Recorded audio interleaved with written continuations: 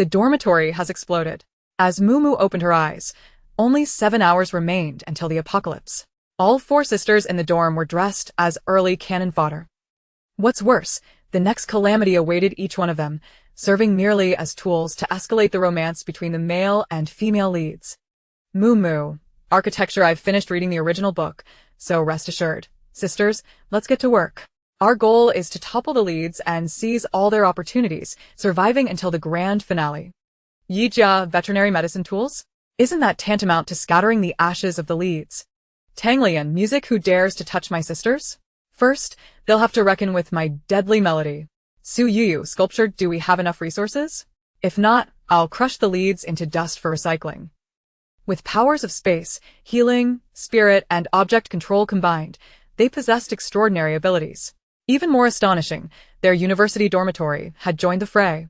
Water, electricity, and the internet were all accessible, with supplies replenished automatically at midnight. Moo, what are we waiting for? Sisters, let's get to work. The plot? Tear apart. As the apocalypse commenced, the original leads hadn't even begun their legendary romance before they were overshadowed by an obscure little team. The members of this team were shrouded in mystery, appearing and disappearing at will.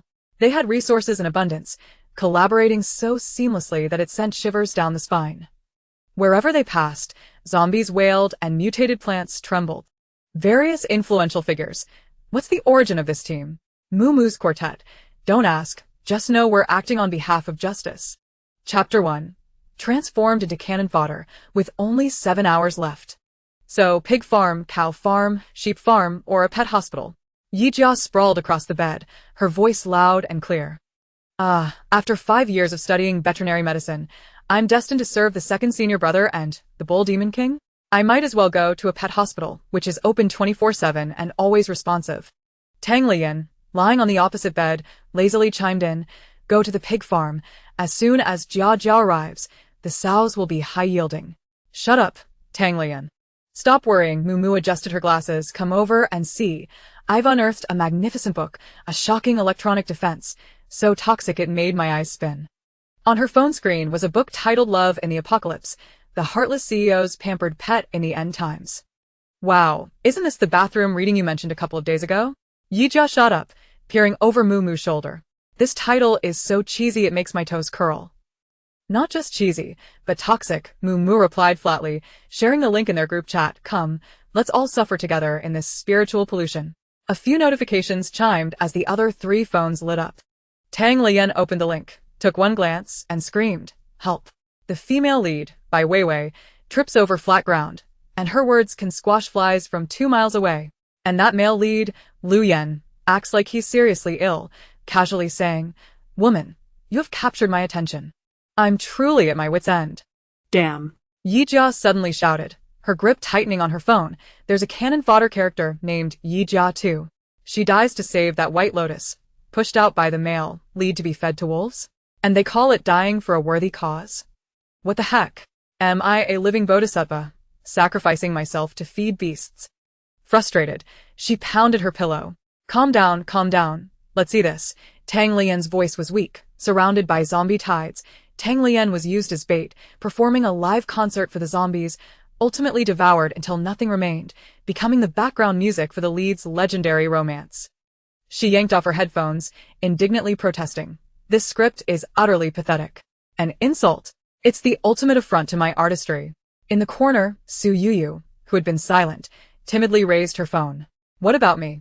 Moo, Yijia, and Tang Lian turned their eyes toward her. Su Yu's voice was barely audible. Repairing the city walls, I was worked to the bone, only to be buried when the walls collapsed. The male lead stepped on my grave, extolling the virtues of sacrifice, engaging in PUA team building. After she spoke, she shrank back, providing a precise critique. Illogical, foolish character design, toolset package, low rating. The dormitory fell into a profound silence, punctuated only by the heavy breathing of the 3. Finally, all eyes converged on the instigator, Moo. Moo leisurely turned a page, her tone as calm as if reading a lab report. Me? To protect our great mother, female lead by Weiwei, I was torn apart by a mutated zombie, leaving not a single intact piece of cloth. She chuckled lightly, but her gaze behind the glasses was as cold as ice. This is purely a tool character script for the leads to step on. The author's lack of creativity could sustain an aquarium. Mumu switched off her phone, darkness enveloping her face once more. Let's sleep. We have to serve the capitalists as livestock tomorrow. The murmurs of discontent gradually subsided, and breathing became long and steady. Uncertain how much time had passed, Mumu opened her eyes in the midst of silence. This was not the familiar bed. The walls were adorned with several banned posters, bold and foreign. This was not their room 404. She sat up abruptly, her heart racing. Her gaze swept the surroundings, an unfamiliar desk, an unfamiliar chair. A chilling premonition crawled up her spine. Her eyes fixed on the neighboring bed, where a figure lay, a head of seaweed-like silver curls peeking out. Lian? She called tentatively, her voice raspy from anxiety. The person under the cover stirred, then suddenly threw off the blanket, revealing Tang Lian's sleepy and bewildered face. Mumu. Oh my, where are we? Tang Lian rubbed her eyes, glancing around, her expression shifting rapidly from confusion to terror. Kidnapped. Mumu fought to suppress the tempest within her, pulling out the phone from the bedside. It wasn't her model. She pressed the screen on, and in the dim light, her pupils dilated. April 11th, 2025, Friday, 5 o'clock. She remembered clearly that when they had their late-night talk, it was June 13th. And April 11 was the day the zombie virus erupted globally in that book Love in the Apocalypse. What kind of international joke is this? What's wrong? Mumu, don't scare me. Tang Lian felt the unease too, trembling as she leaned closer. Mumu said nothing, merely handed her the phone. Tang Lian glanced at it and froze in place. The two exchanged wide-eyed stares for a full 10 seconds. Mu. Tang Lian's voice quivered. Lian. Mumu's voice was equally unstable. We have transmigrated, Mumu uttered the most terrifying hypothesis. Tang Lian's face paled instantly. She stared intently at the time and date on the screen, then seemed to lose all strength, collapsing back onto the bed. It's over. I'm done for, she uttered a desperate groan. Today is April 11 in that wretched book. The apocalypse starts at noon. Mumu's gaze also fell on the phone screen. 5:02. Less than 7 hours remained until the global catastrophe struck. Jia, you. Tang Lian's voice quivered. Where are they? Are they? Mumu took a deep breath, forcing her chaotic mind to calm down. Her fingers instinctively curled, nails digging deep into her palm, the pain keeping her alert. She began to frantically recall the plot of the book. The possibility is high, but in the book, they encounter Liu Yan's team only after the outbreak, one in City E and the other in City D. We can't find them now, in a place far removed from the city, devoid of any means of communication. Uncertainty loomed as they pondered whether others had been drawn into this predicament alongside them. What should we do? Just the two of us. The outside world is about to descend into chaos. What to do? Mumu's mind raced with thoughts as a sudden revelation struck her. No. She seized her phone and began tapping furiously on the screen, diving straight into the school's campus forum. Mumu. What on earth are you doing? It's already so late, and you're browsing the forum? Tang Lian was baffled. They've read the book too. At the very least, they know how our story ends. Without lifting her head, Mumu spoke rapidly. If they also crossed over, they know we're at a university. If we consider their perspective, what would they do first? They would certainly attempt to reach out to us. Chapter 2, Shopping Spree. Tang Lian froze for a moment before the realization hit her, sending a thrill of excitement coursing through her. Of course. How did I not think of that? Mumu had already composed a post, and swiftly clicked send. Missing person notice. 400 for all members assemble. The bald bricklayer and the lazy artist are in position, urgently calling for the pig farm caretaker and the mecha creator. Please respond ASAP. This cryptic language was a unique code shared among their 404 dormitory. The bald bricklayer referred to Mumu, the architecture major who mocked her own late-night drawing sessions that left her with a bald patch. The pig farm caretaker was Yijia, who claimed she would raise pigs after graduation, and the lazy artist was Tang Lian from the music department, who dreamed of a laid-back life. Lastly, the mecha creator was Su Yuyu, a tech-savvy sculptor capable of crafting mechas from scrap metal. Only they could decipher the message. After posting, Mumu tossed her phone onto the bed, her chest heaving with anxiety. Whether we can get in touch depends on fate. She lifted her gaze towards the gray sky outside, where the dawn light struggled to break through, hinting at an impending storm. And now, we must prepare thoroughly before it turns into hell. Mumu's voice was devoid of emotion. She reopened her browser to check the latest news, the headline glaring back at her. New strain of influenza ravages the globe. Experts urge citizens to exercise caution. The comment section was already in an uproar, filled with public panic and unease. Everything mirrored what was described in the book. We have just over 6 hours. Mumu's voice shattered the dormitory's silence. She pulled out a blank sheet of paper from her desk, picked up a pen, and tapped it lightly against the paper, producing a soft tap-tap. Lian, stop being a lump. Come here. Tang Lian sprang into action as if a switch had been flipped, moving to Mumu's side, her eyes still reflecting lingering fear. Without looking up, Mumu's pen raced across the page. At noon, the first wave of the virus will break out broadly, transforming all infected individuals into mindless zombies. By midnight, the second wave will strike. Those not infected will succumb to fever and unconsciousness. Surviving individuals will either awaken with abilities or remain ordinary. Those unable to endure will turn into zombies. She paused her writing, circling 2 crucial time points. Thus, we have 3 tasks. First, find a safe hiding place before noon to evade the initial chaos. Second, stockpile sufficient supplies for the 4 of us to endure the early stages. Third, survive the awakening phase tonight. A clear action plan and inventory list took shape on the paper, detailing everything from basic necessities to weapons and tools, organized with precision. Tang Lian gazed at the list, her mouth forming an "Oh, Mumu. Is your brain a supercomputer?"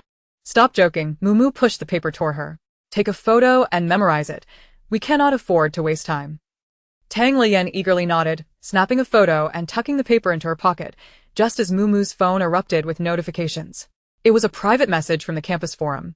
Grabbing her phone, Mumu opened it. Pig farm caretaker, no way. Is it really you guys? I almost thought I was going insane. Coordinates. City E, just secured the earliest bullet train ticket to City A, arriving in about 5 hours. The familiar fiery tone belonged to Yijia. Mumu's heart raced, and before she could respond, another friend request popped up. The profile picture featured an adorable cartoon hamster. Mumu accepted it in an instant. Mecha creator. City D, already on the train, will arrive in City A by 10:30. Concise and to the point, it was undoubtedly Su Yuyu. Mumu quickly created a group chat for the 4 of them. Mumu, a city bullet train station, South Square. Await our news. Lian and I will prepare the base and gather supplies. Be cautious on the way.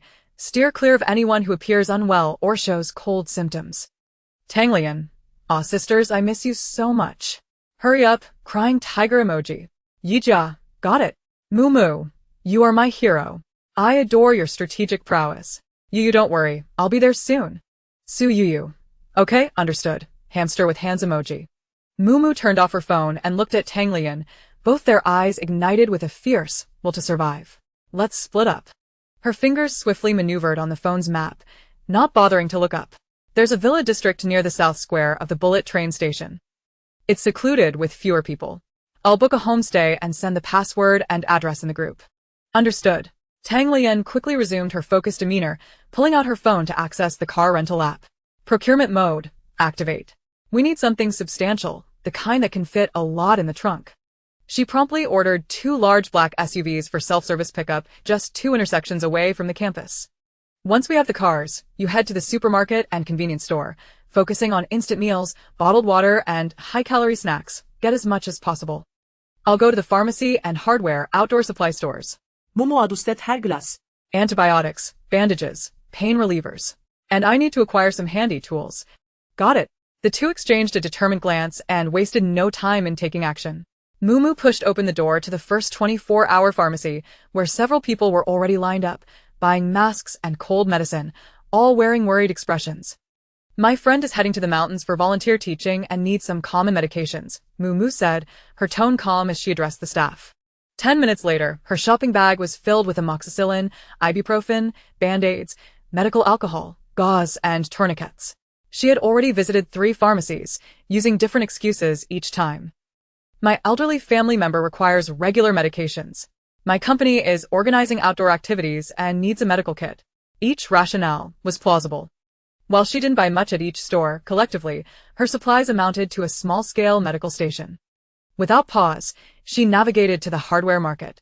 Fire axes, crowbars, multifunctional army shovels, thickwork gloves, nylon ropes. She gathered several sets of anything sturdy and durable, capable of breaking or prying. As she paid, the shopkeeper, noticing her delicate appearance, couldn't resist teasing, "Little lady, buying all these tools, are you planning a demolition?" Moo smiled slyly, her lips curling into a gentle, mischievous grin. She adjusted her glasses and replied softly, "Something like that, just clearing away some unsightly elements." Meanwhile, Tang Lian drove straight to the nearest large-scale wholesale store.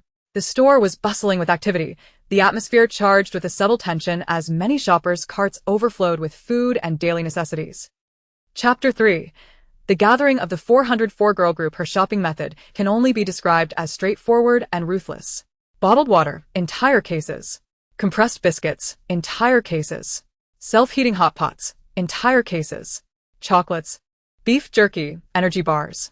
The cashier, a young lady, looked at the long receipt and curiously asked, "Are you planning to open a convenience store?" Yes. Tang Lian replied without a flicker of emotion as she swiped her card. Fortunately, the supermarket provided excellent service. 2 staff members pushed a trolley, helping her transport dozens of boxes of supplies to the underground parking garage, filling the trunk and back seat to the brim. Just as she closed the car door, Moo's call came through. "All set, where are you?" "In the supermarket garage, just filled the car." How about you? Tang Lian started the engine. "At the construction market intersection, catch up with me." Got it. With a press of the accelerator, she drove the hefty SUV out with a burst of speed. Minutes later, she spotted Moo parked by the roadside in another identical SUV, equally packed to the gills. The 2 vehicles merged into the flow of traffic. "Shall we head straight to the villa?" Tang Lian inquired over the phone. "Not yet. First, we need to stop at the gas station." Follow me. "Fill both the car and the spare fuel canisters. Gasoline will soon become a luxury." At the gas station, the staff observed the 2 striking young women, directing them as they filled one fuel canister after another, their expressions even more bewildered than the supermarket cashiers. After Moo paid, she calmly stuffed the last canister into the remaining space in the vehicle. "Let's go home." The 2 cars finally turned into a secluded villa area surrounded by lush greenery. The environment was tranquil, almost devoid of human presence, as if they had entered an entirely different world from the chaos outside. They parked in the double garage, and the rolling door slowly descended. Tang Lian slumped against the steering wheel, feeling as if she had just run a marathon. "It feels good to be alive." Moo exited the vehicle, stretching her somewhat stiff body. She glanced at her phone. 10:30 a.m. The villa was a 3-story building, adorned in a minimalist modern style. Outside the living room's floor-to-ceiling windows lay a small garden with a swimming pool. Oh my goodness! A pool. A garden. Floor-to-ceiling windows. This is my dream house. Tang Lian nearly lunged towards the windows. Ignoring her excitement, Moo swiftly drew all the curtains and checked the doors and utilities. "No issues. It's very secure here." As soon as she finished speaking, her phone vibrated with a new message in the group chat. "Yijia, I'm almost there, South Square. Hurry up and come pick me up. See you. I just got off the train, heading towards South Square exit A." Almost simultaneously, the 2 messages popped up. "Oh no!" Tang Lian exclaimed upon seeing the messages, instantly revitalized. "They've arrived. Let's go." Without a moment's hesitation, Moo grabbed the car keys. "Take one of the cars. Unload the supplies first and make it quick." The 2 hopped into Tang Lian's SUV, and the garage door lifted once more. The vehicle roared out, speeding towards the high-speed railway station. The traffic on the road was noticeably more congested than in the morning, with blaring horns creating a cacophony of chaos. On the roadside, drivers were embroiled in disputes over minor collisions, their faces contorted with rage. "Moo, look at that." Tang Lian pointed to a gigantic LED screen at a nearby shopping plaza. The screen was broadcasting news, showing a well-dressed man being interviewed, who suddenly lunged at a nearby reporter, biting ferociously at their neck. Blood instantly splattered across the lens, and the footage was abruptly cut, leaving only a blinding static. Moo's fingers tightened around the steering wheel, turning white. The ominous signs were escalating. At 11 o'clock, the car finally screeched to a halt at the temporary parking area of South Square. Moo immediately spotted 2 figures in the crowd. One had a sharp wolf-tail haircut with streaks of vibrant red, dressed in a work vest and camouflage pants, her muscular arms exuding strength. She was Yijia, effortlessly lifting a giant suitcase taller than herself with one hand, the other resting on her hip, her expression one of impatience. Beside her stood a petite figure with a bobbed haircut and a beret, nervously fidgeting with her fingers. It was Su Yuyu. Jia Jia. Yuyu. Tang Lian could hardly contain herself as she flung open the car door and dashed out, enveloping Yi Jia in a warm embrace. Wow. Yen Yen. Mumu. Yi Jia's fierce demeanor melted into a radiant smile upon seeing them. She reciprocated with a bear hug that left Tang Lian gasping for breath. Thinking she might pass out from the intensity, Su Yuyu looked up, her big, soulful eyes shimmering as she hurried over to Mumu. Mumu. Yes. Mumu stepped forward, ruffling her hair. Let's get inside. We need to talk. The four swiftly hopped into the car. Yi Jia tossed the enormous metal suitcase inside with a thud that reverberated through the vehicle. Hurry, hurry. It's almost noon. Tang Lian, seated in the front passenger seat, anxiously monitored the time on her phone, her voice rising in pitch. Mumu slammed on the accelerator, and the car roared back onto the road. Whoa. Mumu. Are you driving a spaceship? Go faster. My backside is about to split. Yi Jia yelled from the back seat, squeezed tightly next to Su Yuyu by the massive suitcase. Su Yuyu, however, remained remarkably composed. Adjusting her hat, she quickly scanned the surroundings and whispered, "That white sedan on the left, the driver has bulging veins in his neck. His eyes are red, and he's trembling." No sooner had she spoken than the white sedan lost control, careening wildly into the roadside barrier. Mumu swerved sharply. The car narrowly avoiding a collision as the tires screeched against the pavement. Whoa. Yi Jia gasped. 3 kilometers to go, Mumu's voice, though low, commanded the car's chaos, urging everyone to hold on tight. The infection has already begun, Su Yuyu added. Outside, a man was frantically banging his head against a bus stop advertisement, blood splattering across the glass. In the distance, chilling screams echoed. Mumu's response was succinct, her eyes locked onto the road ahead. Hell is approaching. The vehicle weaved through the tumultuous traffic, a cacophony of horns, screeching brakes, and the panicked cries of people merging into a singular, chaotic symphony. 11:58. The car barreled into the villa area. 11:59. The SUV executed a perfect drift, halting precisely in the garage. The four of them leapt from the car with unprecedented speed. Close the door. Mumu shouted. Chapter 4. Lock yourself in tonight. Yi Jia sprinted to the wall, slamming her fist onto the garage door's control switch. With a rumble, the heavy metal door began to descend, slowly swallowing the daylight. Just as it was about to completely seal off the entrance, a chilling sound pierced the midday calm outside. Simultaneously, a shriek, unnatural and haunting, sliced through the air.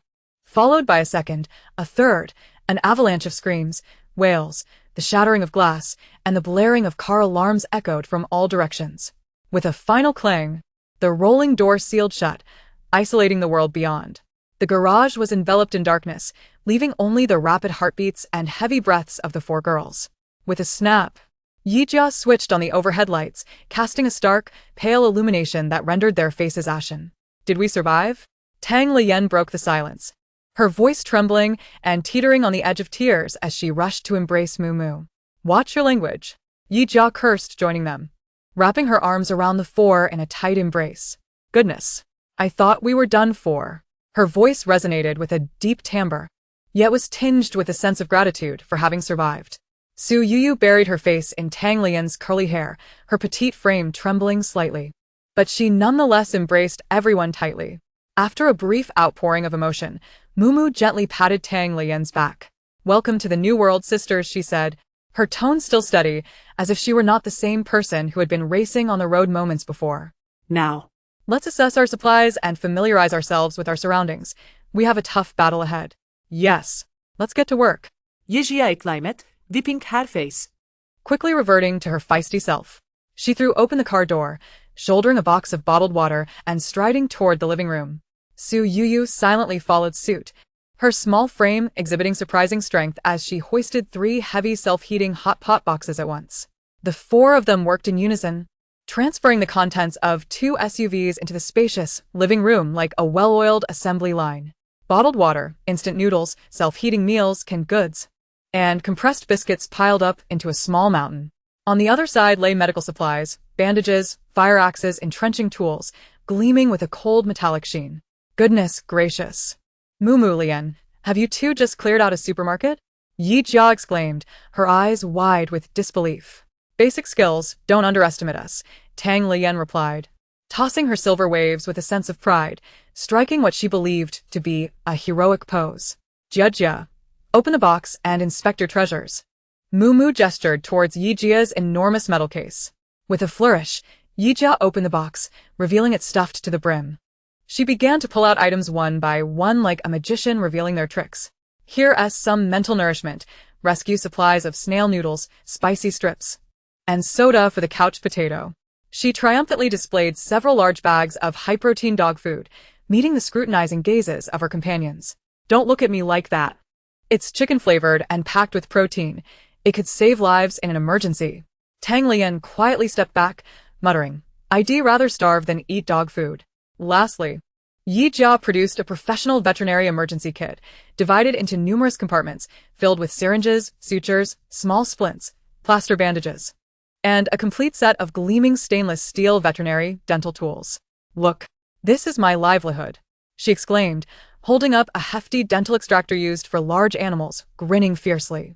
Originally intended for patching up furry friends, it could also serve to deal with some less than sensible creatures, she mused.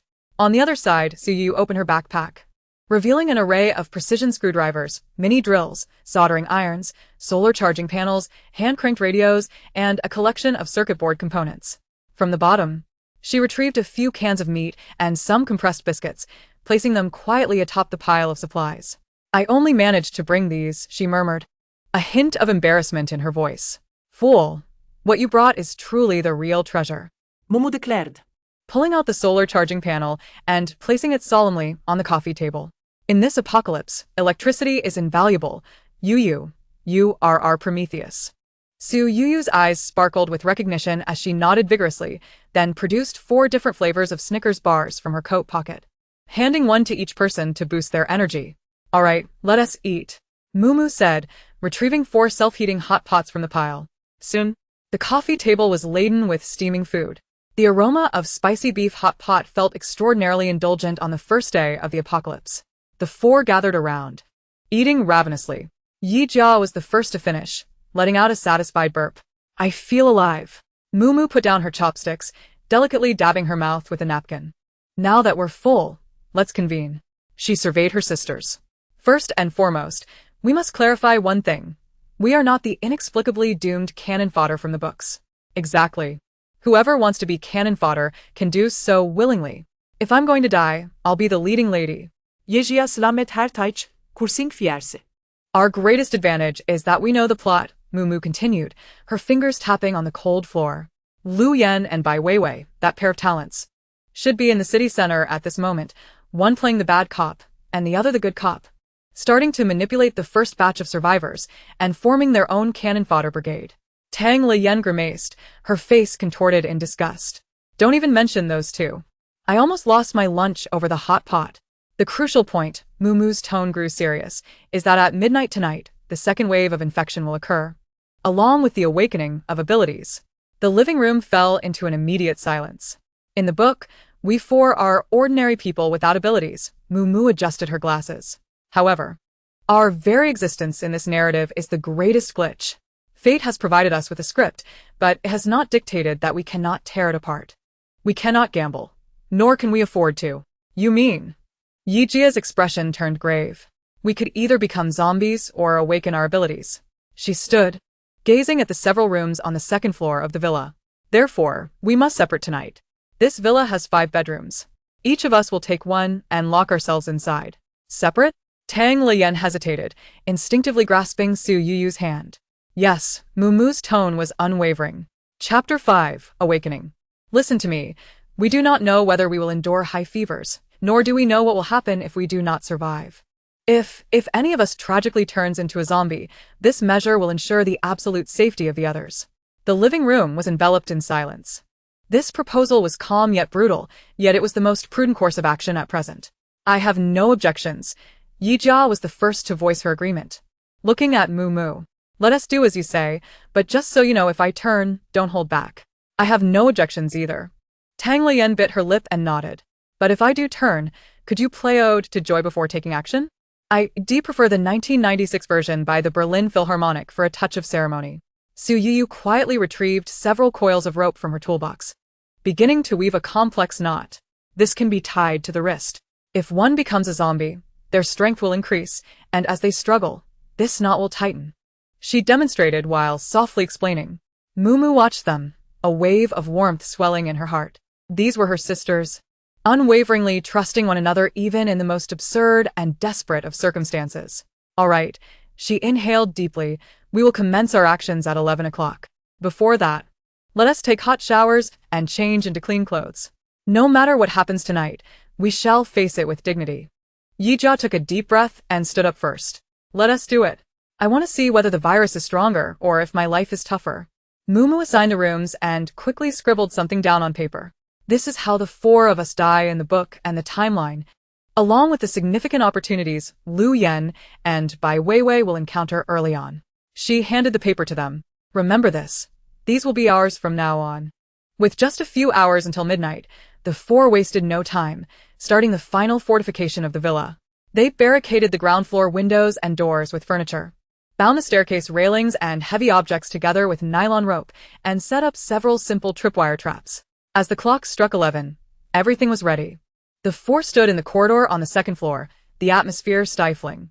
See you in the morning, Mumu said, looking at them. Damn, this feels like a farewell. Yijia playfully punched Tang Lian's shoulder, her eyes slightly reddening. Everyone must survive. If one of us doesn't make it, I'll take the others down with me. All right. Tang Lian embraced her, then hugged Mumu and Su Yu in turn. See you in the morning. Yes, see you in the morning, Su Yu replied. Mumu was the last to enter the room. She glanced back at the empty corridor, took a deep breath, and closed the door with a click. The sound of Yijia locking the door echoed from outside.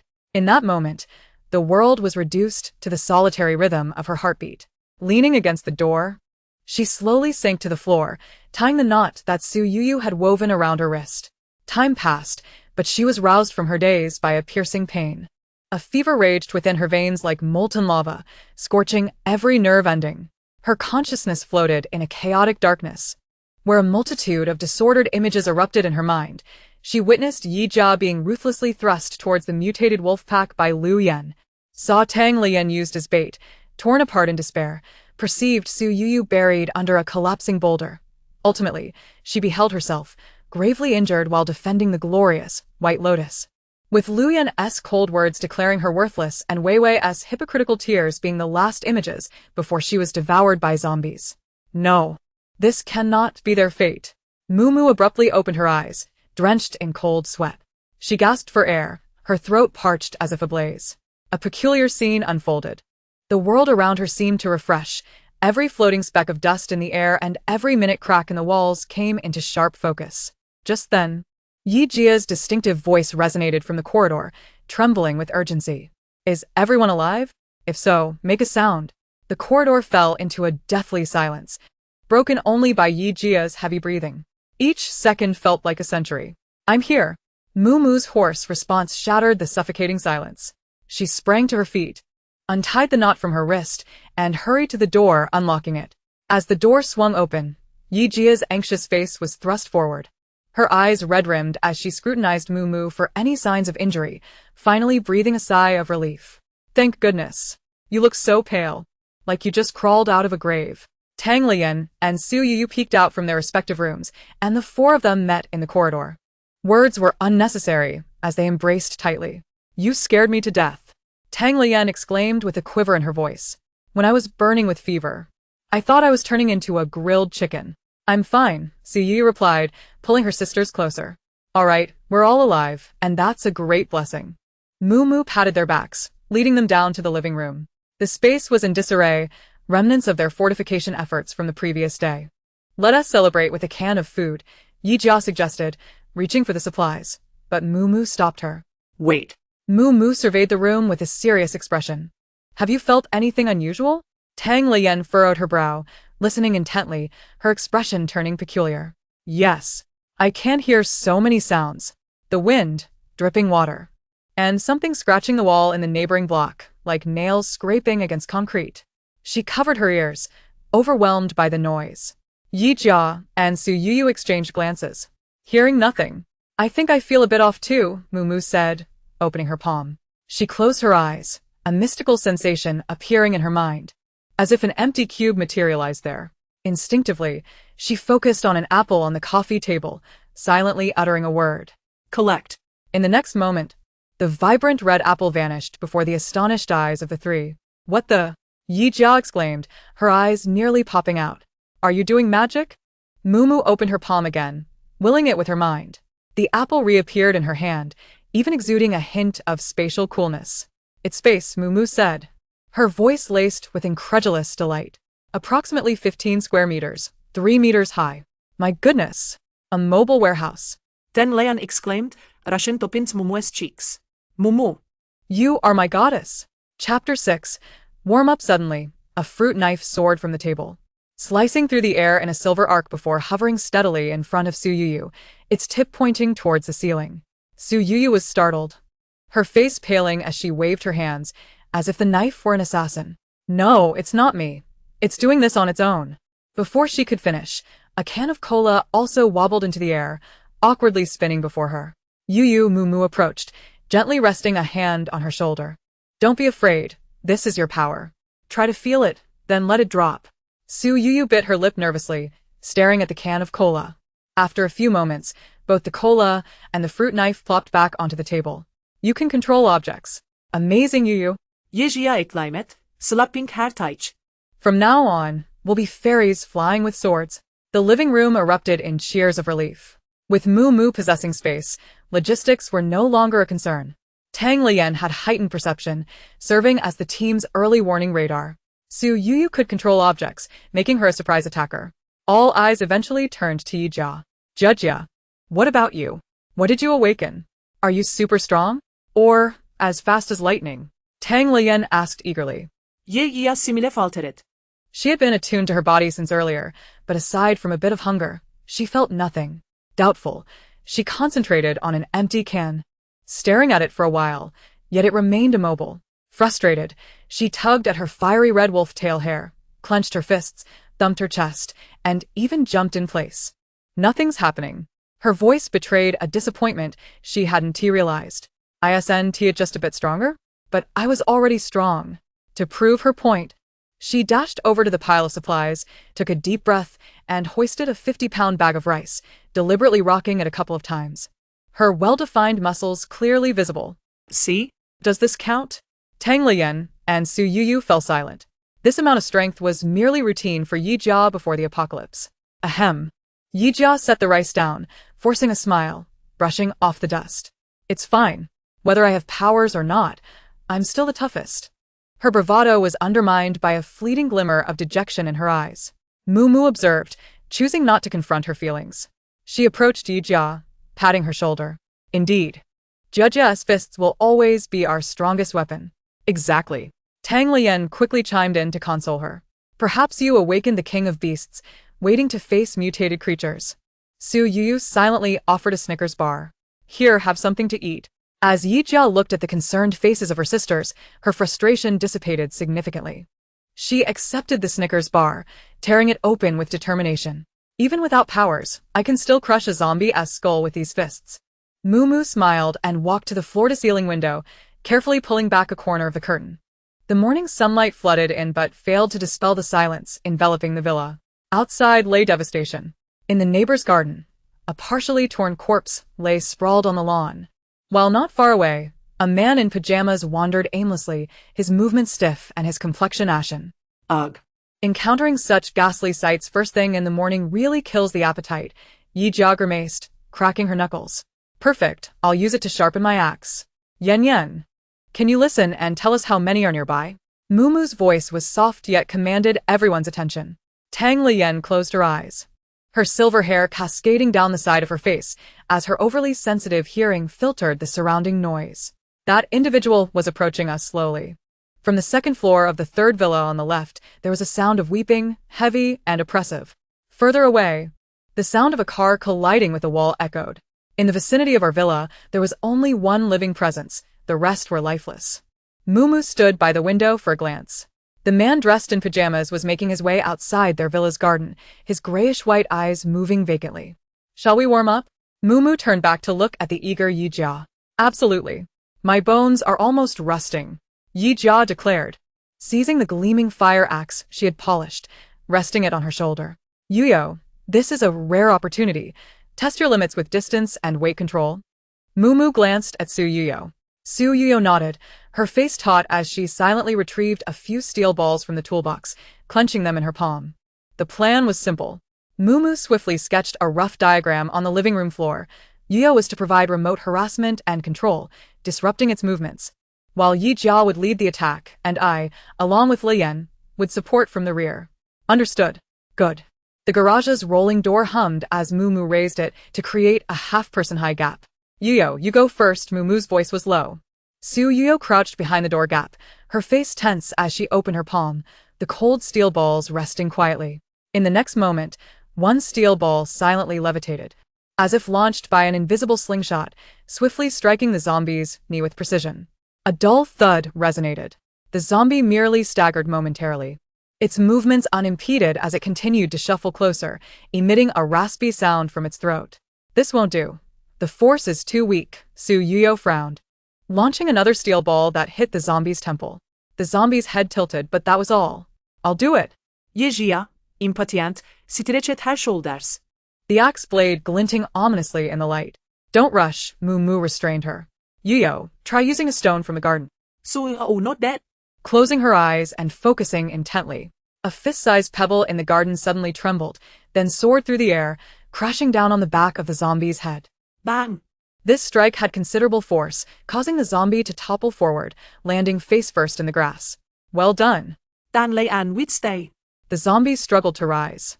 Half of its head caved in, oozing black sludge, yet it stubbornly continued towards the garage, moving even faster than before. A headshot is necessary. Yi Jia's eyes sparkled with excitement. Yuyo, do it again, make it stumble. Su Yuyo understood, controlling another stone, this time targeting the zombie's ankle instead of its head. The zombie fell forward, its inertia causing it to slide across the grass. Now it's my turn. Before Mumu could speak, Yi Jia had already darted out through the door gap like a cheetah zeroed in on its prey. Whoa. This guy is reckless. Dan Lian et Golem. Mumu did not intervene but tightened her grip on the crowbar, lowering her body to follow, ready to provide support.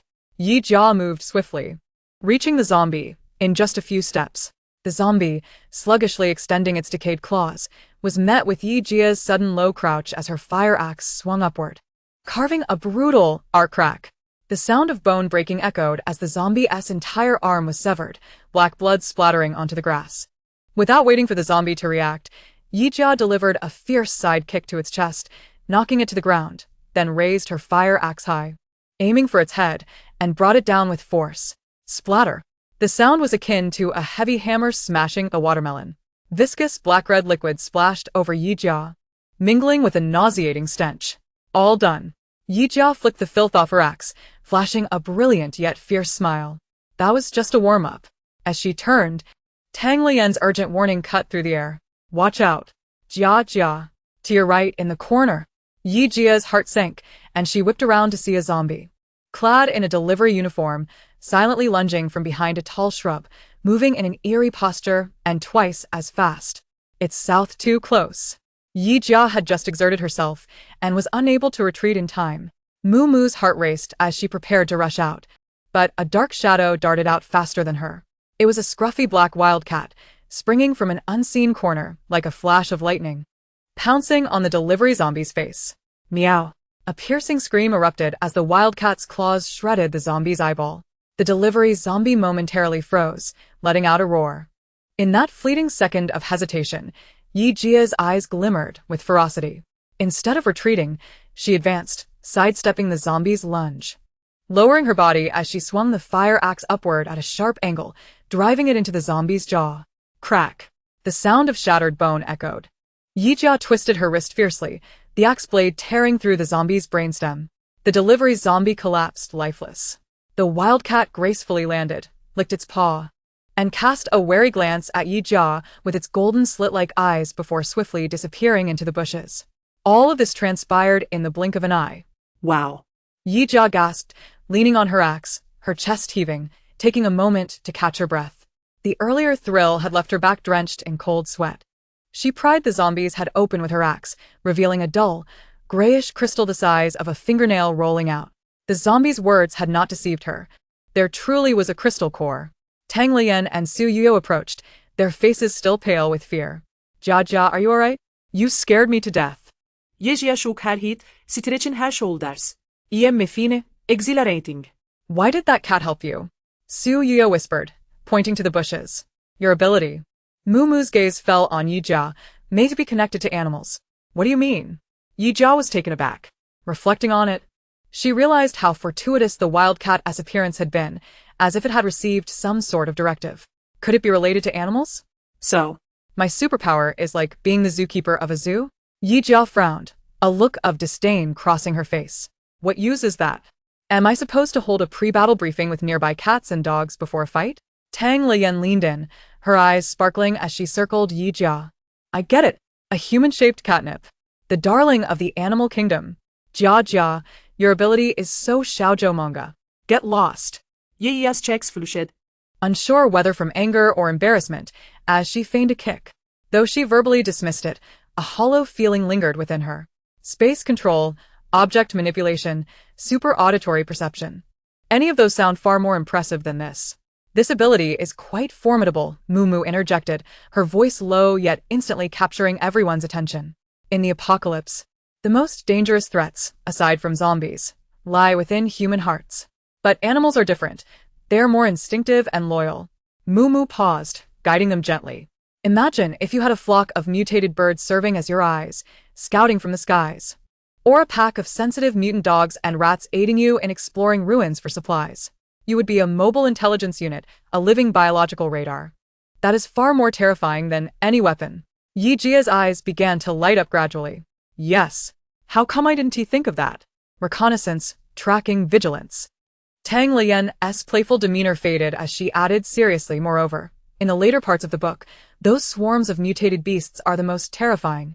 Even harder to deal with than a horde of zombies. If Jia could influence them, even if only to prevent them from attacking us. She left her sentence unfinished, yet everyone understood. If Yijia can influence or even control those mutated beasts, then she possesses an ace in this apocalyptic game that others dare not even imagine. Yijia's heart raced. The blueprint sketched by Mumu and Tang Lian ignited a fiery passion within her veins. A faint meow emerged from the nearby thicket. The black wildcat peered out, its golden eyes watchfully fixated on them, specifically on Yijia. It seemed to be waiting for her, Su Yuyu whispered. Yijia's heart skipped a beat. She crouched down and tentatively extended her hand. The black cat hesitated for a moment, then cautiously emerged from the bushes. Its fur was disheveled, one leg appeared injured, causing it to limp, yet it maintained an air of elegance. Compelled by an instinctive urge, Yijia pulled a piece of beef jerky from her pocket. She tore open the packaging and held it in her palm. The black cat approached, sniffed carefully, and swiftly snatched the jerky, retreating to a safe distance to devour it hungrily. A peculiar bond formed between Yijia and the black cat. She sensed its wariness, its hunger, and perhaps a hint of attachment. From now on, you shall be called Shadow, Yijia softly declared. After finishing the jerky, Shadow licked its lips, limping back to Yijia's side, nudging her pant leg with its head, purring contentedly. Chapter 8. From fierce woman to caregiver, Yijia cradled Shadow in her arms, hastily retreating to the garage amidst the company of the other three. The roll-up door crashed down once more, sealing off the bloody stage that had only just begun outside.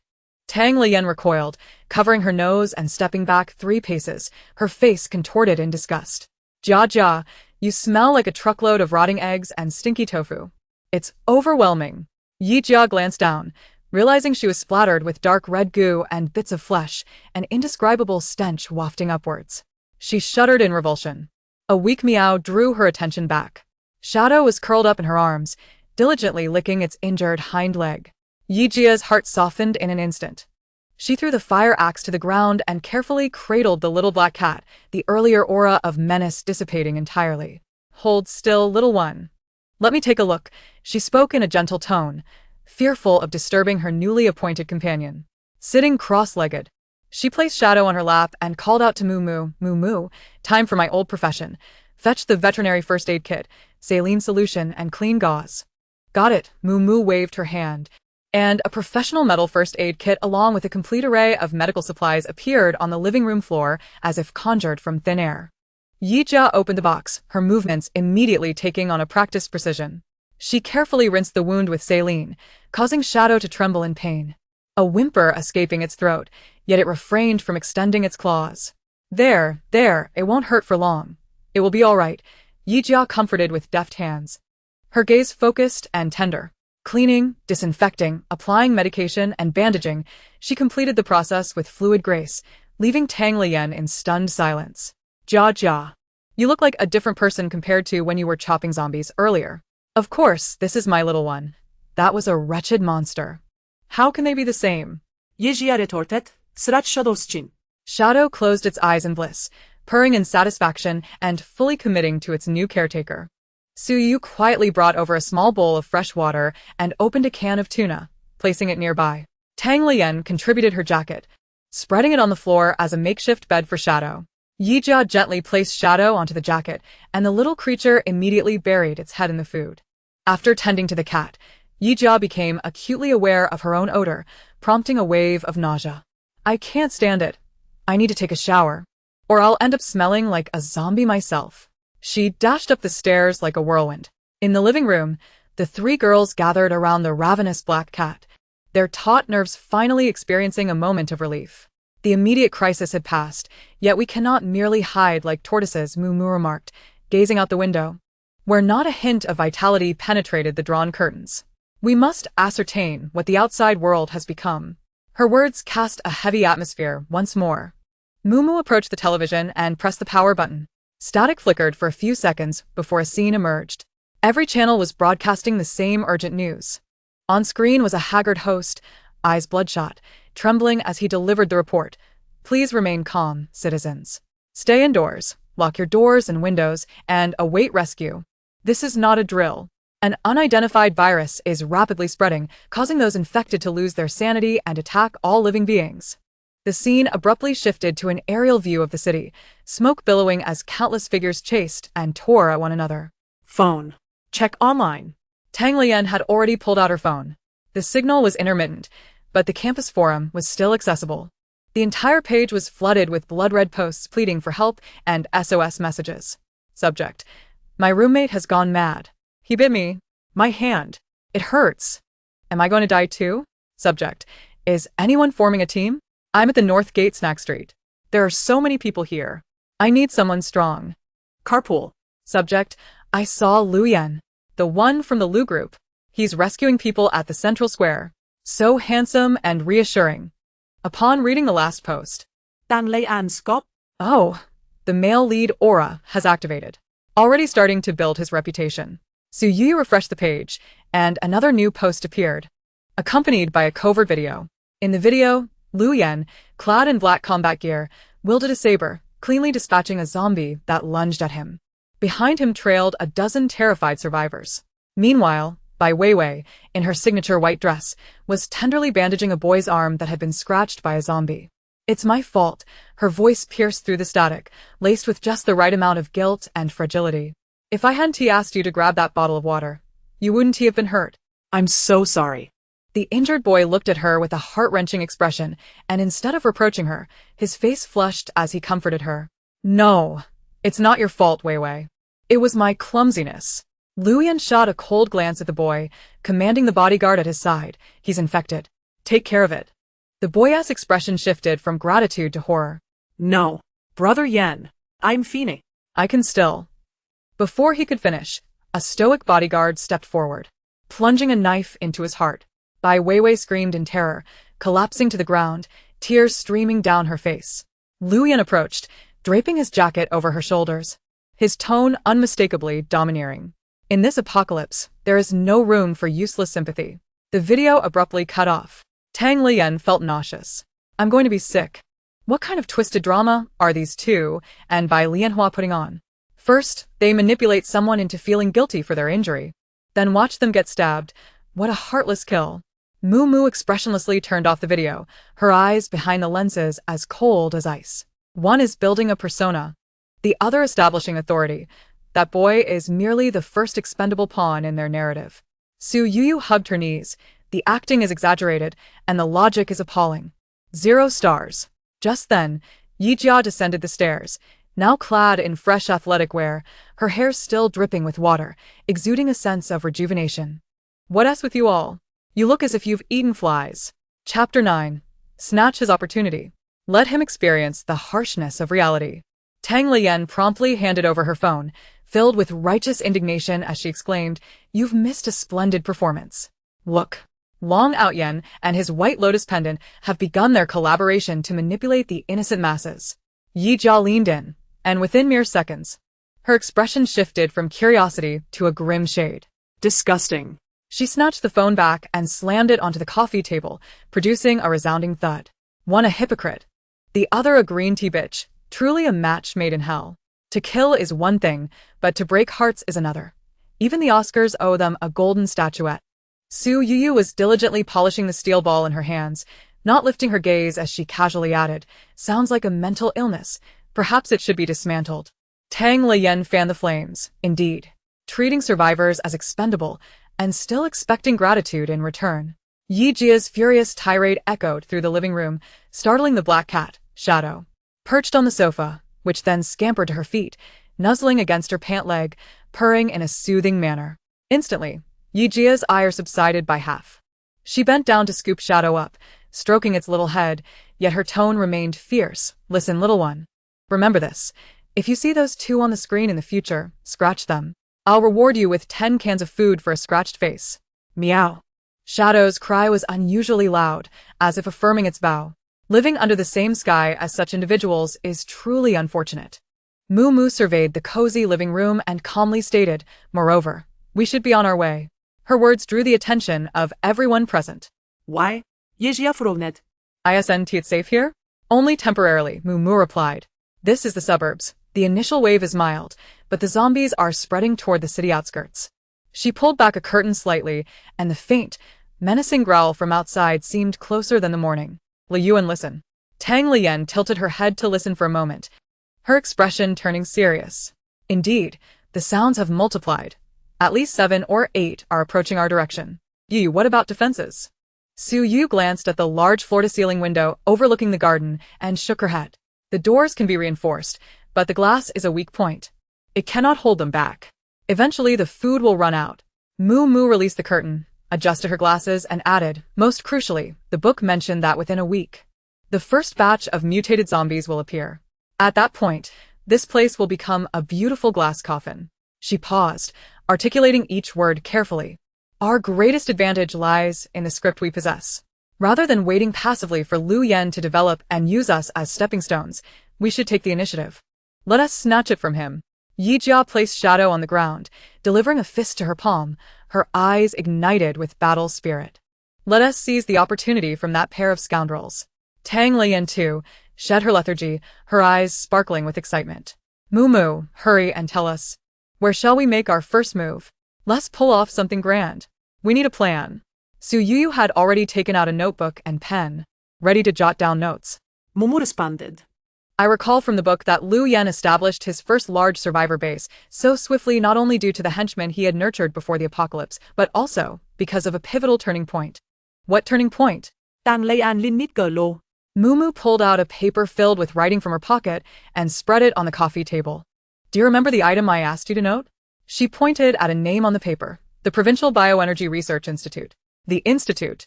Tang Lian's eyes lit up. "I remember.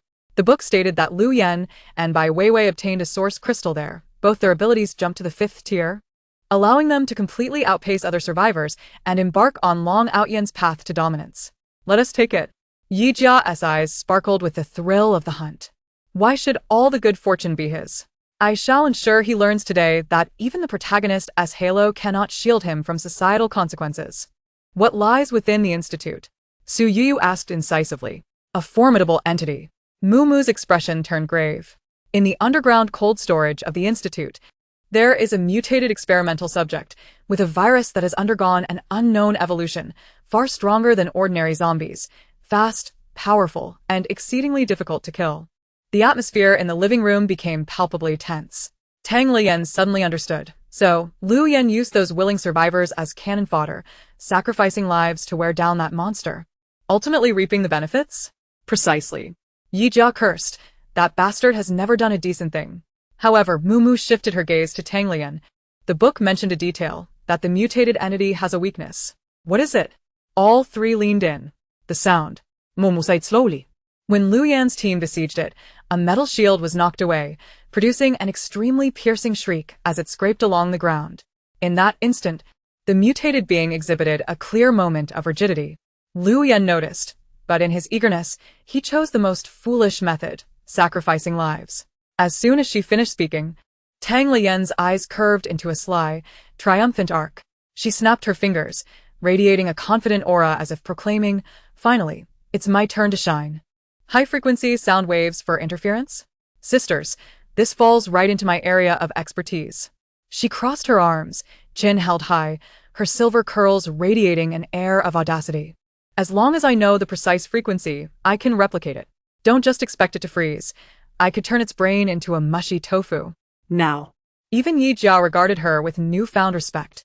Well done, Yen Yen. Usually, you're just a slacker with your headphones on, but in a critical moment, you prove to be so reliable. Of course. Tang Lian tossed her hair in pride. Mumu step closer, adjusting her glass. What equipment do you need? I need a directional amplifier, otherwise, the sound range will be too broad and attract other zombies. At that point, we won TB fighting a boss but holding a banquet. Suyu scrolled through her phone's map and quickly pinpointed a location. Here, Chao In Recording Studio. Located in the Cultural Creative Park to the west of the city, not far from the Research Institute, and conveniently along our route. It's sizable. So, we should be able to find what you need. Then let us head to Chao In. Mumu made the final decision. Settled. Yejia slappet her taich. Mumu looked at her sisters, already equipped and ready to go. We'll head straight to the Research Institute. We won to return here. All right. Yi Jia hoisted the fire axe onto her shoulder and whistled as they set off. Let us retrieve our ultimate weapon. The four of them, along with one cat, swiftly took action. Chapter 10, Departure. They traveled in a single SUV, loading it with necessary supplies and weapons while Mumu effortlessly stored the remaining items and another vehicle into her space with a wave of her hand. Mumu. Your ability is simply perfect for home trips, essential for killing and looting. Tang Lian sat in the passenger seat, eyes filled with envy. Mumu focused on driving. Remaining silent as she scanned the road ahead with vigilance. As they exited the villa area, the outside world had transformed into a living hell. The streets were littered with wrecked vehicles and dried dark brown bloodstains. A zombie clad in a professional skirt was stuck in the revolving door, maintaining a grotesque posture as it futilely clawed at the glass. This speed, I could outrun it on foot. Yi Jia in the back seat fidgeted with her wrist, while Shadow lazily yawned in her arms. There's something blocking the intersection ahead. Tang Lian's voice was soft yet immediately tightened the atmosphere in the vehicle. Mumu slowed the car, parking it in the shadow of a street corner. In the center of the intersection ahead, a gathering of 20 to 30 zombies moved aimlessly, resembling livestock herded by an invisible shepherd. Among them were few dressed in peculiar outfits, as if remnants of performance art from the Cultural Creative Park, now reduced to rigid bodies with an insatiable thirst for human flesh. Should we charge straight in? Yejia giripet her ve tightly. No, it's too noisy. It will attract nearby ones. Mumu rejected her proposal, glancing at Su Yuyu in the rear-view mirror. You see that billboard on the right? Can you bring it down? Su Yuyu followed her gaze. It was a massive lightbox advertisement standing on the sidewalk, its base screws slightly rusted. Without uttering a word, she extended her hand in that direction. Moments later, the billboard emitted a metallic groan of distress as the screws began to snap one by one. With a cacophony of twisted sounds, the enormous billboard collapsed, crashing onto several abandoned cars, producing a series of deafening noises and sharp alarm sounds. The horde of zombies at the intersection seemed to respond to the clamor, sluggishly changing direction and limping toward the source of the noise. Just as Mumu prepared to start the vehicle, the nearest zombie appeared to catch a whiff of something, turning its stiff head and fixating its hollow eye sockets directly on the SUV. Damn it! Yi Jia muttered under her breath. Before Mumu could react, she flung open the car door and leaped out like a cheetah. Her movements were as swift as lightning. Before the zombie could emit a howl to summon its companions, her axe sliced through the air with a whoosh, cleanly severing a head, dark blood gushing forth. Without a glance back, Yijia swiftly jumped back into the car, shutting the door in one fluid motion. Let us go. Mumu pressed the accelerator, maneuvering the SUV past the horde of zombies and successfully entering the cultural park. Inside the park, an eerie stillness pervaded the air. The vehicle finally came to a halt at the entrance of the Chow In recording studio. It was a 3-story building with avant-garde design, but the heavy glass door was encircled by a thick iron chain and secured with a U-lock. I'll handle this, Yi Jia exclaimed, hopping out with her axe in hand. Wait. Mumu grasped her, urging her to conserve her energy. Su Yu approached the door, crouching down to scrutinize the lock. She raised her hand, palm facing the lock's core, and the metal body of the U-lock began to visibly deform at an astonishing speed, emitting faint creaking sounds. With a sharp crack, the lock sprang open. Yi Jia stared in awe, unable to resist giving Su Yu a thumbs up. You're incredible, Yu. The four of them pushed the door open, and a faint whiff of blood hung in the air.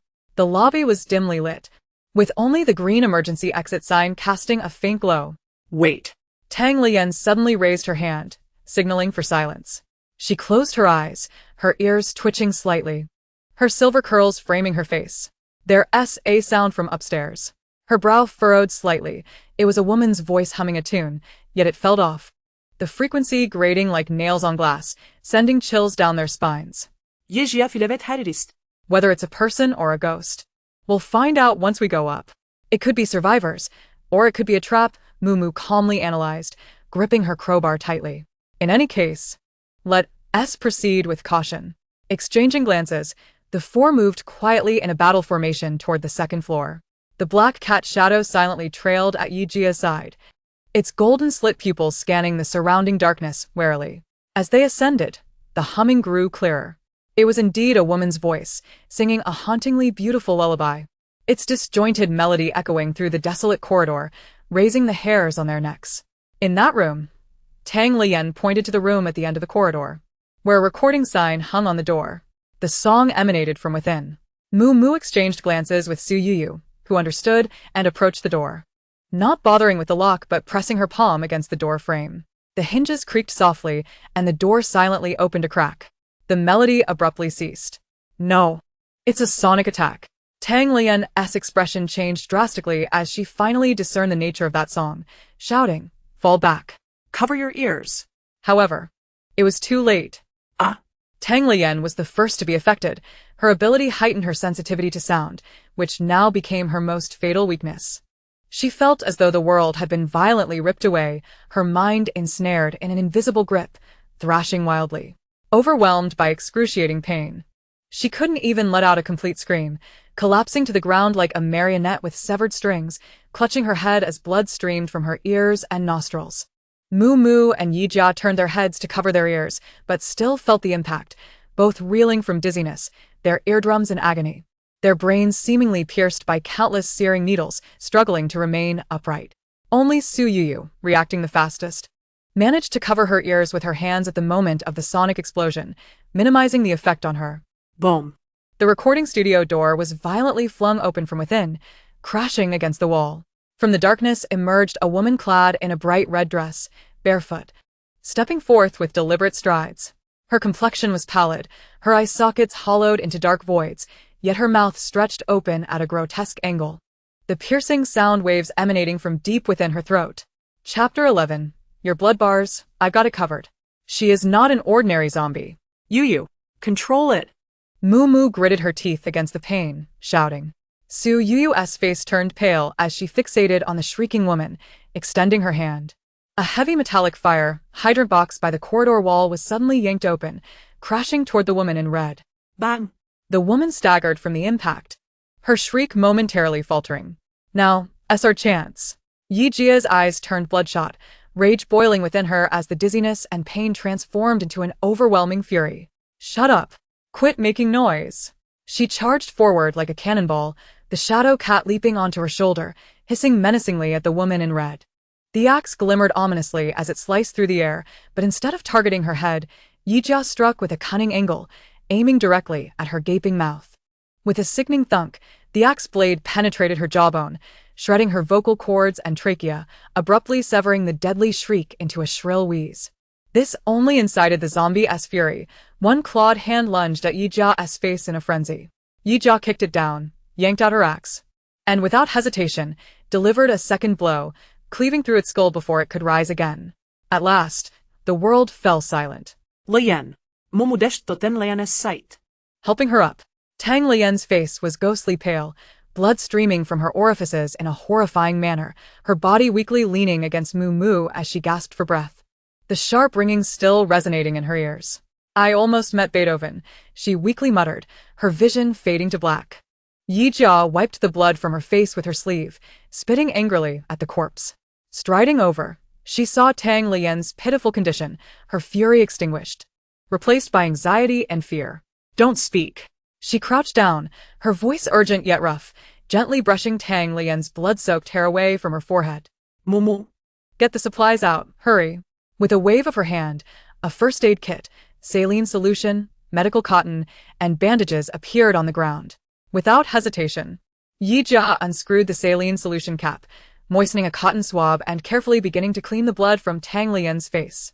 Be gentle, it hurts, Tang Lian grimaced. Endure it, Yijia snapped, though her touch grew more delicate. Just as her fingertips grazed the wound on Tang Lian's ear, a faint, almost imperceptible glimmer flickered from her palm. Yijia, entirely focused on tending to the injury, remained unaware, but Tang Lian, supported by her, felt a sudden shiver coursing through her body. The excruciating headache miraculously began to subside. A gentle warmth emanated from the point of contact with Yijia, slowly spreading throughout her body, dispelling the chilling sense of weakness. Tang Lian's voice, imbued with astonishment and uncertainty, inquired, "Is your hand warm? It feels so pleasant." Of course. Human hands are warm. Had her mind been numbed by the shock? Without lifting her head, Yijia replaced the used cotton swab with a clean one, ready to tend to the next wound. However, when her gaze fell upon the previous injury, her movements abruptly halted. What on earth? What did she see? The small wound, which had been oozing blood, was healing at a visible pace. In mere seconds, only a faint red mark remained. Yijia's eyes nearly popped out in disbelief. She quickly raised her head, then lowered it again, incredulously examining her palm, which was fair and pristine, save for the smudge from earlier. What is happening? Am I hallucinating? She was bewildered, even questioning if she had succumbed to a sonic attack-induced illusion. Observing calmly from the side, Mumu spoke with barely contained excitement. It's not an illusion. She pointed to Tang Lian's face. Look at her complexion. Tang Lian's pallor had transformed back to a healthy flush, and aside from some residual blood, she appeared almost unchanged from before her injury. She herself touched her ear and shook her head. It doesn't hurt anymore. No disinis. My goodness, I'm fully rejuvenated. The previously silent Su Yu extended her finger and gently poked Yijia's arm. Just now there was a green light. Healing. Mumu concluded, her voice brimming with elation. Jia, you have awakened a second ability, healing. Yijia was utterly petrified. She glanced at her hand, then at the lively Tang Lian, her mind a blank slate. Healing? The ability typically associated with support roles? A valiant warrior who tears zombies apart had awakened a nurturing skill? This was not the narrative she expected. I must try it. Yijia rolled up her sleeve, revealing a gash on her arm from dodging earlier. Taking a deep breath, she mimicked her previous actions, placing her palm over the wound. This time, she distinctly felt a warm current surging from her palm. A soft green glow enveloped her arm. The skin around the wound began to itch. And when she removed her hand, the injury had vanished, leaving behind only fresh, pink skin. My goodness! Tang Lian was the first to leap forward, throwing her arms around Yijia's, her whole being clinging to her as she nuzzled her cheek against her. Jia, from today onward, you are my beloved sister. If anyone dares to touch a single hair on your head, I will unleash my wrath upon them. Yijia was dizzy from the embrace. Yet a massive smile involuntarily spread across her face, an amalgamation of shock, joy, and a hint of pride. With her affinity for animals coupled with her miraculous healing ability, she was no mere support. She was a versatile warrior capable of both offense and healing. All right, let go. You're suffocating me. She feigned annoyance while pushing Tang Lian away, yet the sparkle in her eyes could not be concealed. Mumu gazed at Yijia with trust and delight, realizing their trump card had just gained another layer. Su Yu approached, looking up at Yi Jia, her eyes filled with seriousness. Jia, you are formidable. Under the fervent and dependent gazes of her three sisters, she placed her hands on her hips, chin raised, regaining the persona of the imperious older sister. Listen well. From today onward, your health is my responsibility. Hooray! Tan lay an et galim et si ten li. Nearby, the black cat shadow echoed a meow, seemingly cheering for its leader. Come here, little one. Yi Jia crouched down, beckoning Shadow. The small black cat limped over affectionately, nuzzling against her palm. Chapter 12, Unveiling the Hidden Edition, Don't Move. Yi Jia carefully cradled Shadow's bandaged hind leg, placing her palm over it. The gentle green glow illuminated once more, even more tangible than before. Meow. Shadow tentatively placed its leg on the ground, standing steadily, then excitedly circled around Yi Jia's feet, purring loudly like a tractor. Impressive. Tang Lian's eyes widened in amazement. The mobile veterinary clinic is now open. Yi Jia hummed in self-satisfaction as she stood up, her gaze sweeping over her other two sisters like a general inspecting her troops. Come here, line up, and witness the prowess of your gold medal veterinarian. No, the gold medal team doctor. Without waiting for a response, she pulled Moo Moo and Su Yu over, treating the minor scrapes and scratches they had incurred during the battle. Warm energy coursed through their skin, and their wounds vanished at a visible rate, an utterly delightful sensation. After a brief celebration and regrouping, the four refocused their attention on the matter at hand. All right, now that the crisis has been averted, it's time to get to work. Mumu clapped her hands. Li Yuan, go fetch your prized loudspeaker. At your service, my queen. Tang Lian performed a rather ungraceful salute before dashing into the recording studio where the female specter had been. Moments later, her exaggerated gasp echoed from within. Oh my gosh. I'm in love with this equipment. She emerged cradling a directional loudspeaker, her face illuminated with an infatuated smile, while her other hand caressed a top-tier sound mixing console. Utterly entranced, Moo Moo and Yi Jia exchanged glances, each reading 3 words in the other's expression. Hopeless case. All right, stop fawning over your new love and hurry up. We need to leave, Yi Jia urged, hoisting her axe. Just as they were about to depart, Su Yu, who had been quietly following behind, suddenly tugged at Moo Moo's sleeve, halting her footsteps. Wait, she pointed to the headless corpse of the female demon, her brow furrowed slightly. Mumu, look. Its crystal core seems different from the usual ones. With Su Yu's gesture, everyone's attention shifted to the terrifying corpse. Mumu knelt down, using the crowbar's tip to pry apart the congealed fragments of bone and brain matter atop the zombie skull. A crystal core nestled within emitted a faint glow. It was entirely unlike the previous 2 cores. Those had been murky gray, while this one, albeit gray at its base, contained a delicate silver thread pulsating rhythmically. As if alive. Did we just unbox a hidden edition? Yi Jia lanet closer, intrigued. Moo Moo carefully pried the crystal core free with the crowbar's tip, wrapping it in a clean tissue. She stood and handed it directly to Tang Lian. Take this. For me? Tang Lian was momentarily taken aback. This female zombie's attack method was sonic waves, and you possess mental sound abilities. Moo Moo adjusted her glasses, their lenses reflecting a ghostly green light. The books mention that absorbing cores of the same attribute not only amplifies effects, but also offers a chance to comprehend new skills. Tang Lian's heart raced. She gingerly accepted the crystal core, a peculiar allure radiating from her palm. The silver thread within the core pulsed even quicker. What are we waiting for? Yi Jia was even more excited, giving her a pat on the back. Hurry, absorb it. Let us see what new abilities you can unlock. Taking a deep breath, Tang Lian sat cross-legged, cradling the special crystal core in her hands. She closed her eyes, focusing her mind. Almost instantaneously upon initiating her intent, the core's glow intensified. The gray shell rapidly dissolved, transforming into pure energy that surged into her body.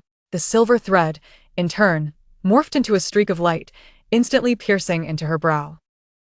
Tang Lian let out a muffled groan, her body leaning back, fortunately caught steadily by Yi Jia, who had been guarding her from behind. She tightly closed her eyes, her long eyelashes trembling incessantly, beads of sweat forming on her forehead. Yan Yan? Yi Jia asked, a hint of anxiety in her voice. Don't disturb her. Moo Moo pressed down on Yi Jia's shoulder, her expression focused. Moments later, Tang Lian suddenly opened her eyes. In her beautiful peach blossom eyes, Countless fragments of silver light flickered before ultimately settling into silence. She raised her hand, incredulously gazing at her palm. What is happening? Yi Jia asked eagerly. Tang Lian. She exhaled slowly, offering no immediate answer. Her gaze fell upon the heavy steel door of the recording studio, reinforced with multiple layers of soundproofing material. An unprecedented impulse surged in her throat. Clearing her voice, she directed an eerily singular note toward the door. The sound was soft, even quieter than the rustle of shadows. Yet it sent a jolt through everyone present, leaving their eardrums tingling and their scalps prickling. The buzzing lasted for less than 3 seconds. A slender black line appeared vertically in the center of the steel door.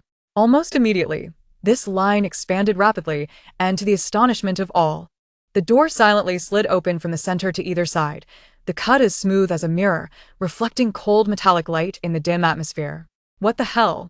Yi Jia exclaimed, having held back for so long, finally letting out a curse. She reached out to touch the mirror-like edge, a chill traveling through her fingertips, causing her to shiver involuntarily. How do you feel? Tang Lian retracted her chin, her face adorned with a mix of bewilderment and surprise, the remainder a blatant arrogance. Su Yu stepped forward quietly, gently tapping the door panel with her finger, looking at Tang Lian and asking the crucial question, is the energy consumption significant? Tang Lian rubbed her throat, answering honestly, my throat feels a bit numb, and it seems like a third of my mental strength has been drained. That's sufficient.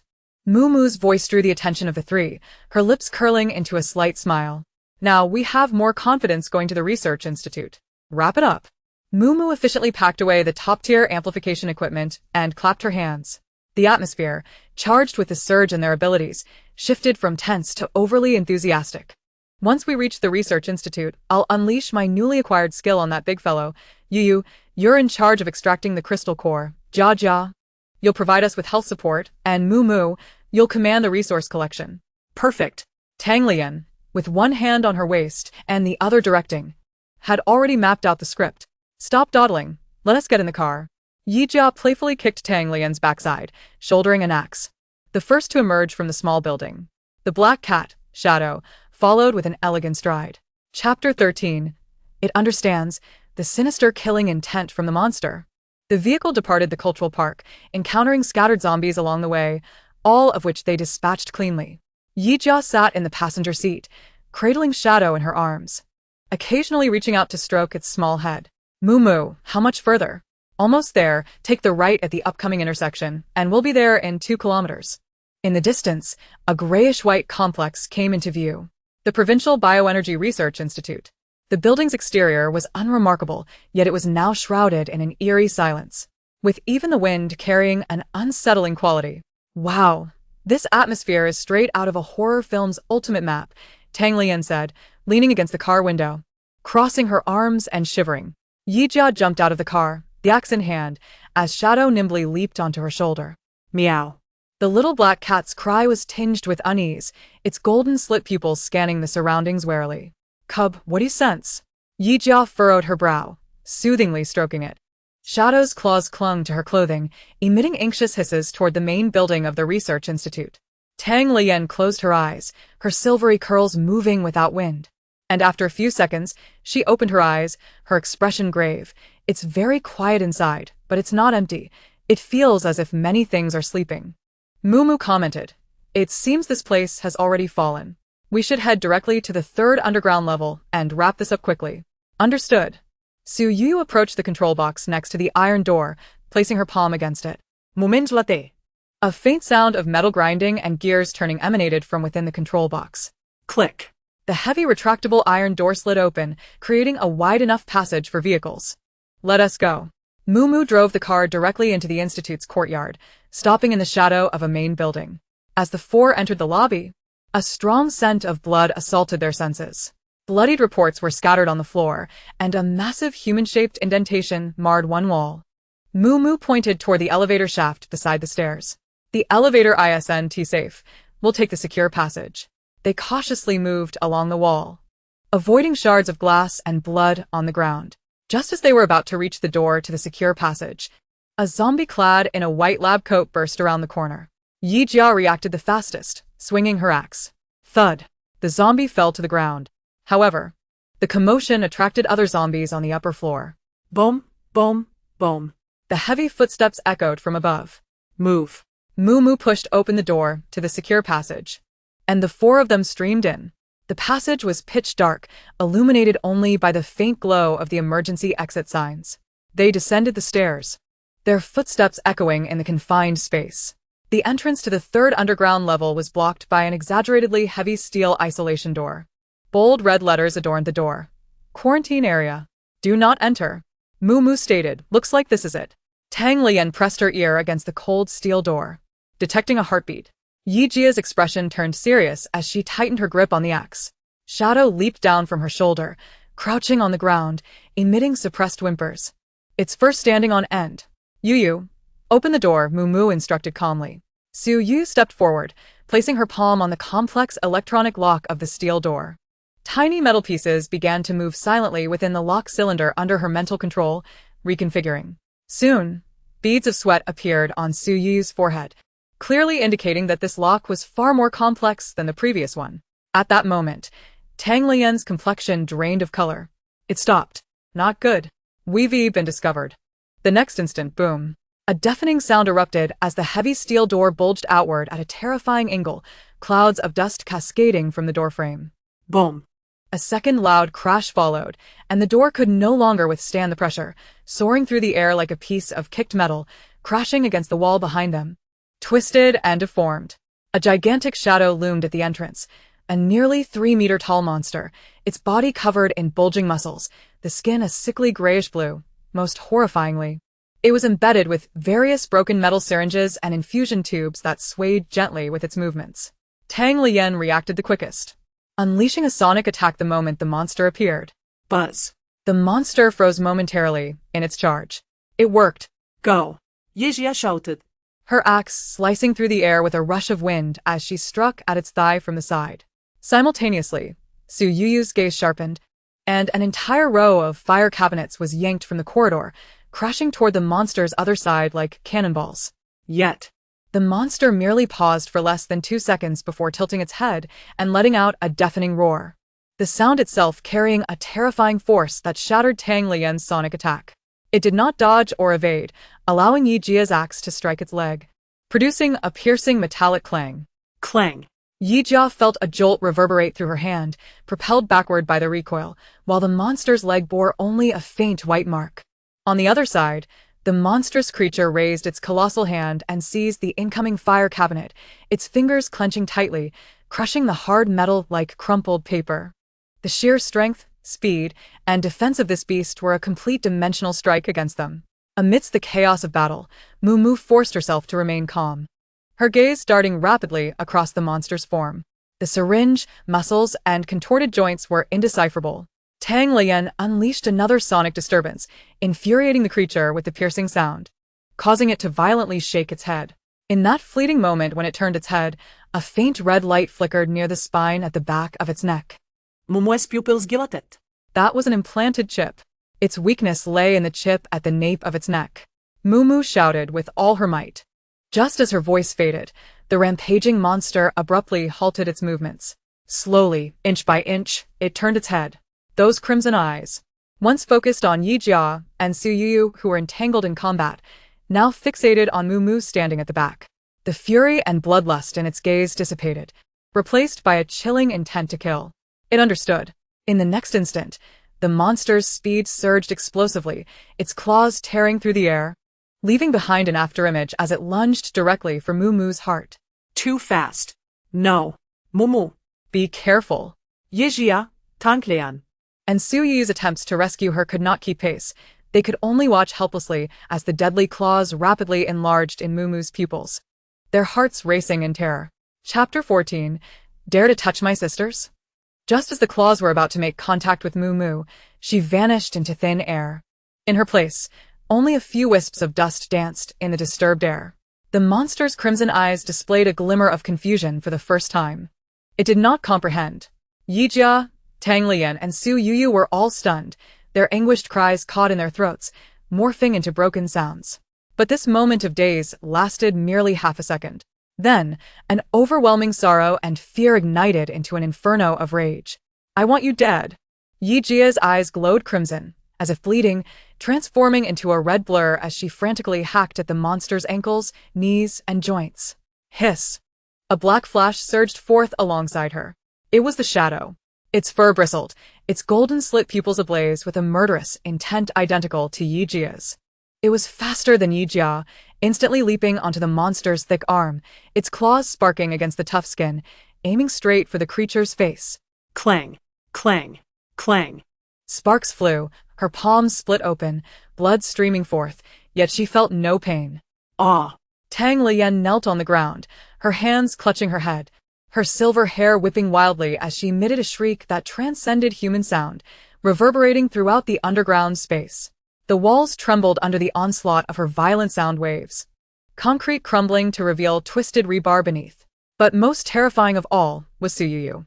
The usually quiet Su Yuyu slowly raised her head. Her eyes, typically timid, were now a bright crimson, devoid of tears, only a dead silence that threatened to drag the world into hell with her madness. In that moment, her mental power surged uncontrollably. Buzz. The entire underground level 3 resonated with a sharp, piercing sound. The rebar within the walls, the ventilation ducts in the ceiling, the scattered surgical instruments on the floor, even the syringes embedded in the monster's body, all emitted a shrill resonance. She spoke not a word but merely raised her hand. In the next second, all metals broke free from their constraints. Countless rebars snaked out from the walls like venomous serpents, the twisted ventilation ducts transformed into colossal steel pythons, while surgical knives and metal fragments converged, sweeping in from all directions toward the massive monster. Meanwhile, Moo found herself in a peculiar state. She was not dead. The moment the claws brushed against her, a force pulled her into a familiar place. Dormitory 404. The apocalypse, the monsters, the bloodshed, all felt like an overly vivid nightmare. Is this a dream? She murmured. No. She dashed toward the door, only to find a pure white, impenetrable energy barrier outside. The windows were the same. The entire dormitory seemed like a solitary island suspended in an unknown dimension, cut off from the world. It was not a dream. Moo understood in an instant. Dormitory 404 had come along with them. That moment of life and death was either a primal instinct for survival or the rules of the space pulling her in. There was no time for deep contemplation. An overwhelming sense of urgency gripped her heart. Her sisters were still outside. Would they think she was dead? They were still fighting desperately. I must return. Let me go back. As the thought struck her, the scene of the dormitory shattered like glass, and she found herself back in the cold storage below. She stood in her original position as if she had never left. Only a few seconds had passed. Yet the sight before her caused her heart to stop. Yi Jia was drenched in blood, still frantically attacking the monster's lower limbs. Tang Lian, bleeding from all orifices, knelt there, using her life to unleash indiscriminate sonic attacks. And the colossal monster had been completely engulfed by a storm of steel made of rebar, iron pipes, and blades. Su Yuyu floated in midair, her eyes tightly shut, her face pale, blood oozing from her nostrils and mouth, her mental energy overexerted to the point of destroying her body. The monster roared in agony at the center of the steel storm, countless holes puncturing its body, yet it still stood tall. It swung its arms wildly, trying to shake off the annoying black cat clinging to its face. While braving the storm, it stepped closer, extending its claws toward the suspended Su Yuyu. Yuyu. Moo's voice pierced through the tumultuous din. The three, on the brink of madness, jolted simultaneously. Moo. Yi Jia turned sharply, her incredulous eyes meeting the unscathed figure, disbelief etched across her bloodied face. Tang Lian's sonic assault abruptly halted. She clutched her chest, coughing violently, her visage marred with blood and tears. Su Yuyu, suspended in midair, suddenly weakened, and the steel storm spiraled out of control, sending her plummeting to the ground. Moo's gaze sharpened. She stepped forward, sweeping her hand toward the space between the monster and Su Yuyu. The heavy steel door, twisted and deformed from the monster's earlier attack, materialized like a shield, crashing down to block the creature's lethal strike. Boom. The monster's claw slammed down, embedding the steel door deeply into the ground. But that moment of delay was sufficient. Yi Jia lunged forward, catching Su Yuyu safely before she hit the ground. Lian. The directional amplifier hit its head. Tang Lian wiped the blood from her face, rising from the ground, seizing the amplifier and aiming it at the monster's head. The next second, an extremely sharp, ear-piercing, high-frequency sound wave struck the creature's head with pinpoint accuracy. Roar! The monster emitted a heart-wrenching scream, clutching its head in agony as it convulsed. Su Yu struggled to rise, pointing at the monster as thick steel bars shot forth like spears, pinning down its hands and feet. Now's the time, Yi Jia shouted, surging forward to strike the monster's unbalanced knee with her axe. The enormous creature crashed to the ground, exposing the glimmering red chip at the nape of its neck. Meow! The shadow, clinging to the monster's back, let out a sharp cry, seizing the opportunity to dig its claws deep into the creature's flesh, biting fiercely into the flesh adjacent to the chip. The excruciating pain caused the monster to stiffen abruptly, its body instinctively tensing, further revealing the weakness at the nape of its neck.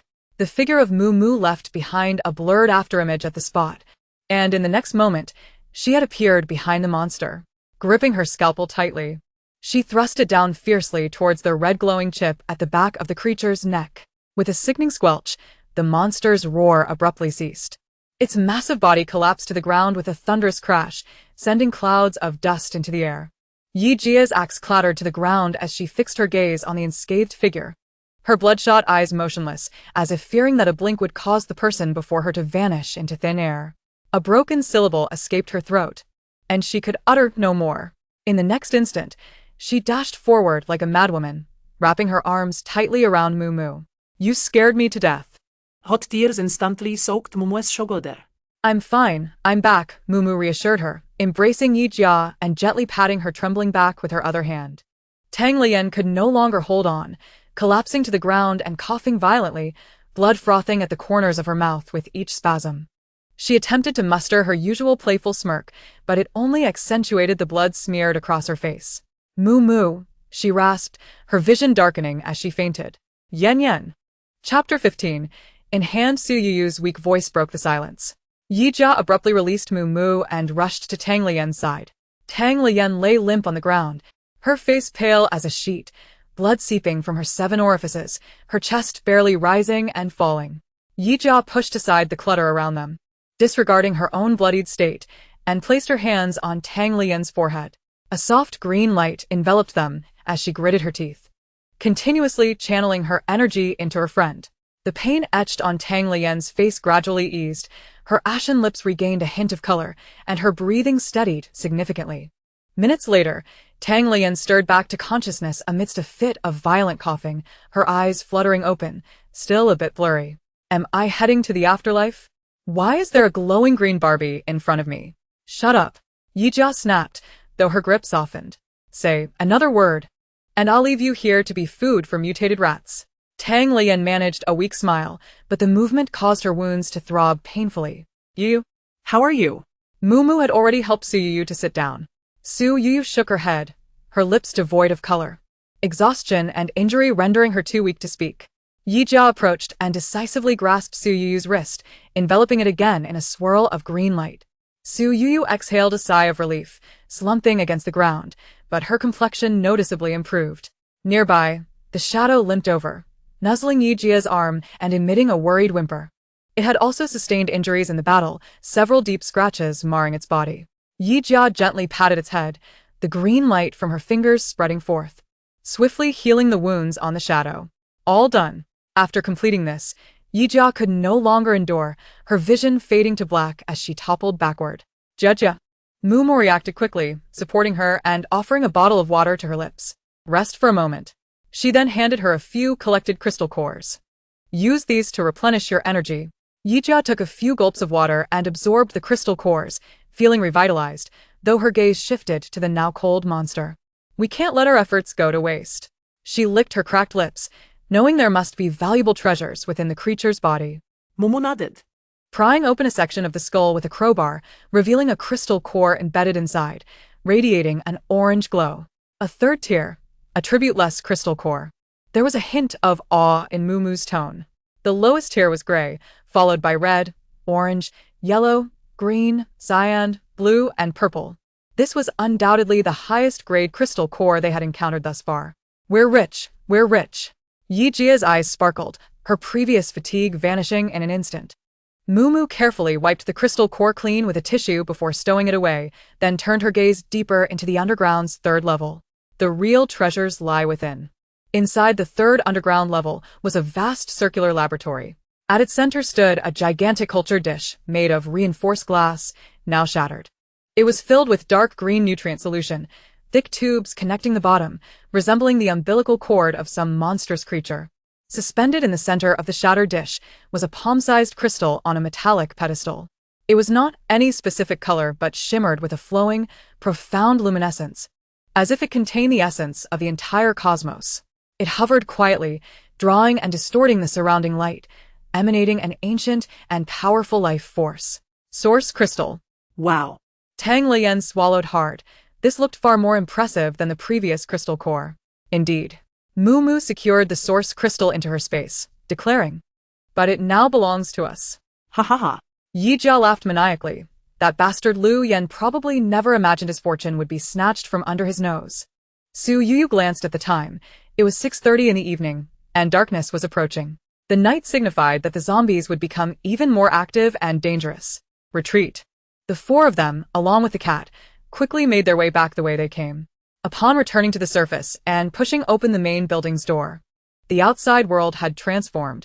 The setting sun bathed the sky in a bizarre blood-red hue, and the cacophony of howls in the city had intensified exponentially compared to the daytime. In the streets, hordes of zombies roamed aimlessly, their crimson eyes glinting in the dim light, searching for the scent of the living. "Get in the car." The four of them rushed into the SUV, and Mumu slammed on the accelerator, the vehicle roaring out of the research facility's entrance. "Where to?" Yijia asked, keeping a vigilant eye on the surroundings. Mumu swerved the steering wheel sharply, narrowly avoiding a zombie that lunged at them. They needed to find a safe place to spend the night before complete darkness enveloped them. The car weaved through the chaotic streets like a fragile vessel on the verge of capsizing. Su Yuyu remained silent, gazing out the window, when suddenly she pointed. "Over there." The others followed her gaze to a small gas station with a 24-hour convenience store. It stood isolated by the roadside, with no buildings in sight for hundreds of meters. The area around it empty. Well, isn't this a safe haven?" Tang Lian leaned against the car window, whistling. "No civilization behind or in front, it's quiet. I like it." Without hesitation, Mumu turned the steering wheel, and the SUV let out a low growl as it barreled toward the gas station. The vehicle came to a halt in front of the convenience store. Yijia, axe in hand, was the first to exit, with the shadow nimbly leaping onto her shoulder, its golden vertical pupils scanning the surroundings warily. The convenience store's glass doors were splattered with dried blood, and chaos reigned inside. Shelves toppled over. "I'll go in and clear the area," Yijia whispered. "You, keep an eye on the surroundings. Yen, listen for any sounds." Mumu quickly issued her orders. Tang Lian strained to listen.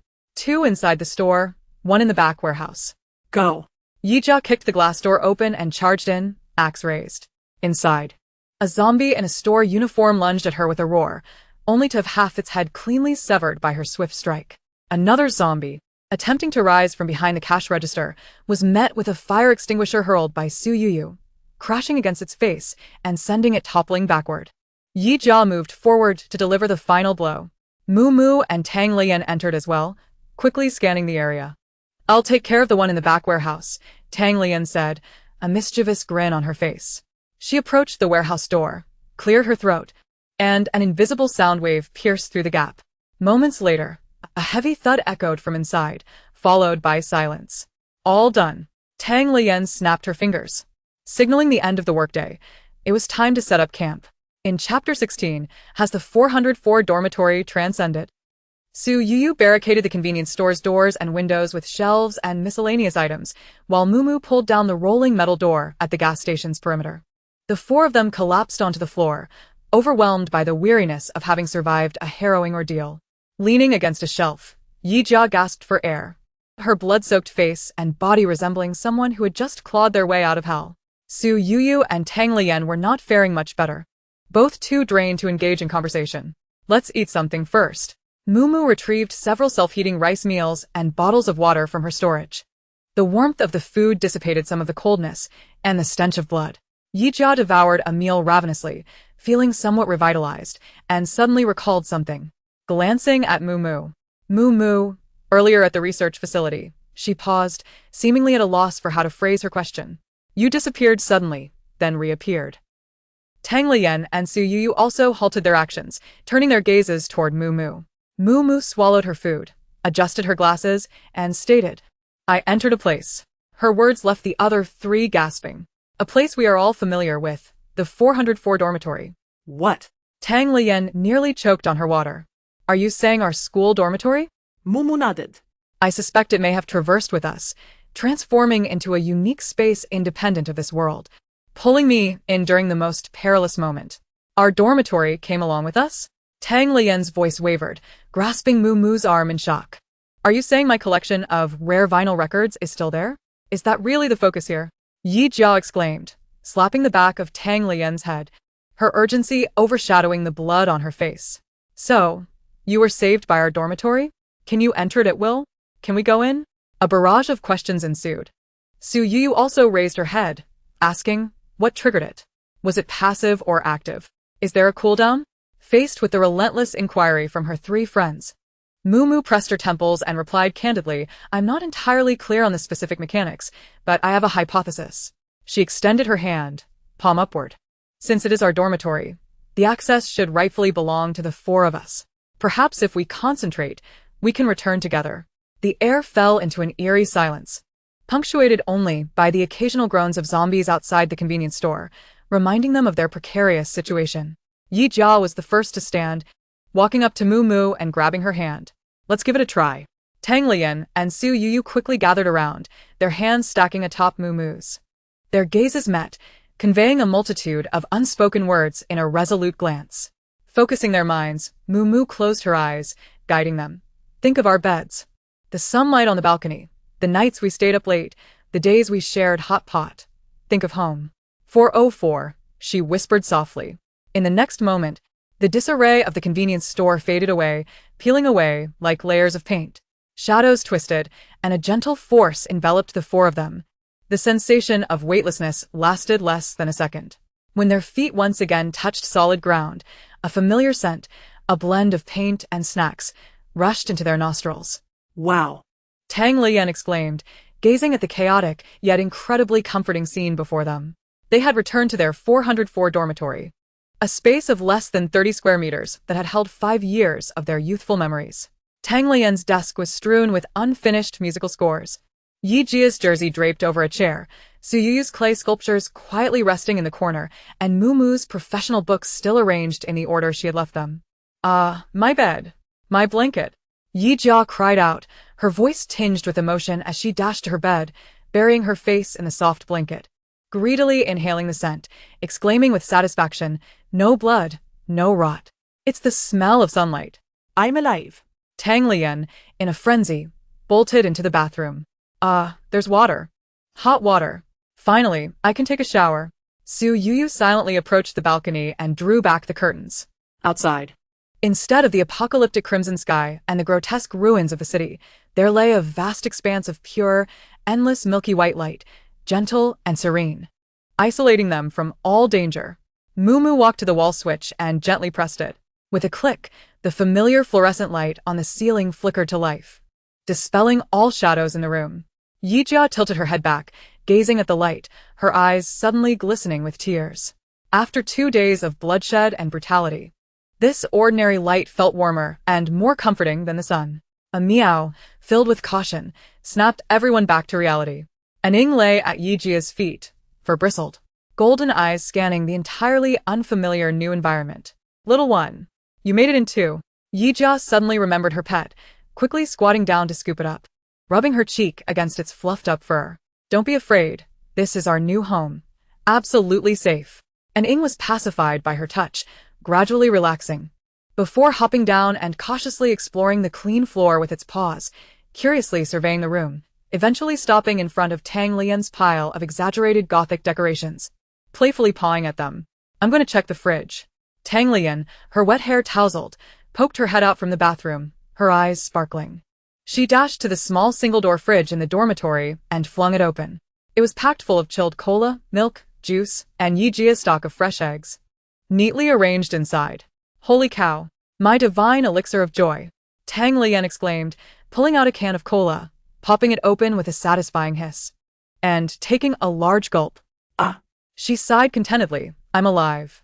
This is what life is meant to be. Suyu moved to her desk, habitually attempting to tidy up the surface, only to inadvertently open her laptop. The screen lit up, and in the bottom right corner, a full Wi-Fi signal icon appeared. Suyu's fingers froze. We have internet. Instantly, the three of them crowded around her laptop. No way. Is this real?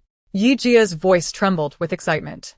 Suyu anxiously opened a browser, and the familiar campus forum page loaded in an instant, the latest posts timestamped on June 13th, the day they had traversed. Chapter 17. All upgraded. Suyu's fingers danced across the keyboard, opening one familiar website after another. Her voice quivered. Web games, video sites, they're all accessible. Tang Liyan leaned over, exclaiming, "Oh my goodness.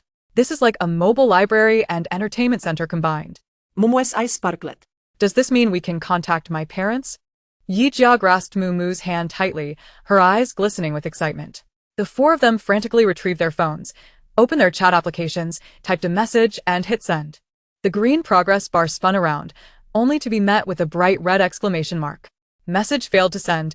Please check your network connection. How could this be? Yijia refused to believe it, frantically pressing the resend button. Once, twice, 3 times, each attempt met with the same cold, unyielding red exclamation mark.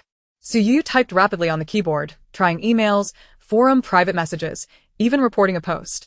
She lifted her head, shaking it, her face pale as a wall. No.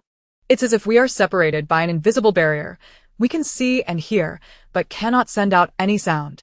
Damn it. Yijia slammed her fist against the bed, producing a dull thud. We can see but not act. Are they toying with us?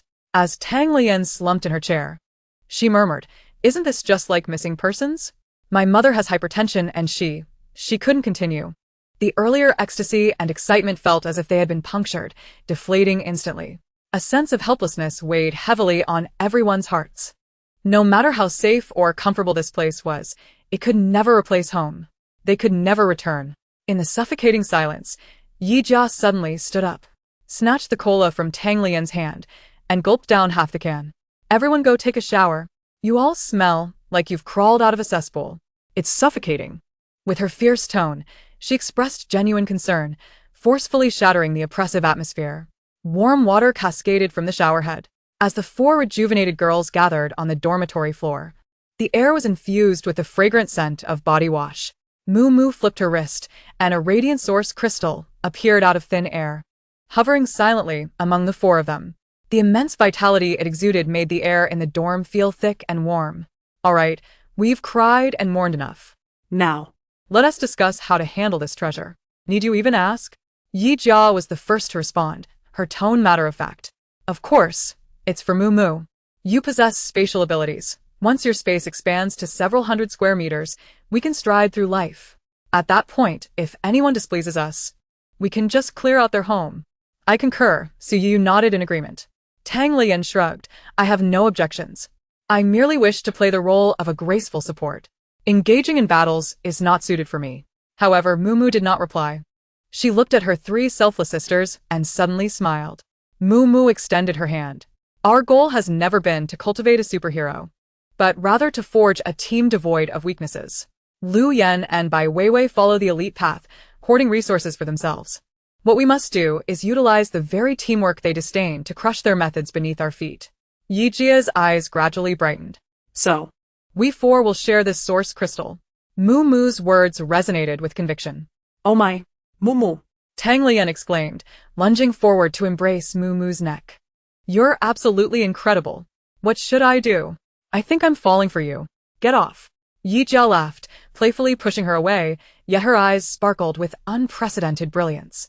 Indeed, no matter how strong an individual may be, they fear betrayal and exhaustion. But together, they were 4. They had each other's backs, each other's weapons. Suyu quietly extended her hand, placing it on the source crystal. Yijia and Tang Lian immediately followed suit, stacking their hands atop one another, culminating with Mumu's hand. Her hands rested upon the source crystal. "Are you ready? Come on. Let the storm intensify." Yes. Mumu closed her eyes and softly said, "Begin." The source crystal erupted with dazzling light, yet it was not blinding. A vast, gentle energy, imbued with the essence of stars, surged from the crystal, coursing through their arms and instantly enveloping their entire beings. It felt as if the long-dry riverbed was welcoming its first spring rain, with every parched cell rejoicing and expanding. Boom. A tremendous sound echoed in Mumu's mind as she sensed her personal space expanding wildly, akin to a cosmic explosion. Instinctively, she wanted to see how far it could stretch, directing her thoughts towards Yijia's bed. Whoa. Yijia gasped, witnessing her entire bed, along with its linens and pillows, vanish by half. I can't contain it. Sweat beaded on Mumu's forehead as she concentrated, only for the bed to reappear with a clatter. Her space was at least the size of a football field now. Suddenly, Tang Lian covered her ears, emitting a sharp intake of breath. She could hear the dripping of the faucet, the rumble of the shadow, the whir of the computer fan, all sounds transformed into playful notes in her ears. A tickle in her throat made her instinctively hum a tune. Buzz. To her astonishment, Su Yuyu's water cup on the table vibrated with her voice, then shattered into dust with a loud pop. Oh my Pavarotti-like throat. Tang Lian stared at her hand in shock. Meanwhile, Su Yuyu, who had been silent, quietly extended her hand, capturing a droplet of water that had fallen from Tang Lian's fingertips, which hung suspended in midair. Under her focused gaze, the droplet swiftly crystallized and expanded, transforming into a clear, intricately patterned ice flower, gently floating at her fingertip. She could alter the very form of matter. At that moment, Yi Jia was enveloped in a warm green light, feeling an unprecedented deep connection with the shadow. Every heartbeat and emotion of the little creature was transmitted to her with clarity. Meow. With a satisfied long meow, the shadow at her feet expanded like a balloon, growing significantly larger. The small black cat, once only reaching her ankle, now resembled a corgi, its sleek black fur gleaming and its golden vertical pupils shining with intelligence. Just then, a clear, childish thought unexpectedly invaded Yi Jia's mind. Boss, I'm comfortable and hungry. I want to eat tuna, the biggest can possible. Yijia froze. Looking down at the large cat nuzzling her pant leg, it was the shadow. She could understand its meows. Chapter 18. Reset. Uncertain of how much time had passed, the light of the source crystal gradually faded, transforming into a small cloud of grayish-white dust that scattered into the air. They exchanged glances, each sensing an entirely different aura, far more potent than before. I think I can understand what the shadow is saying now, Yi Jia exclaimed, a look of astonishment on her face. Tang Lian lifted her hand and gently flicked the air. Buzz. An imperceptible sonic ripple spread outward, and the half-finished can of cola on her table was swiftly sliced open, yet not a single drop spilled. Su Yu was thrilled to discover she could effortlessly manipulate various materials. With a gentle wave of her hand, all the items in the dormitory began to neatly rearrange themselves, returning to their original positions. Mumu, your space. Yijia looked towards Mumu.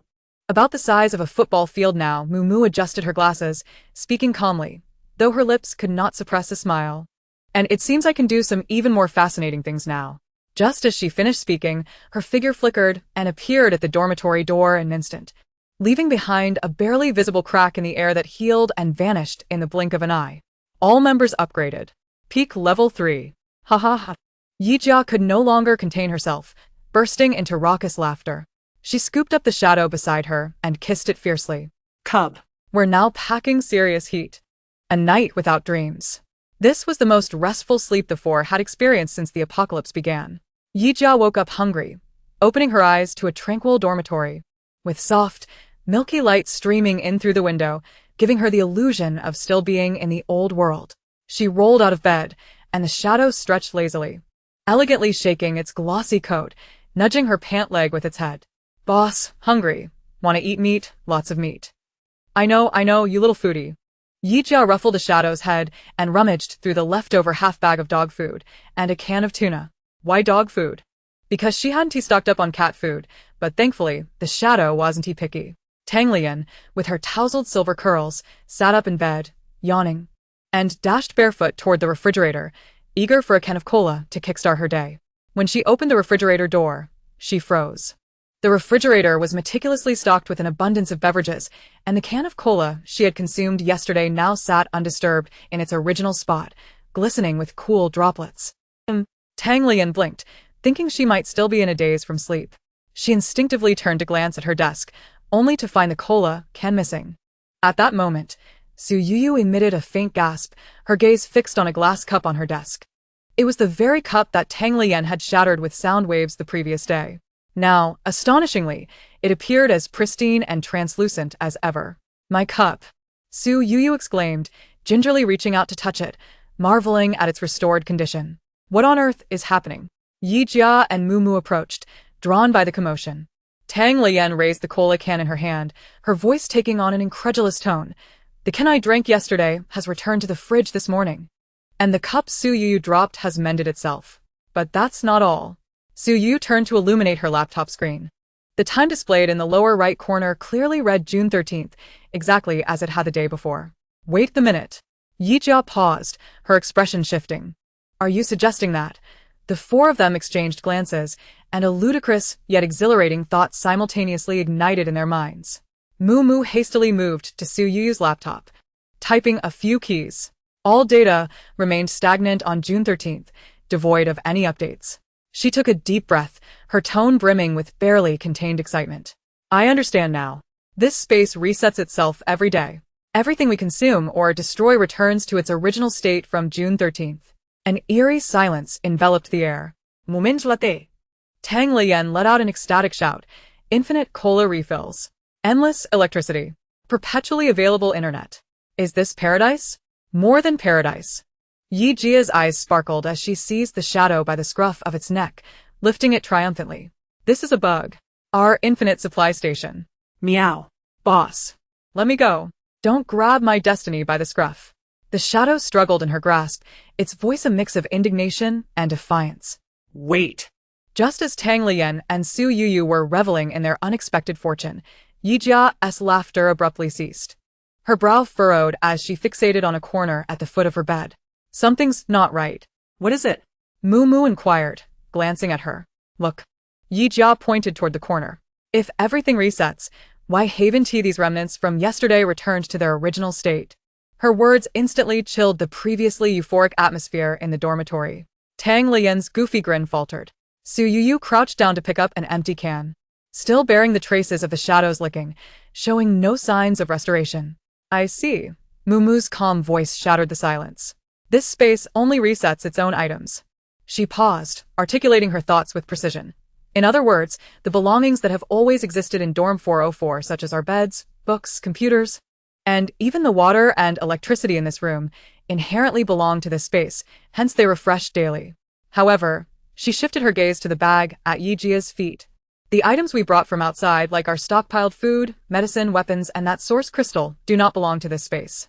Therefore, they adhere to the rules of the real world, and will eventually be consumed. The once paradisiacal atmosphere of Dorm 404 turned starkly realistic and harsh.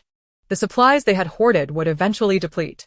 We must go out, Su Yu spoke softly, breaking the silence.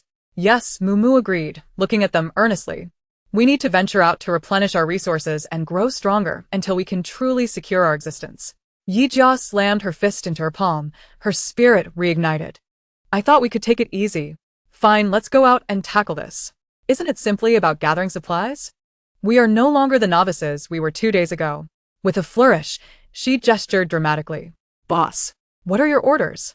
The shadow immediately stood tall, responding with youthful enthusiasm. Tang Lian shook off her earlier lethargy, snapped her fingers, and declared, Exactly. Since we have time to spare, let us treat this as a quest. It's time for the little cuties outside to witness the might of the 404 Girls Squad. Chapter 19. Who to mess with? When you can mess with the 404 Maniac Girls Squad, the four concentrated, their thoughts aligned. The scene of the dormitory twisted and peeled away, and they found themselves back in the cluttered, blood-stained convenience store at the gas station. The daylight had brightened, yet the sky remained overcast, devoid of warmth. The signal was lost, but fortunately, Su Yu had downloaded offline maps in advance. She scrolled through her phone, discovering a wholesale market nearby. Here. Su Yu pointed to a location. It's not far, and it should have a good selection. Let us go. Yi Jia rubbed her hands together, brimming with energy. Su Yu stepped forward, maneuvering the obstructing shelves aside. Yi Jia led the way, pushing open the glass door of the convenience store. Mumu casually collected a can of gasoline into her space, and just as the four prepared to enter their vehicle, a loud roar of an engine echoed from afar. A heavily modified off-road vehicle, its front adorned with sharp steel plates, barreled through the gas station entrance, crashing through the barriers before coming to a skidding halt beside their SUV. The doors swung open and 5 men jumped out. At the forefront was a bald, muscular man with a grotesque scar across his face, clad in a filthy prison uniform. In his hand, he wielded a bloodied machete, menacingly sweeping it across the 4 girls before finally resting on their seemingly immaculate SUV. Well, aren't we lucky, boys? The bald man grinned, revealing a mouthful of yellow teeth. Just escaped from the Western City prison and stumbled upon 4 lovely ladies and a truckload of supplies. This must be a divine gift. His companions echoed his sentiment with lewd laughter. Yi Jia's expression darkened instantly, her grip tightening around the axe, veins bulging in her hand. Get lost. She spat through clenched teeth. The grin on the bald man's face faltered, swiftly morphing into a vicious scowl. Feisty little pepper, aren't you? Too bad for you. We fear nothing, not even death. You've miscalculated. He slapped the blade of his machete against his flabby cheek, punctuating his words. This gas station, your vehicle, your supplies, and even you 4, are ours now. If you're smart, you'll behave and serve your big brothers well. Or else, say that again? Yi Jia stepped forward, and the shadow silently appeared at her side, letting out a low growl, its golden slit eyes fixated on the men. The bald man froze at the sight of the shadow, then scoffed derisively. What? In the apocalypse, you keep such a beast? I'll make a meal out of it today. Before he could finish, he raised his machete and charged forward. A faint yet piercing tremor filled the air. The bald man's advance abruptly halted, his expression contorting into one of horror. My knife! My knife! He shrieked. To his astonishment, a fine crack had appeared on the blade, and in an instant, the machete shattered into countless metallic shards that clattered to the ground. Not far away, Tang Lian lazily lifted her eyelids, blowing on her black-painted fingertips, her crimson lips parting to utter a few words. You're being too loud. The bald, muscular man and the 4 men behind him instantly lost all color from their faces. They had no clear understanding of what had transpired. What the hell? A diminutive man, frightened, crumpled to the ground. What are you afraid of? The bald man bellowed, his voice a facade of courage. Let us take them down. Capture them. The remaining 4 men, terror-stricken by the bizarre scene, were compelled by the bald man's furious shout to advance, albeit reluctantly. As Yi Jia prepared to charge with her axe, Mumu reached out to restrain her. Hold on, she said, adjusting her glasses that glimmered with a cold light. They've just leveled up, let them practice a bit. No sooner had she spoken than a skinny man at the forefront stumbled, crashing to the ground and tasting the dirt. He struggled to rise, but discovered the concrete beneath him had transformed into a viscous mire, ensnaring his legs and rapidly solidifying. Su Yu stood still, observing without raising a hand. Another man, witnessing this, seized a steel pipe and aimed to strike Su Yu. Tang Lian, visibility. Furrowed her brows and flicked her finger at him. A sharp, high-pitched sound erupted in the man's mind. He let out a blood-curdling scream, discarding the steel pipe, clutching his ears as blood streamed through his fingers. His eyes rolled back, collapsing to the ground, convulsing uncontrollably. The remaining 2 men, thoroughly paralyzed by fear, turned to flee. Trying to run? Yi Jia scoffed, her figure flashing forward, the shadow following closely. Instead of using the blade of her axe, she struck one man behind the knee with the blunt side. The sickening crunch echoed as he cried out, collapsing to the ground. The other man barely managed to take 2 steps before being tackled by a shadow, now resembling a leopard, its sharp claws easily tearing into his calf, leaving gaping wounds. In mere moments, all 4 subordinates lay on the ground, wailing. The bald man was utterly bewildered, glancing between the unscathed girls and his fallen men. A chill coursing through him. He finally comprehended that he had provoked individuals beyond his reckoning. Yet, the instinct for survival eclipsed his terror, and he directed all his resentment toward the seemingly composed Mumu. You little witch, I'll take you out first. He abruptly drew a handgun from his waist, the dark muzzle aimed at Mumu. Mumu remained motionless, merely raising her hand slightly. This simple gesture transformed the bald man's world in an instant. It felt as though he were trapped in a viscous substance, each movement becoming overwhelmingly heavy and slow. The air around him warped, visible ripples distorting his vision. What is this sorcery? He watched helplessly as the bespectacled girl leisurely adjusted her gold-rimmed glasses, then extended her finger to slice through the air beside him. A barely perceptible rift in space flickered and vanished. He felt no pain, only a perplexing realization that his right hand had suddenly lost all strength. Lowering his gaze, he found that the hand clutching the gun, along with a portion of his forearm, had detached and fallen to the ground, the severed edge smooth. After a second of stunned silence, a horrifying scream erupted, piercing the air, blood gushing from the severed limb. "Forgive us. We were wrong. We didn't recognize who you were," the bald man wailed, clutching a stump, tears streaming down his face as he knelt, banging his head on the ground, terrified. "We just escaped from prison. We were starving. Take our supplies, take the car, just spare our lives." Mumu approached him slowly, her shadow completely enveloping him. Spare you? Her voice was soft, devoid of inflection. "Didn't you just say you owned the car, the supplies, and the people?" The bald man trembled violently, the agony of his severed arm and the dread of death rendering him incoherent. I'm a beast. I'm not human. am sorry. Please, just let me go." "Let you go?" Mumu repeated, shaking her head gently. "You seem to misunderstand something." Her voice was calm, as if stating a fact. "You plead for mercy not because you are remorseful, but because you cannot defeat us." The bald man's body stiffened, his actions of bowing halting abruptly. Mumu looked down at him from above, continuing, "If today it were us lying here, would you let us go?" His mouth opened, yet no words emerged, cold sweat soaking his back. The answer was painfully obvious.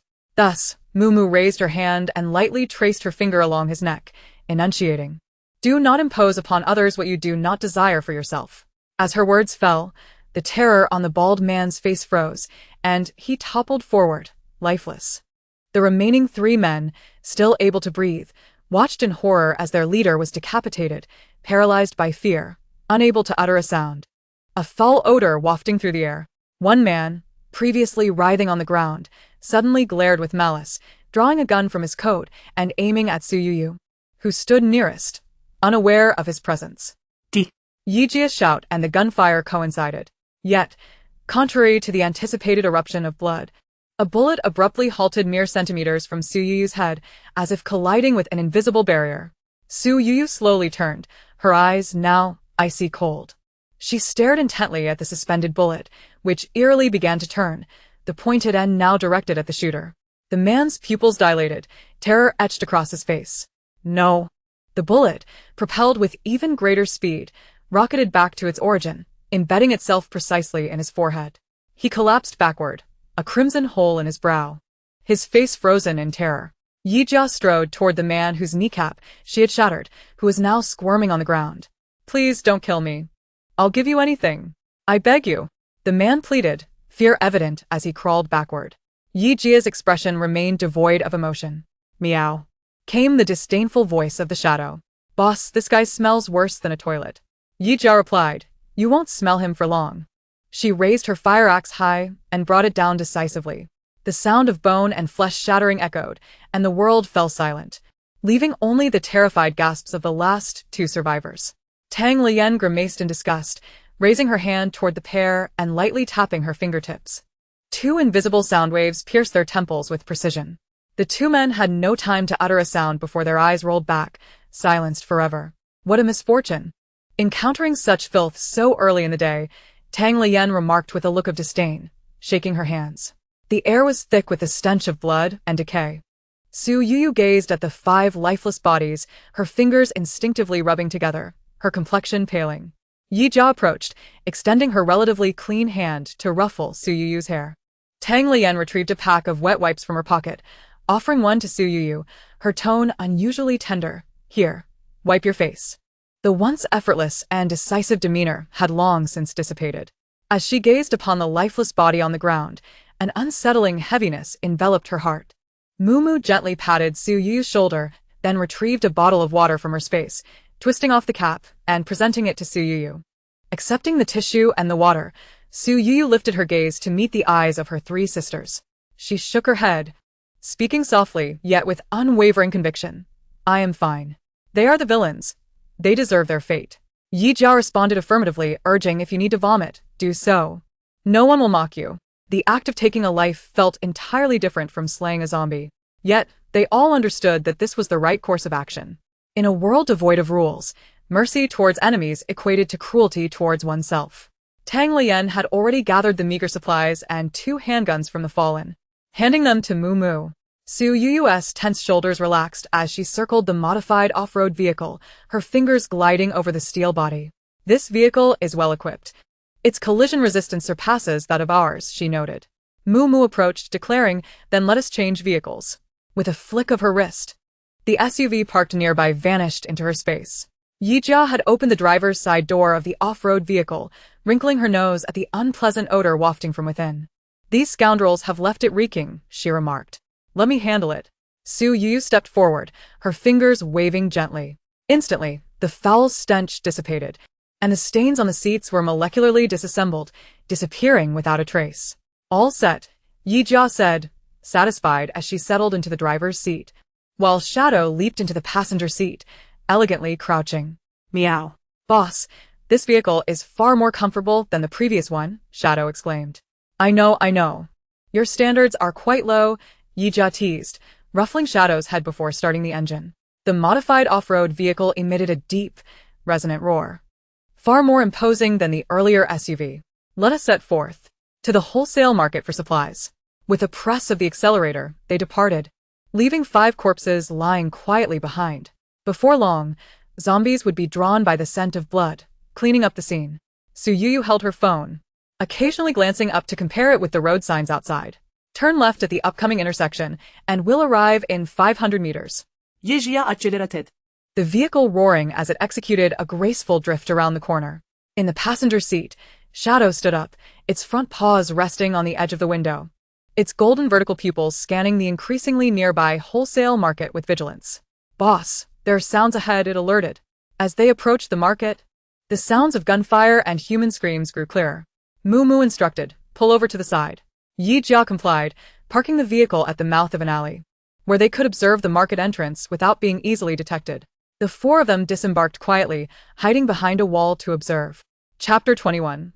Oh, isn't that long out yen? The entrance to the wholesale market had transformed into a small-scale battlefield.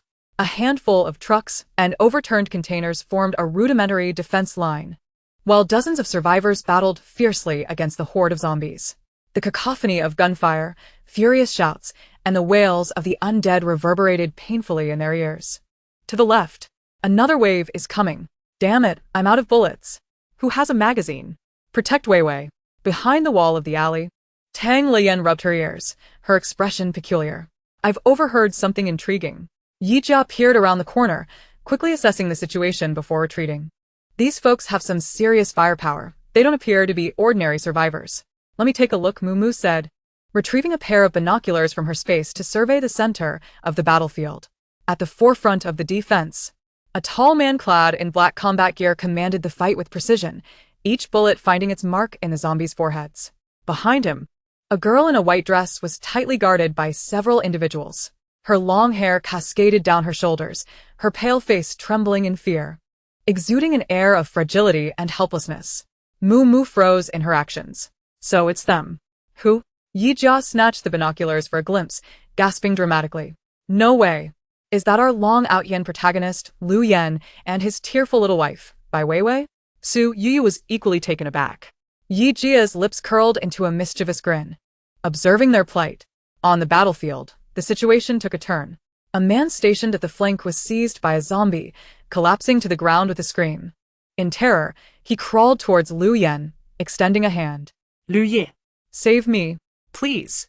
Liu Yan's gaze passed over him coldly, assessing the influx of zombies through the breach. Without hesitation, he commanded his companions, "Abandon position 3. Everyone, fall back and use him as bait to draw those things away." The man's hope evaporated into despair. "Liu Yan. "You're no human. May you meet a terrible fate." His curse was soon drowned out by the roars of the undead. Bai Weiwei's eyes reddened, tears streaming down her face as she clutched Liu Yan's arm, her voice trembling. "Liu Go, we can't leave Wang Ge behind," she sobbed, desperately clinging to him, preventing him from moving to rescue the fallen. At the alley's mouth, Yijia muttered a curse under her breath. "Damn beast. Look at that acting. Tears come so easily. They could be a Hollywood star, Tang Lian remarked disdainfully, peering through the binoculars. They're clearing the area, aiming to take the wholesale market. Su Yu observed the market's layout. Isn't that just perfect? Tang Lian suddenly chuckled, her eyes gleaming with mischief. Let Long Out Yen charge ahead while we reap the benefits. It's ideal. Yi Jia's eyes brightened as she punched her palm. Got it. They deal with their troubles. We take what's ours. Free labor is labor well spent. A glimmer of calculation flashed in Muumuu's eyes. She opened the offline map, zooming in and pointing to a section on the market side. Here's the unloading area. We'll enter from this point. The four swiftly retreated deeper into the alley, starting the off-road vehicle and navigating around to approach the market's flank. The vehicle halted before a row of tightly locked roller doors. It was quiet, with only the distant sounds of gunfire faintly audible. This is it. Su Yu jumped from the car, moving to the largest metal door. With a creak and a jarring metallic twist, the roller door slowly ascended. Meow. Shadow darted inside through the gap, quickly returning to report, "It's safe. We can begin the sweep." Yi Jia grinned, the first to dash inside. The interior revealed a vast warehouse, the air thick with the mingled scents of grains and oils. Su Yu pointed to a small pile of vacuum-sealed Wuchang rice in the corner. "Let us take that. It tastes great." With a mere thought, Muumuu made the rice vanish. All right, this warehouse is cleared. Having emptied the entire grain and oil section, the four proceeded to the adjacent warehouse. As the door opened, a cold gust laced with the aroma of meat rushed forth. Rows of processed whole pigs, half a cow along with neatly stacked frozen chickens, ducks, and fish filled the space. This was a carnivore's paradise. Boss. Meat. So much meat. Can we stay here? Shadow exclaimed excitedly, already nuzzling a massive pig's trotters. Look at you, so easily pleased, Yi Jia laughed, though she couldn't suppress her own swallow of saliva. Muumuu remained efficient. Waving her hand to make half of the cold storage's inventory disappear. Over there. Seafood. Tang Lian exclaimed, pointing to a corner filled with lobsters and king crabs. My goodness. Yi Jia dashed forward, clutching a king crab larger than her face, drool almost spilling from her lips. Muumuu. This. Let's get more. We're having seafood hot pot tonight. Muumuu nodded and packed up the entire seafood section. The next warehouse was piled high with canned goods and snacks. Yi Jia sparkled with excitement, like a mouse in a grain bin. Potato chips. Cola. Spicy strips. My joyful hometown. She tossed items toward Muumuu while tearing open a bag of chips, crunching away merrily. Tang Lian also unwrapped a lollipop and mumbled a report on the outside situation. The gunfire had diminished significantly, suggesting that Long Out Yen and his group were running low on ammunition. Muumuu collected an entire shelf of luncheon meat cans into their space. At this rate of consumption, by the time they cleared the zombies at the entrance, they would likely be left with little more than half a life. That's perfect. Yi Jia chewed her chips fiercely. Let's save ourselves the trouble. They moved like a silent swarm of locusts, sweeping through the food section, the daily necessities area, and even the hardware section. Su Yu discovered a treasure trove of high-quality alloy materials and electronic components, her eyes shining brightly as she gathered them all. Tang Lian scavenged numerous odd decorations and several boxes of red wine. Yi Jia even emptied an entire pet supplies warehouse, amassing cat food, dog food, various snacks, and toys into a small mountain. Boss, you are brilliant. Shadow happily rolled among the piles of cat treats, emitting a rumbling purr like a tractor. Just as they prepared to retreat, Tang Lian suddenly halted. Her expression turned mischievous as she raised a finger to her lips, signaling for silence. The gunfire outside had ceased. It seemed their free labor had finished for the day. Chapter 22. Outside, blood and guts flew. Inside the dormitory, the aroma of hot pot wafted. Time to wrap up and head home for hot pot. Yi Jia clapped the chip crumbs off her hands, her face radiating pure happiness. The four of them, along with one cat, contentedly headed towards the unloading area to leave. Just then, Shadow, who had been following Yi Jia, suddenly stopped. It arched its back, its black fur bristling, a low growl emanating from its throat. Hiss. Boss, there's something ahead. It smells delicious but dangerous. What's wrong? Muumuu immediately halted. Tang Lian also dropped her carefree demeanor, listening intently. It was too quiet, she frowned. Su Yuyu's gaze fell upon a few inconspicuous vines in the corner of the warehouse. The vines were lush and green, adorned with several brightly colored, palm-sized exotic flowers. The petals were layered, resembling smiling human faces that swayed gently, exuding an overwhelmingly sweet fragrance. Su Yuyu furrowed her brows, nervously rubbing her fingers. These weren't here when we came in. Before she could finish her thought, the closest vine erupted without warning. Akin to a green serpent, the smiling flower at its tip split open, revealing a mass of sharp mandibles, and shot directly at Yi Jia, who was leading the way. Yi Jia reacted swiftly, instinctively blocking with her axe, sending the bag of chips tumbling to the ground, shards scattering everywhere. The vine's assault did not relent, becoming even more ferocious. As it was deflected, 2 more vines emerged from the ground on either side, launching a pincer attack. Damn it! Yi Jia cursed and swung her axe down fiercely. Crack! The axe cleanly severed one vine in 2. Dark green, foul-smelling juice erupted from the wound. The remaining vines trembled violently and retreated. The severed vine writhed and twisted on the ground before falling completely still. Soon after, the ground of the warehouse began to tremble slightly, producing a rustling sound.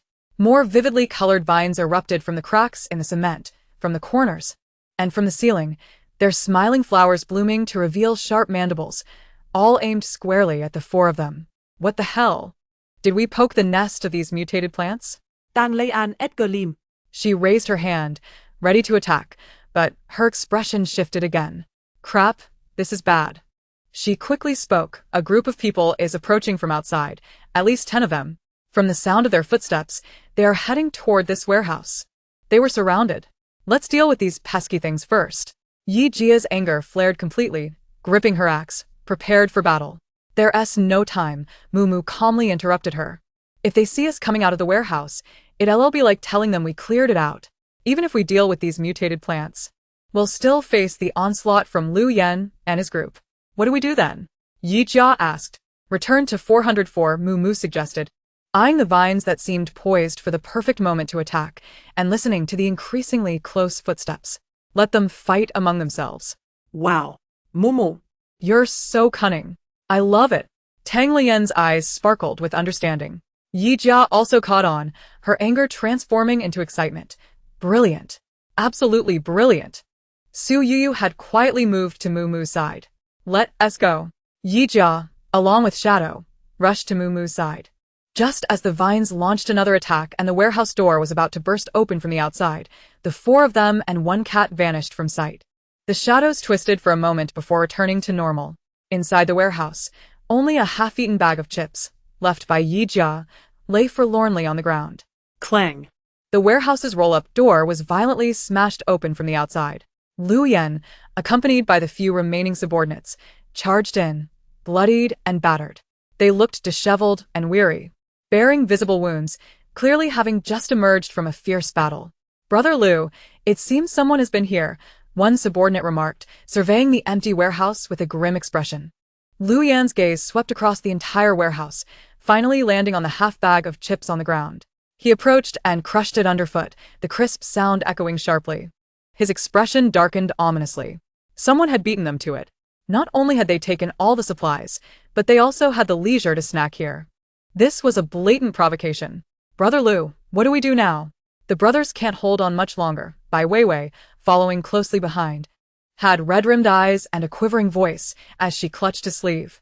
Lu Yan ignored her, his anger and frustration at being outmaneuvered nearly consuming him. Just as he was about to order a search of the other warehouses, he failed to notice the vines that had retreated into the shadows.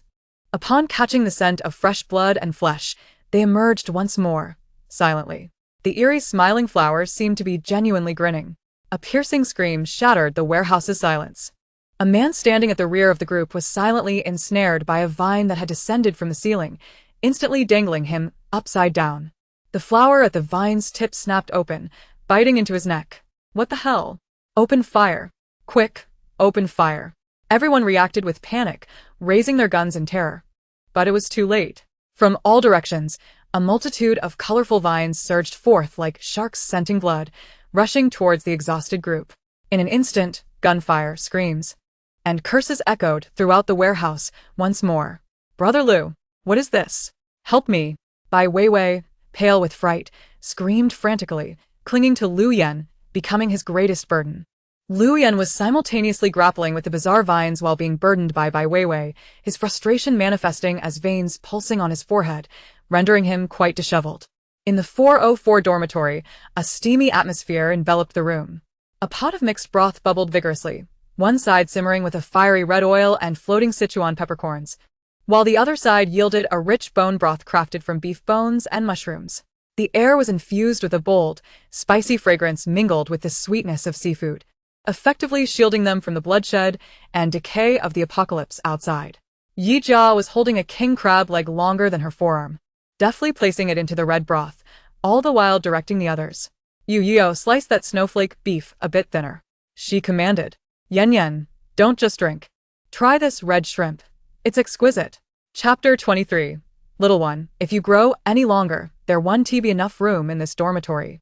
Su Yuyo, donning gloves, meticulously sliced a block of frozen meat into translucent, gossamer thin pieces, the delicate pink and white marbling distinctly visible, then artfully arranged them on a plate, satisfying her perfectionist tendencies.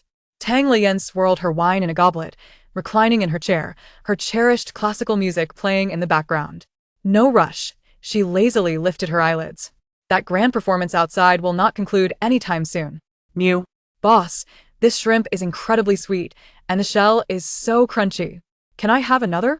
The shadow, crouched by Yi Jia's feet, clutched a large shrimp with its front paws, savoring every bite, its tail wagging with satisfaction. Eat, eat, eat. There's plenty. Yi Jia waved her hand, tossing several more shrimp in its direction. She extracted the tender meat from the crab legs, dipped it in a secret sauce, and indulged, her eyes squinting in bliss. I wonder if our dragon-slaying male protagonist is enjoying his meal yet? Yi Jia teased, vine sashimi, I wonder if he'll like it. That must be top-tier cuisine, purely organic, fully polluted, yet invigorating. Tang Lian took a sip of her wine, a mischievous grin adorning her face. Mumu picked up a slice of freshly cut snowflake beef, swished it in the bone broth for 3 seconds, and placed it in Su Yuyo's bowl. Yuyo, stop fussing, eat quickly. This beef is delightful. Su Yuyo eagerly stuffed the beef into her mouth, her eyes lighting up, so tender. As Yi Jia feasted heartily, she glanced at the shadow, which was nearly half her height, a frown suddenly creasing her brow. Little one, you're growing far too fast. She gently nudged the shadow's fluffy rear with her foot, pondering, at this rate, our little dormitory won't accommodate you. Boss, what should I? The shadow, with shrimp meat in its mouth, looked up at her with golden, feline eyes reflecting a human-like distress. It paused its meal, gazing up at the ceiling and then back at Yi Jia. In the next moment, a remarkable transformation occurred. The shadow, resembling a leopard in stature, began to shrink at an observable rate, like a deflating balloon. Its bones emitted faint cracking sounds as its sleek black fur receded. In mere seconds, it transformed from a formidable beast into a diminutive black cat, no taller than Yi Jia's ankle, easily cradled in one hand.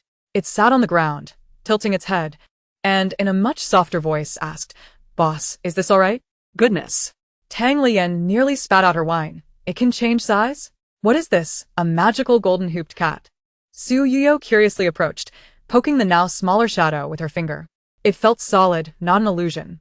It seemed its abilities had evolved not only in terms of physical size but also in self-transformation control, Mumu concluded. Yi Jia felt warmth in her heart as she scooped up the now smaller shadow and placed it on her lap, vigorously petting its soft black fur. This is much nicer to touch.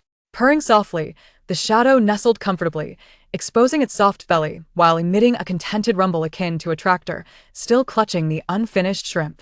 All right, eat your fill, little one. Yi Jia chuckled, rescuing the shrimp from its paws, carefully peeling the shell, and offering a generous piece of tender shrimp meat to its mouth. After a satisfying hot pot feast, the 4 of them languished in their chairs, too full to move. Although there remained plenty of delectable morsels in the pot, they simply could not eat another bite. Burp. Yi Jia unabashedly belched, I'm full. Life feels complete. Who says it's complete? Tang Lian set down her wine glass, stretching her limbs. After a hot pot, how about some dessert? Mumu smiled. And with a flick of her wrist, a tub of Haagen-Dazs ice cream appeared, adorned with a frosty sheen. I knew you'd want this, chocolate rum flavor. I adore you, Mumu. Tang Lian exclaimed joyfully, springing from her chair to rummage for 4 clean spoons. Outside, The scene was one of carnage, with flesh and blood strewn about, lamentations echoing throughout. But within the dormitory, it was a sanctuary of culinary delights, fine wine, music, and ice cream. The apocalypse of others seemed to diverge from their own. Suyuyo scooped a generous spoonful of ice cream into her mouth, the cold, sweet flavor melting on her tongue. Her eyes narrowing in bliss. The rum is perfectly proportioned, the sweetness just right, perfection. After savoring the last spoonful of ice cream, Tang Lian tossed her spoon into the tub and sprawled out on the floor, letting out a satisfied sigh. I can't take it anymore. I feel like I've reached the pinnacle of life. Yi Jia, rubbing her round belly, nodded in agreement. The shadow at her feet was now full and fast asleep, sprawled on its back, its belly rising and falling with each breath. Tang Lian rolled over, feeling languid. I wonder if the grand performance outside has concluded yet? In the warehouse, however, it was a hellish nightmare. The foul-smelling green liquid mingled with blood, forming a viscous pool on the ground, reeking of rust and decay. Thud! A vine pierced through a man's abdomen, dragging him into the shadows, leaving only the sound of his muffled screams and the sickening crunch of bones. Lu Yan's chest heaved violently, veins bulging on the back of his hands. The lightning he had summoned in his palm had dimmed significantly, the toll of his abilities leaving him dizzy. Lu Ye. I'm so scared. Bai Weiwei clung to his arm, tears streaming down her face. Her piercing screams grated against Lu Yan's eardrums, pushing his already frayed nerves toward a precipice of fury. Shut up! Lu Yan forcefully shook her off, the force sending Bai Weiwei tumbling to the ground. If you want to live, do not make a sound. Bai Weiwei froze, frightened by his fierce expression. Tears clinging to her lashes, her eyes wide with fear as she dared not utter another sound. In that moment of distraction, a vine lurking in the shadows shot forth like a poisoned arrow, aimed directly at his face. His pupils constricted, but his body reacted sluggishly from exhaustion. Lu Ye. Watch out! One of his closest subordinates, without a second thought, lunged forward, shielding Lu Yan with his back. Thud! The vine's cruel maw mercilessly pierced through the subordinate's chest. Lu Go, quickly go! Blood gushed from the man's mouth, and with his last ounce of strength, he pushed Lu Yan back. Lu Yan stumbled a few steps backward, narrowly avoiding several more attacking vines. He glanced at the subordinate who had sacrificed himself to save him, his face devoid of sorrow, only anger at the prey's defiance. Useless. You couldn't even block that. You deserve to die. In the warehouse, only he, the fallen Bai Weiwei, and two other trembling men who had surrendered remained. The vines seemed to sense their exhaustion, their assault growing increasingly frenzied, weaving a green net of death that slowly tightened around them. Chapter 24. White Lotus. No. It's a man-eating flower. At that moment, Bai Weiwei, who had fallen to the ground, ceased her weeping. She slowly rose, brushing the dust from her white dress, and a peculiar calmness emerged on her tear-streaked face. She turned her gaze to the two remaining subordinates, focusing on the one closest to her, who was trembling with fear. Lu Go, Bai Weiwei's voice no longer quivered. Instead, it possessed an uncanny allure, akin to a devil's whisper. Do you wish to live? Lu Yan regarded her warily, remaining silent. Without waiting for his response, Bai Weiwei approached the paralyzed man, her shoes making soft sounds as they met the pool of blood. What are you doing? The other man summoned his courage to shout. Bai Weiwei paid him no heed. She extended her delicate, pale hand and gently placed it atop the man's head. Weiwei, save me. The man thought she was there to heal him, his face betraying a sense of relief. Bai Weiwei responded with a tender, almost sacred smile. Very well. I shall save you. In the next instant, a thick, crimson glow erupted from her palm, enveloping the man like viscous blood. Ah! The man let out a scream, so piercing it resembled no human cry. He felt his strength, life, and even soul being inexorably drawn from his very being. Countless visible blood-red motes detached from him, surging into Bai Weiwei's body. Before their eyes, he withered at a visible pace, his robust form rapidly shrinking. Skin wrinkling like that of a desiccated orange peel, clinging tightly to his bones, and his once black hair turned gray and fell away. Within mere seconds, he transformed from a living man into a desiccated corpse, eyes wide open and mouth agape, forever frozen in terror. Bai Weiwei, having absorbed all of this, released a satisfied sigh, radiating an overwhelming vitality. Her once pitiful doe-like eyes now glimmered with a terrifying depth, illuminated by an eerie red glow.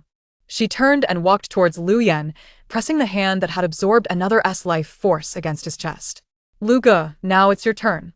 A surge of powerful energy flowed into Lu Yen's body, his wounds healing rapidly, and his depleted abilities restoring even stronger and more ferociously than before. The sensation of power flooding through him compelled him to squint in pleasure. Lu Yen regarded the smiling woman before him, a chill of greed stirring in his heart for the first time. He no longer saw Bai Weiwei as a beautiful, fragile being in need of protection, but rather as a dangerous, formidable weapon at his disposal. The last surviving subordinate, utterly dumbfounded by the surreal spectacle, looked at Bai Weiwei as if she were a demon risen from hell, scrambling to escape. Useless trash, it's a waste to keep you alive. A glint of malice flickered in Lu Yan's eyes as he unleashed a bolt of lightning, far thicker than before, piercing through the man's back, reducing him to charred remains. Simultaneously, he seized Bai Weiwei's wrist, pulling her behind him. Boom. Fully restored, Lu Yen erupted with unprecedented strength, transforming the lightning into a frenzied web that obliterated the encroaching vines. He smashed a large hole through the warehouse wall, dragging Bai Weiwei along and charging forward without a glance back. Yijia stretched, feeling a wave of comfort ripple through her bones. The shadow beside her, snoring, was startled awake, flicking its tail in annoyance before changing positions to continue its slumber. Tang Lian lay sprawled on the floor in an ungraceful manner, humming a discordant tune. I say, shouldn't we go take a look? Yijia kicked Tang Lian's leg. I'm not going, Tang Lian groaned, waving his hand lethargically. I'm sealed to the floor. Let us check the results. Moo stood up, stretching her neck, and confirm whether our free labor has cleaned up the mess. Ugh. What a laborious fate, Tang Lian lamented, slowly getting up. With a thought, the comfortable dormitory environment was stripped away. A pungent stench, a mix of blood, decayed plant juices, and burnt odors assaulted them. Ugh. Tang Lian covered his nose, his face pale. This smell is overwhelming. I should have skipped the hot pot. Meow. The shadow sneezed in disdain, closely following Yijia, its golden slit pupils scanning the surroundings vigilantly. The warehouse before them could only be described as a scene of utter carnage. The ground was strewn with shredded vines and dismembered human limbs, while the walls and ceiling were splattered with deep green and dark red liquids, transforming the space into a grotesque tomato garden ravaged by a colossal juicer. Yijia brandished an axe, striding into the chaos, using her toes to nudge a corpse tangled in vines. 1, 2, 3. Why do I feel like we're missing 2? Where are Lu Yen and Bai Weiwei's bodies? Not found here. Neither are they over here. Moo glanced towards the far end of the warehouse, where a violently breached wall bore the charred marks of electricity. They've escaped. Damn. Pests that endure through the ages. Yes, anger surget. They didn't even die. Cockroaches have a harder life. Su Yu crouched beside a particularly bizarre corpse, which appeared extremely desiccated, skin tightly drawn over bones, as if all moisture and vitality had been instantaneously siphoned away. She reached out, gloved hand gently touching the withered body. Her fingertips encountered a dry, wooden texture. This isn't death by vines, Su Yu murmured, her tone laced with confusion. Tang Lian approached, examining the corpse with a furrowed brow. Good heavens.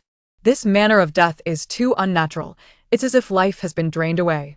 She instinctively rubbed her arms, goosebumps rising. Mumu crouched down, scrutinizing the corpse for a moment before moving to another charred body. They were killed by our own.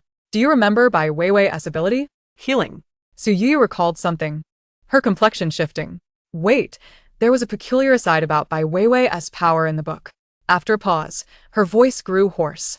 The price of miracles is equivalent to decay.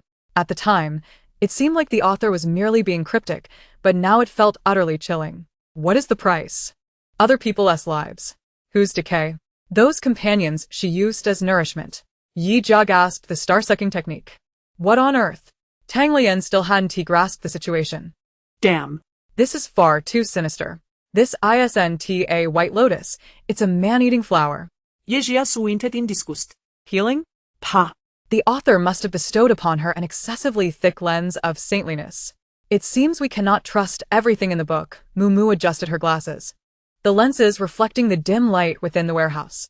It only revealed what it wanted us to see, concealing the crucial truth. Chapter 25. What has my cat brought back? Tang Lian pinched his nose, his voice muffled in his palm. No more analysis. The stench here could send me away. If we don't leave soon, I fear I might be pickled. Let us go. Moo Moo, too, felt it was unwise to linger. This place was akin to a massive biochemical weapon. Staying even a second longer was a cruel assault on their senses. Meow. Just as Yi Jia prepared to step away, she was halted by a tug at her pant leg. Looking down, she saw the shadow gazing up at her, its little head tilted, earnestness gleaming in its golden slit pupils. Boss, there is something fragrant here. Fragrant? She surveyed the surroundings, bewildered by the pervasive stench of decay. Where could there possibly be anything fragrant? The shadow, unperturbed by her response, gracefully sauntered over to a heap of charred and still smoking vine debris. It extended its claw and began to rummage through the ashes. Oh, dear, Shadow, do not stir that around. It's filthy. Tang Lian retreated a step in disdain. Before long, the creature returned, trotting back to Yi Jia's side, triumphantly dropping what it had found at her feet. It was a seed, the size of a pigeon's egg, radiantly green, gleaming as if carved from the purest jade. A powerful, gentle, and pure essence of life emanated from the seed, instantly dispersing the surrounding foul odor and refreshing the air. Is this the seed of that mutated plant? Su Yuyu crouched down, curiously examining it. Moo Moo approached as well, marveling that despite the vines being scorched by lightning, a seed still remained. Yi Jia gazed at the seed, inexplicably drawn to it.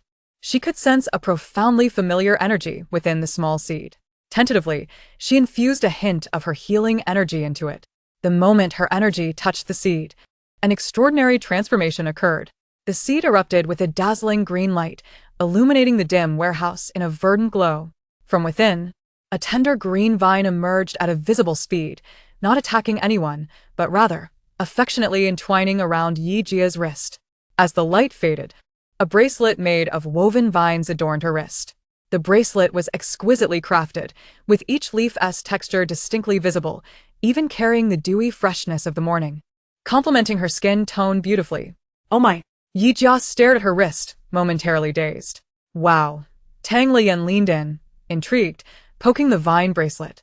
Is it real? Alive? The smallest leaf on the vine, seemingly annoyed at being disturbed, gently swayed as if to flick Tang Lian's finger away. Hey, it has quite the personality. Boss. It's a good find. The shadow nudged Yi Jia's leg, its tail proudly raised. Su Yuyu's eyes sparkled.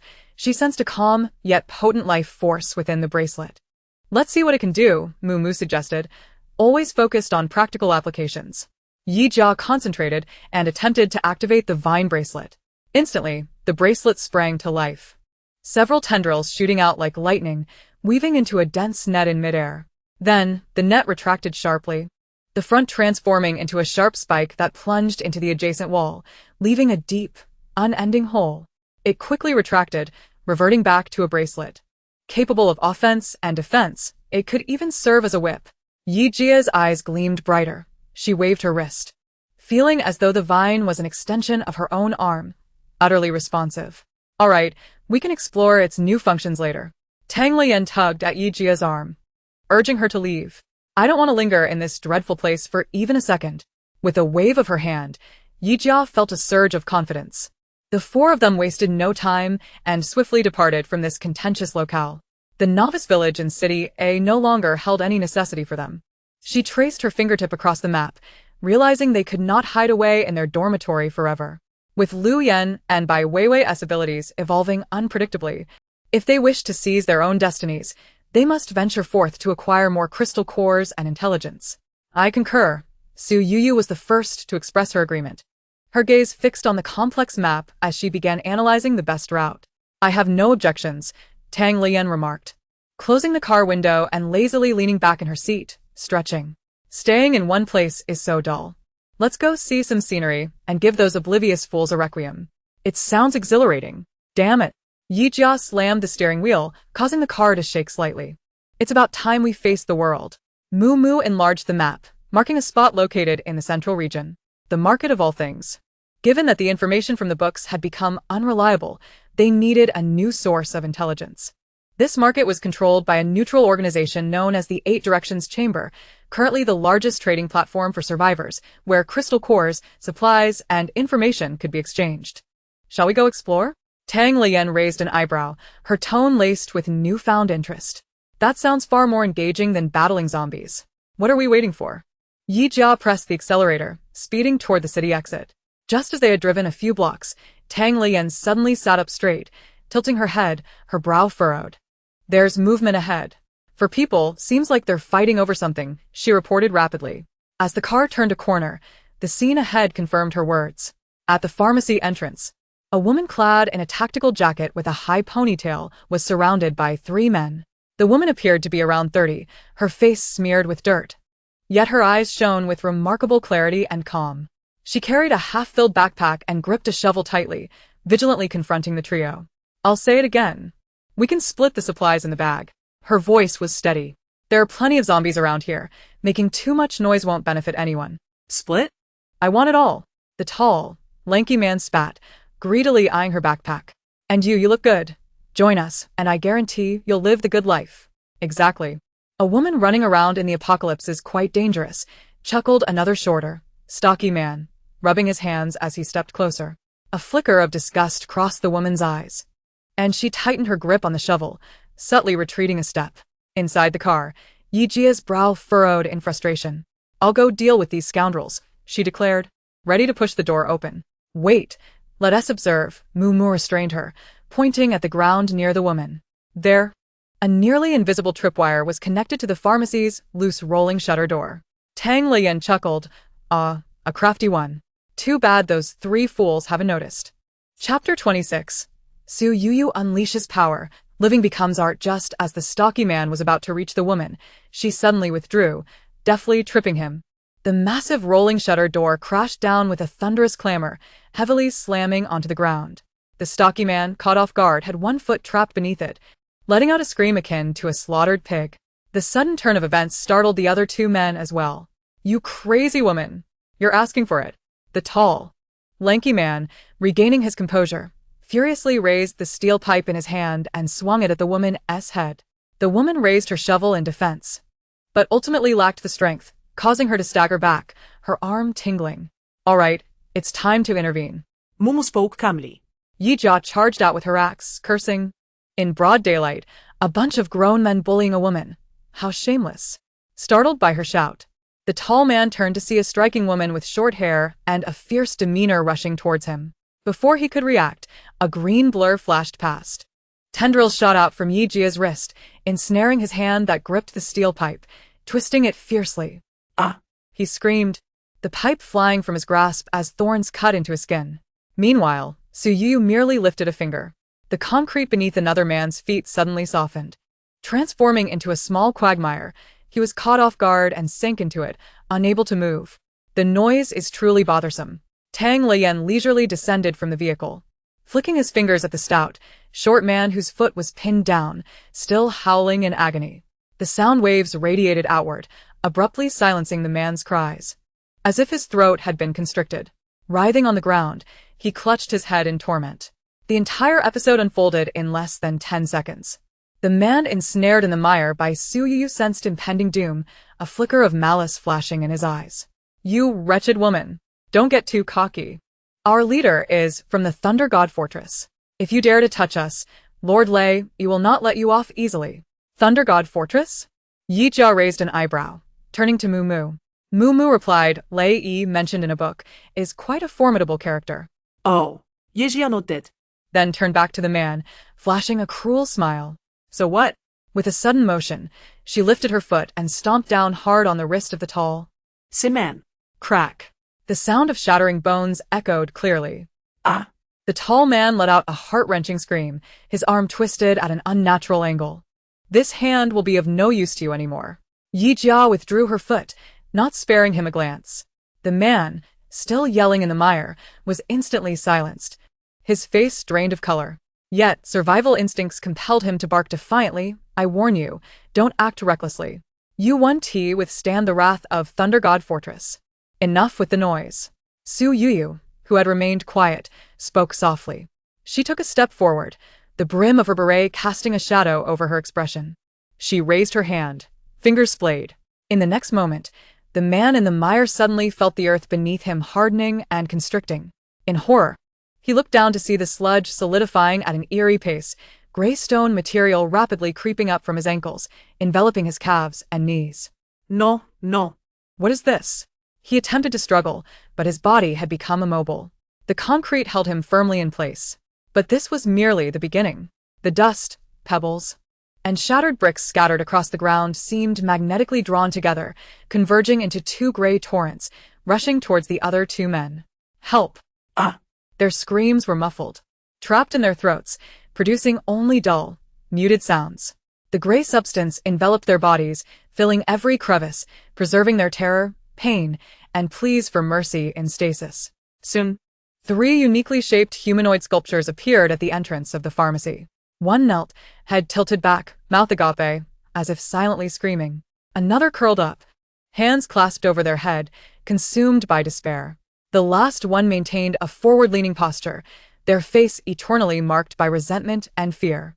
A gentle breeze swept by, rustling a few fallen leaves against the gray sculptures, producing a soft, whispering sound. The world fell silent. Wow. Yejiye eklemet.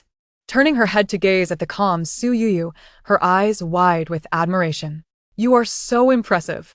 Produced by Yuyu, guaranteed to be exquisite. Tang Lian crossed his arms, circling the 3 artistic creations with a delighted click of his tongue.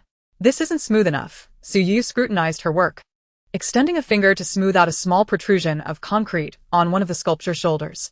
Beside them, the ponytailed woman stood utterly dumbfounded, gaping at the 3 bizarre sculptures. Then at the girls, each one more ruthless than the last. Her worldview was severely shaken. What kind of people are you? Finally regaining her voice, the ponytailed woman took a deep breath, forcing herself to calm down. Thank you. My name is Lin Warner. I was a journalist before the apocalypse. Yejiye shuruk. Nonchalantly waving her hand while balancing a dusty axe on her shoulder.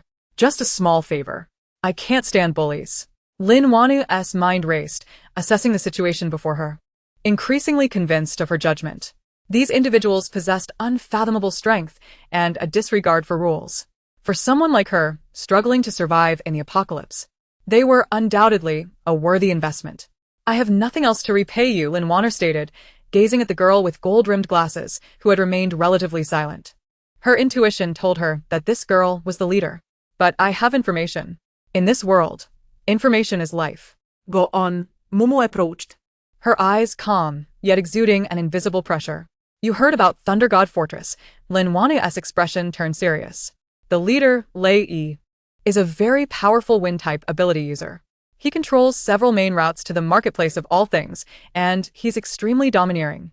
His underlings are a band of thugs, committing arson, murder, and robbery without remorse. Marketplace of all things? Tang Lian caught the key phrase. Yes, the largest survivor trading center in the central region. Lin Warner confirmed with a nod. I want to go there, and if you plan to head that way, it's best to avoid Thunder God Fortress's territory, or it will get complicated. She hesitated momentarily, then lowered her voice to add, especially that Lei Yi, he has a peculiar obsession. He enjoys collecting beautiful things. Chapter 27. Scum loves collecting? Then let us turn him into art. Lin Warner took a deep breath, adopting a humble posture. I hope to make a deal with you. She pulled out a somewhat tattered, folded piece of paper from her backpack and unfolded it. It was a hand-drawn map, the lines unrefined yet extraordinarily clear. This is a defense map of the Thunder God Fortress's surroundings, along with several defensive weaknesses I have personally deduced. She pointed to a few red crosses on the map. From here, you can bypass their main patrols, saving you a lot of trouble. Lin Warner watched Mumu nervously, knowing this was her only bargaining chip. A decrepit fortress. Why not just topple it directly? Why go through all this trouble? Yi Jia removed the axe from her shoulder, balancing it in her palm with impatience. Collecting beautiful things?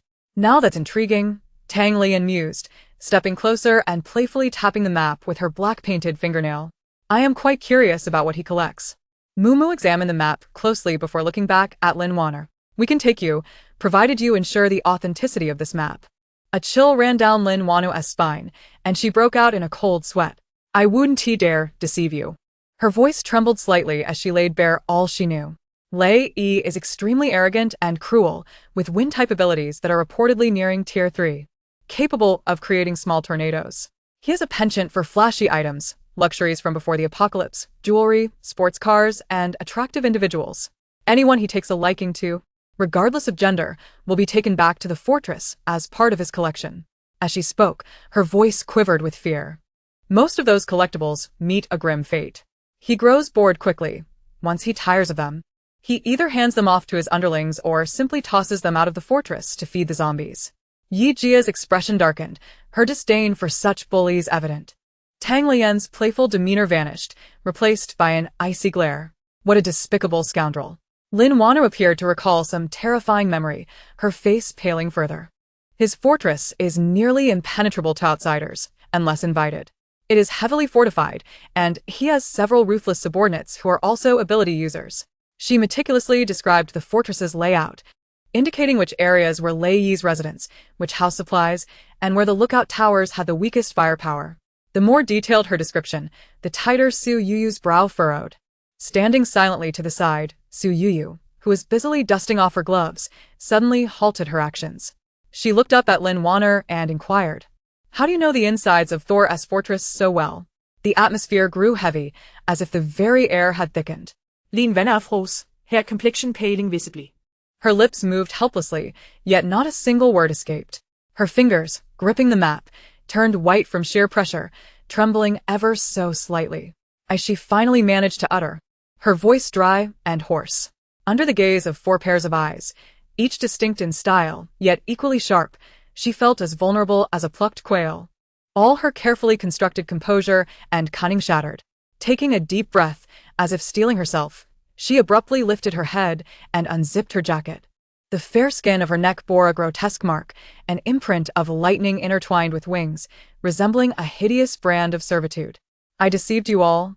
Lin Wanner chuckled bitterly. "I had no intention of visiting the market of all things. My destination is Thor's fortress, for I was once one of its prized possessions." Her voice was soft, yet laced with an intense bitterness. "That day, my companions and I merely sought food when we encountered a patrol from Lei Yi and were taken back to the fortress." She paused, her eyes reddening quickly. Yet no tears fell. One brave boy, a dear companion, was torn to shreds by Lei Yi's wind blades while trying to protect me. I still remember the sound of the blades slicing through flesh and bone, and his last glance at me. She continued, "There I pondered daily on how to escape, how to avenge him. I memorized everything I could see. The layout of the fortress, the guard shifts, even the vile habits of Lei Yi. Yesterday, he acquired a new trophy and momentarily neglected me. I seized the opportunity to injure myself and was discarded like refuse into the medical waste area, where I finally found my chance to escape." After finishing, she adjusted her collar to conceal the shameful mark. Looking hergaze ontomumu. Her eyes blazed with a fervent desire for revenge. My life was reclaimed with a single purpose, to witness Lei Yi's demise. This map, every line is genuine. A gust of wind swept through, stirring the dust on the ground, and the atmosphere grew oppressively tense. Damn it! Yi Jia finally could not contain herself, kicking a nearby statue, which emitted a dull thud. "That bastard. I'll go twist his head off and use it," as the vines on Yi Jia's wrists sprang forth, deftly ensnaring the necks of 2 individuals. With a swift twist, the sound of 2 crisp cracks echoed, and the 2 collapsed limply to the ground. Meanwhile, a shadow morphed into a streak of black lightning, slicing past the throats of 2 others. Its razor-sharp claws drew delicate lines of blood, and before they could emit a muffled groan, they fell, clutching their gushing necks as they convulsed. 4 lifeless bodies were silently dragged into the dark recesses. The entire process was executed with a clean efficiency, devoid of any extraneous noise. Lin Wanner, trailing behind, felt her heart leap into her throat, her back drenched in cold sweat. Under her guidance, they glided through the shadows of the building like phantoms. The deeper they ventured, the more harrowing the sights within the fortress became. Ragged survivors, under the crack of the guards' whips, numbly transported heavy supplies, each face etched with despair and ashen hopelessness. Suddenly, a gaunt elderly man lost his footing, and a sack of rice he carried crashed to the ground, scattering grains everywhere. A sharp whip crack resounded as it struck the man's back, eliciting a muffled groan as he crumpled to the floor. A guard, cigarette dangling from his lips, approached, grinding the fallen rice beneath his boot and exhaling a cloud of smoke disdainfully. Old fool, seeking death? The old man, disregarding his pain, frantically gathered the spilled rice. Stammering an apology, "I didn't mean to, my lord." The guard kicked his hands away, cursing vehemently. "You can't even move this little bit? Living is a waste of food." He raised his whip, pointing it menacingly at the old man's nose. "Next time, I'll break your legs and feed you to the zombies." Yi Jia clenched her jaw, veins standing out on the back of her hand gripping the axe. "Remain calm. They will pay for this." Mumu placed a steadying hand on Yi Jia's shoulder, her gaze icy. Soon, they arrived at a small two-story building illuminated by lights. A faded red cross sign hung in front. This was the medical building of the fortress. Lin Wana led them through the back door, navigating with familiarity to an office on the second floor. Taking a deep breath, she knocked on the door. "Who's there?" A weary yet wary voice came from within. "Sister Anya, it's me, Wanner." The door swung open abruptly. A middle-aged woman in a white coat, her hair streaked with gray, stood at the threshold. When she recognized Lin Wanu's face, she froze in disbelief. Vanya. Shock and incredulity painted Anya's features. You're not. I escaped and have come to rescue everyone," Lin Wana replied, shaking her head as she pulled Anya into the office and locked the door behind her. "Sister Anya, what's the situation now?" Anya's gaze flitted over the four girls behind Lin Wana, her flickering hope quickly extinguishing. "You must leave. It's too dangerous here. Lei Yi is holding a welcoming banquet tonight. The entire fortress is in preparation." "A welcoming banquet?" Mumu seized upon the keyword. "Yes, he has captured 2 new specimens." Anya's complexion turned even paler. A young man in his 20s and a little girl, only 12 or 13, with a rare plant-based ability. Damn it! Yi Jia could no longer contain herself, her fist slamming into the wall, causing the plaster to flake off. "That beast deserves to die 1,000 times. Where are they?" Mumu's voice remained calm, though a chilling undercurrent was evident. "In Lei Yi's private club at the center of the fortress. The guards there are most formidable. Tonight, all the leaders will gather to celebrate Lei Yi's acquisition of new playthings." Chapter 29.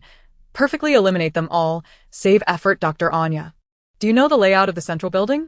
Anya stared blankly at her. The girl's composure exuded a reassuring strength. "The building has 5 floors in total, with 2 entrances and a dedicated freight passage for transporting supplies." Anya steadied herself and quickly sketched a rough diagram. "The banquet is on the 3rd floor. The casino on the 1st, the dance hall on the 2nd, and his private bedroom and collection room on the 4th and 5th floors." Mumu pointed at the central building on the diagram. "Since all the leaders are gathered, it's the perfect opportunity to eliminate them all, simplifying our task." Both Anya and Lin Wana gasped in unison. "What did you just say? Eliminate them all? That's the most fortified area of Lei Yi's fortress. Are you out of your mind?" Anya's voice cracked. "There are nearly 100 guards there, along with Lei Yi's strongest ability users. They're all ruthless killers. Doesn't that make it even more thrilling?" Tang Lian stretched lazily, her joints cracking. She smiled at the 2 stunned women, her eyes crescent-shaped with mischief. "With fewer people, how dull would my concert be?" Ignoring their shock, Mumu swiftly began assigning tasks. Jia, you, head to the collection room on the 4th floor. After rescuing the people, retreat through the freight passage. Lian and I will go to the 3rd floor to deliver a grand gift to Mr. Lei." Anya's lips moved as if to protest the recklessness, but looking at the fearless girls before her, the words were stuck in her throat. They exuded not a trace of fear. "I'll go with you to rescue them," Lin Wana declared, fists clenched. "I know most of them." Mumu nodded. Yu retrieved 6 small metallic beads resembling earrings from her work uniform pocket and distributed them. "I modified these from abandoned communication components. They have an effective range of 500 meters. Stay safe and keep in touch." The girls accepted the beads and put them on. "Dr. Anya, you're familiar with the freight passage. Please lead the way." "All right." Anya no longer hesitated, responding firmly. "Since it's come to this, let us go mad once." They set off. The internal structure of the central building was more intricate than anticipated. Anya guided them through a dark, damp maintenance passage that reeked of oil, skillfully avoiding most guards. Occasionally, patrols would pass, but before they could raise an alarm, Tang Lian lazily raised her hand, tracing a note in the air. The guards would collapse silently like puppets with severed strings. Before long, They reached a staircase that branched off. Faint sounds of lavish music and raucous voices drifted from above. That was the banquet hall on the third floor. Let us go up. Yijia hoisted her axe onto her shoulder, grinning at Moo Moo and the others. Don't eliminate the main course too quickly. Leave us some appetizers. Rest assured, Tang Lian winked at her, a hint of feverish excitement in her smile. I'll leave you a complete one. Moo Moo watched as Yijia and the others disappeared around the corner to the fourth floor before turning to follow Tang Lian toward the third. The hallway on the fourth floor was adorned with heavy crimson carpets, and walls bore peculiar oil paintings. A strange scent of disinfectant mingled with incense hung in the air. At the end of the corridor, a set of heavy double doors stood closed, guarded by 4 armed sentinels who leaned against the wall, bored, smoking. Yu led the way, the brim of her beret casting a small shadow. Without making a sound, she raised her hand toward the 4 guards, fingers splayed, then gently clenched. Instantly, the guards' expressions froze, their cigarettes falling to the ground. They didn't have time to express fear. An eerie grayish-white hue rapidly spread from their feet upward. Clothing, flesh, and bone were silently petrified. Their leaning postures and expressions of boredom and indifference became permanently fixed, melding with the wall, transforming into 4 lifelike human sculptures. Only their weapons clattered to the ground.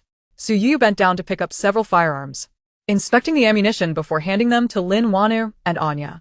Do you know how to use this? I have some basic knowledge, Anya replied, confidently releasing the safety catch with practiced fingers. Lin Wanu trembled slightly as she grasped the gun's handle, the cold metal providing a modicum of calm. I will try not to hold you back. It's all right, just stay behind us, Yijia reassured her with a supportive pat on the shoulder. As the door swung open, an overwhelming stench of cold, blood, and despair assaulted their senses. The room was expansive yet devoid of windows, lined with rows of iron cages, stretching into the depths. Inside each cage were emaciated individuals, their eyes vacant. Among them were both men and women, mostly young, clad in tattered finery, their bodies marred by numerous scars as if they were discarded playthings. In a corner, a boy curled up, hugging his knees, his gaze fixed vacantly on the ground as he muttered incoherently. Beside him, a girl in another cage bore bruises and cigarette burns on her arms, her veins bulging as she longed to rush downstairs and reduce Lei Yi to a mere pulp. She inhaled deeply, suppressing her anger, gesturing for the frightened souls huddled in the corners to remain quiet. We are here to rescue you. Lin Wanu hurried to a cage, looking at a woman inside. Though disheveled and in distress, this woman alone stood tall, her eyes sharp and assessing like blades, scanning the intruders. Sister Li. Lin Wanu's voice trembled with emotion. The woman, named Li, paused, her expression shifting from surprise to cautious joy upon recognizing Lin Wanu. Wanneer. Wait! Yijia intervened, moving forward. Her wrist vines extended, transforming into a slender spike that deftly twisted into the lock. With a click, the cage door swung open. Can you stand? Yijia extended her hand toward Sister Li. Li's piercing gaze swept over Yijia, Su Yu, and Anya, confirming their safety before grasping Yijia's hand and rising unsteadily. She surveyed the surroundings, revealing remarkable judgment and decisiveness. Li, former police officer, she stated firmly, her voice hoarse yet powerful. Count me in. Without further ado, Yijia tossed a recovered handgun to her. Li caught it with steady hands, swiftly unloading the magazine, inspecting it, and chambering a round with fluid precision. Chapter 30. The Fiery War God. On the trail of life, Su Yu raised her hands, and the locks on the cages began to warp and twist, snapping open with a series of clicks. A collective gasp echoed through the silent chamber as people stumbled out of their cages, disoriented and incredulous. Some supported each other, while others covered their faces, stifling their sobs. Sister Li approached a cage containing a small girl, soothingly speaking to her. Don't be afraid, child, it's all right now. Yet the girl remained oblivious, huddled in the corner, mechanically using her tiny nails to scratch at her own arm, leaving a trail of crimson lines without seeming to feel the pain. Yijia halted, fury igniting within her, a burning ember lodged in her throat. She crouched down cautiously, as if afraid to disturb a fragile butterfly, gently taking the girl's self-harming hand. The girl stiffened, trembling violently from deep-rooted fear.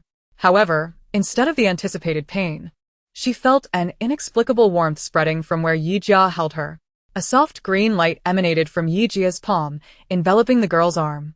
The gruesome scratches visibly healed under the glow, disappearing without a trace of scars. Finally, the girl ceased trembling, staring in astonishment at her now unblemished arm before lifting her gaze to Yijia. Yijia tenderly wiped the grime from the girl's face, revealing a pale but delicate countenance. Meow, a shadow appeared on Yijia's shoulder, its golden slit pupils fixed warily on the door. Boss, a group is approaching. They've arrived. Yijia replied, her expression hardening as the last remnants of warmth faded, replaced by chilling resolve. As they neared the entrance, a squad of patrolling soldiers approached, their leader's face paling at the sight before him. He opened his mouth to sound the alarm, but was horrified to find the deep red carpet come alive, entwining them like serpents, rendering them immobile as they struggled futilely, muffled cries escaping their lips. The fabric constricted tighter, the sound of bone cracking echoing in the air. At that moment, Yijia's earpiece crackled to life with Tang Lian's lazy, amused voice. The stage on the third floor is set, and the main act has arrived. Don't take too long over there. Yijia ignored the jest, stepping deliberately toward the tightly bound patrol leader. His eyes bulged in terror as he fought against his constraints, emitting a guttural whimper from his throat. Yijia halted before him, expressionless as she raised her left hand. Dark green vines burst forth from her bracelet like venomous serpents, bristling with sharp thorns. They slithered through the fabric, piercing flesh, and, under the horrified gaze of onlookers, brutally erupted from his eye sockets, nostrils, and mouth. Tender green leaves unfurled, stained with crimson droplets, blooming into a grotesque flower of flesh and blood. The man fell still, and within seconds, the corridor was adorned with 10 grotesque floral sculptures of human forms. Yijia flicked her wrist, and the vines silently retracted, returning to their ancient appearance. She turned to face the terrified survivors, their eyes wide with fear, disbelief, and a burgeoning thirst for vengeance. Her voice regained warmth, yet bore a hint of hoarseness. It's all right now, let us go. Approaching the small girl once more, this time she did not flinch. The girl reached out her smooth little hand, clutching Yijia's clothing as if grasping the sole light in her world. On the third floor, concealed within the ventilation ducts, Moo and Tang Lian peered through the grating, surveying the opulent banquet hall below. The room was brilliantly lit, crystal chandeliers illuminating the space in golden splendor. In the center stood an ornate throne, where Lei Yi lounged lazily, toying with a wine glass. His appearance was indeed striking, with sharp brows and bright eyes. Yet the malice and perversion lurking within them sent chills down the spine. His unruly yellow hair cascaded over his shoulders, and he donned a black robe embroidered with gold, exuding an aura of brutality and arrogance. In the center of the hall, 2 iron cages held a man and 2 women. The young man bore injuries all over, yet stood upright, his eyes glaring at Lei Yi like a wolf, unwavering in his defiance. A 12 or 13-year-old girl huddled in the corner, clutching her knees, trembling with fear, while another slightly older, slender girl held her tightly, her eyes filled with indomitable hatred. The boss is magnificent. Another 3 new acquisitions. I heard that little girl is a rare plant-based ability user. The boss is truly fortunate. And that pretty boy, he is quite charming. Your discerning eye is commendable, boss. As these flattery echoed, Lei Yi wore a satisfied smile. He relished the feeling of control, of dominating life and death. Come, since it is a welcoming feast, we ought to have some entertainment. Lei Yi rose, disdainfully pointing his glass at the girl protecting the small child. This beauty appears quite fiery. Let us reward old Scorpion with her tonight. A man, grotesquely overweight and missing an eye, instantly flashed a lecherous grin, rubbing his hands as he approached the iron cage. Thank you for the gift, boss. I shall cherish her dearly. The girl glared at him fiercely, her eyes brimming with anger and despair. Just as the one-eyed man was about to touch the cage, a thunderous, resonant sound erupted from beneath Lei Yi's throne, an astonishingly loud and somewhat moist flatulence that echoed throughout the banquet hall. The entire hall fell silent in an instant. Expressions froze, faces contorted in a struggle between laughter and restraint, shoulders shaking uncontrollably. In the ventilation duct, Tang Lian nearly burst into laughter, hastily covering her mouth. This is too much. His bewildered expression is priceless. Don't laugh out loud, Moo admonished, stifling her own amusement. Lei Yi stood frozen, nearly dropping his wine glass. He stared in disbelief at his seat, then surveyed the room, His once handsome face turned an alarming shade of purple. Taking a deep breath, he endeavored to regain his composure and authority. Ahem, there was merely a minor issue with the sound system. Before he could finish, Tang Lian mischievously unleashed an even louder sound. This new noise, more outrageous than the last, resonated with an unending, overwhelming force, concluding with a crisp, melodious note that lingered in the air. Chapter 31. Listen to this marvelous song of flatulence. At last, one subordinate could no longer contain himself. A loud guffaw shattered the silence, igniting an explosion of laughter throughout the hall. Shut up, all of you. Lei Yi's fury reached its peak. He felt as if his dignity was being trampled upon. With a violent wind blade shooting from his palm, he shattered his throne into fragments. Damn it! Find that accursed thing. Tear it apart and feed it to the dogs. His furious roar reverberated, shaking the hall. Subordinates, terrified by his wrath, immediately scattered in search of the source of the sound. Some flipped tables, others moved chairs, while a few even lay on the ground to inspect the floor. Over there. No. It came from that direction. Where the hell is it? Tang Lian, stifling laughter in the duct, flicked her fingers, producing various sounds from different locations. Boom. A tremendous explosion erupted from the far side of the hall, sending everyone sprawling to the ground. Alert! Alert! There are intruders. The shrill alarm echoed throughout the fortress. Help! Cries of panic arose from all directions, as if the entire fortress were under siege. Subordinates dashed about like headless chickens, unable to distinguish between real and false alarms. Moo Moo, perched in the duct, pushed up her glasses, her laughter evident in her eyes. Your trick is too wicked. She leaned towards Tang Lian and whispered, Lian, it's time to add some spice. All right. Tang Lian grinned, snapping her fingers as the sound system erupted with a piercing electric noise. In the next moment, Lei Yi's furious shouts were amplified, merging with the earlier melodious flatulence, creating an addictive, chaotic remix that began to loop throughout every corner of the fortress. Shut up. All of you. Puffed. Find that thing. Puffed. Tear it apart and feed it to the dogs. Puffed. Lei Yi's face turned from purple to a deep shade of maroon. Ah. Consumed by rage, he lost all reason, unleashing a flurry of wind blades that decimated his lavish banquet hall. Useless. A bunch of worthless fools. The hall lay in ruins, yet the two iron cages remained unscathed. The lethal wind blades inexplicably twisted away whenever they approached the cages, gliding harmlessly past. In his fury, Lei Yi remained oblivious. But the girl protecting the small child observed the distorted air surrounding the cage, and a spark of hope ignited in her eyes. On the fourth floor, amidst the chaos, a group had safely reached the medical building. Moo Moo's communicator crackled with Yu's voice. Successful transfer. We're on our way. Received. Moo Moo switched off the communicator and signaled to Tang Lian. Let us go. It's our time to shine. An artist always makes their grand entrance amid a crowd. Tang Lian stretched and smiled, her eyes sparkling. Below, Lei Yi was frantically attacking the loudspeakers, desperate to halt this public humiliation. Just as he destroyed the last speaker and paused to catch his breath, two figures descended from above. The bustling hall fell silent once more. All eyes fixed on the two girls who had appeared so suddenly.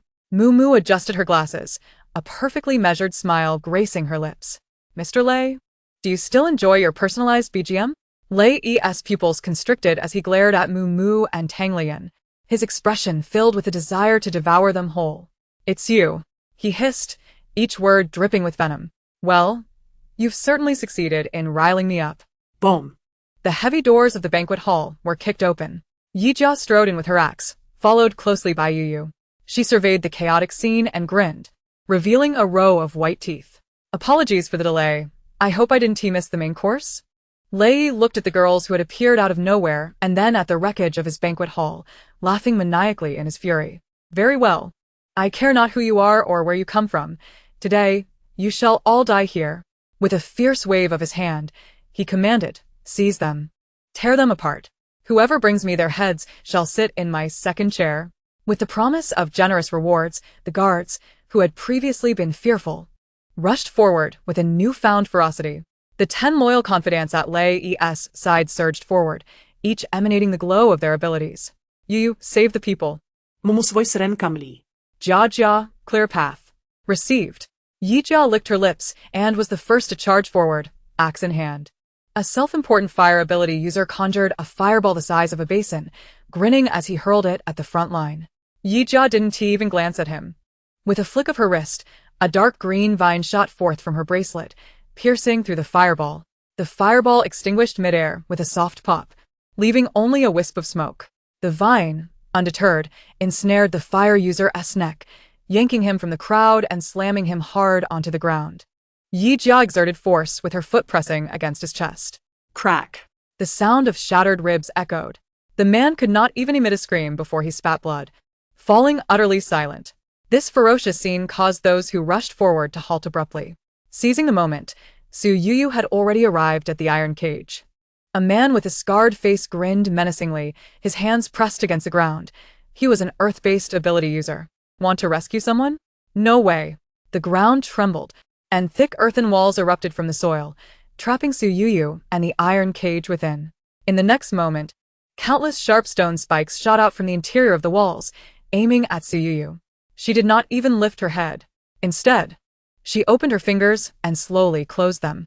The spikes halted midair, then reversed direction, piercing back into the earth walls with even greater speed. Puffed. Outside the walls, the scarred man trembled violently as over a dozen sharp stone spikes pierced through his back, hitting his chest, abdomen, and limbs simultaneously. He looked down in disbelief at the gaping wounds, and then he collapsed weakly to the ground. Chapter 32. A Good Samaritan Passing By? No, it's the Grim Reaper. Su Yuyu approached the iron cage and extended her hand. The steel bars that formed the cage became as pliable as noodles under her touch, silently twisting and melting away to reveal a sufficiently large gap. The three individuals inside the cage stared in astonishment. Hurry out. Su Yuyu's voice jolted them back to reality. Come with us. As the prized possession was being rescued, Lei Yi's subordinate, a speed-type ability user, transformed into a fleeting shadow, bypassing Yijia and charging towards Su Yuyu and the others. In the blink of an eye, Moo, who had been standing at the back of the group, stepped forward. Swish. The speed-type user suddenly halted, his face frozen in a sinister grin. Yet his body was neatly severed in two at the waist. The upper half, propelled by inertia, flew a short distance before crashing to the ground, spilling blood and entrails. The lower half maintained its forward momentum for 2 more steps before collapsing with a thud. Witnessing the twitching remains, Lei Yi's subordinates turned pale as they comprehended the horror they had just witnessed. One man had been effortlessly cleaved in half. All together. Kill them. A man with a scorpion tattoo and one blind eye roared. He was the old scorpion mentioned by Lei Yi. His muscles bulged, and his skin rapidly thickened, becoming as hard as dark rock. Like a rampaging rhinoceros, he charged directly at Yijia. Simultaneously, 6 other ability users launched their attacks, unleashing ice spikes, venom, and metal shards from all directions. Faced with the onslaught, Yijia advanced instead of retreating, emitting an excited battle cry. Come on! She lunged at the rock-like old scorpion like a cannonball. Clang. The axe blade collided violently with the stone-like arm, producing a shower of sparks. The tremendous recoil left Yijia's arm tingling, yet her smile grew ever more exuberant. Old Scorpion staggered back a step, astonished to discover that this seemingly unassuming woman possessed such formidable strength. Just then, Tang Lian snapped his fingers. The 6 ability users encircling from the sides froze in their tracks. In their world, their heartbeat was amplified 1,000-fold, transforming into a thunderous drumming that left them dizzy, as if their very organs had been dislocated. A metal manipulator's steel spikes spiraled out of control, wildly shooting towards the ceiling. Another user, who expelled venom, choked on his own green toxin, clutching his throat in agony as he collapsed to the ground, blackness rapidly spreading across his face. A bunch of useless fools. Old Scorpion bellowed in fury, straining to charge at Yijia once more. Yet the ground beneath him suddenly turned soft and slippery. It was Su Yuyu. She raised her hand, and the floor transformed into a sticky swamp, causing Old Scorpion's footing to falter, significantly reducing his momentum. Meow. A shadow darted out, and Old Scorpion felt a sharp pain in his lone eye as the shadow's claws drew blood. Ah! Old Scorpion howled in agony, instinctively raising a hand to shield his eye. Vines from the bracelet on Yijia's wrist glowed brightly, shooting forth to bypass Old Scorpion's rocky body and invade his mouth, nostrils, and eyes. A cough. Old Scorpion's cries were muffled. The vines grew wildly within him, rupturing his organs and bursting forth through his skin, blooming into crimson flowers. His massive form crashed to the ground, convulsing a few times before falling silent. Meanwhile, Suyuyu had dealt with the remaining minions. She pressed her palms down. The mire beneath the feet of the still battling ability users solidified abruptly, binding them in place. Following this, all tables, metal decorations, and glass goblets in the hall levitated into the air. Under Suyuyu's control, they transformed into a rapidly spinning sphere, enveloping the immobilized ability users within. Creak, crunch, snap. The agonizing sounds of bones shattering and flesh being ground echoed throughout. Moments later, the torrent receded, leaving behind grotesque sculptures formed from the crushed remains, their shapes indistinguishable. In the hall, the remaining ordinary guards were left dumbfounded. Their hands trembled around their guns, and their legs quaked as they beheld the four girls, who had so effortlessly dispatched their captain, feeling as though they were not confronting humans but rather monsters clad in human skin. Now, it is your turn. Mumu adjusted his glasses and walked towards the man in the center of the hall, whose complexion had turned a ghastly pale. Lei Yi glared intensely at the indistinct masses of blood and flesh on the ground, his body trembling with anger. Who are you? His voice was hoarse, stripped of its earlier bravado. Good Samaritans passing by, Tang Lian replied with a smile, casting a flirtatious glance at him. We simply could not tolerate scum and decided to clean up some trash. A fine job of cleaning. Lei Yi, enraged to the point of laughter, felt the air around him surge, causing his blonde hair to whip about wildly. Do you think you have one? He spread his arms wide, adopting a sickly welcoming stance. You know nothing of true beauty. Only absolute power can create and protect genuine treasures. And you shall soon become the most unique item in my collection. Boom. A visible cyan vortex erupted around him, the violent winds sweeping everything surrounding him into chaos. The temperature in the hall plummeted, the air thick and oppressive. The crystal chandelier above shattered, the walls cracked like spider webs, and the sturdy support columns groaned under the strain. The entire building shook violently under Lei Yi's uncontrollable power, as if it were on the brink of collapse. Lei Yi floated at the center of the storm, his yellow hair flailing wildly, reveling in the destructive force. I will grind you to dust. Yi Jia braced herself against the ground as a massive concrete slab plummeted down. Without hesitation, the vines on her wrist exploded in length, interweaving into a resilient green net that caught the slab. Suyuyu remained silent, her hands raised. All the metal, debris, and which she could control converged into a gray barrier, firmly shielding the recently rescued trio behind her. Come to my side. Quickly. Mumu commanded decisively. Yi Jia ceased her engagement, kicking aside the rubble beneath her feet, and yanked Tang Lian by the scruff of her neck, pulling her close. Xiao Yuyu controlled the barrier, shielding the three individuals as she swiftly moved closer to Mumu. Lei Yi noticed their actions, and a more sinister smile crept across his face. Want to escape? Too late. He brought his hands together forcefully. Wind prison, strangulation. Chapter 33. Eternal repentance. The entire hall was sealed off, and countless tiny blades of wind materialized out of thin air, forming an impenetrable azure cage that rapidly constricted inward. The air was sliced apart, emitting a piercing shriek. Hiss.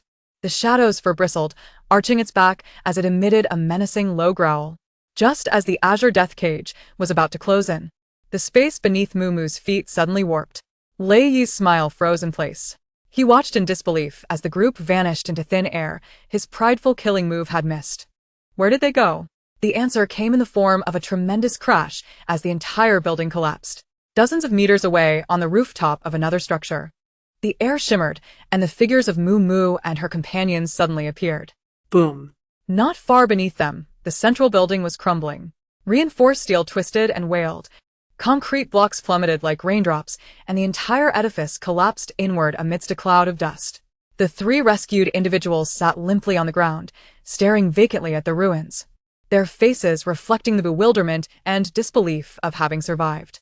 Is he dead? That demon, just like that, is dead? It's over? Yi Jia slammed her axe onto the ground, producing a dull thud. She was thoroughly dissatisfied, feeling as though she had accumulated a mountain of rage only to strike a pillow with her fist. I haven't even twisted off his head yet. No sooner had her words fallen than a powerful gust of wind suddenly surged from the center of the silent ruins. Whoosh. The dust was violently blown away, revealing a massive crater. In the center of the crater, a figure slowly rose. Lei. He was drenched in blood, his once magnificent black robe reduced to tattered rags, and his tousled blonde hair clung to his blood-soaked face.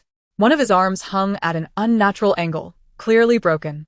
Yet the aura emanating from him was now exponentially more terrifying. An azure storm raged around him, no longer a weapon under his control but a chaotic, violent energy that threatened to consume him.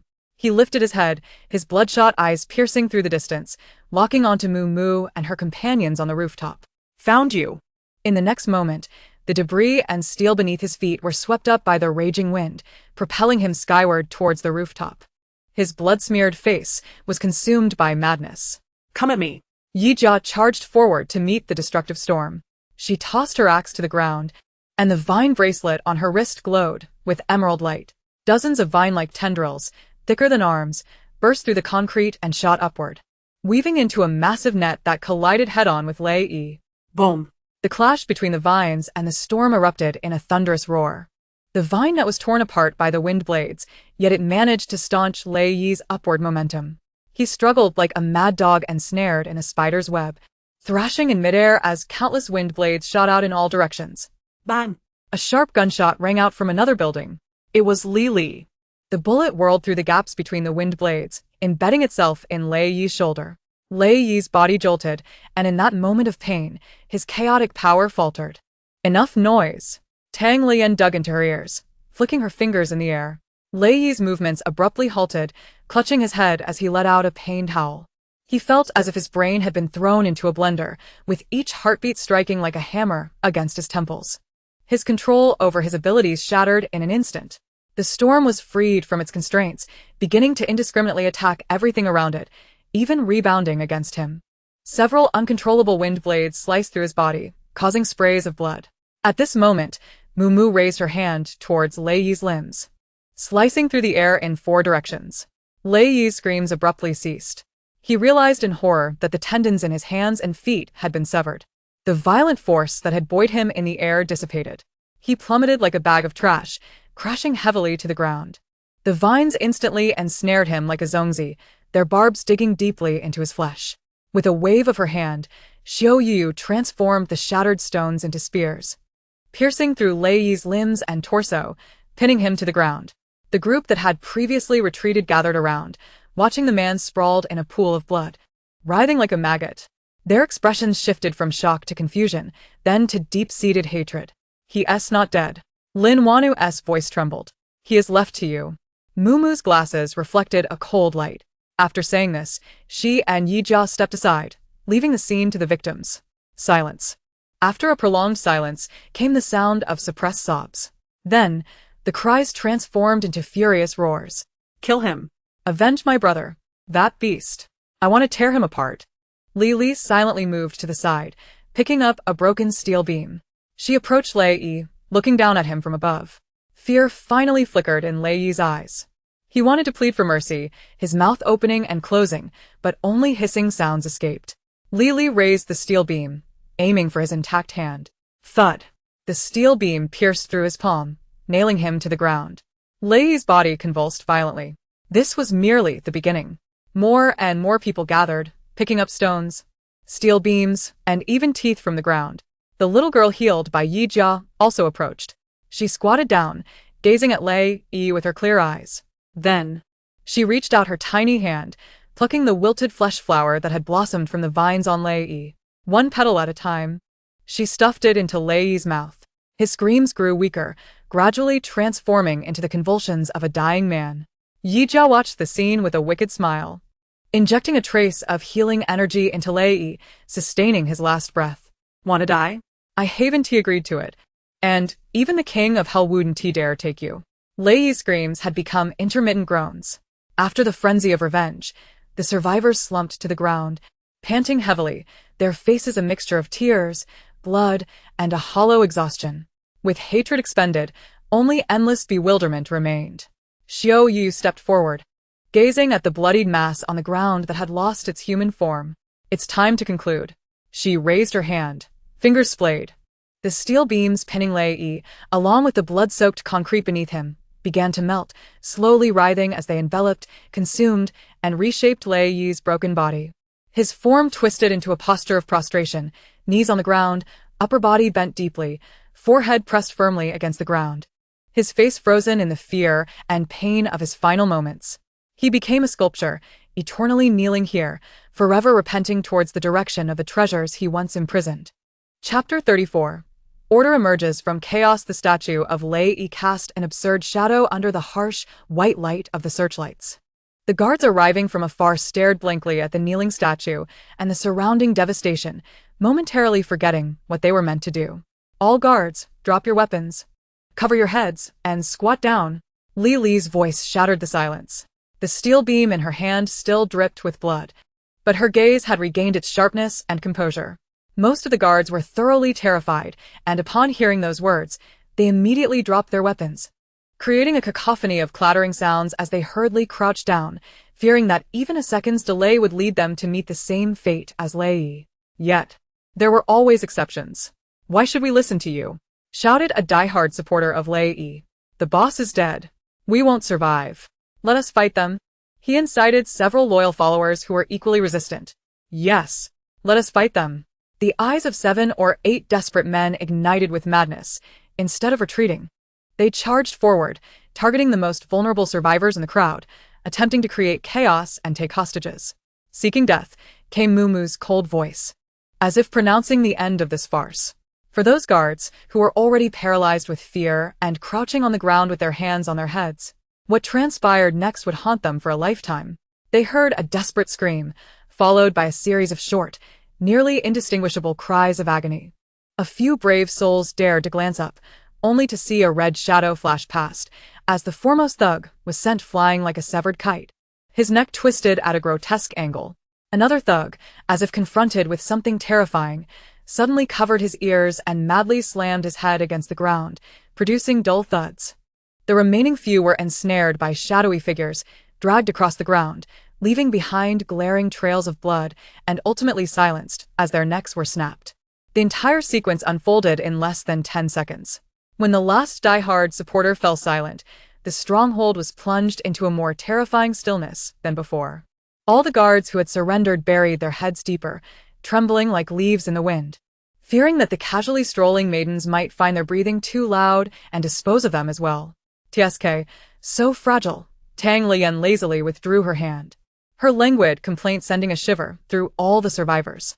After enduring a night of chaos, the stronghold finally welcomed the first rays of dawn. As the sun rose above the horizon, golden light poured over the ruins. The rescued survivors gathered in the plaza, encircling the statue of Lei kneeling in repentance. Their expressions varied. In just one night, the world had turned upside down. They were free, but what lay beyond freedom?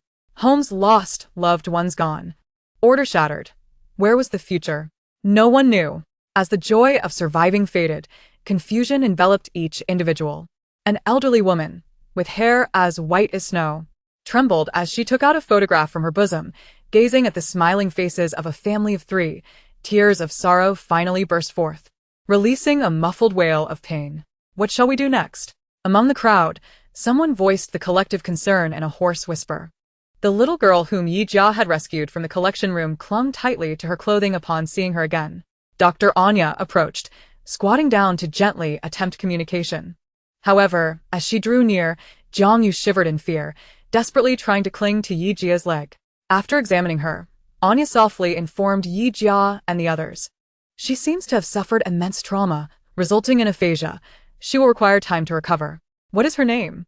"Jiang Yu," Lin Wana replied, approaching with a fatigued expression. "I heard those scoundrels mention her." Yi Jia softly repeated the name, looking at the little one's fluffy head and sighed resignedly. "Hey, little fish, hold on tighter. You're about to pull my pants off." She retrieved a candy from her pocket and placed it in the girl's hand. "Here for you." The girl's fingers trembled, and she finally lifted her gaze, her hollow eyes reflecting the colorful wrapper of the candy. Her small hand clumsily grasped it. Meanwhile, the 3 individuals rescued from the iron cage in the banquet hall huddled together. Anya approached, opening a medical kit to tend to their wounds. The girl who had been protecting Jiang Yu was half squatting, carefully wiping the blood from the girl's face with a damp cloth. What is your name? Anya asked her. The girl looked up, Chinshi. Behind her, a plant-based ability user, merely 12 or 13 years old, timidly peeked out, glancing at the disinfectant swab in Anya's hand before quickly retreating. Chun-Shi turned back and reassuringly patted her hand. Her name is Suya. She's timid. Don't be afraid, Dr. Anya is a good person. A young man named Jing-He, with an injured arm, received a simple bandage from Anya. Amidst the chaos, order began to take shape.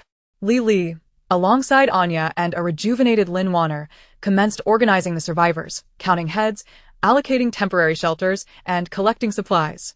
Their displayed initiative and organizational skills gradually instilled a sense of direction in the bewildered crowd. The four from Mumu stood nearby, observing this bustling scene taking form without intervening. This Li is quite talented, Mumu remarked quietly, adjusting his glasses. She possesses courage, responsibility, and intelligence. Indeed. Yi Jia wielded an axe, while Dr. Anya and Lin Wanner were also commendable. One managed logistics, the other handled diplomacy. A solid triad. What a pity. We are merely passing through. Tang Lian stretched languidly. This arduous task of rebuilding a home is unfit for delicate maidens like us.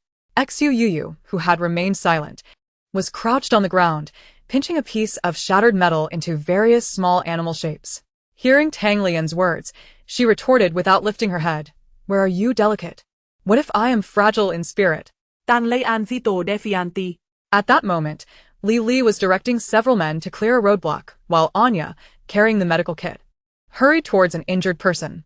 Just as she passed through the center of the plaza, a massive streetlight pole, its base cracked during the previous night's battle, emitted a creaking sound under the weight of its burden. Be careful. Lily's pupils dilata. The rusted base finally snapped, and the heavy pole plummeted towards Anya's head with a whoosh of wind. Anya, focusing intently on the injured, was completely oblivious to the danger behind her. Everything transpired in a flash. Lily's body reacted before her mind did. She lunged forward, using her back to shield Anya. Boom! A thunderous crash. The metal collided with the concrete ground, erupting clouds of dust and debris. The anticipated agony never came. Lily felt only a tremendous force, yet her body remained unscathed. She lay atop Anya, momentarily dazed. As the dust settled, gasps erupted around her. Instinctively, she turned to look. The broken streetlight pole had crashed less than a meter away from her, creating a large crater in the ground. The debris that should have struck her back bizarrely hung suspended less than half a meter away, as if halted by an unseen force. A translucent silver-gray shield composed of countless intricate hexagons slowly dissipated behind her, resembling a shattered mirror, ultimately transforming into specks of starlight. Lily stood frozen, unable to believe her eyes as she raised her hands, marveling at the residual silver glimmer. What is this? Chapter 35. My goodness, has this gorilla become sentient? Lily. Anya's voice roused her from her stupor. Lily scrambled to her feet, pulling Anya up as well. She could feel a warm, unfamiliar power within her, gentle yet unyielding. Everyone, did you see that? It was light. She was glowing. It's a superpower. Sister Lee has awakened her abilities. The expressions of the surrounding survivors shifted from shock to reverence. In that fleeting moment, everyone bore witness. A translucent shield materialized out of thin air, only to vanish just as mysteriously. The awakening of extraordinary abilities. Tang Lian languidly leaned against Su Yu. Yi Jia grinned widely, impressed by her sister's vigor. Su Yu silently reshaped a piece of metal from the ground, which she had previously molded into a small rabbit, into a tiny hexagonal shield and tucked it into her pocket. Mumu remarked, "It seems we need not worry about the aftermath here. The resource reserves of the Thunder God Fortress are far more abundant than they imagined. In addition to a substantial supply of food, water, and medicine, they also discovered a wealth of valuable items in the armory." Mumu bypassed the ostentatious trinkets and headed straight for the innermost part of the warehouse. There, in dozens of specialized glass cabinets, lay crystals of various hues, ranging from first to third tier, emanating enticing energy fluctuations. She collected only a portion of the high-tier crystals and some rare mutated ones, along with several modified weapons of superior performance and ample ammunition. She left the rest untouched, as these items would serve the current survivors far better. Just as she exited the warehouse, Dr. Anya approached briskly, holding a piece of paper. This was found in a hidden compartment of Lei Yi's study, and it is more detailed than Wanu's. Mumu took it, unfolding it to reveal not only clearly marked routes to the marketplace of all things but also several areas circled in red ink. Labeled as Scarlet Forbidden Zones, Moo handed a low-tier crystal to Anya, explaining, "This is a crystal derived from the brains of zombies. It can enhance your strength and even awaken new abilities." Li and Anya gazed at the translucent stone, momentarily breathless. This was the very essence of survival in this merciless world. The following dawn, Li and Anya, accompanied by a group, came to bid farewell. After a night of deliberation, they had devised a preliminary plan. The stakes here were too high and deemed unsafe. Li, weary yet exhilarated, declared, "We will utilize the fortress's resources to recuperate for a few days and then lead everyone away in search of a true sanctuary." Moo observed the fierce flame igniting in her eyes and adjusted her glasses. "Sometimes it is better to create than to seek. Perhaps you could establish your own community. A mutual aid base founded on equality." Her words were like seeds, quietly sown in the hearts of Li and Anya. Lin Wanner, having avenged her grievances, chose not to depart but to stay behind. She solemnly bowed to Moo and her companions, promising, "This kindness will be remembered by Lin Wanner. If the opportunity arises, I shall repay it." Yijia ignored this and squatted on the ground, watching the little one tugging at her pant leg. "Hey, Xiao Yudri, we're leaving." She gently patted Jiangyu's fluffy head. "You must behave and not hurt yourself again, understood?" Jiangyu looked up, nodding earnestly.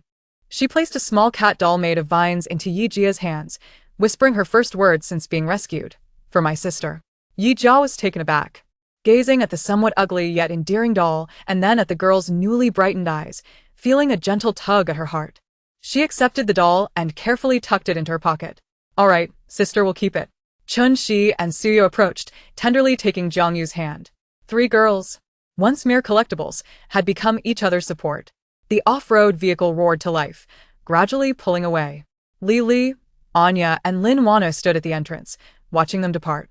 As the vehicle drove far away, Yijia clutched the slightly coarse vine cat, grinning foolishly.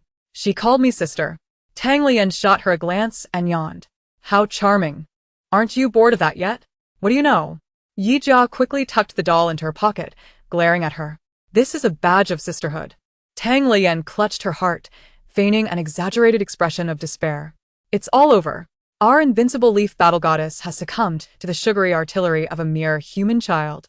She pointed dramatically at Yijia's pocket, lamenting, "Comrade Yijia, what has happened to your fighting spirit? Your ruthlessness? How can you be swayed by a vine cat? You dare bark again and I'll throw you from this vehicle. Come on, let us hurt each other." In the passenger seat, Su Yu, wearing headphones, paid no heed to their banter. They were following the map provided by Anya, selecting a relatively secluded yet well-maintained route to the marketplace of all things. According to the markings on the map, not far ahead lay the remnants of the Jiangcheng Wild Animal Park, marked with a large question mark in red ink, with only the word unknown beside it. As they continued driving, their speed gradually diminished. Moo pressed the brake and furrowed her brow. "Something feels off. It's too quiet." Abandoned vehicles and roadblocks proliferated along the roadside, yet the zombies, which should have been ubiquitous, were nowhere to be seen. Moreover, large claw marks appeared in the muddy ground. They even glimpsed several zombie carcasses torn asunder, reduced to mere halves. The air carried no stench of decay, only a rich aroma, mingling the scent of earth and wild beasts. Meow. The shadow, which had been napping in the car, suddenly stood up, arching its back and emitting a low, warning growl, its golden eyes fixated on a massive billboard ahead. The billboard, rusted and peeling, displayed a cartoon tiger with one eye eerily staring down the road. That was the entrance to the zoo. At that moment, a colossal figure emerged from the shadows of the entrance.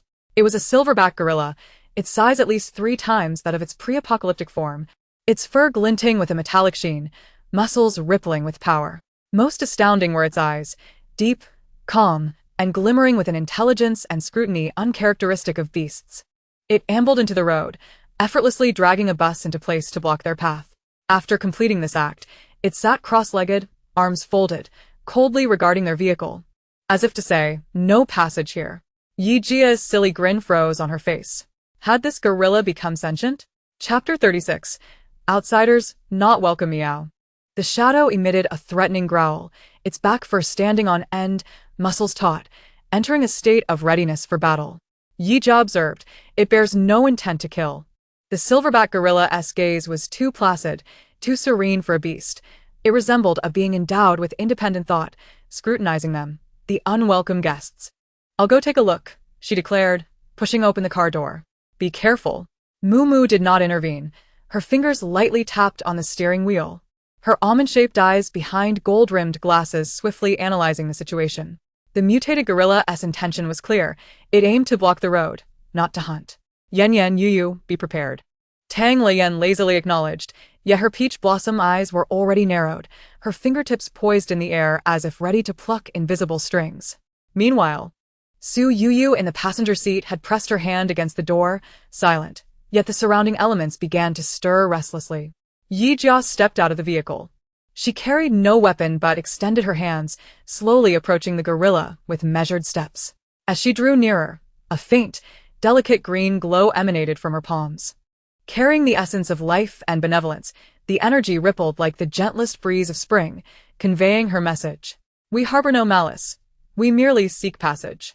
The colossal head of the gorilla shifted slightly, and within its profound eyes flickered a trace of human-like astonishment.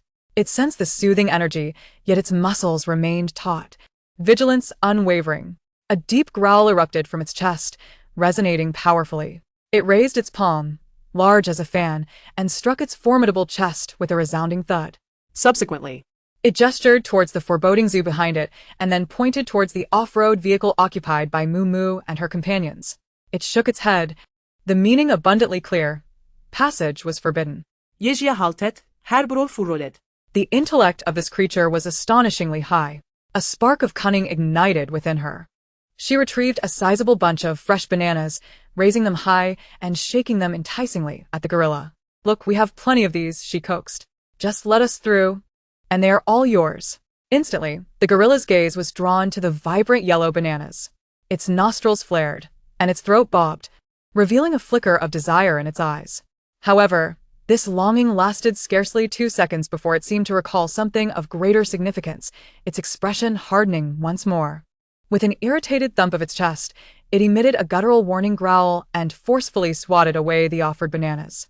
Its resolve was unwavering, leaving no room for negotiation. Inside the vehicle, Tang Lian watched in astonishment. Ah, a principled fellow indeed. What remarkable self-control. Mumu's glasses gleamed with a cold light. Communication had proven ineffective. It was time to speak through strength. Yu, act, she commanded softly. Upon receiving the directive, Su Yu's gaze sharpened. She exited the vehicle, her fingers splayed, and clenched her hand towards the asphalt beneath the gorilla's feet. The road beneath the beast appeared to bubble as if boiled, softening and swirling into a murky mire. Numerous arms formed from the sludge reached up, ensnaring the gorilla's legs, attempting to drag it into the depths below. Roar. The gorilla unleashed a deafening roar. It stomped its feet with tremendous force, a wave of raw power erupting from its stance. The overwhelming shockwave instantly dispersed the surrounding mire, shattering the grasping arms into a tempest of black rain. With sheer strength, it effortlessly broke free from Su Yu's entrapment. At least a level 3. Yijia's expression hardened. She would no longer hold back. With a swift motion, she activated the vine bracelet on her wrist, which glimmered with green light. Thick vines, as robust as an adult's arm, shot forth from various angles towards the gorilla's limbs. This time, the gorilla did not evade. It allowed the vines to ensnare its wrists and ankles, binding them tightly. In the next moment, its bulging muscles tensed dramatically. Dark blue veins surged beneath its metallic skin, pulsating with power. The sound of snapping echoed as the vines, capable of severing steel, were torn asunder by sheer muscle strength. The severed vines fell limply to the ground, twitching weakly. The gorilla adopted a defensive stance, the confrontation at a stalemate. Each time, it neutralized their control with the most direct and unadulterated force. Its intent remained solely to repel, not to kill. This astonishing discipline further convinced Mumu of her suspicions. There must be a mastermind behind this mutated gorilla. Hiss. The shadow could no longer contain itself, emitting a sharp hiss as it prepared to launch a close-range attack. Yijia clenched her fists, ready to confront the massive creature herself. Stand down. Mumu's calm voice suddenly resonated. It is stalling for time. She cast her gaze beyond the gorilla. towards the depths of the dense jungle behind it. We are surrounded. No sooner had she spoken than, from the shadows flanking the entrance of the zoo, pairs of eyes gleaming with various hues abruptly ignited. Green, yellow, red, dozens of enormous mutated beasts emerged silently. Leading them was a white tiger exceeding 5 meters in length, moving with an air of regal authority. Behind it trailed a pack of wolves bearing their fangs, a giant bear towering higher than a 3-story building, and various other grotesque creatures whose names eluded recognition. They closed in from all directions, encircling the group and severing all avenues of retreat. The air thickened, solidifying in the tense moment. Yet, at the precipice of confrontation, all the approaching beasts suddenly halted. The silverback gorilla, steadfast in the center of the path, slowly straightened its immense form. It turned and bowed its head respectfully and deeply towards the depths of the zoo. Immediately, the other beasts mirrored its actions, retracting their ferocity and submitting. In the profound silence of this submission, a man emerged from the shadows of the zoo's depths, clad in a zookeeper's uniform. He appeared slender and ordinary in stark contrast to the imposing mutated beasts surrounding him. Yet wherever he walked, the snarling wolves lowered their heads, and the crimson eyes of the beasts dimmed. The once majestic white tiger approached, nuzzling the man's arm with its massive head. The man extended his hand, gently patting the tiger's forehead as naturally as one would soothe a domestic cat. He halted before the assembled beasts, his calm gaze sweeping over Moo Moo and her companions. This is the sanctuary of animals. Outsiders are unwelcome. Please leave. Chapter 37. The Heart of Emerald? What is it? Moo Moo and her companions disembarked from the vehicle, standing beside Yi Jia. We mean no harm. We simply wish to pass through to the market of all things. She stepped forward, locking eyes with the man. We possess the capability to break through here, but we prefer to avoid unnecessary casualties. This would be unbeneficial for both parties. The subtext was clear. We are capable of combat, yet we choose to reason first. Qi Yuan grasped her intent. A fleeting smile flickered on his otherwise expressionless face. Just recently, another group passed through here. His gaze deepened, as if recalling an unpleasant memory. They too claimed to seek passage. Tang Lian leaned on her chin, her eyes sparkling with interest. There's a story here. Led by a man and a woman, he continued. The beasts lying in wait emitted a collective, suppressed growl filled with hatred. That man exuded ambition, as if it seeped from his very bones.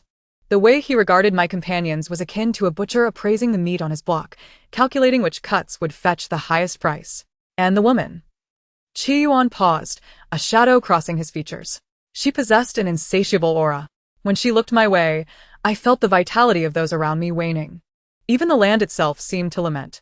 His description instinctively tensed both Tang Lian and Su Yu. Lu Yan and Bai Weiwei? Those two have also been here. Thus, I will trust no outsiders again. Qi Yuan's tone grew frigid. This place does not welcome you. Leave, or face your demise.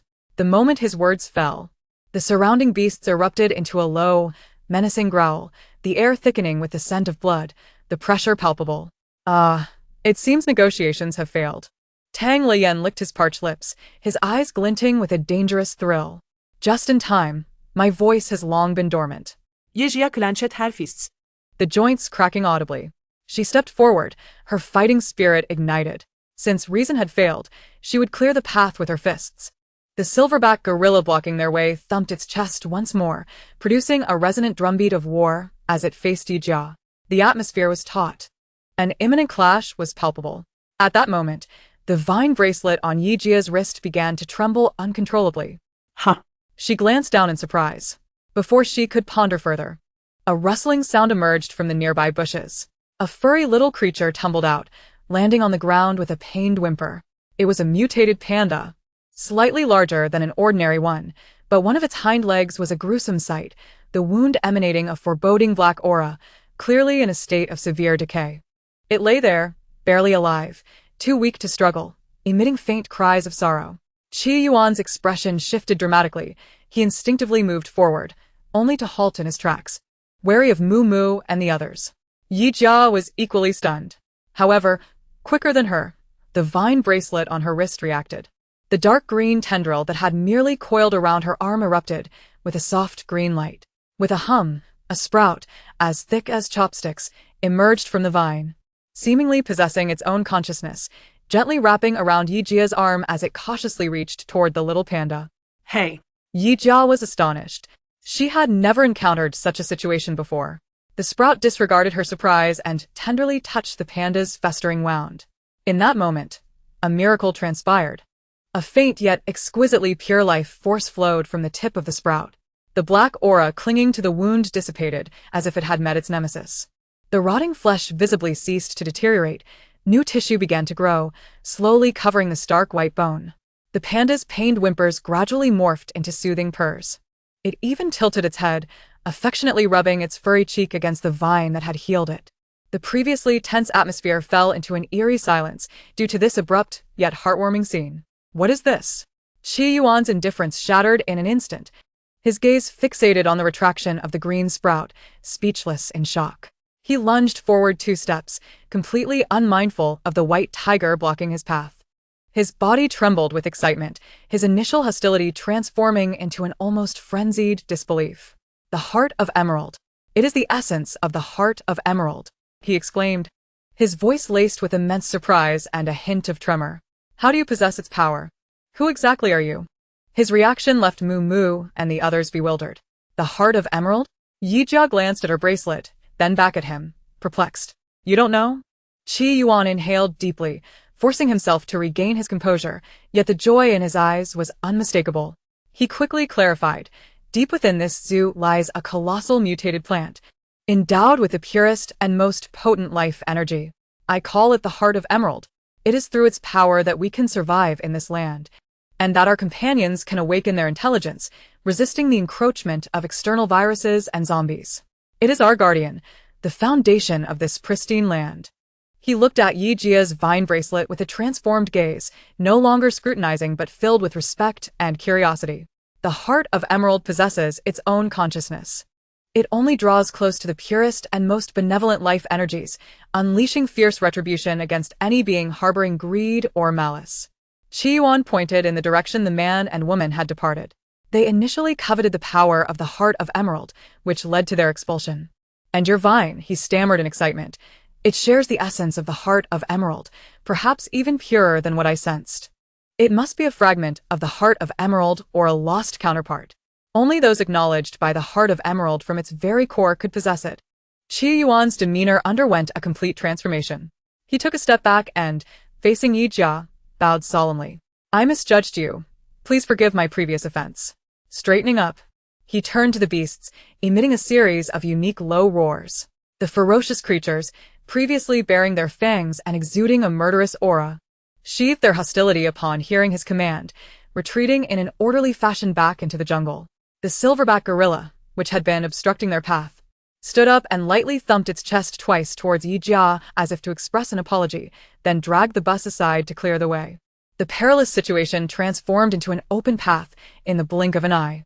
Yijia glanced at her bracelet, now restored to its original state, and then at the little panda, which could now stand and scamper back to Qi Yuan's side, still slightly dazed. She lifted her gaze and exchanged a look of astonishment with Tang Lian. Goodness, this bracelet is something extraordinary? Chapter 38. Found you, Heart Thief. Since it is a friend of the Heart of Emerald, you are no outsider. Qi Yuan gazed at Yi Jia with reverence. Please follow me. He was interrupted. Beep, beep, beep. A shrill alarm blared from another direction in the zoo. Following that, the sound of rapid gunfire and violent explosions echoed through the jungle. The color drained from Qi Yuan's face, a tidal wave of fury erupting from his eyes. Damn it! He had no time for further explanations. With a swift motion, he leapt onto the broad back of the white tiger. The magnificent beast sensed its master's wrath, roaring fiercely as it transformed into a streak of white lightning. Charging towards the source of the commotion, the previously retreating beasts surged forth from the woods, kicking up a cloud of dust in their wake. Keep up. Moo decisively opened the car door. The group swiftly piled in, closely following the stampede of beasts. As they rounded a small hill, the sight before them caused the occupants of the vehicle to frown in unison. A dozen armed personnel clad in matching black combat uniforms were taking cover behind several modified armored vehicles, unleashing heavy fire on the advancing beasts. Qi Yuan. Atop the tiger's back, halted abruptly when still 100 meters from the battlefield. The fury in his eyes had not subsided. Instead, it crystallized into a cold, deadly intent. He placed 2 fingers to his lips and emitted a sharp whistle. The chaotic charge of the beasts transformed into remarkable discipline upon hearing the signal. The previously tumultuous rush became remarkably orderly. Leading the charge were several enormous, thick-skinned mutated bears and rhinos, their bodies encased in rock-hard shells, boldly advancing into the densest firepower. Clang, clang, clang. The bullets from the heavy machine guns struck their armored hides, producing showers of sparks yet failing to penetrate the thick shell. This group of behemoths formed a moving wall, absorbing the initial wave of damage, creating a safe passage for their companions behind them. As the armed personnel's attention was drawn to these living tanks, shadows flanked the beast horde. Agile mutated leopards and foxes darted through every available cover. Their movements, so swift they seemed to leave afterimages. A cheetah suddenly pounced upon a heavy machine gun position, its sharp claws swiftly severing the ammunition belt. Meanwhile, a massive mutated python, as thick as a barrel, silently coiled around the calf of a cannon operator. With a fierce tug, the man lost his balance, causing the shell he was about to fire to veer off course and detonate explosively within his own ranks. What began as a one-sided massacre instantly transformed into a fierce exchange of offense and defense. Inside the vehicle, Tang Lian let out a whistle, exclaiming, "Wow. This guy is impressive. Has he turned the zoo into a real-time strategy game?" Su Yuyu, however, was not deceived by the explosive scene before her. Her gaze remained fixed on the battlefield, her brow furrowed in concern. Something felt amiss. She nudged Mumu's arm. Their firepower was intense, yet their tactics were peculiar. She extended her finger, pointing outside the window. "Look, the trajectory of the machine gun fire is quite concentrated. But most rounds are hitting the armored bears, or simply sweeping across empty ground. Apart from the grand display, the actual damage inflicted is quite limited. And those explosions, while seeming fierce, always detonate at the periphery of the beast horde, as if deliberately creating a grand visual and auditory spectacle." Mumu adustet her golderin met glass. The lenses reflecting the distant flickering flames. Not only that, but they were also wasting ammunition. Her voice turned cold. This reckless fire suppression had but one objective, to divert everyone's attention to this area. Meanwhile, Tang Lian had lazily leaned back at her seat, closing her eyes. The cacophony of the entire zoo, whether near or far, transformed into countless delicate threads, weaving into her mind. Moments later, she abruptly opened her eyes. A glint of sharpness flickering within. The western thicket was eerily silent, devoid of even the sound of insects or birds. Just as the words left her lips, a sudden hiss erupted. Yijia swiftly flicked her wrist, her vine bracelet vibrating with an urgent, warning heat. A strand of green light extended from the bracelet, pointing towards the western thicket Tang Lian had mentioned. All the clues instantly connected in Mumu's mind. A feint to the east, a strike to the west. Mumu slammed her fist against the steering wheel, producing a dull thud. Qi Yuan was being held up. Their true target lay within. "We move, westward." Mumu's gaze was icy. The off-road vehicle silently turned around, leaving the barrage of artillery behind, plunging deep into the jungle. The surroundings were hauntingly quiet. The cacophony of gunfire and beastly roars, just a few hundred meters away, seemed to belong to 2 entirely different worlds. Here, not even the chirping of insects could be heard. The silence was unnerving. As the vehicle navigated through the forest, they soon discovered traces left by the enemy, a vine severed by a sharp blade, shallow depressions in the ground. Remnants of knee and rifle, but prints from tactical teams in motion. Professional and well-trained. The off-road vehicle came to a halt at the base of a small hill, and the 4 of them disembarked, stealthily making their way forward like stealthy cats. Crouching behind the bushes, they finally glimpsed the true enemy, a 5-man squad clad in camouflage combat uniforms, nearly blending into the night.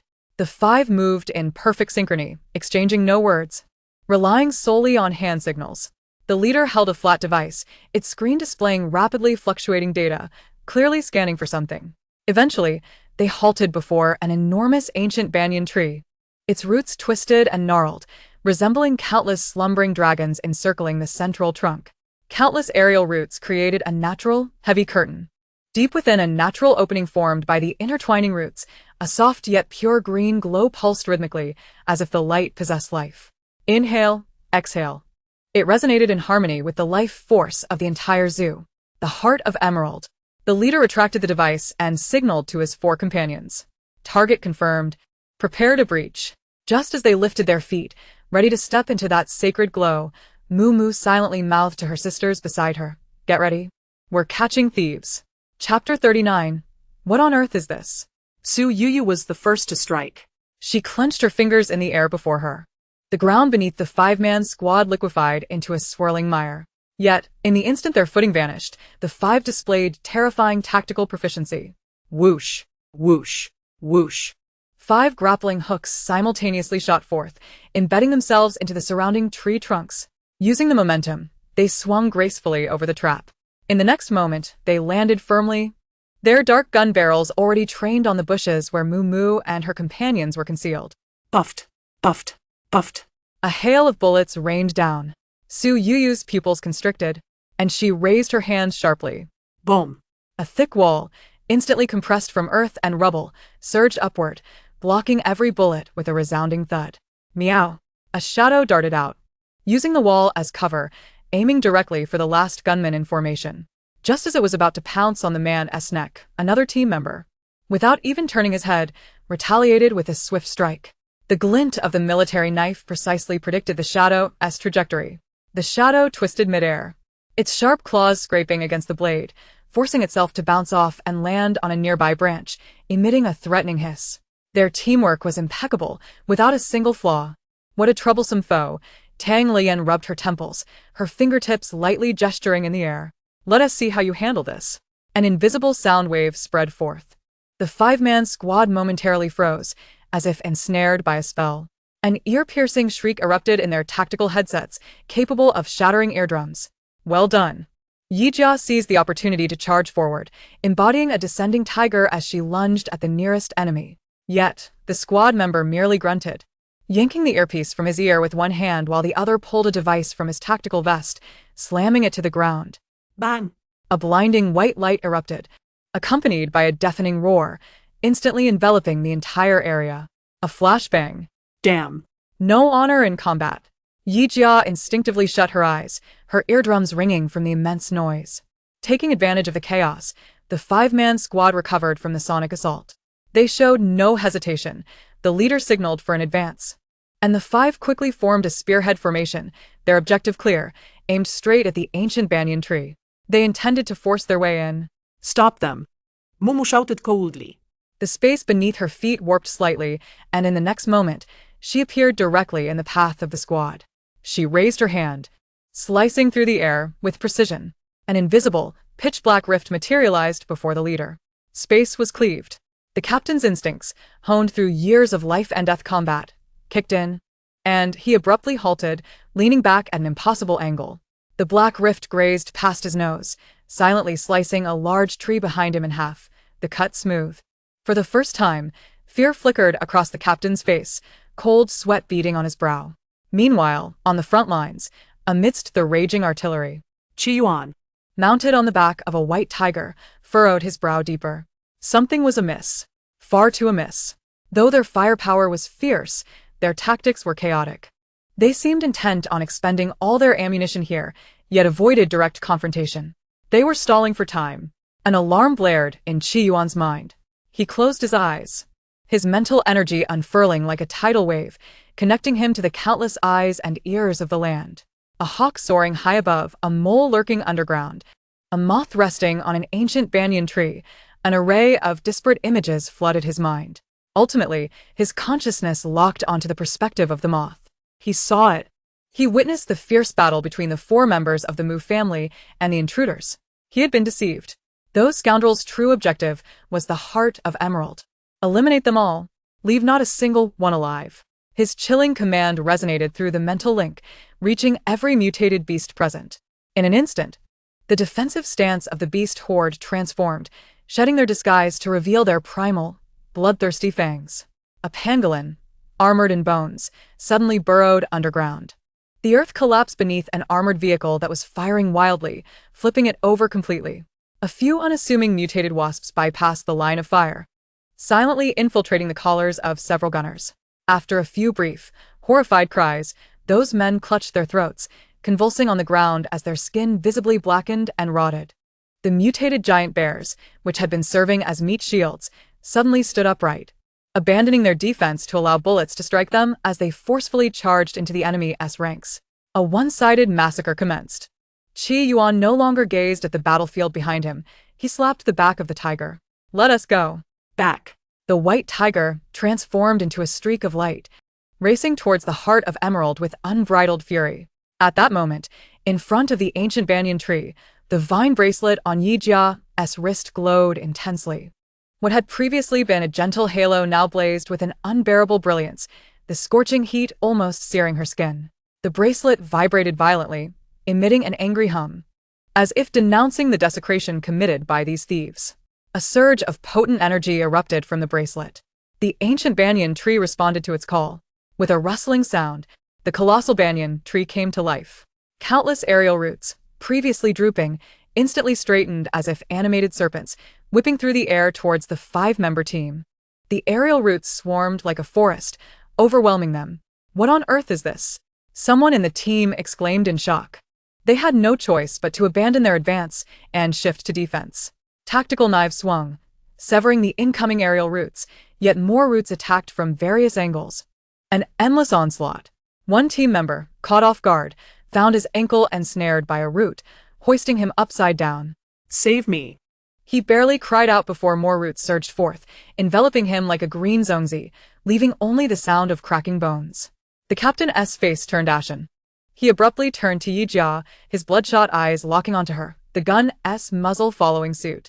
He realized that all these strange occurrences were stemming from that glowing-wrist woman. However, before he could pull the trigger, a roar, filled with fury, erupted from the depths of the jungle. The white silhouette, enveloped in the scent of blood, descended from above, crashing heavily between them and the ancient banyan tree, stirring up clouds of dust and fallen leaves. Chapter 40. The mysterious crow emblem Qi Yuan, riding atop the white tiger, bore a gaunt visage, now shrouded in frost.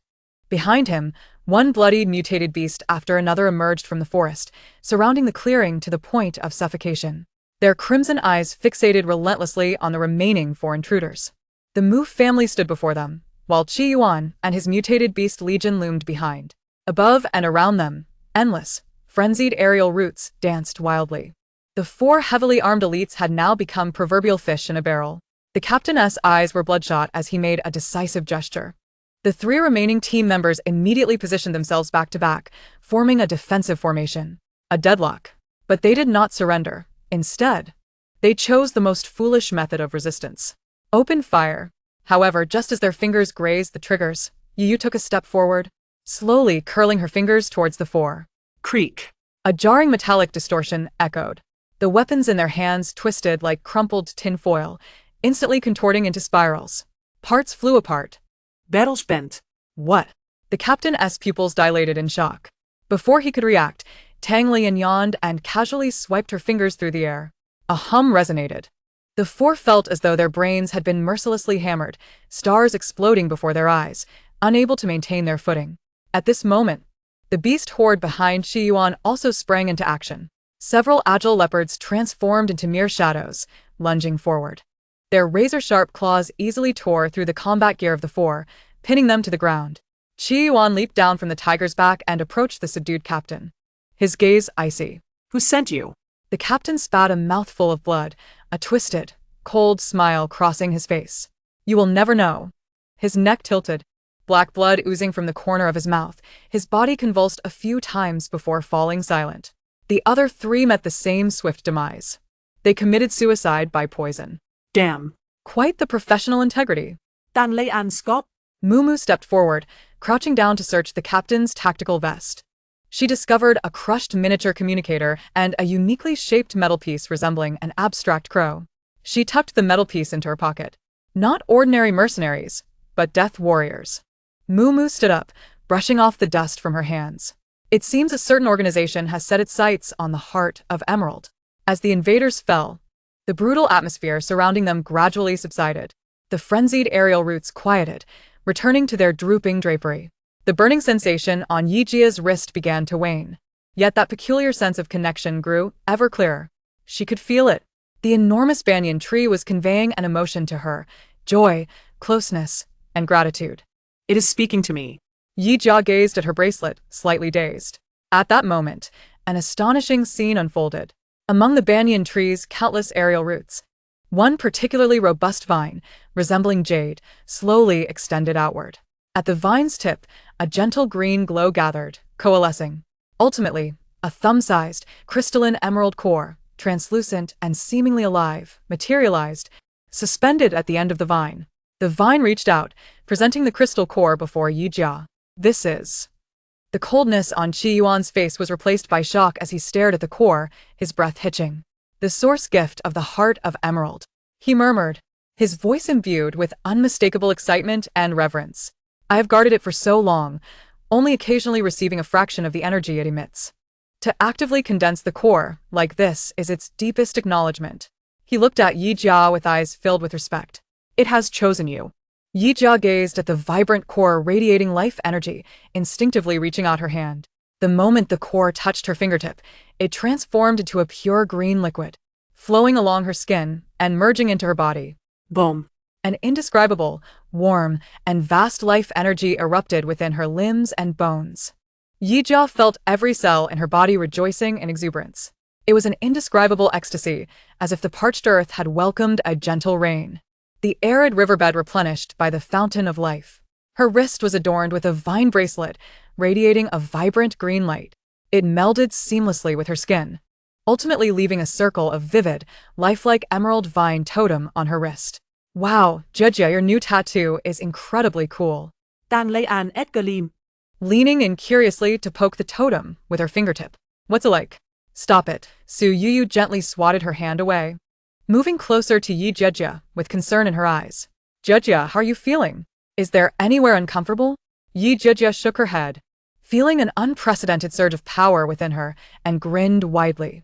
I feel fantastic. I think I could punch through a building. Mumu's voice was tinged with evident excitement. This is quite a win. Yi Jia clenched her fist, sensing an extraordinary strength coursing through her. She could distinctly hear the breathing of every plant around her and see the intricate networks of roots deep within the earth. In that moment, all the flora of the zoo became an extension of her senses. Qi Yuan calmed his excited heart and bowed solemnly to Mumu and the others. Thank you for your assistance in preserving this sacred land. He straightened, a genuine invitation gracing his features. Let us rest here tonight. It is quite safe. And I possess some information about this world that may prove useful to you. Then we shall not impose, Mumu replied with a smile. Qi Yuan turned and let out a few low growls towards the beasts. The previously menacing creatures sheathed their fangs and retreated into the jungle in an orderly manner, disappearing into the night. Only a majestic white tiger and several gentle, deer-like mutated creatures remained. Under Qi Yuan's guidance, they traversed through the ancient banyan trees to the depths of the zoo. Here, a completely different scene unfolded. There were no ruins, no remnants of destruction. Crystal-clear streams flowed under the moonlight, and various peculiar luminescent plants adorned the forest, illuminating it as if it were a fairy tale realm. The air was filled with the fragrance of grass and flowers, completely devoid of the filth of the apocalypse. This was a genuine paradise.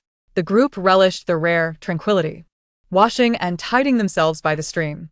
Su Yu took out a small piece of metal from her pocket, molding it into a tiny tiger, which she presented to the curious, white tiger that had been eyeing her.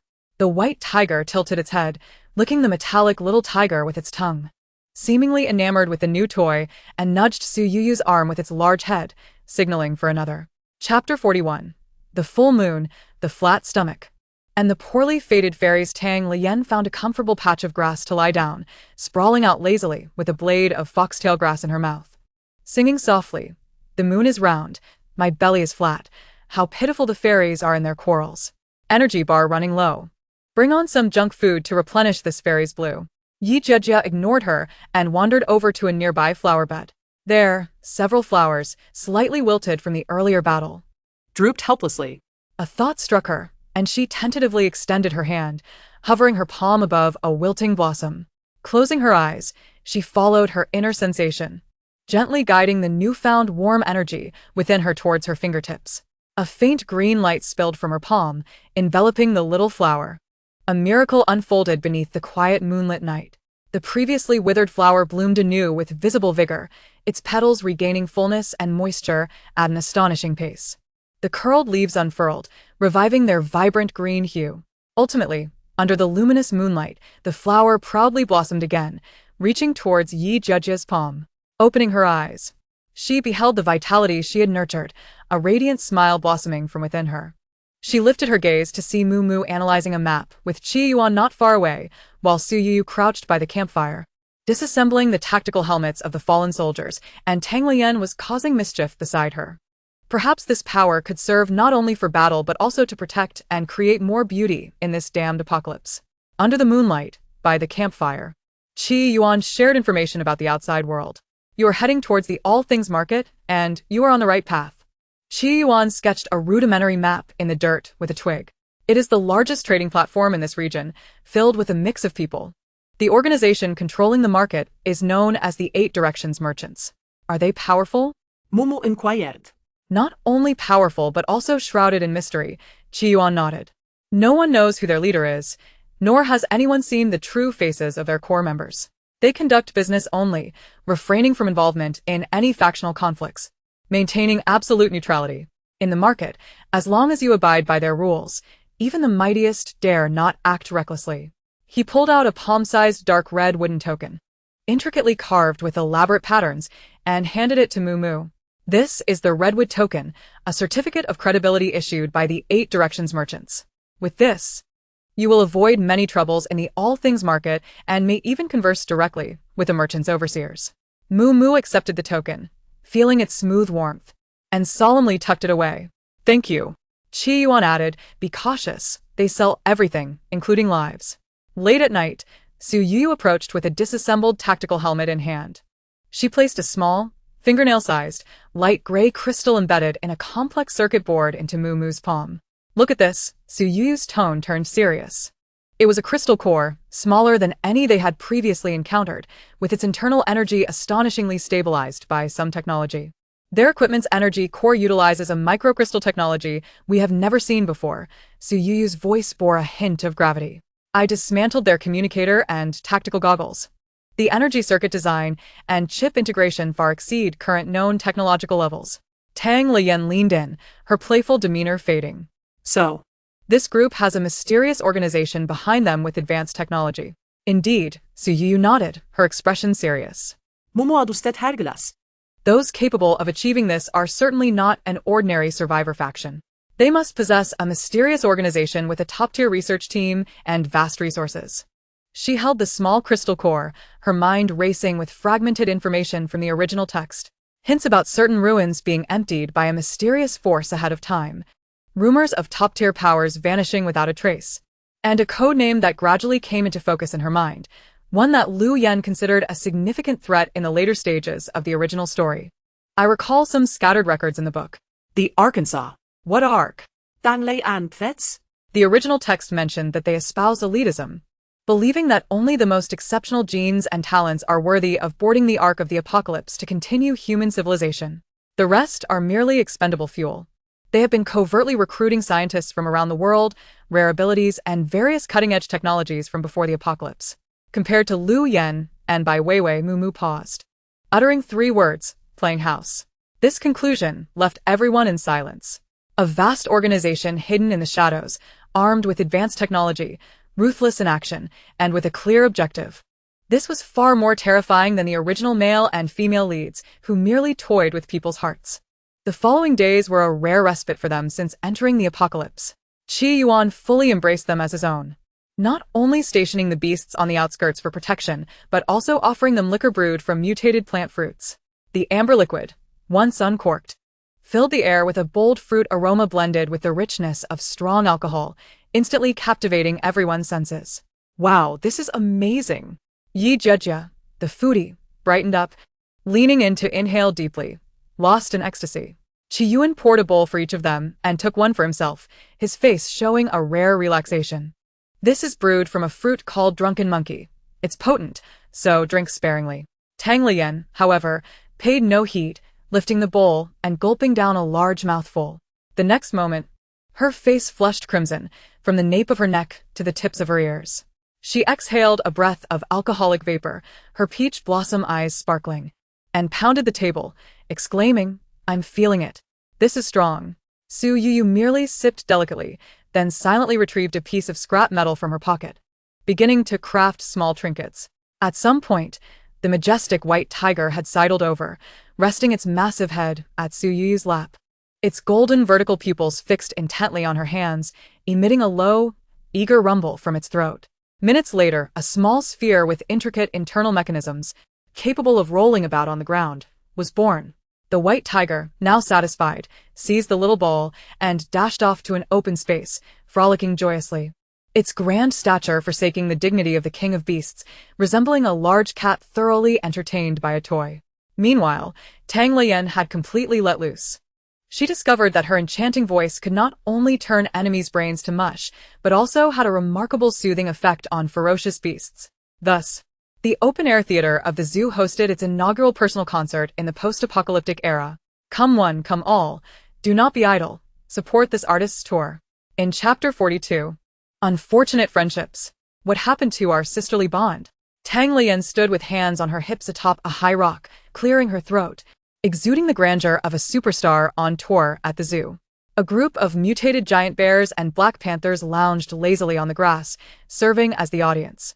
Even the silverback gorilla that had previously blocked their path sat nearby, arms crossed, wearing a serious expression, its gaze scrutinizing the noisemaker. Unfazed, Tang Lian opened her mouth to sing a stirring rendition of Song of the Hero. The great river flows east. The stars in the sky align with the Big Dipper. Her voice, transformed through her deliberate modulation, became something extraordinary, leaving the beasts feeling utterly at ease, each one drowsy, emitting contented rumbles. As she sang with fervor, Tang Lian cast a flirtatious glance at the gorilla, saying, "Hey, handsome over there, sway to the rhythm with me."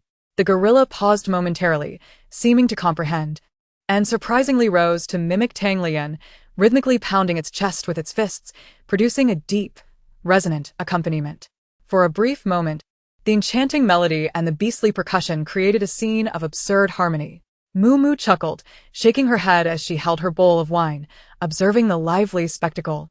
Not far off, the white tiger, thoroughly captivated by Su Yu's metallic sphere, pounced playfully, accidentally colliding with Tang Lian, who was orchestrating the gorilla. "Oh no!" she exclaimed, spinning like a top and stumbling, her bowl flying from her grasp, tracing an amber arc in the air that landed squarely on Moo's head. The entire scene fell into silence. Even the gorilla ceased its rhythmic pounding, its wide eyes filled with confusion. The wine, infused with a bold fruit aroma, trickled down Moo's dark hair, gliding over her cheek and dripping onto her collar. She retained a gentle smile on her face. Yet, Chiyuan suddenly sprang up, instinctively stepping back, his muscles taut with an intense sense of impending danger. As the liquid dripped from her hair, Moo remained unperturbed, slowly removing her now-damp glasses. She retrieved a clean cloth from her pocket, carefully polishing the lenses, her movements graceful as if performing a sacred ritual. Tang Lian swallowed hard, her toes tracing circles on the ground as her mind raced, calculating the optimal escape route. It was an accident, purely accidental. "Look, the tiger didn't mean it." Moo ignored her, placing the cleaned glasses back in her pocket. Then she raised her hand, a flash of light revealing a sharp short knife that appeared in her grasp. She twirled the blade, its edge cutting a cold arc through the air. Moo looked up at Tang Lian, her tone eerie. "I have long thought your seaweed curls were troublesome to maintain and detrimental to combat efficiency." With a swift step, her figure blurred. "Let me help lighten your load," starting from the top. No. Tang Lian let out a piercing scream, rolling and scrambling behind the gorilla that had just been engaging with her, clutching its robust arm for protection. "Help me, brother gorilla." The gorilla, bewildered by the fearsome aura emanating from Moo and glancing back at the trembling noisemaker, scratched its head in confusion. Moo merely cast it a fleeting glance. The gorilla's massive body stiffened and cautiously, it pulled Tang Lian from behind, setting her down in the open, then taking 2 steps back, indicating their unfamiliarity. "Traitor!" Tang Lian cried, realizing her support had crumbled, and she bolted, her speed surpassing that of a fleeing zombie.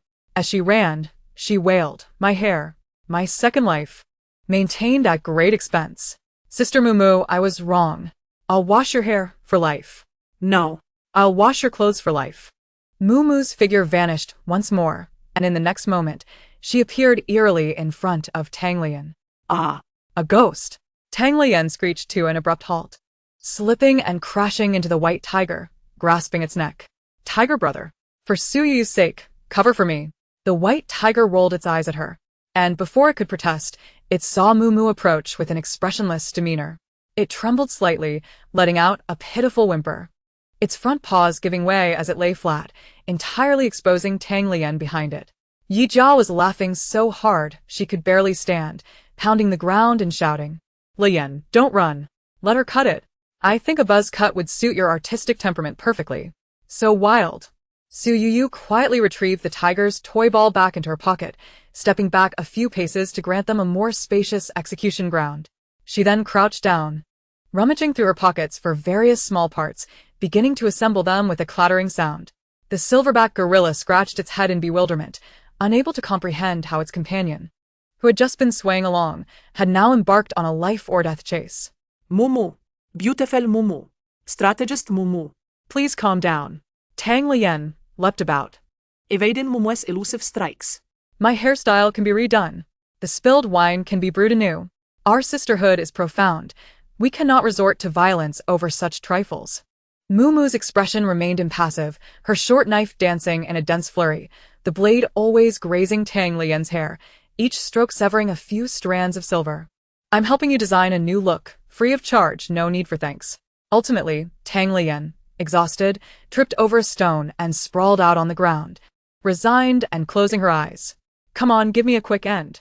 18 years from now, I'll have a full head of hair again. The cold blade hovered before her forehead. Mumu crouched down, her fingertips pinching a curl of Tang Lian's signature silver hair.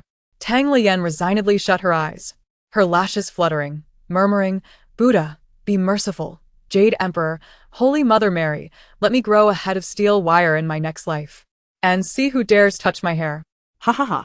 Yi Jia laughed until she was breathless, sprawled on the grass, pounding the earth. Mumu, hurry up. I can't wait to see the birth of Buzz Cutlian. It's bound to be spirited. Su Yu approached quietly, placing a freshly assembled, gleaming electric clipper beside Mumu, accompanied by a small comb and scissors, silently indicating the professionalism of the tools. Tang Lian, upon seeing the professional equipment, nearly gasped in shock, feeling as if she might faint on the spot. What a disastrous choice of friends. Life as she knew it was over. Mumu picked up the shining clipper, twirled it between her fingers, and it emitted a buzzing sound. Swish. Ah, my hair. My exquisite beauty. My youth. Chapter 43. The true trouble lies with two-legged beasts. Tang Lian's shriek startled a nearby slumbering giant bear, causing it to lift its head. With each motion, Tang Lian's voice transformed into a pitchy wail. Minutes later, Mumu put away the clipper, stood up, and dusted her hands, wearing a satisfied expression. All done. Tang Lian lay on the ground, feeling as though her life had reached its end. Trembling, she reached up to touch her head. It seemed she wasn't bald. Su Yu stifled a laugh, holding up a mirror to Tang Lian. Come, Yen Yen, behold the masterpiece of teacher Mumu. With a sense of despair, Tang Lian opened one eye to look at the mirror. Her hair, now resembling seaweed-like silver curls, had been sculpted into a layered wolf-tail style. The tousled strands on top added volume, while the tips gracefully rested on her neck, combining her original romantic flair with a newfound crispness. Rather than looking unappealing, it was more stylish than before. Tang Lian was momentarily speechless, unable to form words. Suddenly, she sprang up from the ground, rushed to Mumu, and hugged her leg tightly, bursting into tears. What? Mumu. You're my goddess. From now on, you shall be my Tony teacher. If you dare run away, I will pour wine on your head every day. Mumu, Yi Jia, and Su Yu exchanged glances and could no longer contain their laughter. The atmosphere in the zoo had never been so joyous. In the distance, Qi Yuan gazed at the playful girls, a long-lost smile gracing his face. Meanwhile, a silverback gorilla that had witnessed the entire scene scratched its head thoughtfully, glancing down at its own thick black fur, tugging at it as if contemplating a new look. 3 days later, the moment of farewell arrived. Yi Jia infused a surge of pure life energy into the roots of the ancient banyan tree as a gesture of gratitude towards the heart of Emerald. The branches and leaves of the tree rustled with joy in response, while several mutated raptors escorted them out of the zoo. The off-road vehicle resumed its journey, heading towards the marked steel graveyard on the map. The scenery outside the window transitioned from vibrant green to a desolate gray.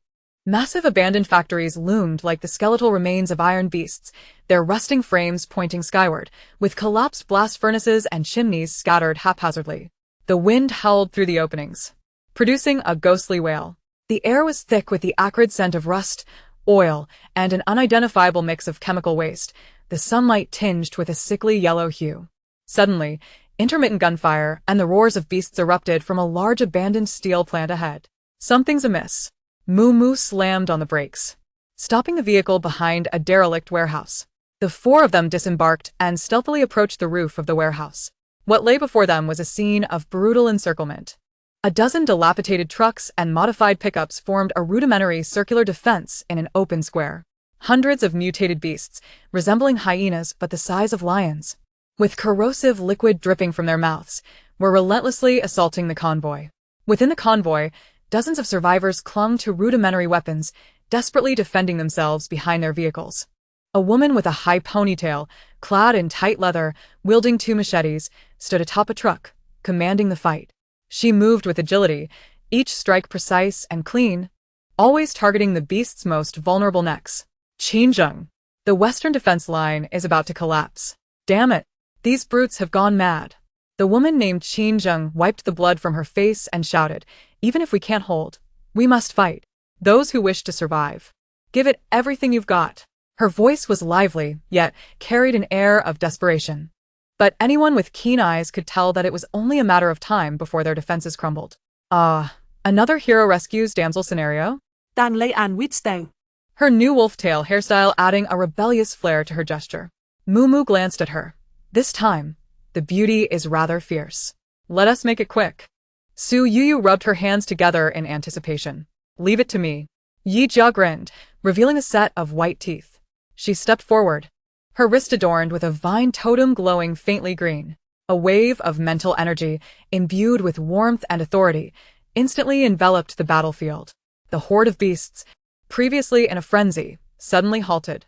Several of the leading mutated hyenas abruptly turned on their companions, viciously biting them. A momentary chaos ensued among the beasts. Cubs! Yejia commanded. With a swoosh, a shadow descended from the sky. The shadow had grown to the size of a cheetah, landing amidst the beasts, its golden vertical pupils cold and merciless.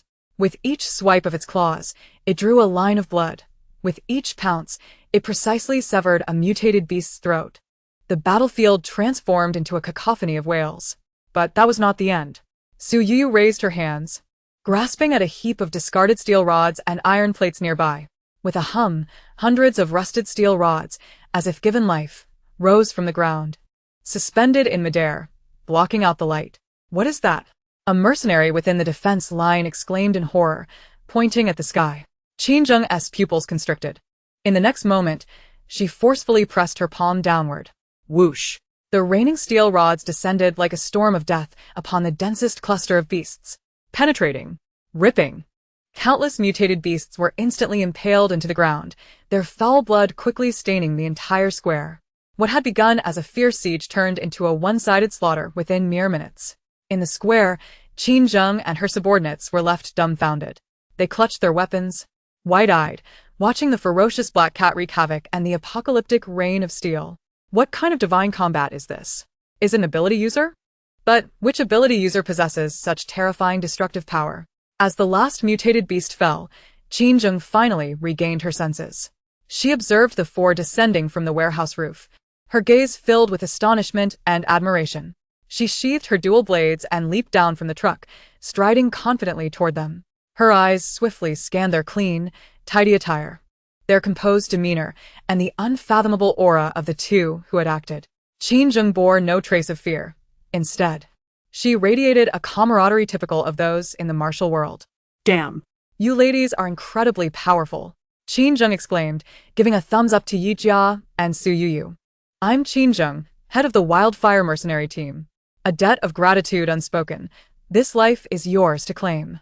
A mere act of kindness. Moo smiled in response. Qin Zheng's gaze swept over the four, finally landing on their seemingly unremarkable yet excessively clean off-road vehicle. Her expression shifted as she instantly understood. Are you all headed to the market of all things? Qin Zheng inquired tentatively. Indeed. Then you must exercise caution. Qin Zheng's demeanor turned serious. This steel graveyard is merely an appetizer. Although it harbors many mutated beasts, they lack intelligence. The real trouble lies with the two-legged monsters within the market. She patted her chest and said heartily, meeting his fate.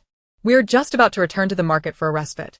How about we guide a few of you and share some insights to prevent you from being swindled by those rascals? What do you think? Chapter 44. Remember to clean your toothbrush before heading out next time. The steel graveyard, the most chaotic place in the post-apocalyptic world. The off-road vehicle navigated through a barricade formed by the wreckage of abandoned armored vehicles, officially entering this disorderly realm filled with a sense of rust and gunpowder. On either side of the road loomed towering piles of scrap metal, crushed cars, twisted rebar, and charred tank remnants, forming a metallic grave.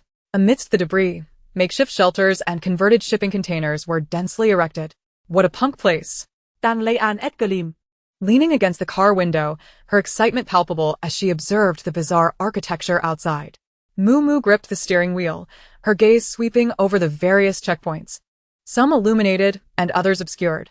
She could distinctly sense at least a dozen pairs of eyes scrutinizing their foreign vehicle. Ahead, Qin Zheng and her convoy halted before a checkpoint made of containers. Several armed men emerged, led by a bald man with a scar running from his brow to his chin, exuding an intimidating presence. Stop. Toll fee. The bald man shouted, brandishing a shotgun at the convoy. His gaze swept over Qin Zheng's group before greedily settling on the off-road vehicle trailing behind.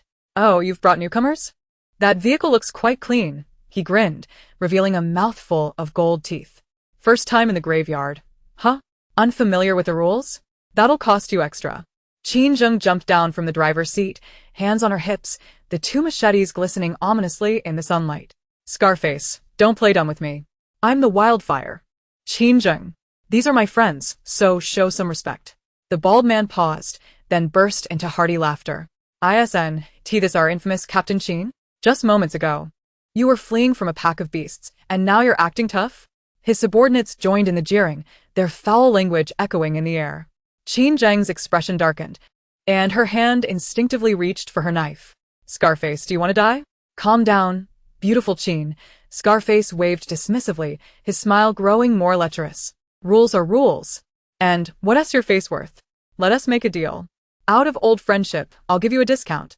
5 low-tier crystal cores per vehicle. As for that old truck, let us forget it, but for the off-road vehicle.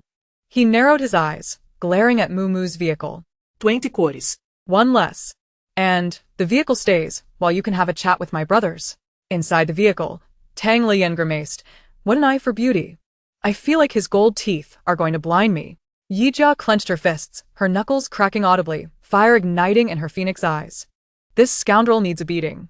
I can take him down in 5 seconds and make him spit out those gold teeth. Su Yuyu had already begun to unconsciously rub her fingers, her gaze fixated on Scarface's shotgun. Don't rush. Getting angry at trash will lower our standards.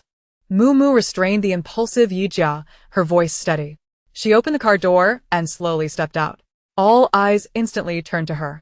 Scarface appraised the woman with golden-rimmed glasses, who seemed delicate and unassuming, his lustful gaze unabashed. What's this? Has the little beauty come to a decision? No 20 cores? Then come down and keep my brother's company, and we might just let you pass for free. Ignoring his lewd comments, Moo adjusted her glasses.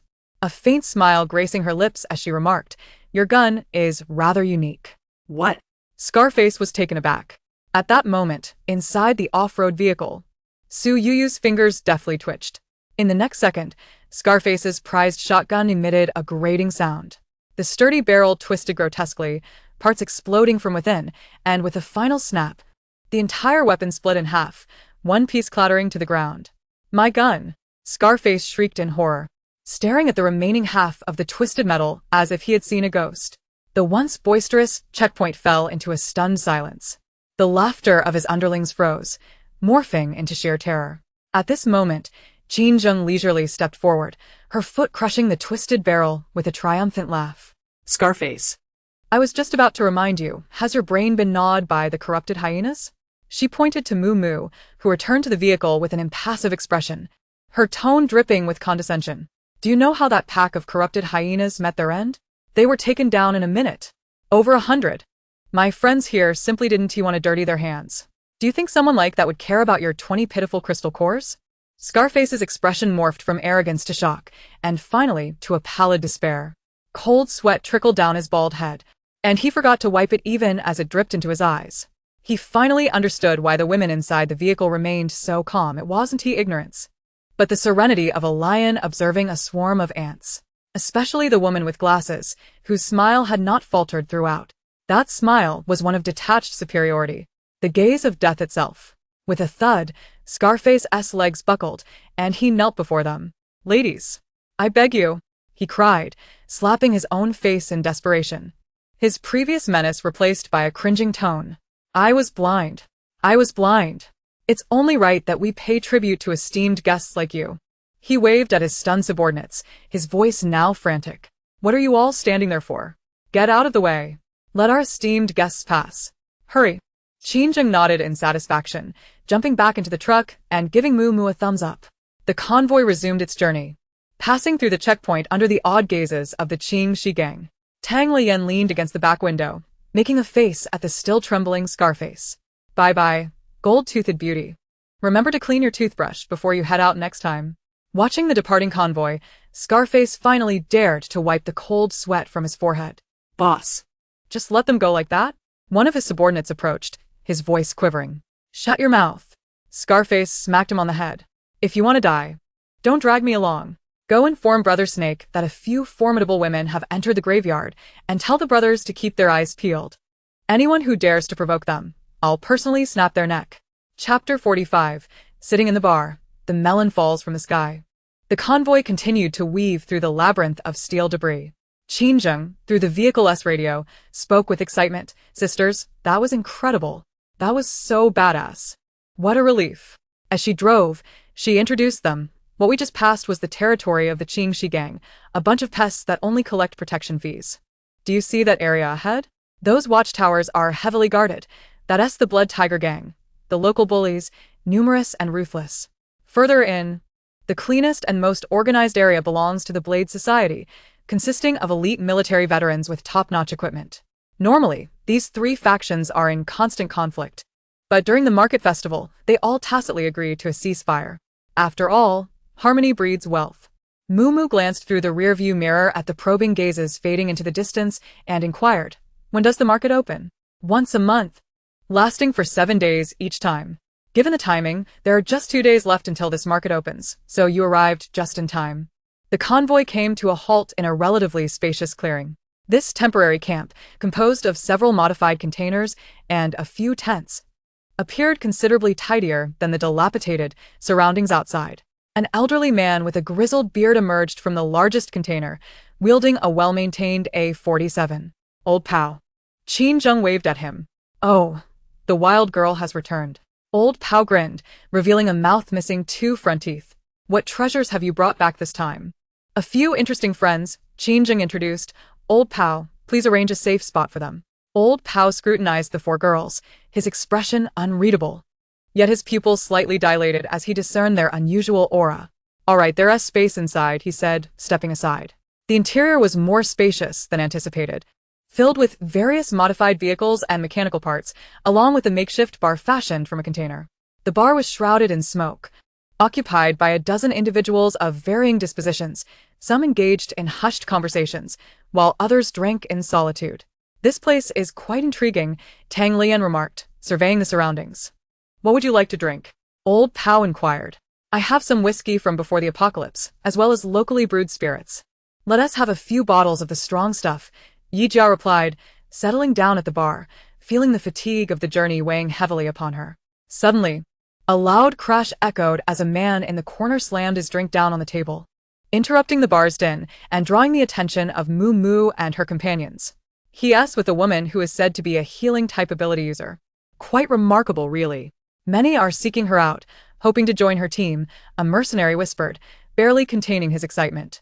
"White Wei Wei, she is indeed beautiful." I've heard she has healed several severely injured ability users. Everyone calls her an angel. An angel? My foot. Came a hoarse voice from the man who had smashed the glass, filled with palpable hatred. I see her as a demon disguised in human skin. Mumu paused. Her glass suspended in midair, her eyes narrowing behind her lenses. Oh. Tang Lian perked up, leaning forward. Any gossip? The abrupt retort silenced the previous conversation momentarily. The speaker's composure faltered, prompting him to respond quickly. Old ghost, have you had too much to drink? She saved your brother, and yet you speak ill of her? I haven't drunk too much. The man known as Old Ghost slammed the table, revealing his gaunt frame, sunken eyes, and bloodshot gaze, resembling a cornered beast.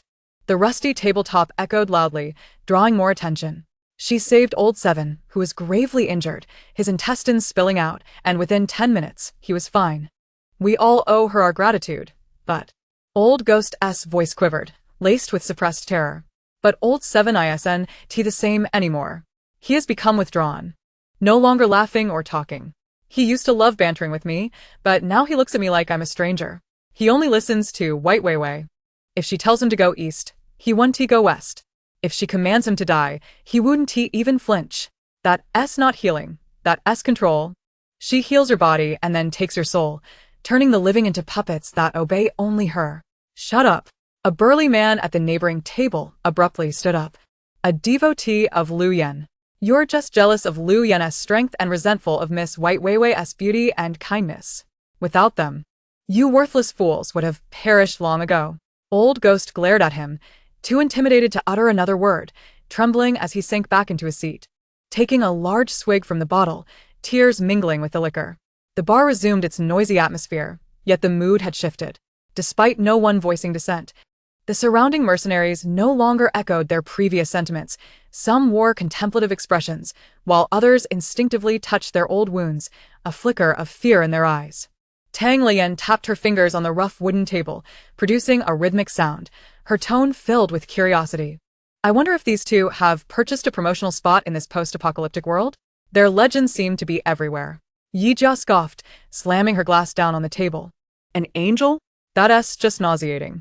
Su Yuyu, focused on twisting a piece of wire, murmured without looking up, free things are usually the most expensive. Qin Zheng, unable to catch their low murmurs, sensed an odd reaction from her new friends. What's wrong? Do you know Liu Yan and White Wei? Not so much knowing as observing. Moo smiled, shaking her head gently, her fingertips gliding over the cold glass. Yet her mind raced. Has the power of mental manipulation evolved to such a terrifying effect? She subtly shifted the topic. I just feel that in this apocalypse, human hearts are complex. Those cloaked in angelic skins may not truly be angels. Indeed, Qin Jing nodded in agreement, raising her glass. Regardless of angels or demons, in this iron graveyard, survival is the only truth. To our meeting, cheers. Cheers. Their glasses clinked together, producing a clear, crisp sound. After several rounds of drinks, Qin Zheng wiped her mouth and pointed towards a section outside the container. There's a spot set up by our people for exchanging parts and ammunition. You can check it out. While it may not compare to a grand market, occasionally you can stumble upon something good. Let's go. Tan Lei An either Li Z Ponde. Her enthusiasm for exploring palpable. Chapter 46. What are the backgrounds of these sisters? The so-called stalls consisted of a few tattered cloths spread on the ground, displaying an assortment of items. Rusty gears, disassembled car parts, unidentifiable mutated plant tubers, and even a few faded old clothes. Su Yu's eyes instantly lit up. She resembled a hamster discovering treasure, crouching in front of a stall filled with scrap metal, her fingers hovering over the parts as if sensing something. Eventually, her fingertips landed on a palm-sized, intricately patterned, damaged metallic disc. The stall owner, noticing her interest, casually remarked, 10 rifle bullets or a low-tier crystal core. Without a word, Su Yu tossed a crystal core towards him. The disc, neither metal nor iron, felt icy to the touch. Its delicate circuits reminiscent of those in the tactical helmet she had previously disassembled. Yi Jia, meanwhile, was drawn to a stall selling grilled meat. The proprietor, a one-armed giant, skewered a palm-sized black beetle, grilling it over the flames until it sizzled, sprinkling it with unknown spices. Boss, can this be eaten? Hey, you have a good eye, girl. The one-armed man grinned. This is a bursting beetle. Once grilled, it's crispy, and the insides explode with flavor, far more energizing than any energy bar. Yejia, somahat skeptical. Purchased a skewer and bravely took a bite, much to Tang Lian's horror. Crispy. The beetle's shell crunched, and the peculiar spicy aroma flooded her mouth. Wow. This is fantastic. Her eyes gleamed as she devoured one skewer after another, then handed the stall owner another crystal core. I'll take 5 more. Tang Lian recoiled, covering her nose, feeling as if her very soul had been assaulted. Jeja, get that thing away from me. It splattered on my new hairstyle. Mumu observed the stark contrast between their reactions, one savoring the meal while the other recoiled in horror, chuckling helplessly. Her gaze fell upon Su Yu, who was intently tracing the patterns on the disc with her fingertips. Q, have you discovered something? Su Yu nodded, her voice barely above a whisper. It's a fragment. I've seen similar technological traces in the items I've dismantled. The implication is clear and self-evident. The technology of the ARC organization has already infiltrated the lower echelons of the survivor trading market in a fragmented manner. This realization weighed heavily on Mumu's heart. For the next 2 days, they rested at the wildfire camp. Su Yu isolated herself in the vehicle, tapping away at a metallic disc. Meanwhile, Yijia became the darling of the camp, using her healing abilities to mend the leg of a mercenary who had suffered a fracture during a mission. Qinzheng was immensely grateful and organized a small celebration that evening, presenting cherished jerky and wine. Come on, don't be shy. From now on, we are like sisters, Qinzheng proclaimed, her cheeks slightly flushed. I, Qinzheng, may not possess much skill, but should anyone dare to harm my sisters, I shall be the first to lead the charge against them. Tang Lian, draping her arm around Qinzheng's neck, began to refer to her as sister. Sister Zheng, you are truly magnanimous. Finally, the bell signaling the market's opening rang, its deep and resonant sound echoing throughout the steel graveyard. The market is open. Let us go, exclaimed Qinzheng, filled with determination. Damn it, this time I must exchange for a sniper rifle. Countless survivors surged from various shanties and hideouts, converging towards the direction of the bell. Keep up, Qinzheng called out, leading the wildfire team as they jumped onto a truck. Mumu and her companions also started their off-road vehicle, trailing behind. The convoy melded into the crowd and eventually halted before a massive steel barrier, adorned with watchtowers and heavy machine gun turrets. At the center of the towering walls stood a colossal gate, flanked by 2 rows of guards clad in identical black combat uniforms, their faces obscured by metallic masks. Each exuded an air of formidable strength, starkly contrasting with the rabble outside. These were the members of the 8 Directions Chamber of Commerce. As the gates slowly rose, revealing 2 passageways. The left was wide and bustling, where all had to disembark for inspection and pay a hefty entrance fee. The right passage was narrow and deserted, guarded by 2 unmoving masked sentinels. We'll take the left, Qinzheng instructed Mumu. Be careful and don't get separated. Mumu nodded but steered the vehicle toward the special right passage. Hey, you can't go that way, Qinzheng exclaimed in alarm, rushing to warn her. But it was too late. One of the masked guards extended a hand, blocking Mumu's off-road vehicle.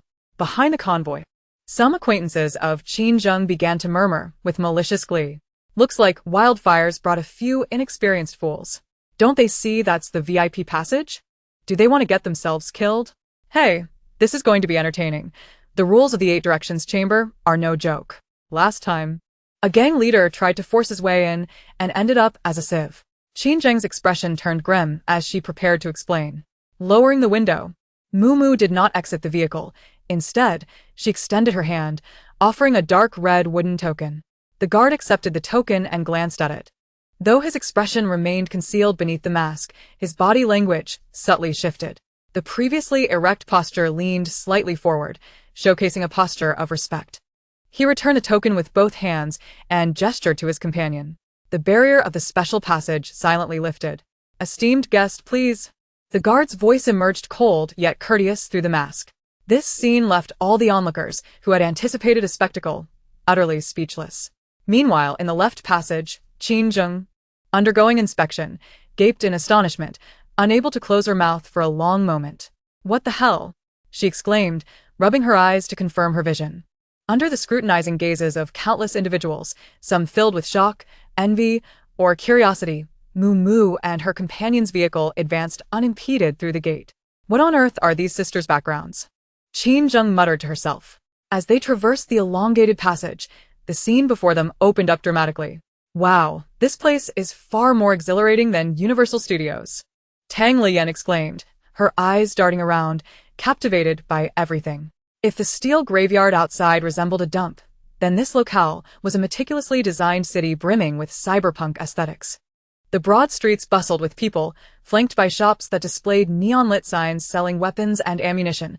Some hung massive skulls of mutated beasts, purchasing various materials. And there were even food stalls wafting enticing aromas. The sounds of blacksmiths hammering, the raucous atmosphere of taverns, and the clamor of bargaining melded into a symphony unique to the apocalypse. It smells so good. Yi Jia's nose twitched as her gaze locked onto a stall selling grilled meat, which appeared to feature some kind of bird leg.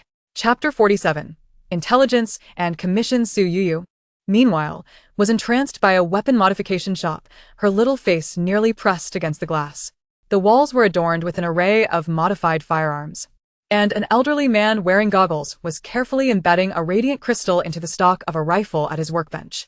Yuyu, stop staring. If you keep it up, your drool will drip onto your gloves, Tang Liyan quipped lazily. The craftsmanship here exceeds my expectations, Su Yuyu remarked softly, a hint of professional admiration in her tone. If only I could acquire those modification blueprints. Moo parked the vehicle in a designated area, where order reigned, despite the fierce demeanor of the crowd. No one dared to act recklessly. Patrols from the 8 Directions chamber were visible at every corner and height. The guiding guard led them to a 3-story building constructed from black stone. The architecture was minimalist, standing in stark contrast to the surrounding debris. The manager is waiting for a few esteemed guests on the 3rd floor, the guard stated before bowing and departing. They ascended to the 3rd floor, where a well-dressed middle-aged man, exuding the aura of a shrewd businessman, rose to greet them with a smile. Esteemed guests, welcome to the marketplace of all things. I am one of the managers here, surnamed Bai. Manager Bai gestured for them to sit. Guests holding the Redwood token are entitled to the highest priority at the market. Whether purchasing supplies, issuing commissions, or seeking refuge, the 8 Directions chamber will provide you with the most attentive service. Moo adjusted her glasses. We seek certain items. Please, speak freely. Anything that exists within this wasteland, the 8 Directions chamber has the means to procure, Bai replied smoothly. We wish to gather intelligence concerning the Arkansas. Manager Bai's smile momentarily froze, but it quickly returned to normal. That name is considered taboo here. However, for holders of the Redwood token, exceptions can always be made. His tone shifted, a glint of shrewdness in his eyes. The price for information is typically steep. Coincidentally, there is a grand auction taking place at the central square today. Perhaps you would like to witness what true value is. He approached the large floor-to-ceiling window and drew back the heavy curtain. From this vantage point, they could overlook the bustling central circular square of the marketplace. At that moment, the square was teeming with people, and a tall auction platform had been erected. A dull thud of a bell announced the official commencement of the auction. Rare items were presented one after another, eliciting hushed gasps of amazement. There were pre-apocalypse antique paintings purchased by a pretentious space leader, powerful psychic weapons igniting fierce bidding wars among various factions, and even a map detailing the location and defenses of a small survivor base, which was snatched up for an exorbitant price, foreshadowing the base's impending doom. Ladies and gentlemen, the next item up for bid will undoubtedly send shivers down the spines of all psychics present. The auctioneer's voice resonated through the loudspeakers, instantly silencing the crowd. Every gaze fixated on the red cloth covering the next item, the air thick with tension and greedy anticipation. This is the most precious psychic material ever auctioned by the 8 Directions chamber. The auctioneer deliberately paused for a few seconds to build suspense before abruptly yanking away the red cloth, the core of a 5th-tier mutated beast. The auctioneer's voice thundered with excitement, proclaiming that the core contained enough energy to elevate 10 ability users simultaneously, with a chance of awakening special powers. The crowd erupted in fervor below. All the ability users began to breathe heavily, their eyes aflame with unabashed greed and desire. It was a 5th-tier item, an entity that all survivors at this stage could only look up to in awe. My heavens, this object appears exceedingly sinister. Tang Liyan leaned against the window, her eyes wide as saucers. Even from such a distance, I could feel the nauseating energy sending shivers down my spine. Yežia Frovned. a pulsing pain and resistance emanating from the vine totem on her wrist. She could sense the malevolence and resentment radiating from that heart, making her feel utterly uncomfortable. This thing gives off a very bad vibe, as if it were a living product of alchemy. So usopti into that? Her gaze calmly analyzing the energy fluctuations of the core, a monstrous heart forcibly birthed from countless lives treated as fuel. Yes. It's as though the whales of innumerable lives have been forcibly intertwined, eternally trapped. Yijia's voice trembled slightly. Amidst the frenzied crowd, Mumu's gaze locked onto a pair of familiar figures. Look over there, she gently nudged Yijia's arm. Lu Yan and Bai Weiwei. Lu Yan maintained his usual stoic demeanor, clad in a black trench coat, standing at the forefront of the crowd. His icy gaze fixated on the object, as if it were something he must possess. Meanwhile, Bai Weiwei nestled closely beside him in a delicate white dress, appearing pitifully fragile. Not them again. Yijia's tone turned icy, brimming with unmistakable disdain. Mumu noted that when the heart made its appearance, an odd excitement and satisfaction flickered in Bai Weiwei's eyes. Her lips even curled into a slight, unconscious smile, tinged with a near-perverse longing. The steward approached, following their gaze with a meaningful smile. Ladies, how did you find the auction? Here, power and wealth are the true currency. Quite impressive. Mumu avertet her gaze. But we are not interested in that auction item. No matter how powerful the dark energy may be, it is not what we desire. I am more keen on obtaining specific information regarding the Arkansas. The steward's smile did not wane. Instead, it deepened, though the warmth in his eyes vanished. As if he were appraising the value of a commodity. The Ark, he elongated the word, moving to the window to pull down the heavy curtain, isolating them from the clamor and greed below. The office fell silent, the light dimming considerably. Esteemed guests, you must understand that some information itself can be a curse. The steward turned, revealing that the more one knows, the greater the danger. The Eight Directions Guild has survived in this wasteland by discerning which businesses to pursue and which names to avoid. He stepped closer to Mumu. His voice lowered, yet imbued with an undeniable sense of pressure. The information on the Ark cannot be measured by crystal cores. If you wish to acquire information from me, you must first prove your worth. His gaze swept over Mumu and her companions, as if assessing their strength and hidden cards. Worth? Mumu adustet her glass. Her expression unchanged. The steward's lips curved into a knowing smile. Worth means being able to handle some inconvenient troubles for the Eight Directions Guild. Coincidentally, I have a commission at hand. This commission will not only allow you to demonstrate your strength and worth, but more importantly, the steward's eyes glinted with a strange light. It is intrinsically linked to what the Ark is currently searching for. Chapter 48. The Truth of the Catastrophe? He paused deliberately, observing their reactions like a hunter casting bait, waiting for the prey to take the hook. At that moment, an uproar akin to a tidal wave erupted from below. 500 third-tier crystal cores. Lu Yan's voice boomed through the loudspeaker. This price firmly trampled all competitors underfoot. Is there anyone willing to bid higher? The auctioneer asked, struggling to suppress his excitement. A deathly silence enveloped the room. Everyone dared not voice their anger, gazing at the man whose financial power and strength established absolute authority here. 500 third-tier crystal cores. Once. 500 third-tier crystal cores. Twice. 500 third-tier crystal cores. Thrice sold. The auctioneer's hammer fell decisively. Surrounded by a throng of bodyguards, Lu Yan stepped forward to claim the heart. Bai Weiwei snuggled against him, reverting to her seemingly harmless, white lotus appearance.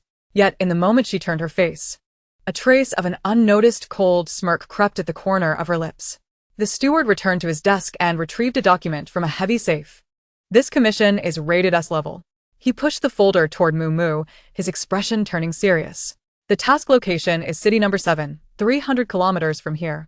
Before the apocalypse, it was a medium-sized city with a population exceeding 600,000. Now, the steward paused, a flicker of trepidation crossing his eyes. Now. We refer to it as plant hell. The entire city has been overrun by mutated plants, forming an ecosystem. Any living being that enters becomes nourishment for those plants. Mumu opened the folder to reveal a thick stack of documents. The topmost photo depicted a city engulfed by plants, enormous flowers blooming between skyscrapers, radiating an eerie glow. Your task is to infiltrate the core area of city number 7 and locate the data samples left behind by the Ark organization. The steward pointed to a building in the center of the photo, within this biotechnological skyscraper. What about the reward? Tang Lian leaned in to glance at the photo. Pouting her lips, this place doesn't seem like a good destination at all. The steward's smile turned sinister. 1,000 third-tier crystal cores, 54th-tier crystal cores, plus a preliminary analysis report on the core technologies of the Arkansas. What the heck? Yi Jia's eyes widened in shock. So generous? How dangerous must this task be? Su Yuyu, however, focused intently on the photo, softly inquiring, what content does the data sample contain? The steward's voice lowered to a near whisper, each word deliberate, as if afraid of disturbing some unseen entity. No one knows what exactly is contained within that data sample. There are rumors that it holds forbidden knowledge the ARC organization acquired before the apocalypse, pertaining to the origins of abilities and possibly the truth behind this calamity. Mu perused the documents, her mind racing. She recalled that in the original text, Liu Yan and Bai Weiwei indeed gained tremendous fortunes in a ruin overtaken by plants. If she was not mistaken, it was city number 7. We accept it. Mu closed the folder, adding an extra condition. Please state it. I require a detailed map of the task area, a distribution map of the mutated plants, and all known information on high-tier mutated organisms. The steward pondered for a moment before nodding. Agreed. However, I must warn you, this commission has previously been attempted by 7 elite mercenary teams, all of which ended in failure. The steward handed the information to Mu. Total annihilation? Mu accepted the documents. Indeed. The danger level of City No. 7 far exceeds anyone's imagination. Even 4th-tier ability users may not return. Tang Lian patted her chest. That just makes it all the more thrilling. When shall we depart? Anytime. The steward watched them leave, a glint of amusement in his eyes. What cards do these women hold to dare accept such a seemingly fatal commission? Exiting the guild building. The auction outside had already concluded. The marketplace bustled with activity, various vendors calling out their wares. Mumu, did you notice something? Yi Jia asked. Your expression was quite strange earlier. City number 7, in the original plot, is where Liu Yan and Bai Weiwei gained significant fortunes. Mumu briefly explained. Su Yuyu's eyes lit up. So, are we about to intercept again? This time, it may not be as simple as an interception. Mumu's lips curled into a subtle smile. If I am not mistaken, they should be preparing to head to city number 7. Just as she thought this, a commotion erupted ahead. The wildfire mercenary team was setting up a stall at the edge of the square, with Qingjing standing in front of a pile of spoils, loudly advertising her wares. Don't miss out. Freshly acquired poisonous hyena teeth. Sharp as iron, a must-have for home and travel. Upon spotting Mu and her companions approaching, her face lit up with a radiant smile. My dear sisters, how did you finish shopping so quickly? We accepted a commission and plan to depart tomorrow. Mumu replied. What commission? Do you need assistance? Qingjing inquired, her eyes gleaming with excitement. Though our wildfire team is not particularly strong, we have the advantage of numbers, so feel free to ask for help. No, thank you. This task is rather special. Mumu gently declined her offer. Sister Zheng, I appreciate your care these past few days. Although a hint of disappointment flickered in Qingjing's eyes, she did not press further. Instead, she retrieved a small cloth bag from her waist and handed it to Mu. Inside are a few signal flares. If you encounter any insurmountable troubles, light one. As long as I, Qingjing, am alive, I guarantee I will come to your rescue. Sister Zheng, you're too kind, Yi Jia said, a touch moved. Stop being sentimental. Qingjing laughed heartily. The world is vast. We shall meet again if fate allows. After bidding farewell to the enthusiastic Qingjing, the 4 of them aimlessly wandered through the market, savoring the rare vibrancy amidst the post-apocalyptic chaos. Suddenly, the crowd ahead erupted into a stir, as people were roughly shoved aside. Get out of the way. Don't block the path. Several bodyguards clad in black tactical gear carved a path, escorting a man and a woman in the center, displaying an extreme arrogance. Those being jostled could only silently retreat in anger. Su Yu was crouched before a small stall, lost in thought as she gazed at her rusted gear, oblivious to the surrounding turmoil. Suddenly, a tremendous shove from behind sent her sprawling. Move aside. Are you deaf? A bodyguard crudely pushed her aside. Su Yu let out a muffled grunt, stumbling against a nearby shelf. Mu swiftly stepped in to support her, her previously gentle gaze hardening in an instant, a glint of coldness reflecting off her glasses. "Are you blind, you fool?" Yedias temperflated. And she shouted at the bodyguard. In that very moment, Tang Lian's eyes narrowed dangerously, a wave of sonic energy radiating from her, causing the surrounding bodyguards to feel an acute pang in their teeth and hearts. The entire entourage came to a halt. The man at the forefront was none other than Lu Yan. He cast a cold glance at Yi Jia, his expression one of disdain, as if regarding an annoying insect by the roadside. Beside him, Bai Weiwei tugged at his sleeve, her voice dripping with sweetness as she advised, Yen, let it go. They might not have seen much of the world. We shouldn't frighten them. It wouldn't do to delay our business over a trivial matter. While she spoke, her sidelong glance at Yi Jia and the others held a hint of contempt, exuding a condescending air that ignited frustration. Mumu stepped forward, positioning herself protectively in front of her sisters, wearing a gentle smile that failed to reach her eyes. "Mr. Liu, I presume?" Mumu's tone was as calm as discussing the weather. "When out and about, remember to keep your dogs on a leash. Otherwise, if they bite someone, they may face dire consequences." Lu Yan dismissed her entirely, directing an impatient grunt at the bodyguard who had shoved Su Yuyu. "Apologize, give some crystals, and be on your way." The bodyguard immediately understood, wearing a haughty expression as he fished out a dusty low-grade crystal from his pocket and tossed it to the ground. "Apologize?" Yi Jia couldn't contain her laughter, taking a step forward and cracking her knuckles. "I think you all need a lesson in manners." The atmosphere became tense, the surrounding survivors watching with a mix of amusement and anticipation, whispering among themselves and pointing at Lu Yan's group. Lu Yan's patience had clearly run thin. At that moment, Mumu gently nudged Yi Jia's lower back. Yi Jia paused, quickly comprehending the cue, her face breaking into a mischievous grin as she stepped back. Su Yu kept her head down, unnoticed as her fingers subtly manipulated the ground beneath Lu Yan's group. "Yen, let us go. We shouldn't stoop to the level of these crude individuals," Bai Weiwei urged sweetly, linking her arm with Lu Yan's as they prepared to pass by the group. Then, an unexpected incident unfolded. The bodyguard who had pushed Su Yu suddenly felt his footing give way, as if stepping on something slick, and his body lurched uncontrollably forward, crashing into Lu Yan. Lu Yan reacted swiftly, sidestepping the collision. However, the bodyguard missed, inadvertently knocking into another companion like a domino effect. The scene descended into chaos, eliciting gasps from the onlookers. Fury flared across Lu Yan's face as he barked, "Useless," just as he was about to erupt.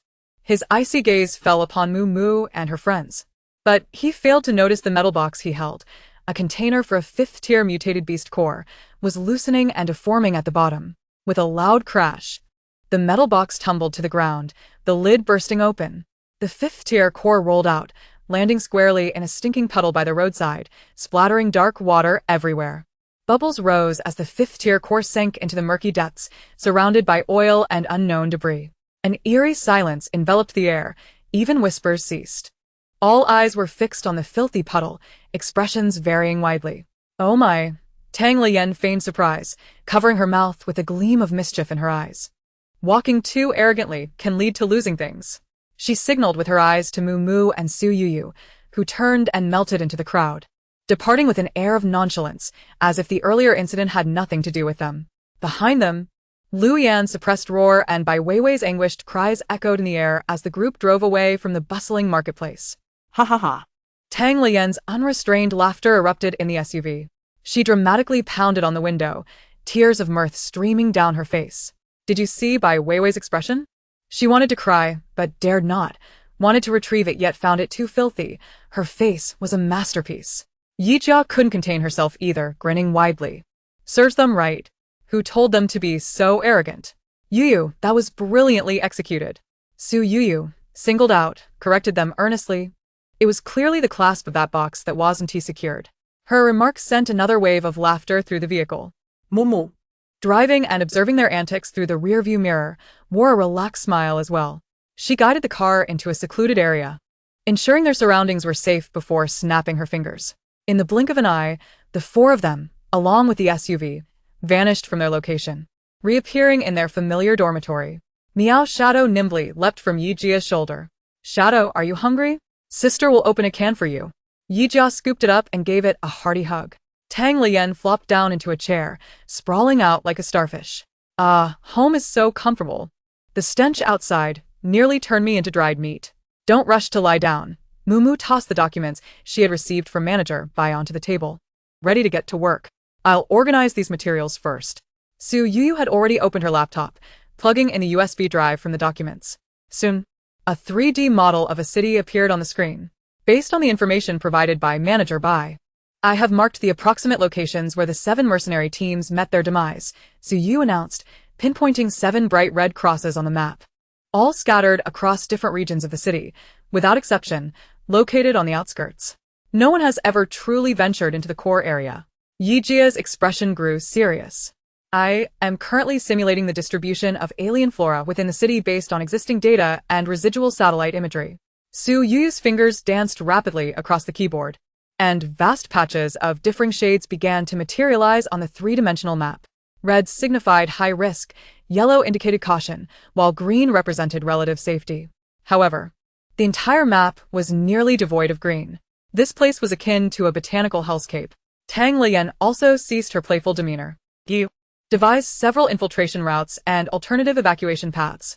Mumu fixated on the building marked as the biotech tower at the center of the map, prioritizing stealth, followed by speed. Understood. Su Yu nodded, her fingers flying as virtual paths were created and optimized on the map. Mumu then turned to Yijia. Jia, your powers resonate with plants, making you our living radar. We must avoid any area that makes you feel uneasy. Leave it to me. Yejia clenched her fist. The vine totem on her wrist seemed to sense its owner's fighting spirit, its hue deepening slightly. I will handle perimeter vigilance and mental disruption, ensuring that nothing could approach us unnoticed. Shadow will accompany you.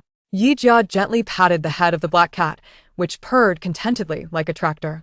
Mumu concluded, I will take charge of the advance and retreat.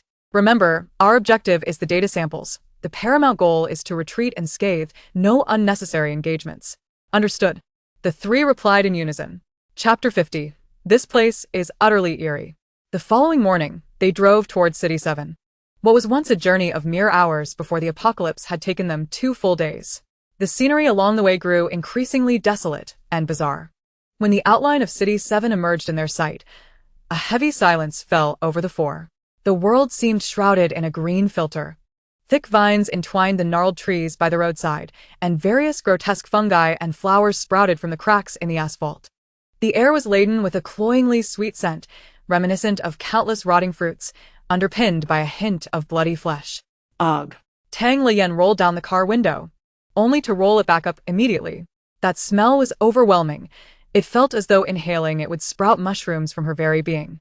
Yijia's complexion also soured. The vine totem on her wrist pulsed with a slight sting, a warning and rejection from her kin. Finally, at the end of the road, the fabled plant hell came into view.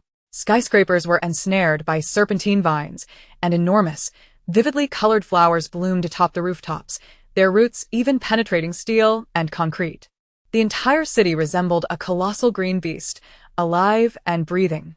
Most chilling were the towering white flowers blooming from the vines, their faces eerily resembling human visages, with black holes for features and a sinisterly curved smile, as if grinning.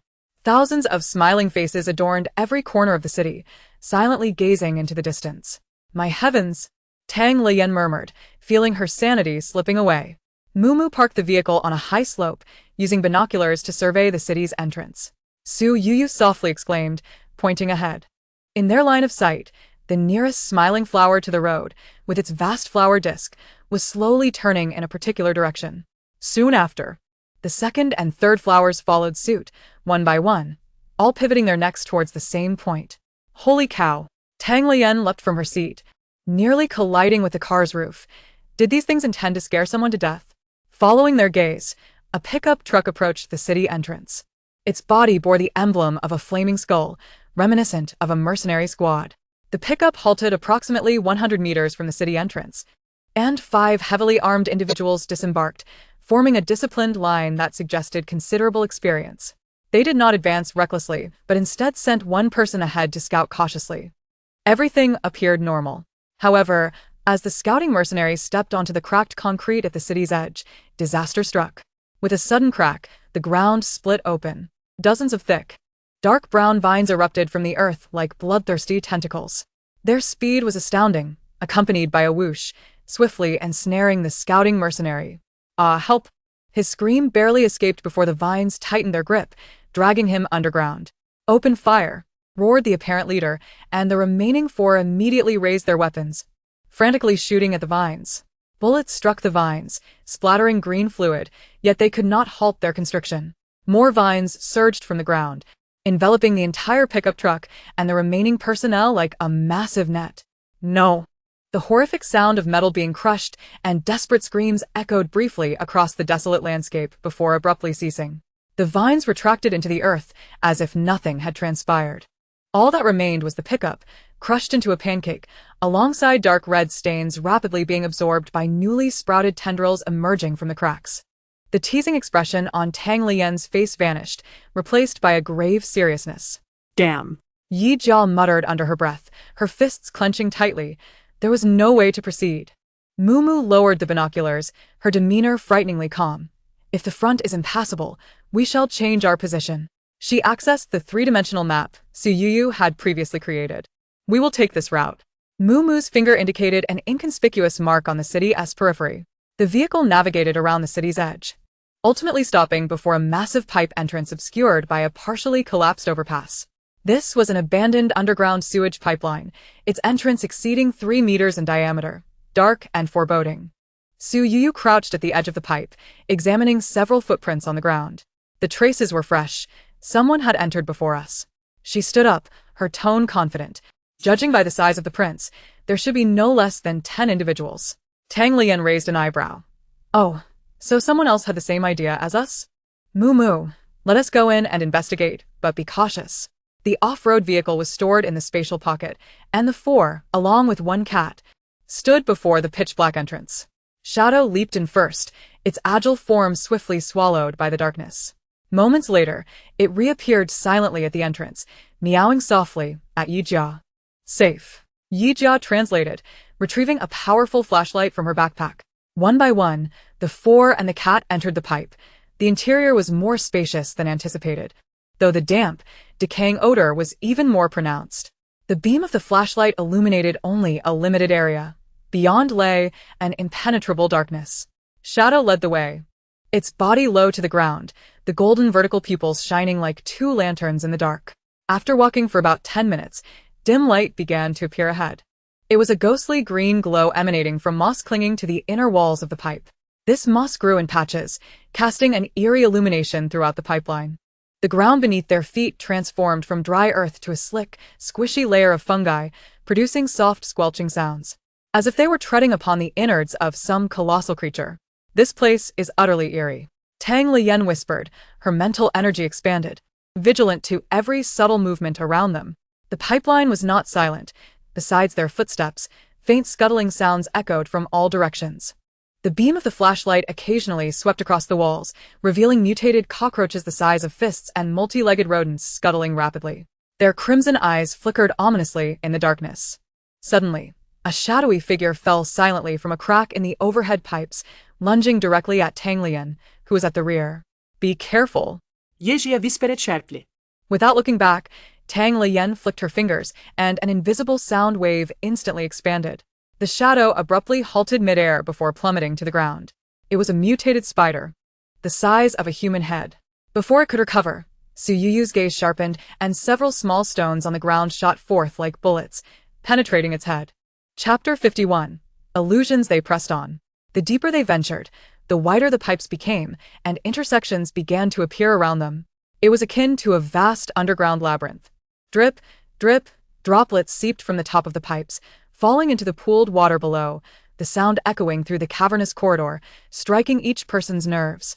After walking for about 10 minutes, the shadow suddenly crouched, emitting a low growl toward a fork ahead.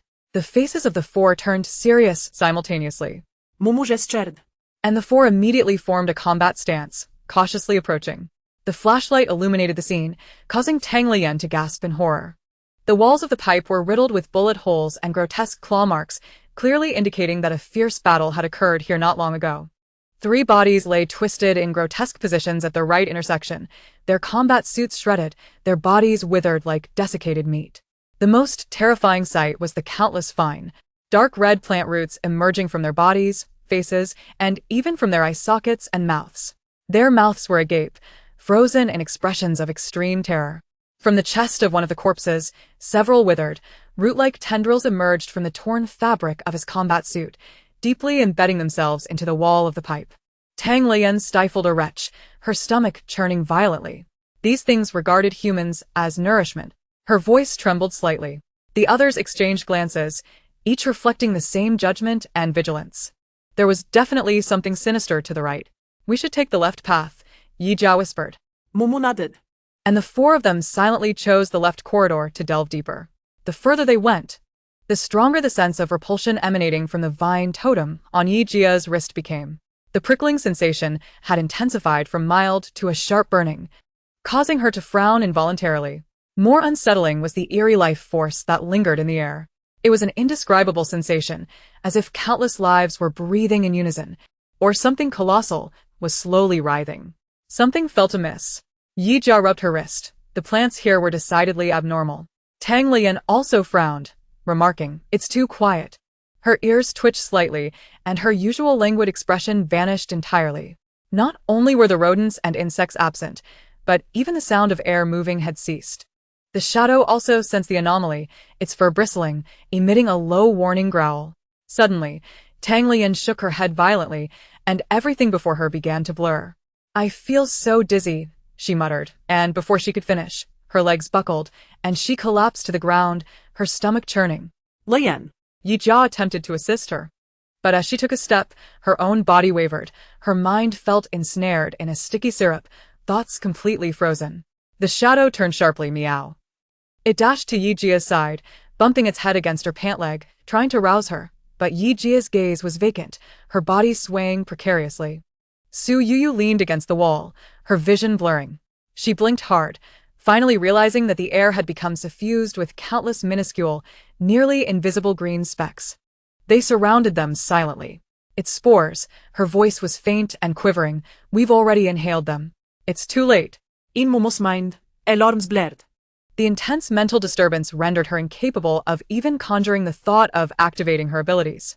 As her sisters fell one by one, the reality around her twisted and warped like paint thrown into water, rapidly distorting and fading. The shadow watched helplessly as each of them lost focus, collapsing to the ground. Motionless, it circled anxiously around them, nudging their cheeks with its nose, but received no response. The sweet, sickly odor in the air intensified to its peak. Realizing it could not awaken them, the shadow's anxiety morphed into a chilling intent to kill. It halted, its body slowly expanding to the size of a leopard, shielding the four behind it. The green mist swirling before Yi Jia began to fade. The sweet odor morphed into a stinging scent of smoke and alcohol, the pipes contorting into a dim, oppressive living room. Crash. A bottle shattered against the wall, scattering fragments. "Where's the money? Where did you hide it?"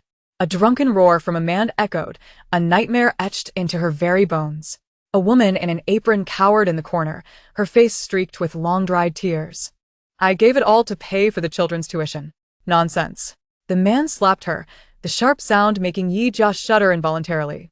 She transformed back into the frail girl who could only hide trembling behind a door. "You useless thing. You can't even bear a son. I'll kill you." The cacophony of curses, blows, and the woman's stifled sobs wove a suffocating web around the small child. She was terrified, her teeth chattering.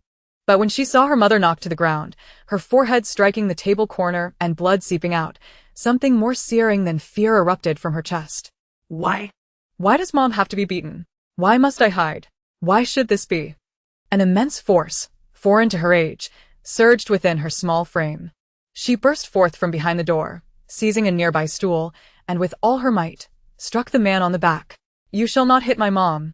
The girl's shriek was sharp and youthful. The man staggered, incredulous as he turned around, his face contorted by alcohol and rage, a visage she would never forget. "You little brat, how dare you hit me?" He abandoned the woman, advancing toward her step by step, a colossal shadow enveloping her. "Today, I'll beat you to death along with her."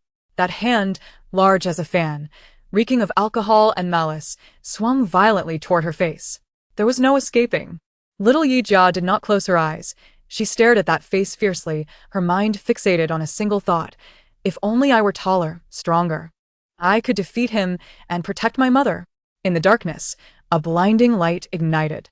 Instantly, a resplendent dome, a crystal chandelier, and a grand piano reassembled from the radiance. Tang Lian found herself standing in the center of a hall, the spotlight illuminating her and the lavish piano. Below, her parents were entertaining several esteemed guests, their smiles perfect yet devoid of warmth. Lian, play beautifully, her mother's voice floated from the audience, gentle yet carrying an undeniable command. Do not bring shame to the Tang family. Her fingers rested on the keys, cold as ice. She understood. This was not a performance but a display. She was a meticulously crafted, expensive commodity labeled as the genius daughter. Chapter 52. The deepest fear. As the melody commenced, every note was flawlessly executed. Yet she struck a wrong key, a nearly imperceptible flaw. The music abruptly ceased. The chatter among the guests halted. Her father's brow furrowed instantly, an expression of scrutiny reserved for a defective product. What are you doing? His voice was soft, yet it plunged Tang Lian into an icy abyss. As the daughter of the Tang family, she was not permitted any flaws. Flaws? All her efforts, the countless nights she endured, were suddenly rendered defective by a single note. She gazed at her slender fingers, finding it utterly absurd. Since the pursuit of perfection was an endless journey, perhaps it would be better to have surrendered from the start. Being a failure was surely preferable to being a soulless, piano-playing puppet. The jarring wrong note tore through the opulent hall, and the fragments of her world spiraled away, reassembling into a quiet porch. Su Yuyu found herself standing at the threshold of her parents' bedroom. Her mother was at the mirror, adjusting her makeup in preparation for the upcoming banquet. Upon seeing Su Yuyu at the door, her brow furrowed immediately. Yuyu, what happened to your new coat? It's covered in mud. Her mother turned, hurriedly approaching, pulling up her sleeve with a tone filled with concern for the expensive coat. Little Su Yuyu wanted to explain that her classmates had knocked her painting down and pushed her into the mud. Her father emerged from the study, holding a document, not bothering to look up. Have you caused trouble at school again? His voice was flat, yet it pierced through her like a needle. I've told you countless times not to provoke others. Why is it that they don't dirty anyone else's clothes but yours? It must be because you did something wrong first. No. It wasn't me. Su Yuyu frantically shook her head, tears welling in her eyes. She wanted to explain, but the more anxious she became, the tighter her throat felt, rendering her unable to form a complete sentence. Look at her. She can't say a word. Her mother, exasperated, released her grip, disappointment etched on her face. Why is this child so sullen? If she cries over such trivial matters, what will she do in society? Enough. Leave her be. Her father's tone was impatient, instructing her to retreat to her room. We can't have guests seeing you like this, it's embarrassing. The door slammed shut behind her. Soon, the cheerful laughter of her parents' welcoming guests echoed through the living room. That warmth and liveliness, however, were separated from her by a mere door. Su Yu sat alone on the cold floor of her room, staring at her mud-stained hands. She picked up a music box from the table, carefully prying open the clasp at the base. Gears, springs, and rollers, each cold, silent component was disassembled and neatly arranged before her. They would not speak, would not blame her, nor would they gaze at her with disappointment. She could control them, could transform them into whatever shape she desired. Only these objects belonged entirely to her. In this world, she alone was the sovereign. The soft click of the last gear falling into place was abruptly replaced by an authoritative summons. Mumu stood in a tidy study, the air infused with the familiar scent of her father's cigar. Mumu. A commanding voice came from behind the desk, belonging to the man who was always impeccably dressed in a suit, his demeanor stern and unsmiling, who did not even lift his head from the documents. Every decision you make represents not only yourself. His voice was calm, yet carried an undeniable weight. Remember, you are my daughter. You cannot afford to lose. Nor can you make mistakes. Any misstep could carry a price you cannot bear. The price. The man's face began to blur. The study walls melted like wax, and the cigar scent was replaced by a rich, cloying stench. When she regained her vision, she found herself once more in the cold, darkened passage. Before her lay Yijia, Tang Lian, and Su Yuyu, collapsed on the ground. Countless dark red, slimy roots burst forth from their bodies, pinning them to the slick fungal carpet. Their forms withered, yet their eyes remained hollow and fixed on her. Mumu's mind went blank. She wished to rush forward, but her feet felt leaden, immobilized. Yijia's usually vibrant face was now pale and lifeless. Her lips moved, producing a monotonous, haunting sound. Mumu. It hurts so much. Why did you bring us here? If it weren't for you, we'd still be in the dorm watching dramas and eating barbecue. Tang Leian's beautiful silver hair was matted with mud, her voice hollow and terrifying. Aren't he the smartest? Didn't you have everything planned? Is this the outcome you envisioned? Su Yu's words struck like a final blow. We trusted you so much. No. This isn't how it is. No. Mumu screamed in despair, attempting to wield her powers, yearning to tear apart the space, but nothing happened. Her abilities, her pride in her composure and intellect, betrayed her in that moment. She could only watch helplessly as her dearest friends transformed into 3 cold corpses. It was my fault, my fault. A massive wave of guilt and regret engulfed her. It was she who insisted on taking this task. It was she who had brought them to this cursed place. If only she hadn't been there from the beginning, they would never have found themselves in this damned apocalypse. I'm sorry, I'm so sorry. Mumu knelt on the ground, tears streaming down her face. In the instant her defenses crumbled completely, they rose from the ground in an eerily disjointed manner. Countless tendrils trailed behind them, rustling softly. They turned to face Mumu, their hollow expressions slowly morphing into smiles. Then, they extended their hands step by step toward the paralyzed Mumu. Come, Mumu, they intoned in unison, their voices intertwining in an uncanny harmony. Join us, and you shall never err again. Meanwhile, in the reality of the underground passage, the shadow's fur bristled, shielding the 4 collapsed figures behind it. From the depths of the dark corridor came a series of unsettling, skittering sounds, reminiscent of a large, wet cloth dragging across the ground, occasionally mixed with the sound of crushed bones. A colossal monstrosity, composed of countless dark red tendrils and withered, human-like limbs entwined, began to ooze from the shadows. It resembled a moving puddle of flesh and plant matter, emanating a foul, decaying odor. At the apex of the creature, a gigantic white flower resembling a human face grinned silently, gazing upon the unconscious 4 with satisfaction. It had detected fresh, vibrant nourishment. The shadow's golden slit pupils ignited with a cold flame. It leaped forth like a bolt of black lightning, aiming directly at the creature. Chapter 53. You wish to use us as nourishment? You are unworthy. The shadow's sharp claws tore through several of the creature's tendrils, releasing a stream of noxious green fluid. Yet in the next moment, more roots surged forth from the putrid mass, striking like venom-laden whips against it. Bang! The black cat was violently flung aside, crashing against the slick wall of the passage before tumbling heavily to the ground. It quickly regained its footing, shaking its head, but its movements were noticeably sluggish. Its once elegant black fur was now matted with slime and blood, clumped together in disarray.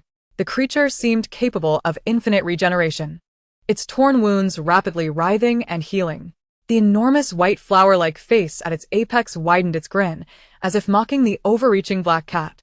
It reveled in the thrill of its prey's struggle.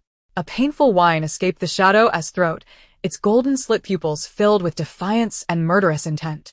It arched its back once more, gathering strength for the next assault, only to be ensnared by more tendrils. Sharp barbs pierced its flesh, and the shadow emitted a low, anguished growl. At this moment, within the realm of illusion, a hand resembling a large fan, reeking of alcohol and foul wind, swung viciously towards Xiaoya Jia's face. Her small body stiffened in fear, yet her eyes remained fixed on the grotesque visage before her. No more. If only she were stronger.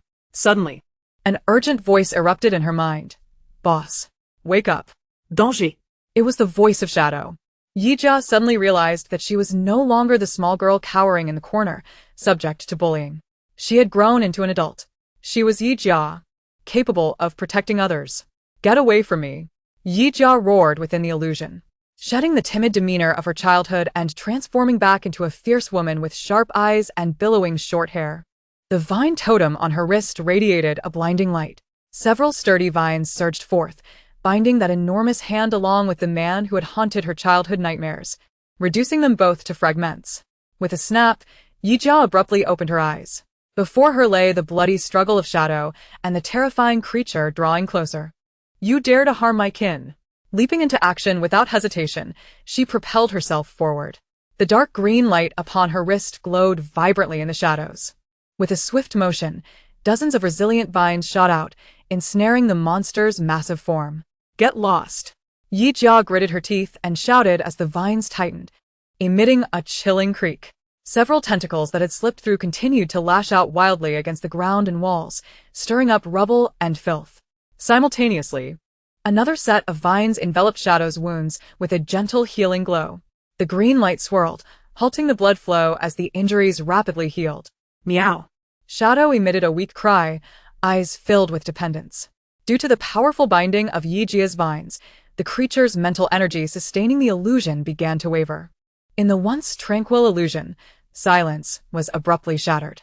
The sounds of reality pierced through the false serenity, the crack of the vines, the monster's pained roars, and Yi Jia's resonant battle cry. These sounds were chaotic and tumultuous, yet strikingly real. Su Yu looked down at the disassembled gears in her hands, suddenly feeling a sense of ennui. Is solitude truly safe? Is controlling these cold components what she truly desires? No. What she yearned for was to be with her sisters. To wield power over all, to fight, to shred every enemy daring to harm them. In an instant, Su Yu's eyes regained clarity, the daze replaced by cold determination. She observed the monster, tightly bound by the vines, thrashing in a frenzy. She saw Yi Jia, gritting her teeth as she tended to Shadow's wounds. With a wave of her hands, the surrounding metal pipes began to tremble violently. With a crack, the pipes shattered into countless sharp fragments. The rubble on the ground began to levitate, reassembling in midair. In the blink of an eye, hundreds of metallic blades and sharp stone spikes hovered, all aimed at the creature. Shred it, let it die. A cold glint flashed in Su Yu's eyes. With a whoosh, innumerable blades and spikes shot towards the monster from all directions, piercing through its roots and embedding in its decaying flesh, leaving gaping wounds that exposed bone. Splatter. The green, foul-smelling liquid sprayed everywhere.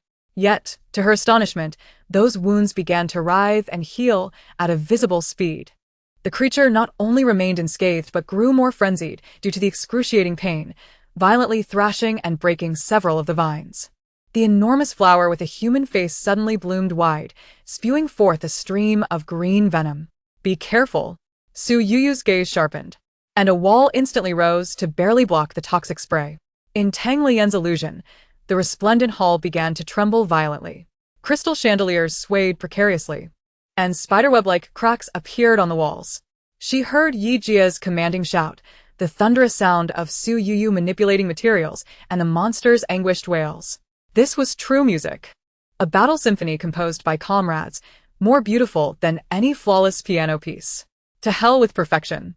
Tang Lian realized with clarity, flashing a middle finger at the piano, then snapping her fingers, shattering the entire illusory world. She opened her eyes to see her sisters in fierce combat, witnessing the monster howling in pain from its attacks. The curve of her lips widened into a smile tinged with ferocity.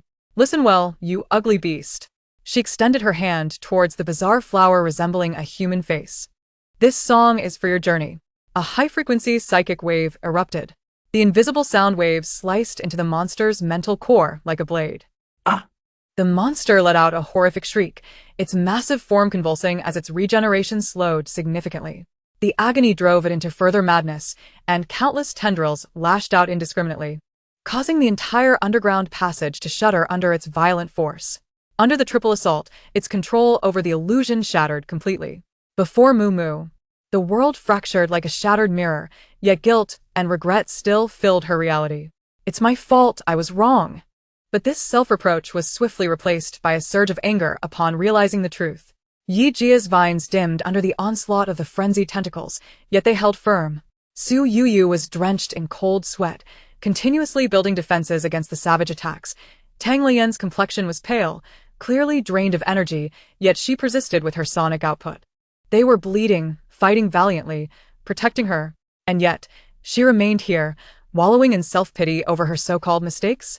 Moo's gaze turned calm and filled with lethal intent. Mistakes? No. I brought them here. I shall lead them out.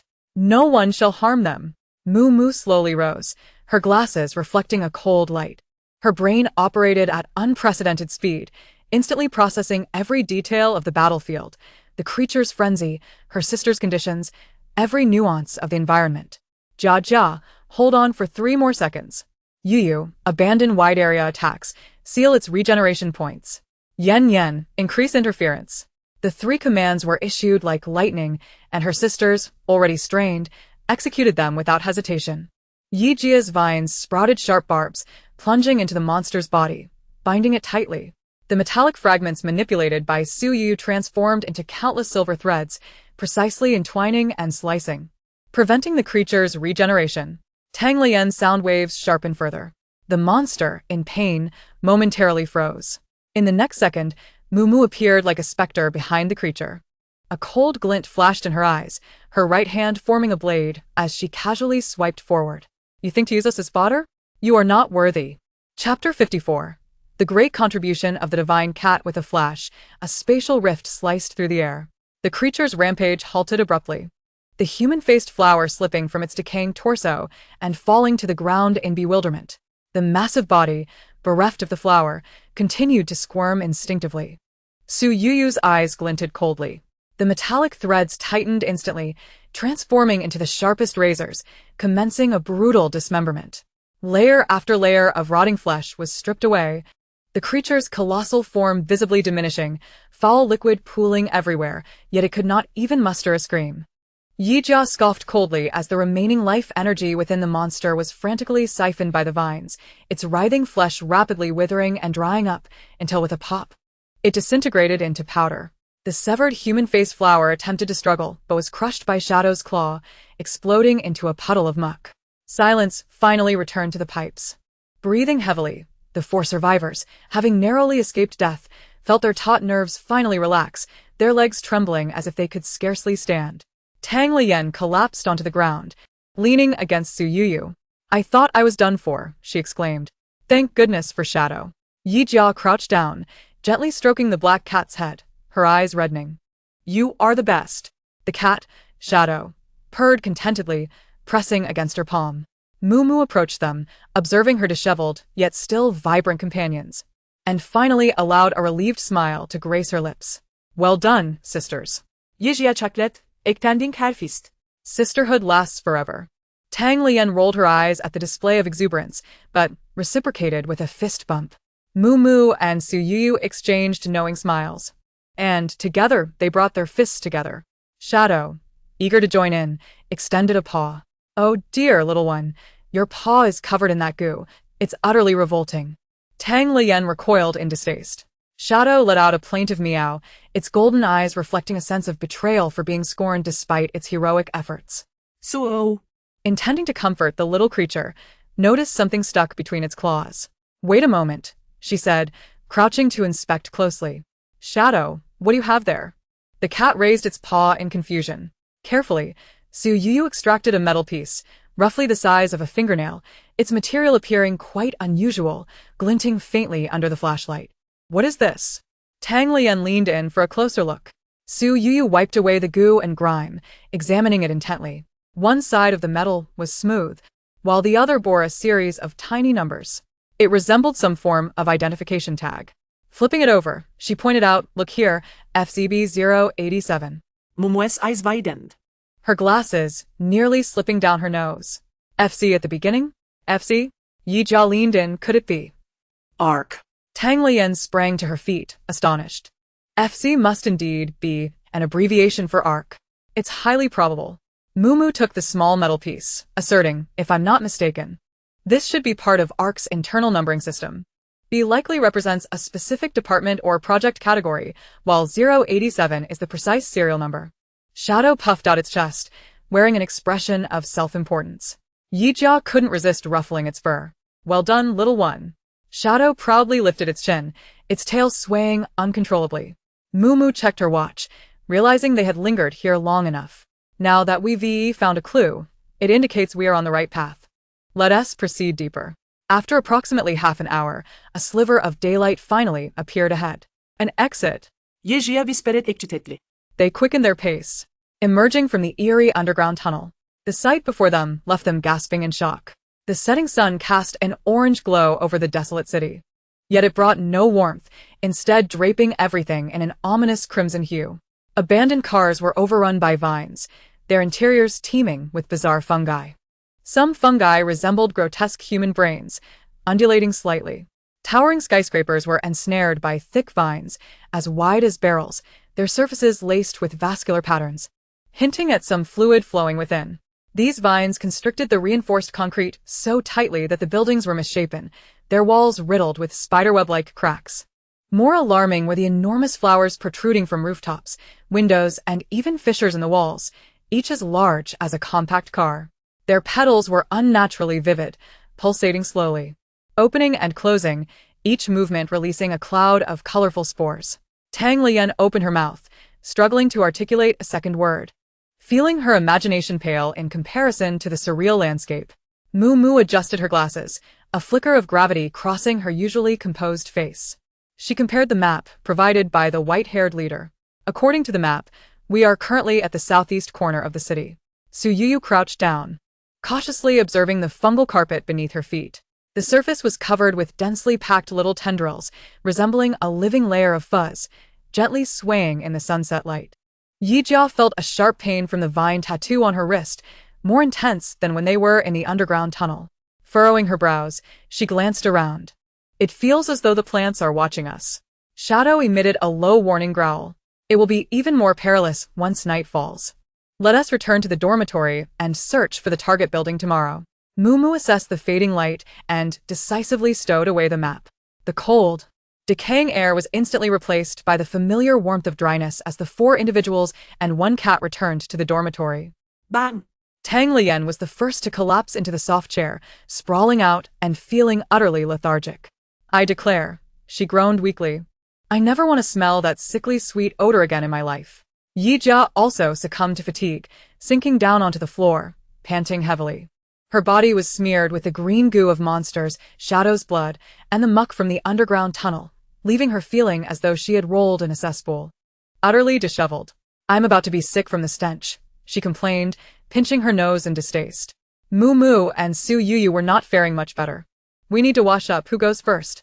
Moo removed her glasses, pinching the bridge of her nose, exhaustion etched on her usually calm face. No sooner had she spoken than Tang Lian, like a dying fish, sprang up from her seat and bolted towards the bathroom with the speed of a sprinter. It has to be me. I feel like there are bugs crawling on me. With a loud bang, the bathroom door slammed shut. Seconds later, a piercing scream erupted from within. Ah! Why is this stuff so sticky and impossible to wash off? I'm going to rot. I'll turn into a mushroom. Chapter 55. This atmosphere is off. Yijia and Su Yuyu exchanged glances, unable to suppress their laughter. Shadow nestled against Yijia, rubbing its head against her pant leg, emitting a plaintive purr. Its fur was matted and clumped together, looking rather pitiful. Don't worry, little one. I'll give you a good wash soon. Yijia gently patted its head. She then mixed a can of cat food with 2 small yellow fish and placed it in front of Shadow. Here you go. Our great contributor, enjoy your feast. Meow. Shadow chirped happily, diving into the meal. Once everyone had finished washing up and donned clean pajamas, the living room was set with a bountiful feast. For steaming portions of self-heating rice awaited them, accompanied by fish-flavored shredded pork and braised beef. The aroma of the rice mingled with the savory sense of the dishes, enhanced further by chilled cola, making their mouths water. Delicious. Yijia gulped down half a can of cola in one go, letting out a loud belch, feeling revitalized. Tang Lian, disregarding any semblance of ladylike behavior, dug into her rice with abandon. So good, she mumbled, her eyes squinting in bliss. Nothing beats a hearty bowl of rice. Don't just eat, try this. Moo added, placing a piece of braised beef into her bowl. Su Yuyu took small bites, occasionally stopping to meticulously pick out the peas from her rice, arranging them neatly at the edge of the table. As Tang Lian sipped her cola and savored her rice, she suddenly remarked, honestly, that illusion was utterly damaging. It struck right at the heart. What did you all see? At the mention of the topic, a somber mood descended upon them. Tang Lian shook her cola bottle, her tone unusually subdued. I was back at the talent show, and my father's face was even more terrifying than that plant creature we just defeated. I returned home for a visit. Yijia pursed her lips, her tone light, yet clearly reluctant to elaborate. In any case, if anyone dares to lay a finger on my mother again, I shall twist them into a pretzel. So, what's by? I was locked in a room dismantling a music box. She paused before adding, but the real world is far more entertaining. Dismantling monsters is infinitely more exhilarating than a music box. Her words elicited laughter from the group. All 3 pairs of eyes converged on Moo. Moo leisurely swallowed her food, a gentle smile adorning her face. I dreamt that all of you perished. The dormitory was plunged into a profound silence. Wow. Momo. You are the most ruthless of us all. Yi Jia was the first to react, slapping her thigh. Tang Lian gulped down a mouthful of cola to steady her nerves, exclaiming, "You scared me. Please don't smile so menacingly." Moo shrugged and picked up a piece of potato. So, from now on, let us be more shrewd and avoid giving me such nightmares. After finishing their meal, the 4 of them sank into their chairs, too lethargic to move. With their hunger sated, the fatigue of survival washed over them. The shadow had long finished its can and was now sprawled on Yi Jia's lap, its belly rising and falling rhythmically as it slept soundly. After a restful night, the following morning, as they stepped out of the dormitory, Tang Lian's keen senses detected commotion around them. Wait. She raised a finger, tilting her head to listen intently. Gunfire, roars, and the unsettling sounds of something being torn apart, along with fragmented phrases, reached her ears. Damn those underground pipes. After being trapped inside for a day and night, getting out is more perilous than being in there. Run. These cursed vines want to quit. A yen, be careful. They're too grotesque. They spit venom. By Weiwei, if we don't save anyone, we'll die here. Crying one to help. Oh, familiar faces. Tang Lian raised an eyebrow. What is happening? Lu Yan and his crew are over there, Tang Lian remarked, a gleam of schadenfreude in her eyes. From their conversation, it seemed they had just emerged from the underground pipes only to be ambushed. Yejia chaklet. Cracking her knuckles, with a crisp sound. This is what we call retribution for the wicked. Is that group in the pipes them? Su Yuyu blinked. Moo adjusted her glasses, a flicker of contemplation in her eyes. That direction suggests their target is likely the biotech tower. She unfurled a map, noting how the commotion caused by Lu Yan's group could divert the surrounding dangers away from them. Her finger traced a route on the map, circumventing the chaos ahead and aiming directly for the biotech tower marked at its center. We'll take this path and use them as cover to sneak by. The 4 figures, along with the cat, swiftly navigated between the buildings. The distant chaos served as the perfect disguise. They traversed a street obstructed by fleshy fungi.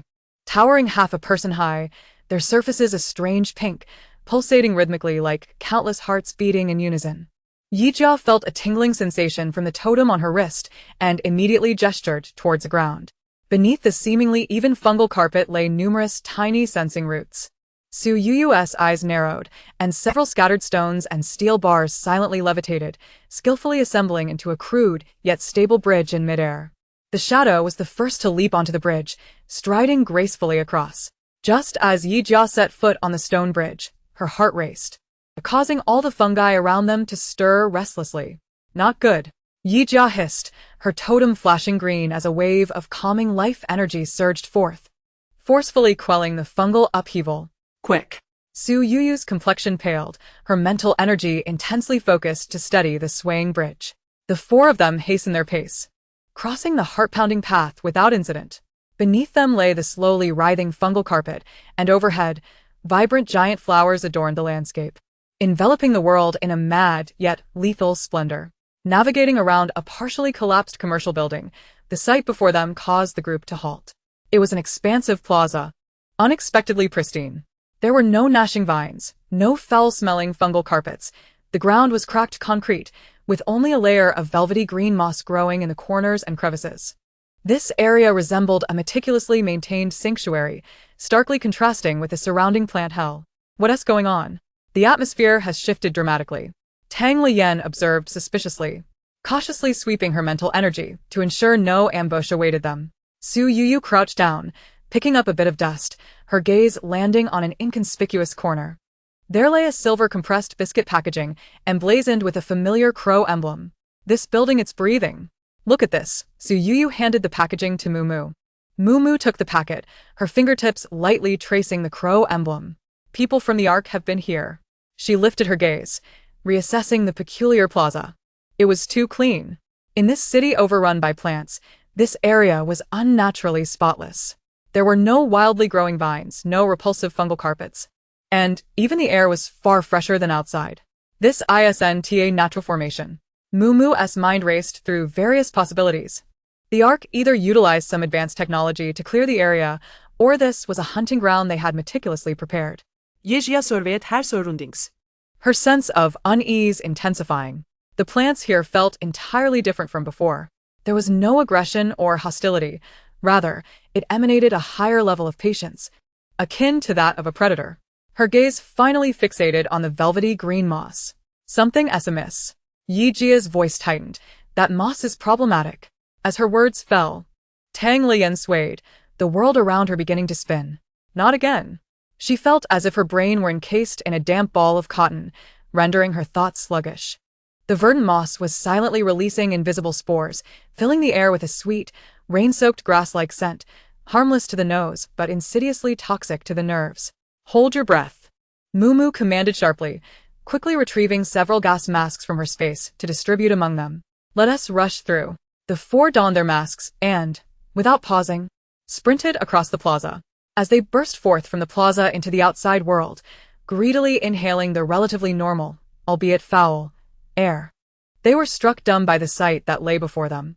The biotech tower loomed directly ahead, a stark contrast to its appearance in photographs. It was no longer merely a building. It resembled a living entity. Countless translucent roots, like arteries, deeply embedded in every inch of its structure, pulsing with an unknown fluorescent liquid. The entire edifice was enveloped in a layer of muscle fiber-like plant tissue. At the tower's apex, an enormous, blood-red flower bud, tightly closed, faced the sky like a heart awaiting awakening. I take back what I said earlier, Tang Lian murmured. This place is more hellish than hell itself. It must be the headquarters of the Underworld Corporation. Just then, Su Yu abruptly tugged at Mumu's sleeve, pointing toward the center of the tower. At approximately the 30th floor, a shattered balcony housed a figure. Mumu took out her binoculars for a closer look. The figure donned a tattered white lab coat and stood there rigidly, utterly motionless. As she continued to observe, that figure slowly turned its head with a disjointed, agonizing movement. Its visage resembled that of a white mask, strikingly akin to the smiling floral faces encountered at the city's entrance. It even flashed a grin towards them. A chill coursed through Mumu's heart, prompting her to lower the binoculars as a cold sweat trickled down her back. Was it a zombie? Or a host under parasitic control? What was happening? Tang Lian noticed her distress. There's something with a face like a smiling flower. Mumu's voice felt parched as she spoke, and it's smiling at us. Where? Yijia immediately raised her binoculars to peer in the indicated direction. However, the balcony stood empty, as if everything that transpired moments ago had been but a mirage. Don't scare me like that. Tang Lian also scanned the area. Finding nothing amiss, the group remained still, fixated on the living edifice before them. Let us find the entrance, Mumu urged, suppressing the dread in her heart as she stepped toward the towering structure. They hugged the base of the building, circling it, their expressions growing graver with each passing moment. There were no doors. Or rather, the former entrances had been entirely sealed off by thick, gray-green plant matter, leaving no trace of a gap. The surface of this organic material was riddled with veins, subtly undulating with the building's breath, exuding an unsettling yet formidable presence. Meow. The shadow in Yijia's arms arched its back, emitting a threatening growl, its golden slit pupils fixed intensely on the enormous crimson bud atop the structure. Ah! Yejia gaspet sharply, clutching her wrist. A searing pain radiated from the vine-like totem, causing her entire arm to go numb. She closed her eyes, attempting to perceive the plant's unique resonance. In the next moment, her complexion drained of color. No, we can't force our way in, she exclaimed, her voice trembling. I can feel it. The entire building is a living entity. If we disturb any part of it, everything here will awaken instantly. An aggressive approach would be tantamount to delivering takeout to it. Tang Lian's expression mirrored her concern. She sensed a vast and chaotic psychic field enveloping the building. Akin to a slumbering behemoth, waking it would yield catastrophic consequences. Su Yu silently picked up a small stone and flicked it. As the stone grazed the fleshy barrier, it was silently consumed, leaving not even a ripple in its wake. Charging in as a path to doom, Mumu adjusted her glasses, the lenses reflecting the ominous silhouette of the structure. Then let us find another way. She turned to her companions, who had gathered closer, their grips tightening. She clasped Su Yu's hand with one and placed the other on Tang Lian's shoulder. Yi Jia understood the unspoken cue and quickly drew closer with a shadow. As the air around them began to warp, in the blink of an eye, the four of them and the cat vanished from sight. When they reappeared, they landed on solid ground, feeling a sticky sensation beneath their feet, akin to stepping on damp leather. A pungent amalgamation of rust, decaying vegetation, and the stench of blood assaulted their senses, making them gag. Thud, thud, thud. A deep, resonant pulsing echoed from all directions, vibrating the air and numbing their eardrums. While the entire space subtly resonated, they had successfully infiltrated the belly of the beast. Just as Su Yu was about to retrieve a flashlight from her backpack, Tang Lian suddenly seized her hand. "Don't turn on the light," she whispered, her voice low and slightly trembling. In the darkness, her hearing was amplified exponentially. Beyond the heavy thumping of the heart, she detected other sounds. Outside the room they occupied, a series of wet, sticky dragging noises approached. Rustle, rustle, rustle. It sounded as if a massive, soft, slime-covered creature was slowly crawling through the narrow passage toward them. Chapter 57. Oh no, we've been discovered. The dragging sounds grew increasingly closer. In the darkness, no one dared move, even their breaths becoming hushed. The group was prepared for any eventuality. No. Tang Lian's voice dropped even lower. There are other sounds. Before she could finish, a blue electric light suddenly illuminated the corridor. The brilliance lit up the entire passage, revealing the approaching monstrous entity. It was a gigantic worm, the thickness of a water tank, covered in sticky suckers and pustules, devoid of facial features save for a gaping, tooth-lined orifice at its front. As the blue light flared, figures clad in black combat gear burst forth from the opposite end of the corridor. Their movements were swift and synchronized, wielding peculiar weapons resembling energy projectors rather than firearms. Zing! A beam of blue light struck the worm, emitting a corrosive sizzling sound as plumes of foul white smoke erupted from the creature, its flesh rapidly decaying and liquefying in the impacted areas. The beast writhed in agony, its massive form thrashing violently as countless sticky tendrils emerged from the fleshy wall, lashing out at the black-clad figures. Yet the assailants were even more agile, using the walls and ceiling to evade, their movements fluid and graceful. Each shot landed precisely on the creature's vital points, staving off its regeneration. On one individual's shoulder, a black crow insignia briefly glinted in the electric light. Arc. A simultaneous shock coursed through the four of them, prompting them to conceal themselves even more deeply. The creature's wails diminished, its colossal body disintegrating rapidly under the relentless beam, ultimately transforming into a steaming puddle of pus. The leader raised a hand in a signal, and another stepped forward, retrieving a container from their waist to extract a sample from the puddle. B012 sample acquisition complete. An electronically processed voice, devoid of gender, announced. Threat eliminated. Continue advancing. Mumus mindratset. These individuals were hunting. They regarded these horrific beings as prey. Let us go, the leader commanded, preparing to leave. Tang Lian exhaled in relief, just as she intended to shift her numb legs when an alarm bell rang in her mind.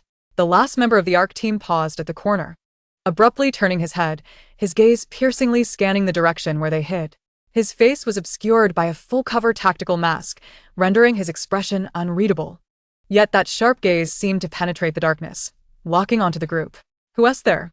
The energy weapon in his hand crackled with blue arcs, the light intensifying to a blinding glare. In an instant, their hearts skipped a beat. Come out. Energy coalesced at the weapon's muzzle, producing an increasingly shrill hum, casting the entire dark corridor into an ominous blue hue. The sense of pressure bore down upon them. In that fleeting moment, Mumu's gaze fixed on the depths of the corridor, where another smaller worm lurked in the shadows, unnoticed by the ARC team. Her right hand clenched tightly. The space warped instantaneously. The unfortunate worm didn't even have time to comprehend what was happening before its massive body vanished into thin air. The next second, it reappeared above the ARC member's head. Its foul saliva and colossal shadow loomed ominously. The individual reacted swiftly, raising the weapon upward. Roar! The creature's howl and the explosive sound of the energy beam erupted simultaneously. Enemy attack. Behind. What is it? Where did it come from? Fire. Fire. The faces of the ARC members at the front paled dramatically, their previously coordinated formation collapsing as they all turned to confront their comrades. Chaos became the best cover.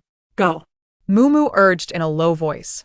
The four figures, along with the cat, slipped through the shadows along the wall, vanishing into the darkness at the corridor's end amid the turmoil stirred by the electric light and the monster. They ascended the stairs, the light gradually brightening. The interior of the building grew increasingly vivid, with vascular-like plants intertwining across the walls, their roots pulsating with a luminescent fluid, transforming the space into a colossal biological visceral. A disturbance arose ahead. Tang Lian lowered her voice, and Mumu immediately raised a hand to signal for silence.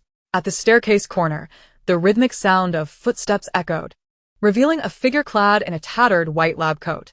Once a researcher, he was now enveloped in a translucent, crystalline substance. The crystals protruded from his skin, distorting and tearing through his clothing, glimmering with an eerie light under the fluorescent glow. Most terrifyingly, he was devoid of eyes, with two hollow sockets from which writhing tendrils emerged. Tang Lian nearly gasped, but Su Yu swiftly covered her mouth. The creature walked with a stiff gait, each step marked by a fixed rhythm, its head oscillating left and right, the tendrils extending from its eye sockets thrashing in the air, evidently sensing something. Yi Jia clutched Shadow tightly, the little creature's fur bristling, yet it wisely remained silent. The creature halted at the staircase entrance, its head turning towards their hiding place. The tendrils' movements quickened abruptly. Su Yuyu's eyes darted, subtly manipulating a shard of stone on the ground to roll towards the opposite end of the corridor. The sound echoed in the empty hallway. The creature immediately shifted its gaze, advancing towards the source of the noise, its footsteps fading into the distance. They moved stealthily along the wall, slipping past the monster. They ascended until they encountered a staggering sight at the end of the passage, a colossal central shaft composed of biological tissue, extending from the ground to the blood-red bud at the roof. The walls of the shaft were laced with vascular networks, countless luminescent liquids surging upward, emitting a gurgling sound. The entire shaft resembled the esophagus of a living organism, continuously pulsating and contracting, delivering some form of nourishment upwards. Tang Lian gasped. Could this be the monster's stomach? Even more unsettling, openings resembling elevator doors appeared on various floors of the shaft, from which bizarre sounds emerged. There were mechanical hums, the sound of dripping liquid, and piercing cries akin to a baby's wail, sending chills down their spines. Mumu surveyed the hellish scene, stating that they needed to reach the top floor, and must find a way to traverse the shaft. Su Yuyu, her complexion pale, gazed at the undulating walls, fearing whether this entity would regard them as food to digest. Suddenly, a thunderous roar erupted. The entire building trembled, the flow of the luminescent liquid surged, and the wall's movements intensified. Chapter 58. The Awakening of the Behemoth. The blooming of the blood flower. Boom. Another earth-shattering sound reverberated. Goodness, was this going to demolish the building? Yi Jia stumbled, nearly losing her balance, gripping the slick wall with a look of disgust.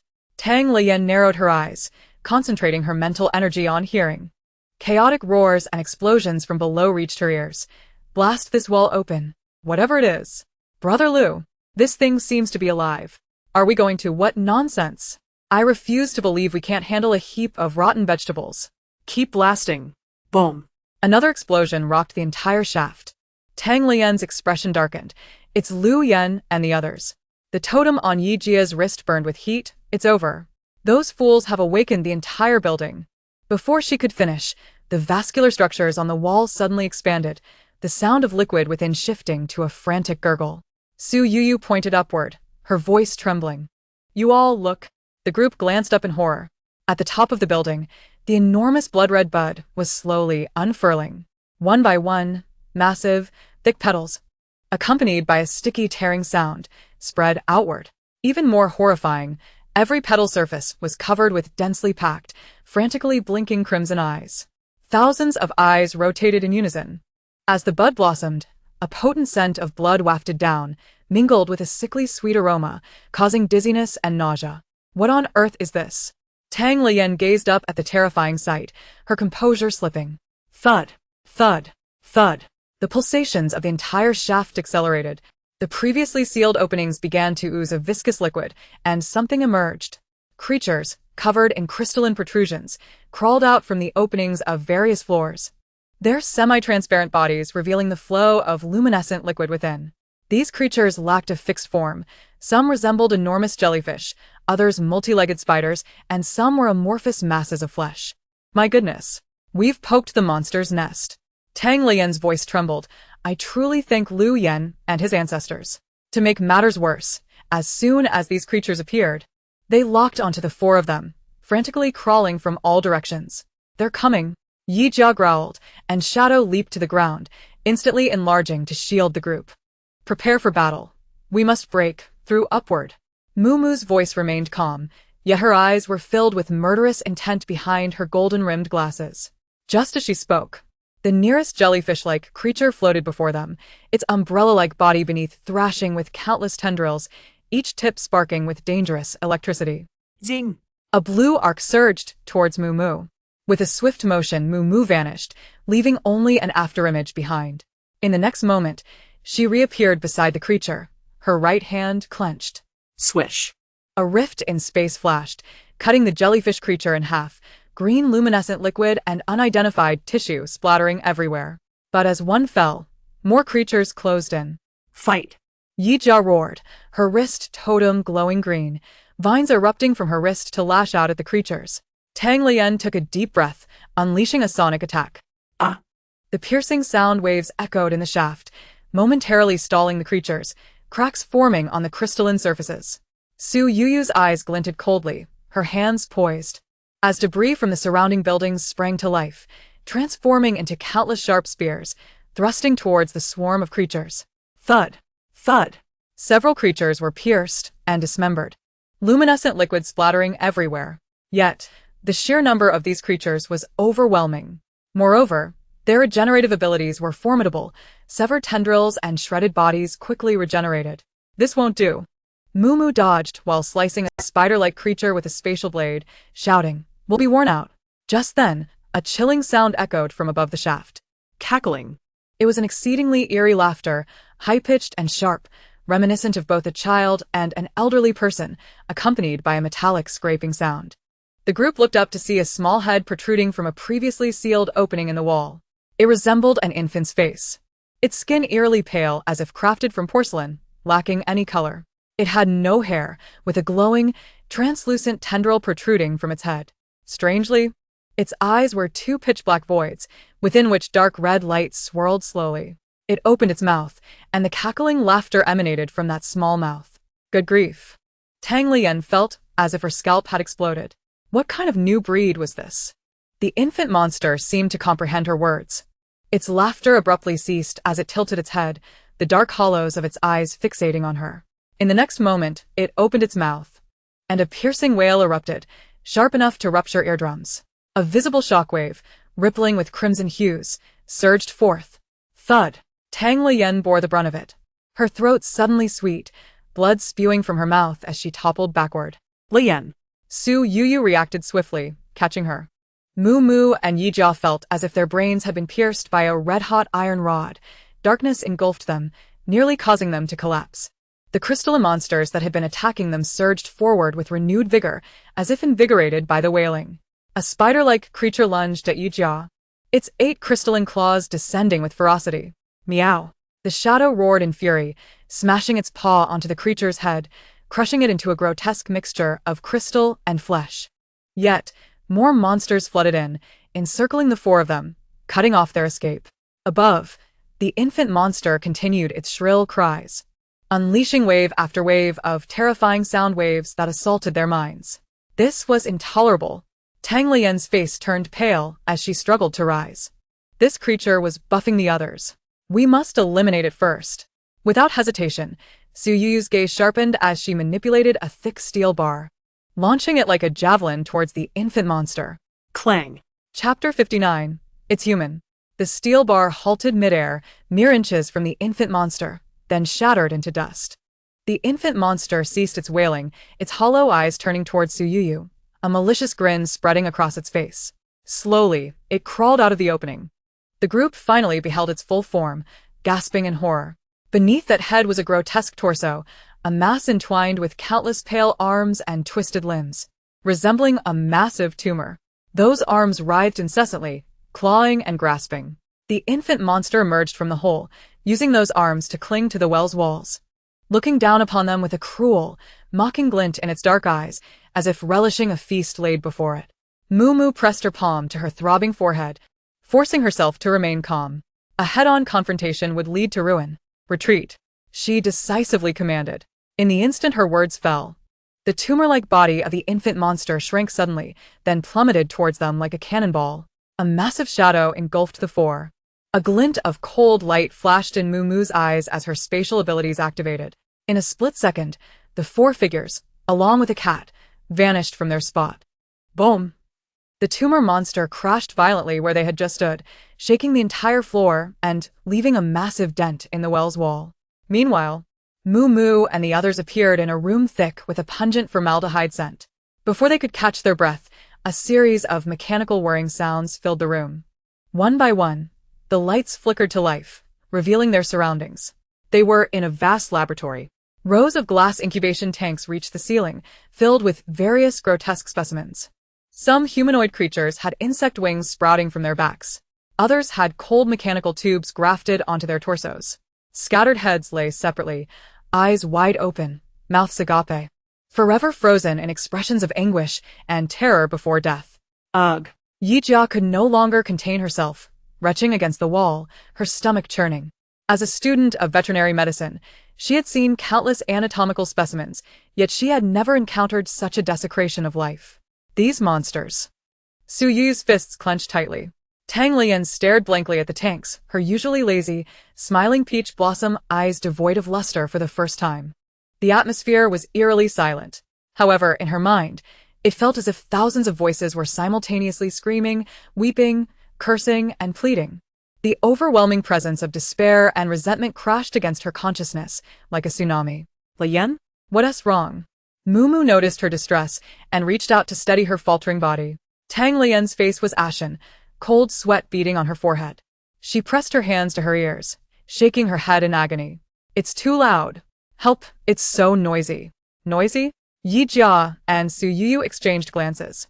The silence here was so profound that even a pin dropping could be heard. It's them. Tang Lian's lips trembled as her unfocused gaze swept over the rows of glass tanks. They are crying. She lifted her head, surveying the specimens, suddenly making an unexpected move. She broke free from Moo's grasp and slowly walked to the center of the laboratory. Then, she closed her eyes and began to hum softly. A melody, unheard by anyone, emerged, smooth and gentle, carrying a soothing power that fell like a tender rain upon this place of suffering and death. A miraculous transformation occurred. The violent cacophony in Tang Lian's mind seemed to be tamed by the gentle melody, gradually calming down. The resentful voices ceased their screams and howls, morphing into soft whispers that swirled around her, conveying messages. Countless fragmented, chaotic images flooded Tang Lian's mind. Under the glaring surgical lights, on the cold operating table, helpless struggles bound by leather straps. Cold needles piercing veins, bringing sharp pain and deep-seated chill. A man in a white coat and mask, with a voice that was gentle yet cruel. Do not fear. This is for evolution. The green serum injected into the body, cells forcibly torn apart, and agonizing reassembly. Witnessing one's body sprout things that did not belong. Finally, the massive blood-red bud at the top, revealing from an internal perspective a transparent, womb-like incubation chamber. Inside the chamber, numerous tubes delivering glowing fluids connected to a vague figure quietly sleeping. Suddenly, Tang Lian's eyes flew open, unable to withstand the immense influx of information, and she spat out a mouthful of blood, collapsing weakly. Lian. Tang Lian. The three rushed to support her, Yijia frantically activated her abilities. enveloping Tang Lian in a green light. Tang Lian's consciousness was hazy as she gripped Moo's arm tightly, terror filling her eyes. With all her strength, she managed to croak out a few hoarse words. Above, the specimens are not data. They are people. Meanwhile, at the base of the building, Liu Yan's team had suffered heavy losses, with half of their members remaining, each one injured and in disarray. They had forcibly breached the outer wall of the building, which had erupted into chaos, with monsters attacking from all directions. Brother Liu, let us retreat. One team member shouted, clutching his bleeding arm. This place is cursed. Retreat? Nonsense. Liu Yan bellowed, I fought my way here. You expect me to return empty-handed? Bai Weiwei lingered at the back of the group, pale yet with a glint of strange excitement in her eyes. A yen, I can feel it, she quivered. That thing is up there on the rooftop.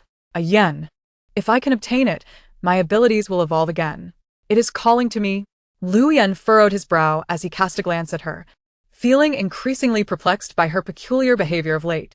However, upon hearing the term evolution, the retreat in his eyes transformed into unbridled greed.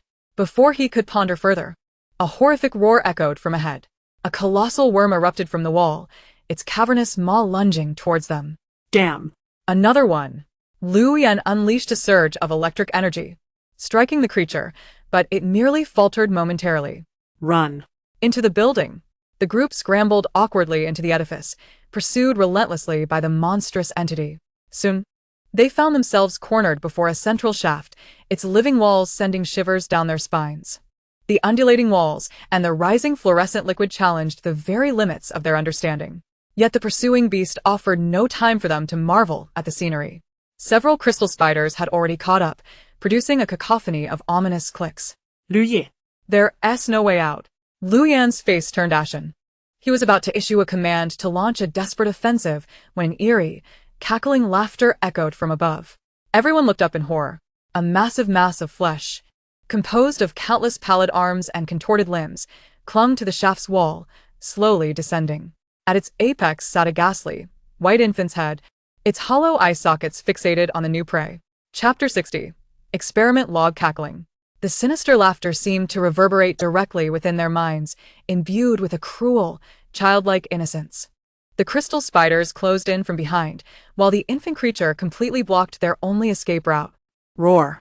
One of the crystal spider monsters struck first, its 8 legs a blur as it lunged at the last member of the team. Ah! A scream pierced the air. The unfortunate soul barely had time to react before being impaled against the wall by the spider's claws, their body instantly pierced by the rampant crystal, transforming into a grotesque, blood-soaked sculpture. Blast these foul creatures to smithereens. Lu Yan's eyes widened with fury as he channeled his electric powers, unleashing twin bolts of lightning that obliterated the 2 foremost crystal monstrosities into charred remains. However, his comrades lacked such formidable strength. Their abilities merely shattered fragments of crystal but failed to halt the relentless advance of the beasts. In the blink of an eye, 2 more were engulfed by the surging monsters, their screams stifled mid-sentence. Lu Ye. We can't hold them off. There are too many. Cackling. Above. The infant monster emitted a hair-raising laugh, its grotesque form suddenly whipping around as a tentacle composed of numerous arms crashed down. Scatter. Lu Yen roared, rolling desperately to evade the attack. Boom. His previous position was reduced to a deep crater, rubble flying everywhere. A teammate, unable to evade in time, was swept away by the arm, half of their body mangled, sent crashing against the wall, lifeless. A yen. That's it. Bai Weiwei, hiding at the back, her complexion pale, yet her voice tinged with a sickly excitement, exclaimed, I can feel it. If we kill it, we can obtain the treasures above. She completely disregarded the fallen comrade, her gaze solely fixated on greed. Lu Yen gritted his teeth, fully aware of the truth. But that wretched thing was practically indestructible. What? The infant monster, seemingly bored, opened its mouth and unleashed a wail that could rend the very fabric of the soul. The sound waves swept across the room. Ah! My head. Help! Lu Yan's team members erupted into chaos, clutching their heads and screaming, their formation utterly collapsing. Several crystal monsters took advantage of the disarray, claws flailing, blood and flesh flying. Lu Yan staggered from the sonic wave, his mind throbbing painfully. He noticed that although Bai Weiwei also appeared to suffer, one hand was subtly pressing against a screaming teammate, siphoning their life energy to withstand the sound wave's onslaught. This venomous woman. Lu Yan cursed inwardly, but had no time to dwell on her actions. He summoned his electrical powers to their zenith, forming a lightning spear in his hand, imbued with apocalyptic might, and hurled it toward the infant monster above. The spear pierced the mass of flesh, creating a gaping wound, charred blood and flesh scattering everywhere. Just as a smirk began to form on his lips, his expression froze in shock. Veins from the surrounding walls surged toward the injury, countless flesh buds writhing as the wound healed at an alarming rate. The infant monster ceased its wailing, its dark eye sockets flickering with a crimson glow. It tilted its head, grinning widely, as if mocking his impotence. Meanwhile, at the pinnacle of the building, deep within a colossal blood-red flower, a transparent incubation chamber trembled as a once-dormant figure stirred. The fluorescent liquid within began to churn violently, bubbles rising from the depths. The figure, connected to numerous tubes, had its eyes spinning madly beneath its eyelids. At that moment, Luyan felt a cold sweat soaking his back. For the first time, he truly sensed the scent of death. Yijia pressed her palm against Tang Lian's shoulder, waves of emerald light surging into her being. Yet, Tang Lian's complexion remained ashen. Cold sweat trickling down her brow, her body trembling slightly. What is happening? Why, isn't it working? Yejia eklimet, panik estrichgen. Her consciousness was trapped. Mumu crouched down. Reaching to check Tang Lian's forehead, her temperature was normal, but her mental fluctuations were alarmingly unstable. Within the depths of Tang Lian's consciousness, she was being forcibly subjected to torturous visions. She witnessed a young girl bound to an operating table, helplessly observing as her own arm was severed, only to be replaced with a scaled lizard limb. She felt the agonizing sensation of bones being sawed apart, blood vessels forcibly connected, and the torment of her body rejecting the foreign material. Help me! The pleas of those people echoed in her mind. Tang Lian yearned to escape these horrific images. Yet her consciousness was ensnared, compelled to endure the torment. Just as she neared the brink of collapse, a familiar melody began to play. It was the requiem she had just been humming. The gentle tones flowed through her consciousness, causing the painful visions to blur. Rest now. Tang Lian's voice resonated within her mind, imbued with a compassionate, yet resolute strength. The anguished cries of those souls began to quiet, no longer shrieking or struggling. Thank you for listening to us, for helping us stop them. That person is still above. Countless voices softened, as if finding solace. They transformed into glimmers of light that surged into Tang Lian's spiritual core. In the external world, Tang Lian's tightly shut eyes suddenly flew open. A flash of silvery light flickered within, as if countless stars danced within her pupils, her entire demeanor transformed. Lian?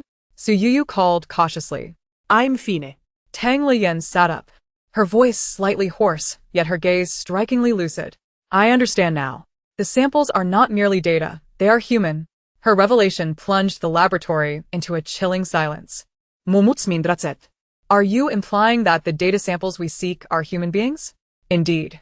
Tang Lian rose, declaring, within that flower atop the building, the memories of these individuals reveal that someone is conducting experiments on living beings, attempting to create the perfect evolutionary entity. Yijia asked, what monsters? Su Yuyu clenched her fists tightly. What do we do now? Mumu scanned the horrifying laboratory. First, let us search for any useful information. There must be records left behind. The four immediately set to work. Soon, Su Yuyu discovered several tattered sheets of paper near the experiment table. Found it. She cautiously picked up the yellowed papers. Experiment log number 347 indicated a rejection reaction after the injection of the X7 agent. It has been processed. Chapter 61. Her child is crying. Mumu took the document and quickly scanned it, her expression growing increasingly grim. Sample number 521 achieved a fusion success rate of 78. But the mental state remains unstable. It is recommended to increase the dosage of sedatives.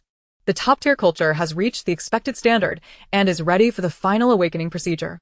Mumu's fingers paused on the paper, her pupils suddenly constricting. This date. Her voice was somewhat hoarse, 1 year prior to the outbreak of the apocalypse. Su Yuyu leaned over to take a glance. Are you saying these creatures began experimenting on living humans before the apocalypse? The apocalypse is undoubtedly related to them. Yijia snatched the document, her anger growing with each passing moment. What do these scoundrels take humans for? Tang Lian's expression suddenly changed, raising a finger to signal everyone to be silent. Wait. Her voice was barely above a whisper. Don't make a sound. Something is coming. The familiar, rigid sound of footsteps echoed from outside the laboratory. The sound halted at the laboratory door. The four individuals and one cat immediately held their breath, swiftly hiding behind a row of massive culture tanks. The metallic door of the laboratory was ripped open by an external force, the screeching sound grating on the nerves. A figure entered, clad in a tattered white lab coat, with a stiff posture reminiscent of dislocated joints, and that face, a white mask grinning eerily just like the smiling face of Hua. It was the researcher Moo had seen outside the building earlier. It stopped in the center of the laboratory, its head twisting at a terrifying 180-degree angle, abruptly turning towards their hiding place. They had been discovered. Attack. Moo hissed, no longer concealing herself. Yijia roared as several robust vines, like giant pythons, instantly coiled towards the monster. The shadow darted towards the researcher's throat with lightning speed. The monster reacted with astonishing speed. Its body bent at an unnatural angle, evading the shadow's lethal strike. Simultaneously, it swung an arm back, accurately grasping a vine that had lashed out, yanking it forcefully. Yijia felt a tremendous force pulling her forward, nearly causing her to stumble. With a powerful grip, the monster snapped the resilient vine in half. What kind of monstrous strength is this? Yijia cursed, quickly regaining her balance. Several metal shards, sharpened by Su Yuyu, whizzed through the air, targeting the monster's vital points from various angles. The creature did not flinch or evade, allowing the shards to embed into its body, producing muffled thuds. Yet it appeared unfazed, simply swaying slightly before slowly turning its body to face them. The grin on its mouth widened even further. It suddenly opened its mouth wide, unleashing a viscous, dark green liquid that sprayed forth like a cannonball. Quickly, evade. Moo waved her right hand, most of the liquid drawn into her space. However, a small amount still splattered onto the ground and the culture tanks. Sizzling, a pungent white smoke erupted, corroding the hard ground and high-strength glass, leaving behind numerous pits. This substance is highly toxic. I'll handle this. Tang Lian stepped forward, a surge of resentful thoughts that had just subsided boiled up upon seeing this monster. It's him. He's the one who sent us to the operating table. Kill it. Tear it apart. Let it taste the agony of having its bones sawed. Hundreds, thousands of voices screamed, howled, and cursed within Tang Lian's mind. She relinquished control over her spirit completely, allowing that overwhelming resentment to merge with her powers. This time, the sound that emerged from her mouth was a cacophony filled with pain, despair, hatred, and madness. That was no longer a sound that a human could produce. It was the vengeful roar of hundreds, even thousands, of souls who had been cruelly slaughtered. Yijia, Moo. And Su Yuyu were engulfed by the echoes of countless cries and screams, the sound carrying a tangible chill and malice that sent shivers down their spines. The glass culture tanks shattered one after another under the onslaught of this terrifying sound. Formaldehyde and various unidentified liquids mixed with severed limbs flowed everywhere. The monster's body trembled violently, and for the first time, cracks appeared on that smiling face. Crack, crack. The fractures multiplied and densified. Its rigid body began to convulse madly, as if countless hands tore and gnawed within it, inflicting upon it a colossal suffering, a fraction of what it had once inflicted on others. Wah. The creature finally emitted a piercing, twisted scream. That was the triumphant cry of its former victims, echoing from within its body. Bang. The monster's body could no longer withstand the strain, exploding into a cloud of black powder. Tang Lian's legs weakened, and she collapsed to the ground, gasping for breath, her face pale. Su Yuyu and Yijia hurried to support her. Yan, are you alright? Iem fine. Tang Lian waved her hand, taking a moment to catch her breath before standing up, though she felt slightly nauseous. In that fleeting moment, she had absorbed too many emotions that did not belong to her. At that instant, a violent tremor surged from below. Boom. Liu Yan's hands crackled with lightning, his entire being enveloped in blue-white arcs. He could no longer concern himself with the consequences, he just wanted to survive. Two lightning dragons roared as they crashed into the infant monster, the air splitting with the electric current, producing a deafening bang. Sizzle. The lightning struck the fleshy mass fiercely, instantly charring the pale arms, and the entire mass exploded. Wah. The infant monster emitted an unprecedented, heart-wrenching scream, the sound piercing the eardrums. Its massive body fell from the well wall, crashing heavily to the ground, green luminescent liquid mingling with charred flesh splattering everywhere. Liu Yan gasped for breath, believing he had finally dealt with this abomination. But the next moment, his expression changed dramatically. The entire building began to tremble violently. Thud, thud, thud. A heartbeat, 100 times stronger than before, resonated from deep within the building. Following that, an indescribable, frigid, and furious consciousness surged through every corner of the building like a tsunami. Who has harmed my child? In the laboratory, Moo and the others felt a godlike pressure descend upon them, nearly suffocating them. At the top of the building, deep within that blood-colored flower, the transparent culture chamber shook violently, the fluorescent liquid inside roiling more intensely. Countless bubbles surged forth, and the entire chamber buzzed ominously. The slumbering figure abruptly opened its eyes. They were pure white orbs devoid of pupils, now reflecting a towering wrath. She felt it. Her child was crying. Her child had been harmed. Crack. The first fissure appeared on the surface of the culture chamber. Following it were the second and third cracks. The plants throughout the building went berserk. The once docile vines turned violent, growing wildly and blocking all passages. Countless tendrils emerged from the well walls, flailing about in search of intruders. Chapter 62. Experiment X001. Liu Yan's legs buckled, nearly collapsing to the ground. His lightning powers were nearly exhausted, leaving him feeling utterly drained. Around him, team members were dragged away one by the rampaging vines, their screams abruptly silenced. Damn. Liu Yan gritted his teeth, attempting to unleash his powers again, but only weak sparks flickered between his fingers. Lightning was utterly ineffective against these plants, only inciting them to madness. The entire passage was choked with tendrils, and the only escape was upwards. We must ascend. Liu Yan pointed at the blood-red light above, his voice hoarse. Staying here is tantamount to waiting for death. Bai Weiwei huddled in the corner, observing Liu Yan's disheveled state, her mind racing with calculations. This man was already beyond salvage. Her gaze fell upon a writhing vine nearby.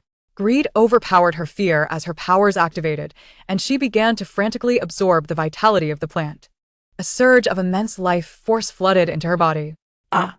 Bai Weiwei couldn't help but let out a painful groan. The vitality was too ferocious. It was entirely different from what she had absorbed before. Green veins began to surface beneath her skin, and her eyes occasionally flickered with an eerie green light. The skin on her arms grew rough, sprouting a dense layer of plant fibers resembling tree bark. Panic surged within her, urging her to stop. Yet her body no longer obeyed her commands. The wild energy of the plants rampaged within her, completely beyond her control. Weiwei? What's wrong? Liu Yan glanced back, startled by her appearance. Bai Weiwei's face was ashen, her eyes flickering with green light, her entire being trembling. I'm fine. She gritted her teeth, her voice altered. To survive, she had no choice but to continue absorbing. Becoming a monster was preferable to dying here. Meanwhile, in the laboratory, Moo rolled with Tang Lian, narrowly avoiding a steel beam that crashed down from the ceiling. This cursed place was collapsing. Yijia kicked aside a blocking cultivation tank, splattering green liquid everywhere. Su Yuyu followed closely behind, her hands pressing forward, causing countless fragments of stone and metal to coalesce into a temporary shield, blocking the debris that flew towards them. Boom! Another violent tremor shook the entire building. Moo gritted her teeth, waving her right hand, teleporting the three sisters and a cat into the corridor. Yet, as they appeared, they were immediately surrounded by a mass of vines. The plants had gone completely mad, wrapping around anything in sight, distorting the walls. Get back. Moo's face grew paler from the intense drain on her mental energy. She continuously activated short-distance teleportation, maneuvering through the gaps in the entwined vines with her sisters just barely escaping disaster. At that moment, synchronized footsteps echoed from the end of the corridor. A piercing sound wave rang out, instantly halting the frenzied growth of the plants. Figures clad in black protective suits appeared, wielding strange weapons. The ARC team. Without hesitation, Moo activated teleportation again, vanishing with her sisters. The next second, they found themselves in the stairwell. A more terrifying tremor emanated from above, shaking the entire building. The four could not afford to rest and scrambled upward. The ARC team was also ascending rapidly. Their equipment was clearly superior to ordinary people's. Various high-tech weapons taking turns in a relentless assault, carving out a bloody path through the encirclement of plants. The target was on the top floor. Everyone, accelerate. On the other side, Liu Yan and Bai Weiwei were also desperately climbing higher, but Bai Weiwei's condition was deteriorating rapidly. One side of her body was becoming more plant-like. Her gait unsteady. Weiwei? Liu Yan looked back, horrified by her appearance. I'm fine. Bai Weiwei forced a smile, though her voice was already hoarse. Her mind was consumed by a singular, frantic thought. There was more powerful, purer life force above. If she could absorb that, she could suppress the changes within her. Crack. The cracks on the surface of the cultivation chamber spread rapidly, and fluorescent liquid gushed forth wildly. Boom. The entire cultivation chamber exploded. Countless shards of glass mixed with fluorescent liquid flew everywhere, engulfing the entire blood-red flower in blinding light. A figure slowly ascended from the shattered cultivation chamber. It was a woman. Her figure was slender, her skin pale to the point of translucence, yet her body was covered by a semi-transparent, luminescent biological membrane. Countless crystalline tendrils extended from her spine, swaying gracefully in the air, each ending shimmering with eerie blue points of light. She had no hair. Her smooth head was adorned with a ring of petal-like fleshy protrusions. Her face was exquisitely inhuman, her features so perfect they evoked fear. Her eyes were pure white, devoid of pupils, yet they radiated an overwhelming fury. Suspended in midair, fluorescent liquid dripped slowly under the force of gravity, each drop tracing beautiful and bizarre arcs in the air. She opened her mouth and let out a heart-wrenching scream. My children! At that moment, 3 teams surged toward the top floor almost simultaneously. Bang! The door to the stairwell was violently kicked open, and Mumu's group stumbled out in disarray. What the hell? Yi Jia was stunned upon seeing the floating woman. Tang Lian suddenly covered her head. The wail resonated within her, filled with boundless sorrow, regret, and anger over betrayal. At this moment, another side of the safety passage was also breached. Lu Yan emerged, his body charred, lightning flickering weakly around him. Bai Weiwei followed closely, half of her body displaying an eerie green hue, with writhing plant fibers clearly visible beneath her skin. It's her! It's her! Bai Weiwei's voice turned hoarse, her eyes gleaming with greed. I can feel it! That life force. Ahead, 5 figures clad in black protective suits stepped forward, their weapons emitting a ghostly blue glow. Target confirmed, Specimen X-001 fully awakened. The leader's voice was cold and mechanical. Situation is out of control, initiating cleanup protocol. Copy that. Wait, Captain, there are others. The ARC team's weapons instantly pivoted, locking onto Lu Yan, Bai Weiwei, and Mumu's group. Whoosh. Energy beams shot forth, not aimed at the floating woman but directly at Mumu and the others. They intended not only to retrieve the samples, but also to eliminate all witnesses. Damn it! No honor in battle. Yi Jia's vine totem blazed with light, thick vines erupting from the ground, weaving into a sturdy shield. Bang! Bang! The energy beams struck the vine shield, exploding in a dazzling blue light. The vines quickly charred and curled, and Yi Jia let out a muffled groan as her arm muscles tensed like iron, straining to withstand the onslaught, but the shield began to fracture. Su Yu clasped her hands together, causing countless fragments of stone to levitate, forming a rapidly spinning vortex that shredded the subsequent attacks. Just as the ARC team's attention was drawn to the gray whirlwind, a shadow darted low to the ground. Hiss! Its sharp claws shot out, cleverly flanking a team member and viciously clawing at the back of his knee. Chapter 63. Mother, ah! The team member felt a sharp pain in his leg, collapsing uncontrollably onto the ground. Before he could react, the shadow leapt onto his back, transforming into a black whirlwind, targeting the next victim. Meanwhile, Lu Yan was not as fortunate. His powers were depleted, and he could only roll awkwardly, the beam grazing his scalp and striking the wall, leaving a molten hole. Lu Yan's hairstyle was now a disaster. His once meticulously groomed hair was singed on one side, curling like instant noodles, while the other side still smoked, leaving a bald patch in the middle, an unmistakable Mediterranean look. Lu Yan touched his head, his hand coming away with a clump of scorched hair, and he felt utterly defeated. The floating woman slowly turned her head, her pure white eyes scanning everyone present. When her gaze finally landed on the ARC team in their black protective suits, the temperature in the space plummeted. You all must die. Boom. The entire building wailed in despair. Crimson vines, akin to arms extending from the depths of hell, suddenly erupted from the ground and walls, sweeping across the scene. Caution! Mumu hastily pushed Tang Lian aside. Just as she regained her footing, a fissure opened beneath her feet, and a row of spikes surged upward without warning. I can't hold on any longer. Yi Jia gritted her teeth, Pressing her hands firmly against the ground as dark green radiance spread from her palms, desperately maintaining a small sanctuary beneath the feet of the 4. Yet the surrounding flora rapidly eroded her strength at a visible pace. Amidst the chaos, the Ark team disregarded the rampaging plants. The five dispersed, the tips of their peculiar weapons igniting, weaving a net of ethereal blue energy towards the woman suspended in midair. Simultaneously, a sound wave emanated, attempting to soothe the frenzied vegetation and lull the woman back into slumber. Bai Weiwei gazed at the woman restrained by the Ark team, her eyes glowing with greed. One thought consumed her mind: absorb her. If she could just absorb her, she would become stronger. She extended her half-plant-like hands towards the floating woman. Weiwei, have you lost your mind? Lu Yan noticed her actions and shouted in terror. Bai Weiwei unleashed her powers, fervently siphoning the vast life energy from within the woman. Ah! Bai Weiwei let out a heart-wrenching scream. This vitality was terrifying. Her body swelled uncontrollably, akin to a balloon at its limit. Her ski time seemed to have been pressed on pause. The members of the Ark squad stood frozen in place, their stances of attack solidified, the ethereal blue glow at the tips of their weapons flickering uncertainly, with no one daring to make a move. Mu, Yijia, and Suyuyu also halted, anxiously observing this strange yet tender scene, shielding Tang Lian in the center. Thank you. A gentle thought flowed directly into Tang Lian's mind. Thank you for allowing me to see my child once more, for him to see me again. I am Lin Hui.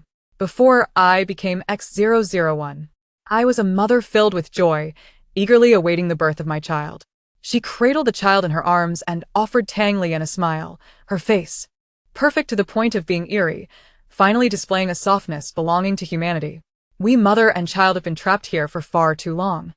This building, this city, is both our prison and our grave. It is time to end it all. Tang Lian sensed a resolute determination emanating from her thoughts. Wait. The leader of the Ark squad shouted, her voice trembling for the first time, her energy response skyrocketing. She was going to self-destruct. Stop her. 3 beams of energy simultaneously shot towards Lin Hui. But it was too late. Lin Hui merely cast a calm glance, and the 3 beams silently extinguished in the air. She cast one last look in Tang Lian's direction. On her flawless face was a smile of liberation. She held the small form of light tightly, lowered her head, and bestowed a long-overdue kiss of a mother upon it. Sleep well, my darling. This time, Mother is with you. Boom.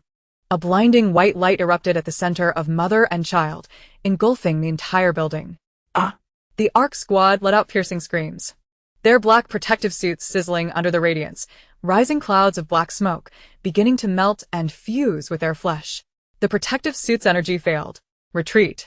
The leader screamed in horror, but it was all too late. The light surged like a tidal wave, instantly consuming them, along with Mu and her 3 companions. At the moment the light ignited, Mu attempted to tear through space, but felt as though the surrounding space had been cemented, immovable. She could only tightly embrace her 3 sisters and the shadow beside her. The anticipated impact and pain did not arrive. The light was warm and gentle, bringing a profound tranquility to her very soul as it brushed against her body. Mu felt the oppressive force confining them dissolve within the light, replaced by pure and magnificent life energy. Yijia's vine totem on her wrist emitted a joyful emerald glow, and she could distinctly feel the earth of the entire city releasing sighs of relief. Suyuyu, whose pale cheeks had been drained from excessive mental exertion, regained their color, astonished to discover that the light was even repairing her overused mental core. And Tang Lian experienced the mother-esque relief and blessing. The light continued to expand, bursting forth from the building and enveloping the entirety of City Number 7. Within the city, the eerie flower-like faces closed their eyes in the light, their petals withering one by one. The grotesque, pink fungus-laden masses that occupied the streets rapidly dissolved. Deep underground, the monstrous vines that preyed upon the living withered inch by inch, returning to ordinary dust. The creatures, parasitized by plants and lurking in dark corners, froze and turned to dust, returning to the earth. The entire dead city was purified and found peace in this sacred radiance.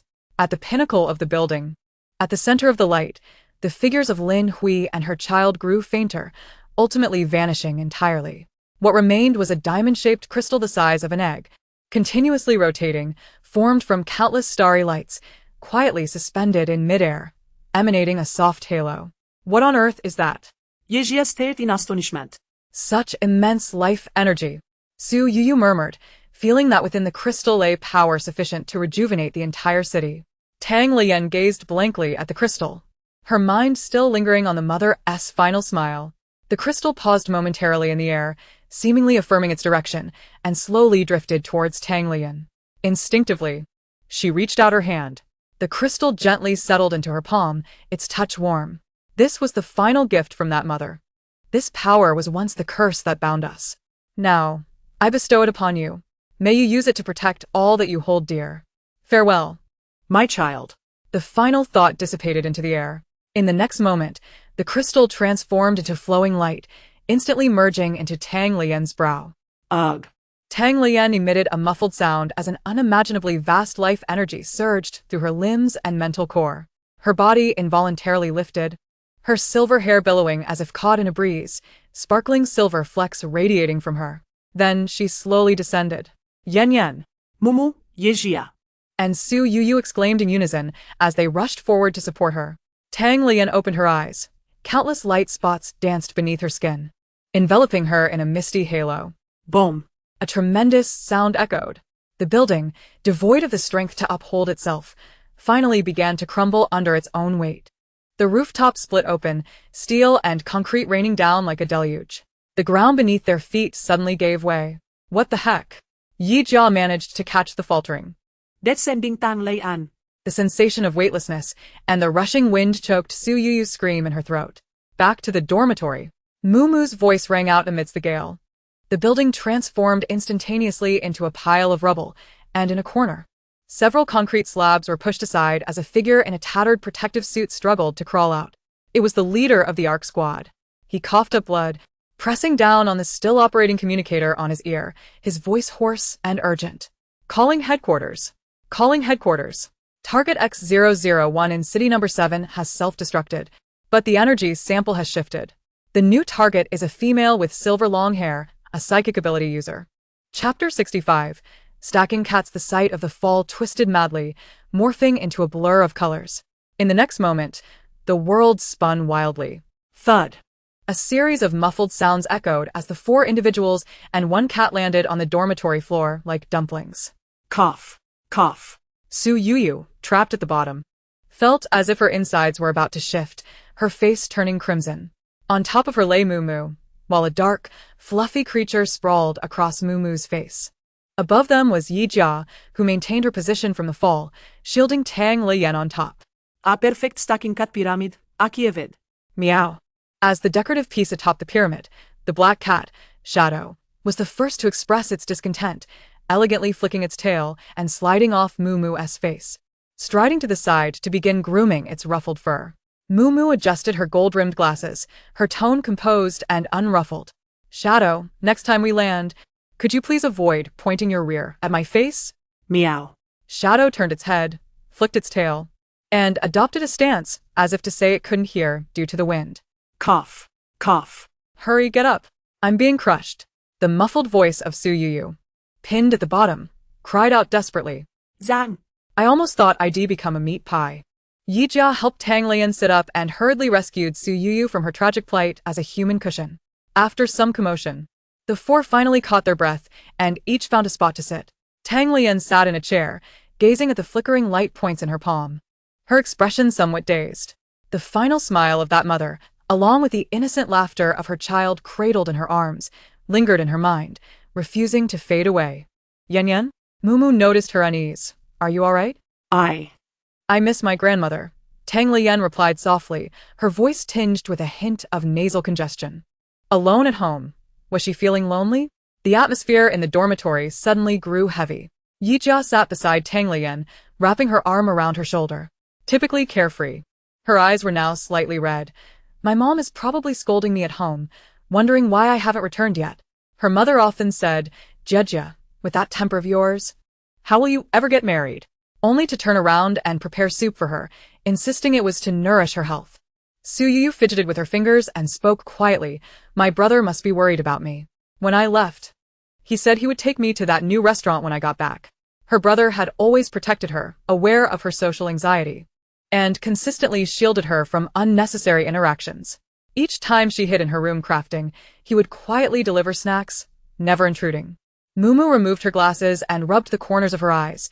Though my father is strict, he must also be concerned about his disobedient daughter. She recalled how every time she left for school, her father would wear a stern expression and sternly remind her to study hard and avoid trouble, yet would secretly slip a pile of snacks into her suitcase. The shadow seemed to sense the sadness in the room, leaping onto Yijia's lap and nudging her hand with its fluffy head. The low purring sounded like a comforting embrace. Yes, Shadow, you miss the old days too. Don't you? Yijia patted its head. Can we ever go back? Su Yu's voice was barely a whisper.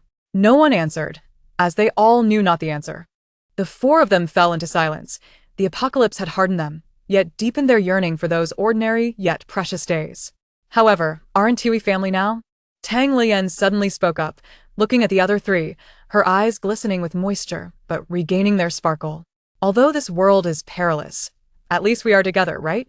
Her voice seemed to possess a soothing power, gently easing the sadness within them, alleviating their physical exhaustion and mental strain. Yijia broke into a grin, playfully slapping Tang Lian's back, nearly knocking her into the table. Absolutely. We must live well, even better than anyone else. Perhaps one day we can return. Su Yu nodded vigorously, clenching her small fists. Yes, we need to grow stronger, so we can protect each other. Mumu put her glasses back on, concealing the tumult of emotions beneath, a smile gracing her lips. Indeed, at that moment, a flicker of light danced around Tang Lian. The others turned to her in unison. What's wrong? Mumu frowned. Tang Lian shook her head. Nothing, just felt the energy within me flowing. She stood and approached the mirror, watching the glow around her gradually dissipate. I can't shake the feeling that this power is more than mere life energy. A cacophony of loud growls shattered the atmosphere. Not just Tang Lian, but Yijia and Su Yu's stomachs began to protest as well. In the tense atmosphere of City 7, relaxation brought forth an overwhelming wave of hunger. I'm starving. Yijia slumped over the table, craving a roasted chicken, crispy skin, and juicy. Su Yu nodded vigorously beside her, her eyes sparkling, adding, and slathered with honey, golden brown, with crispy potato wedges and ice-cold cola on the side. Stop. Don't say any more. At this rate, we'll drown the dormitory in saliva. Tang Lian clutched her stomach, feeling as if she could devour a whole cow. 3 pairs of green eyes stared intently at Mumu. Mumu adjusted her glasses, smiling helplessly. I know, please stop looking at me with those starving eyes. With a wave of her hand, a small mountain of food appeared on the dormitory floor. Self-heating hot pot, snail noodles, spicy crayfish, bags of chips, chocolates, beef jerky, topped with a case of beer and a crate of sugary drinks. 3 pairs of eyes fixated hungrily on the mound of food.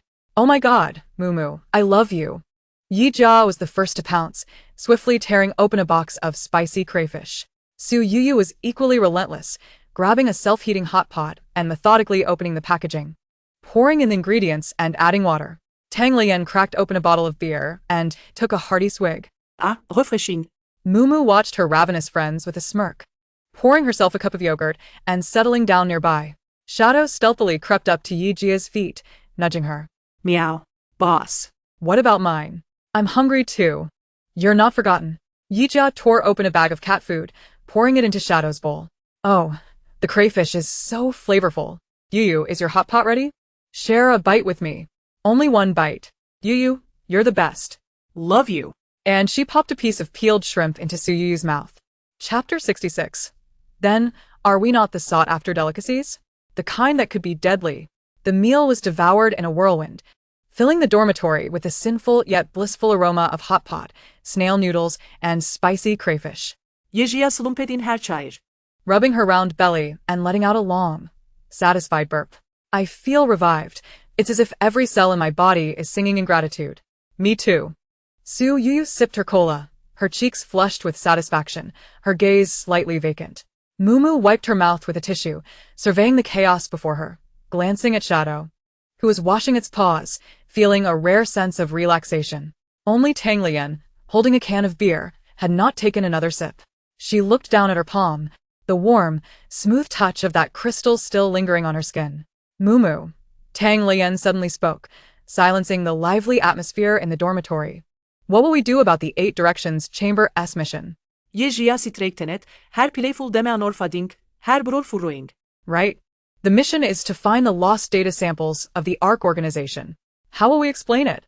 That the samples self-destructed? Su Yu set her cola down. We haven't even gathered any substantial information, except for that experimental log. No. Mumu's voice was as cold as ice. What we obtained is more critical than any data. She turned to Tang Lian. Yan, what else did she say to you? Tang Lian closed her eyes, recalling the fragmented images. She spoke of her last thoughts. Those shattered memories, detailing everything. From an ordinary pregnant woman filled with hope to one deceived by lies, treated as cold experimental material. Ultimately facing destruction and rebirth alongside her child. Yijia's fists clenched tightly, veins bulging on the back of her hands. Damn. These beasts disguised as humans. She slammed her fist on the table, causing the empty beer cans to rattle. To experiment on a pregnant woman and her unborn child. Is this something a human could do? Mumu scoffed. For the future of humanity? What a grandiose excuse. If it were truly for humanity's sake, why resort to such cruel means? Su Yu set her cola down, her gaze sharp. Moreover, those ARC people were equipped with specialized gear. What does that indicate? It indicates this was no accident. Mumu continued, tapping her fingers on the table. They knew precisely what would happen, and it's likely they allowed it to unfold deliberately. Tang Lian's voice trembled slightly as she spoke. Thus, the calamity of City No. 7 was not merely a result of an experiment gone awry.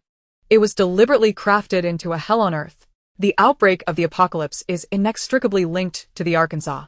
The cold light reflected off Mumu's lenses. The commission issued by the All Directions Chamber of Commerce may have been nefarious from the very outset. She extended her finger, dipped it in a water stain on the table, and drew a circle. What they sought was certainly not mere data. They might be aware that the sample was alive, yet they remained oblivious to the specifics. To send us is to use us as cannon fodder for reconnaissance.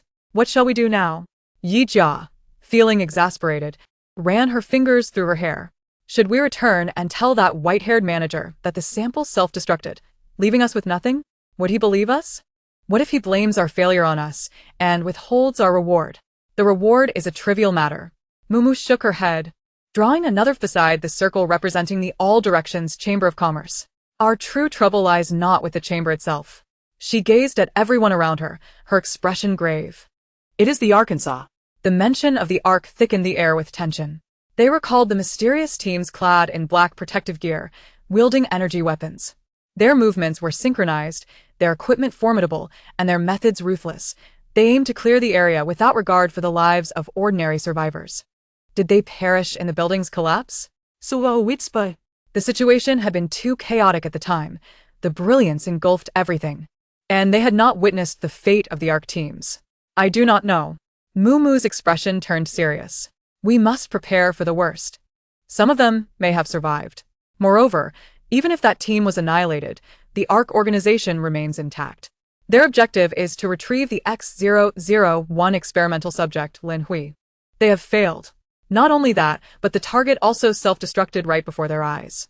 She paused, her gaze settling on Tang Lian, her expression growing complex. However, Lin Hui's final power has not vanished. It has merely shifted. Boom.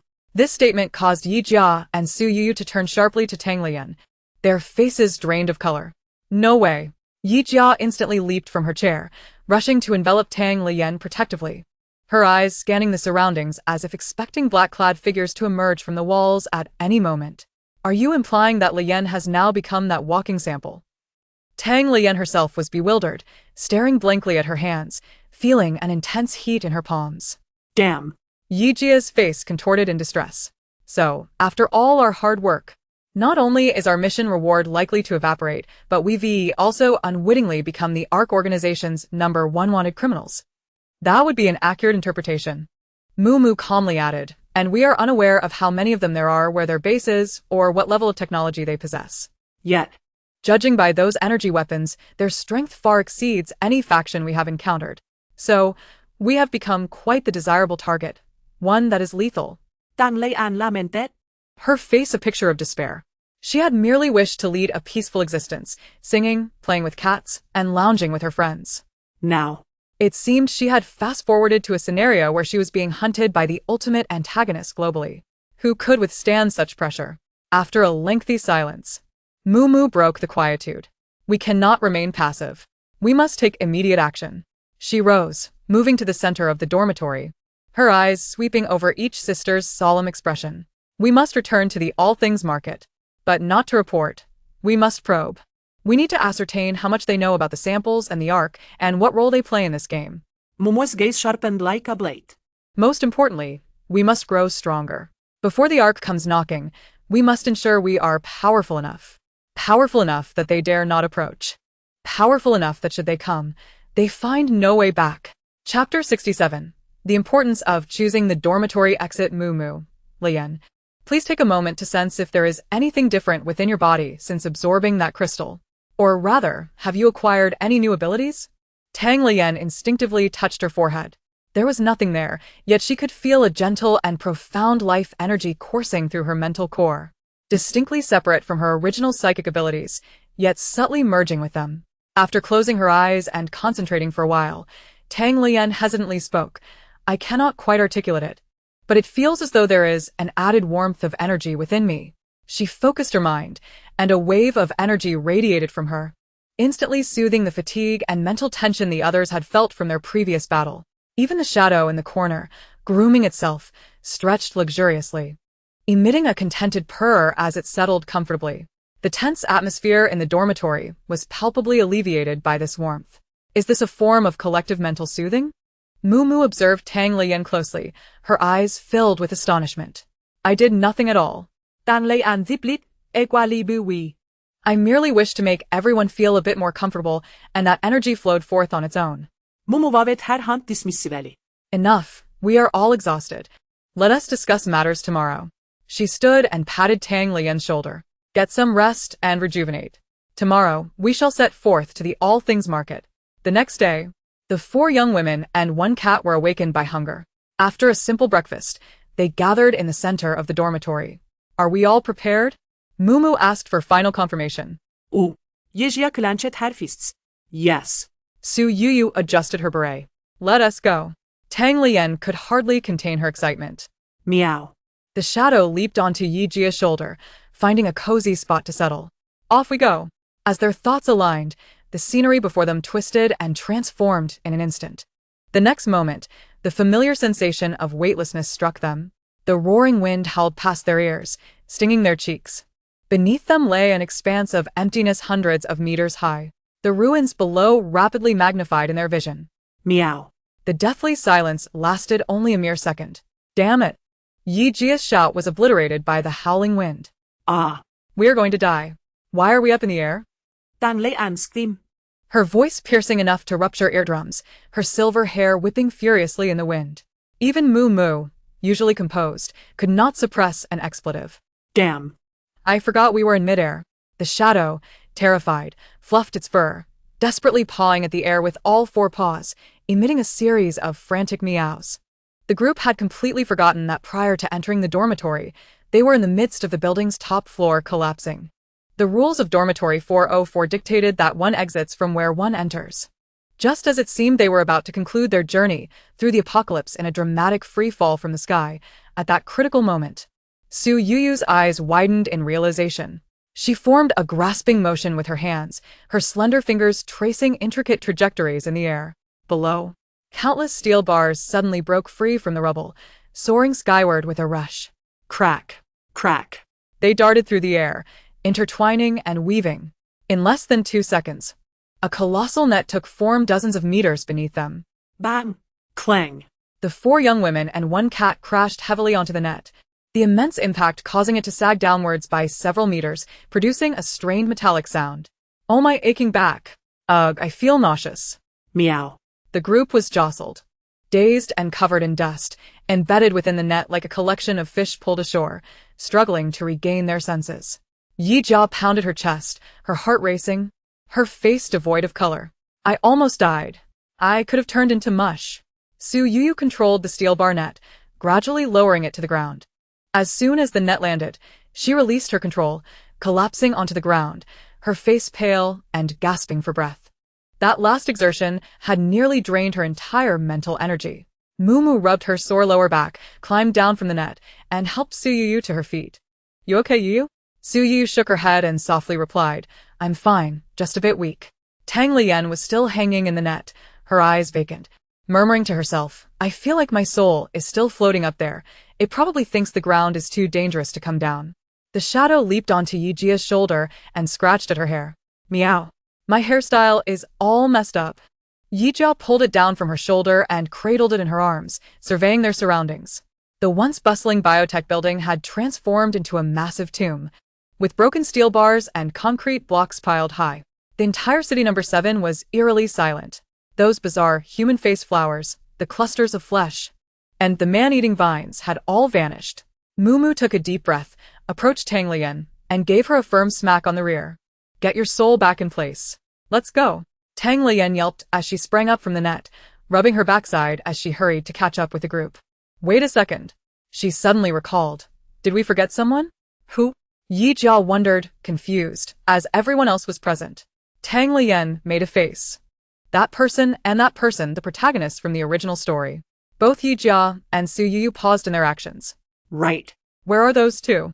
Bai Weiwei had ultimately transformed into a cocoon, dragged away by the vines, and Lu Yan had also been pulled deep into the building. Given the building's final collapse, ordinary individuals would have been crushed into pulp long ago. They must be dead, Yijia said uncertainly. With that kind of destruction, even gods wouldn't survive. Mumu replied. Let us not worry about them. We have more pressing matters to attend to. You're right. Yijia placed the shadow back on her shoulder. Regardless of their fate, we need to leave this cursed place quickly. Su Yu nodded in agreement. They had lingered here for far too long, and no one knew if the Ark organization would dispatch a second team. The 4 figures, along with the cat, gradually faded into the distance, soon disappearing beyond the horizon. Over the desolate ruins, silence reigned, interrupted only by the whispering wind. A few minutes later, a faint sound of gravel scraping emerged from the depths of the mountain of rubble. Suddenly, a concrete slab was forcefully pushed aside, and a hand, pale and veined with dark purple, emerged from the darkness. Chapter 68. Confrontation with the old fox. The bumpy off-road vehicle sped along the pothole-ridden road, kicking up a cloud of choking dust. Yijia cursed vehemently as she wrestled with the steering wheel, narrowly avoiding a concrete slab embedded in the center of the road. Goodness, has this road been chewed by dogs? Driving this feels like playing bumper cars. The shadow squatted in the passenger seat, swaying with the vehicle's movements, emitting a low, dissatisfied growl from its throat. In the back seat, Mumu was polishing her glasses, not looking up as she retorted, Stop complaining. Having a car is already a blessing. It's much better than running to the marketplace on foot. That's true, Yijia chuckled, glancing in the rearview mirror. Yu, how are you? Your face still looks so pale. Su Yu leaned against the car window, her face devoid of color, shaking her head weakly. The fall from the ruins had nearly drained her of all mental energy as she desperately controlled the steel bars to form a net. Tan Lei An, Noticing Su Yu's pale profile, suddenly had an idea. She leaned closer, saying, Yu, how about I give it a try? Su Yu turned her head, her eyes filled with confusion. Tang Lian closed her eyes, recalling the sensation from before, and concentrated on the gentle life energy within her. An invisible wave, centered around her, quietly radiated outward. Su Yu felt a warm current flowing from Tang Lian's hand resting on her shoulder, gently coursing through her limbs. The overwhelming fatigue she had felt began to dissipate rapidly. After a few minutes, Su Yu slowly opened her eyes, releasing a long, relieved sigh. Her cheeks regained their color, and she felt rejuvenated. I feel so much better, she exclaimed joyfully, her voice rising a pitch as she looked at Tang Lian. Yijia, glancing through the rearview mirror, remarked in astonishment, Yan, you're amazing. A mobile power bank? Or one with super fast charging? Mumu's thoughtful expression flashed behind her lenses. This ability is more than just a power bank. The vehicle jostled along the road, and the 4 of them, along with the cat, took a day and a half to finally return to the marketplace. The marketplace was still bustling with activity. However, this time, they did not enter through the VIP passage, but mingled with the crowd of ordinary people. Mumudom Damesk. Tang Lian tucked her striking silver hair under a hat, and both Yijia and Su Yu changed their appearances, using hoods and scarves to cover most of their faces. We must proceed discreetly, Mumu advised. Let us first investigate the situation with Manager Bai. The 4 entered the 8 Directions Chamber of Commerce, heading straight for the reception area where they had previously met. The attendant, seeing the group wrapped tightly in their disguises, initially intended to stop them. But Mumu calmly stated, "We have an appointment with Manager Bai." The attendant hesitated, wanting to say something, but upon meeting Mumu's emotionless gaze behind her glasses, he ultimately chose to pick up the communicator and quietly report. Moments later, the attendant bowed, his demeanor significantly more respectful than before. "Manager Bai requests your presence." Manager Bai's office retained its charmingly antiquated decor. He was leisurely polishing a white silk handkerchief, attending to a pipe, when Mumu and her companions appeared at the door. His movements came to a halt. He had envisioned all possible outcomes of this mission. The best scenario would be that they returned with fragmented information, losing one or two members in the process. The most typical outcome would be total annihilation. The option of all members returning was never in his calculations. "Please come in," he said, his voice calm yet notably more serious than their last encounter. "It seems the expedition to City Number 7 was more successful than I anticipated. Did you complete the mission?" "In a sense," Mumu replied coolly. "We encountered the data samples you requested. However, this was not mere data, it was a living specimen. The ARC organization's experiment No. X001. She recounted the events that transpired in City Number 7, carefully omitting key details, blending truth with half-truths. This included the appearance of the ARC team, the specimen's rampage, and its eventual self-destruction. Naturally, she withheld information about Lin Hui, the infant creature, and Tang Lian's absorption of the energy crystal, merely stating that the building collapsed entirely during the energy explosion, burying everything beneath. Manager Bai listened attentively, rhythmically tapping his fingers on the table, allowing her to finish, without interruption. As Mumu concluded, he slowly responded, his tone laden with significance. "So, the mission failed?" No. Mumu shook her head. "We retrieved something of greater value." She slid the experimental log across the table. This was found in the ARC's laboratory. It contains records of part of the truth behind the disaster in City Number 7. Manager Bai picked up the log, quickly flipping through its pages. As he turned the pages with increasing speed, his expression grew more solemn. Upon finishing the last page, he closed the log and let out a long, deep breath. "I see, a living experiment. No wonder even the ARC lost a team in there." He gazed at the four, his eyes now transformed. He then picked up the teapot from the table and personally poured tea for the four of them. The tea flowed into the cups with a crisp sound. "Please, enjoy the tea." The fragrant steam rose, yet it could not dispel the tense atmosphere hanging in the air. "It is truly admirable that you all returned from City No. 7, he remarked leisurely, as if engaging in casual conversation. "It's just unfortunate that the ARC organization's specimen self-destructed, leaving all data in ashes. The technology of those madmen, even if it yields just a fragment of debris, is of immeasurable value." "Did you witness anything extraordinary at the scene?" Mumu Raiset her teaccüp. Gently blowing on the steam. Bai Guanshi chuckled. At the moment of the building's collapse, mere survival was a stroke of luck. Who had the time to scavenge? Her tone was as flat as if she were commenting on the pleasant weather. Bai Guanshi smiled, but did not press further. He leaned back in the grand mahogany chair, lightly tapping his fingers on the armrest, once, then again. "Very well. This experimental logbook is already a delightful surprise. Our 8 Directions Guild never neglects its friends." As his words fell, he retrieved a heavy metallic box from beneath the table, placing it centrally upon the surface. The contents far exceeded the initially agreed compensation. Yi Jia's eyes sparkled instantly. She rubbed her hands together, eager to open the box, only to be restrained by Mumu. Bai Guanshi was being courteous. Mumu remarked. "No need for formality."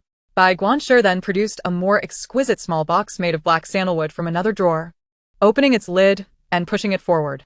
"This is a personal token of my appreciation, meant for someone in need." Inside the box lay a singular item, a neck ring, crafted from an unknown black metal, its surface matte and non-reflective, with a crystal the size of a longan embedded in its center. Chapter 69. Our Troubles. We prefer to resolve ourselves. This trinket holds little practical use. Bai Guanshi's voice was light. However, it can shield against certain unwanted energy fluctuations. In these trying times, one must be discreet to avoid unnecessary troubles. Boom. His words drained the color from Tang Lian's face. She instinctively touched her brow, feeling the skin there burning. He knows. How could he possibly know? Yi Jia and Su Yu froze, a cold sweat breaking out on their backs. In the office, Only the curling blue smoke from the incense burner remained, along with 4 hearts racing in unison. Mumu's fingertips pressed into her palm, yet her voice remained steady. Betraying no tremor. Bai Guanshi truly is considerate. It is only right. Bai Guanshi's smile deepened. He rose and approached them, placing a completely black, jade-like token on the table. The token bore the ancient characters for 8 directions. Your abilities have exceeded our expectations. The 8 Directions Guild has always respected the strong. From this day forth, you shall be friends of the guild. Please accept this jade token. With it, you may access the highest level of assistance at any of our outposts.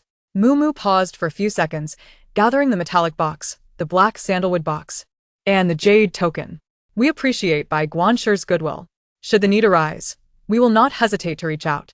Bai Guanshi nodded in satisfaction and resumed his seat, as if everything were under control. Since we are friends, let me share a few more words. The incident in City 7 was far too conspicuous. The ARC organization will not let this go easily.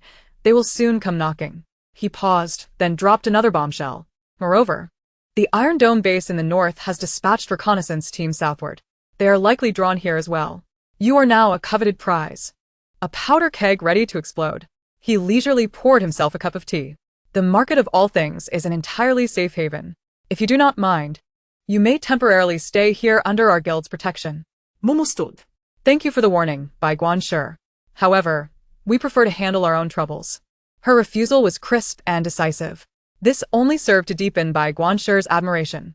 The 4 of them, along with a cat, left the 8 Directions Guild, the bustling outside world seeming to belong to another realm. Yi Jia, clutching the heavy metallic box, felt her arms trembling. Whether from exhaustion or anger, she could not tell. I swear, Mumu, you nearly scare me to death just now. That old fox knows everything. Tang Lian was still in shock, her face pale. Am I really a living target now? Mumu quickly scanned their surroundings. The market of all things was alive with noise, the chatter of the crowd, the calls of vendors, the clanging of metal blending into a cacophony of chaotic vitality. Yet at this moment, these sounds felt like invasive scrutiny to them. Let South leave this place. Mumu lowered her voice. The 4 of them hastily exited the market of all things, winding through alleys until they finally stopped in a secluded lane. Ensuring no one was nearby before returning to their dormitory. Once back in the familiar dormitory, the oppressive tension abruptly lifted. Let us see what this old fox has in store for us. Yi Jia eagerly set the metallic box down with a thud. The moment the lid sprang open, all breaths were momentarily suspended. A brilliant light spilled forth from the box, illuminating the entire dormitory in a kaleidoscope of colors. Inside, the crystal cores were neatly arranged, with over 1,000 third-tier crystals and dozens of fourth-tier crystals radiating energy auras. Wow! Yi Jia's eyes nearly popped out. She cautiously reached out, as if to caress a rare treasure, then quickly withdrew her hand, muttering, "This old fox has truly invested heavily." Su Yu swiftly calculated the numbers and quietly added, "There are 200 more third-tier crystals and 10 fourth-tier than agreed upon." Mumu picked up a thin report from the pile of crystals. The report was printed on the most ordinary paper, titled Preliminary Analysis of the Core Technology of the ARC Organization. She set the report aside, glancing at the more exquisite black sandalwood box. The energy explosion in City 7 was so intense that it was inevitable the ARC Organization would investigate. As the largest force in the north, the Iron Dome base could not remain indifferent to this. He articulated these things we could deduce ourselves in a tone that implied, "I know everything," aiming to pressure us into disarray. That neck ring is his test, and warning to us. She turned to Tang Lian. He may not be certain of the exact nature of that power, nor whose it is. But by giving us this item, he is essentially signaling that he has the ability to discover and to shield. This showcases his value while reminding us not to attempt any tricks. Yi Jia kicked a chair in frustration.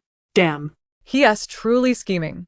Su Yu tugged at Tang Lian's hand, whose face had paled. Don't be afraid. We are here for you. Mumu adusted her glass. The lenses obscuring the emotions in her eyes. An experimental logbook exchanged for such a substantial reward, along with a token of high authority. What he values is our ability to return alive from City 7 and the potential worth you, Lian, as a living treasure, bring. He seeks to exploit us to stir the waters. Are we nothing more than pawns? Yejia gritted her teeth in anger. We are pawns, Mumu's voice paused. She lifted her gaze, scanning the faces of her sisters, filled with indignation and unease. Yet we are also the players. A deep, resonant hum echoed above City 7.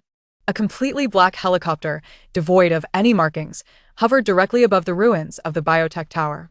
The hatch slid open, and 4 dark figures leaped from a height of 100 meters, their combat suits unfurling gliding wings as they descended silently onto the highest point of the debris. The leader gestured, and his team immediately fanned out, one member retrieving a device. The device emitted a faint blue light, scanning the entire wreckage. Captain, the original energy signal of X-001 has completely vanished. The core reactor self-destructed, purging energy from the entire area. As expected, those old geezers at headquarters always think they can control everything. Scan for residual fluctuations. Leave no anomaly unchecked. Understood. Minutes later, a faint red flickered on the screen, accompanied by a sharp warning sound. Captain, an X-001 energy signal has been detected. Coordinates incoming. Without a moment's hesitation, the captain turned and made his way towards the location of the red. It was a deep pit, buried beneath concrete slabs and twisted rebar. Remnants of the building's substructure. The red dot on the instrument pulsed at the center of the pit. The team gathered around, raising their flashlights, their beams piercing the darkness of the abyss. Just as they discerned the bottom, one team member's pupils dilated sharply. Captain, look there. At the pit's base, a pale hand, veined with dark purple, clawed desperately at the edge of a concrete slab, slowly, forcefully dragging itself upward from the shadows. Chapter 70. Seclusion and cultivation. The owner of that hand gradually pulled herself up from the depths of darkness. A raspy, peculiar wheezing echoed through the ruins. It was a humanoid creature. The outline was still vaguely recognizable as Wei Wei. Half of her body retained the form of a human female, her skin pallid and etched with dark purple patterns. The other half had morphed entirely into a plant-like entity, countless slender vines entwining to form her arms and legs, with sharp barbs at their ends. The most horrifying aspect was her face. The left side still bore the delicate features of a pitiful visage, long eyelashes and a refined nose, but the once vibrant deer-like eyes were now hollow and devoid of life. The right side of her face was overtaken by a blooming, grotesque crimson flower, within which a murky eyeball fixated on the individuals hovering above the pit. A team member's voice trembled. The instrument indicates the energy source is her. The captain approached the edge of the pit, gazing down at the creature, a failed fusion, one that had absorbed a portion of power. Another team member looked up, their voice icy beneath the helmet. What should we do? Eliminate on sight? No, the captain countered decisively. Bring her back. A failure is still data. Understood. Wei Wei seemed to grasp something, a flicker of fear passing through her murky eyes. She attempted to cry out for help, but only raspy sounds escaped her throat. She struggled to retreat, yet her body betrayed her, the vines rooted deep in the ruins binding her firmly in place. One team member swiftly produced a metallic ring and hurled it towards Wei Wei. The ring unfurled midair, transforming into a humming energy net that ensnared her completely. As the restless vines made contact with the energy net, they recoiled as if burned, and the creature convulsed before collapsing. Minutes later, a black helicopter appeared above City 7, soaring into the distance. 404 dormitory. What do we do about this? Should we wear it? Tang Lian gestured towards the ebony wooden box, her expression torn. This thing isn't a tracker or a bomb, is it? Let me see. Su Yu took the box, scrutinizing it closely. She touched the metal of the collar with her fingertips, leaning in to observe the crystalline structure, which was intricate and composed of materials unfamiliar to her. This contraption is rather ominous, but it doesn't seem to be a tracker or a bomb. In essence, it functions as an energy black hole. Both the metal ring and this crystal primarily serve to absorb energy and lock it away, rendering it imperceptible from the outside. Yi Jia remained skeptical. Could it be a ruse? That's precisely my concern, Su Yu admitted. I don't fully comprehend its technology. Put it on, Mu Mu interjected suddenly. Huh. Both Yi Jia and Tang Lian were taken aback. Mu Mu adjusted her glasses, her calm eyes behind the lenses chillingly focused. Someone like White Manager wouldn't resort to such primitive tactics. Moreover, compared to that old fox, the threat from Ark is more immediate. What we need now is to conceal ourselves. Tang Lian glanced at the collar in her hands, then at her sister's serious faces, steeling herself. All right. She grasped the collar, her hands trembling slightly as she secured it around her neck. Click. A soft sound echoed. The collar fit perfectly against her skin, neither too tight nor too loose. In that instant, The gray crystal emitted a faint glow before dimming again, returning to its original state. How does it feel? Mumu inquired. Tang Lian closed her eyes, Concentrating. the life energy that had been flowing gently within her core, warm like a small sun, seemed to be enveloped by a thin membrane at the moment the collar clicked into place. It remained present, still a part of her, yet the emanating vibrations were severed. The sense of being observed vanished. Tang Lian opened her eyes, exhaling a long breath. I feel much safer now. The crisis has been temporarily averted. Mumu picked up the report concerning Ark, her gaze swiftly scanning the pages. The report detailed an analysis of the energy weapons utilized by the Ark team, speculating about their energy core, and even dissecting the materials of their combat suits. Each technology surpassed the capabilities of any current faction. The more she read, the tighter Mumu's brow furrowed. The final pages of the report contained fragmented intelligence about Ark gathered from various sources, mostly rumors and unverifiable codenames. There was also a list of researchers suspected to have been involved in the early stages of the project, marked as missing or deceased. The situation is worse than we anticipated. Mumu set down the report, looking at everyone. The technological prowess of Ark, the unfathomable depths of the Eight Directions commerce, and the Iron Dome base to the north. It's as if we are children clutching gold bricks in a bustling market, tempting every predator to take a bite. Thus, I propose we engage in a month-long seclusion for cultivation starting today. Su Yuyu, intrigued by the technical analysis in the report, nodded immediately. Yi Jia and Tang Lian exchanged glances, igniting a fierce determination in their eyes. On the first day of seclusion, the 404 dormitory nearly faced demolition. What on earth? Yijia. Are you planning an expedition into a tropical rainforest in the dormitory? Tang Lian shrieked as she dangled from a vine the thickness of her thigh. Suspended in midair, on the ground, Yi Jia sat cross-legged, wearing an innocent expression. She merely intended to experiment with absorbing a fourth-stage crystal core. But the energy within her spiraled out of control, causing the air-purifying pothose plants Su Yuyu had purchased to go berserk. The once lush vines now grew wildly like giant pythons, crawling up the walls and ceiling. Su Yuyu, expressionless, wielded a small knife, swiftly severing a vine that attempted to strike her beret.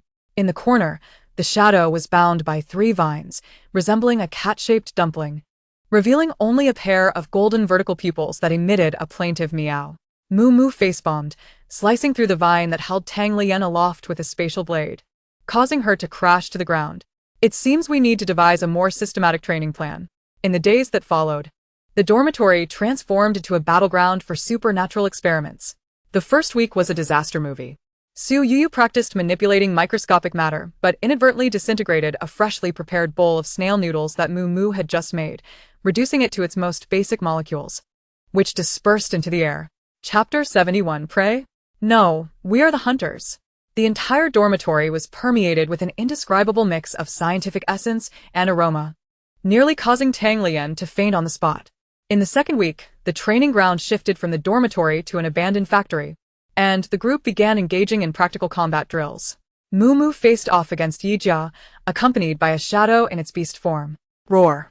The shadow, as large as a leopard, initiated the attack, its dark figure darting swiftly along the ground, targeting Mumu's ankle. At the same time, Yi Jia slammed her hands onto the ground, and dozens of thick, dark green vines burst forth, spiraling in from all directions to ensnare Mumu. Too slow. Mumu did not even flinch. Just as the vines were about to brush against her clothing, her figure abruptly vanished from sight, reappearing 10 meters away in the next instant. With a thud, the vines and the shadow's claws collided, producing a muffled sound. Is this all you've got? Mumu adustet her glass, her tone unperturbed. This is merely the beginning. Yi Jia's competitive spirit ignited, and with a low shout, more vines surged forth, intertwining before her to form a massive shield. With a delicate flick of her fingers, Mumu sliced through the newly formed vine shield, which collapsed into a shower of green debris. Yi Jia's whip-like vines sliced through the air with a sharp sound, yet Mumu evaded them effortlessly with her short-range teleportation, each strike falling short. Yo-yo! Add some spice to it. From a distance, Tang Lian, seated cross-legged on a concrete slab, suddenly called out.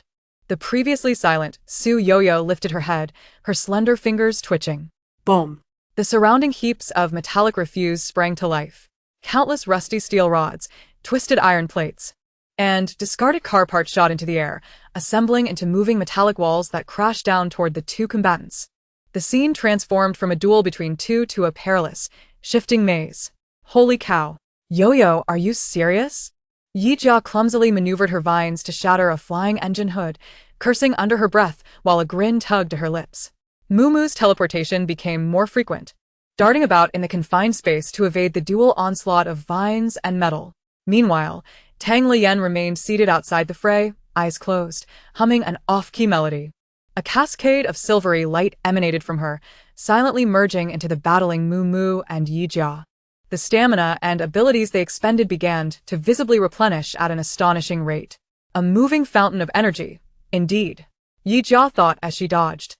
Even taking a moment to praise Tang Liyan, the third week was a silent film.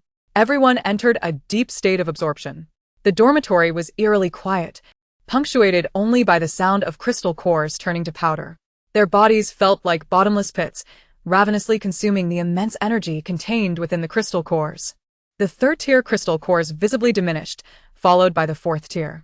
Each absorption felt like a tempest sweeping through their bodies, widening their meridians, reshaping their bones, and solidifying their mental cores with each successive impact. The agony was akin to being shattered and reassembled. Yet no one uttered a complaint. They all understood that the world outside was 1,000 times more brutal than this suffering. A month later, as the final fourth-tier crystal core crumbled into powder within Mumu's palm, the violent energy fluctuations in the dormitory gradually subsided. The four opened their eyes almost simultaneously. Huff.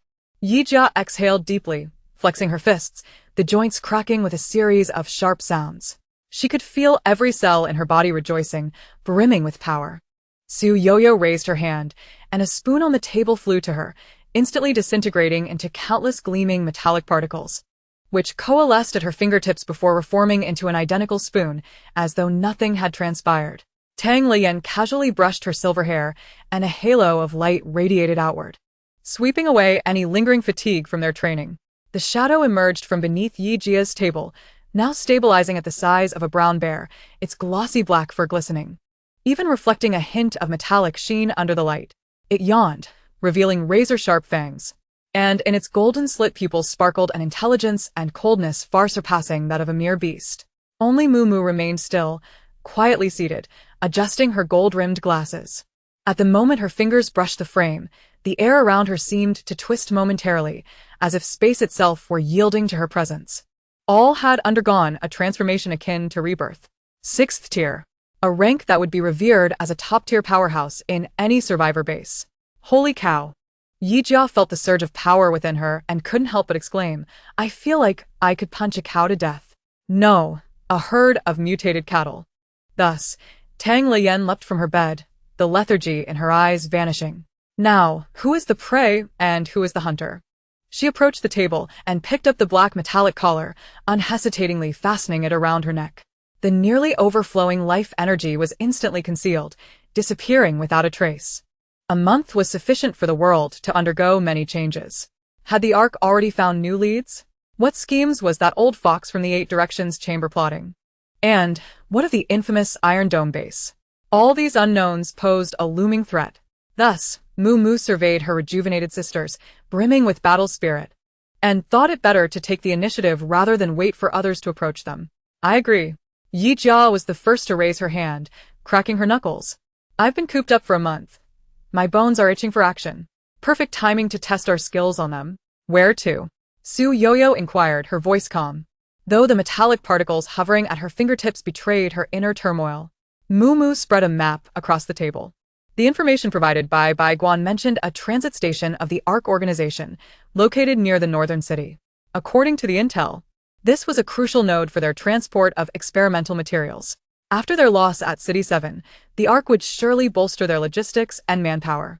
Yijia cracked her fingers, the joints popping audibly. So, what is the plan?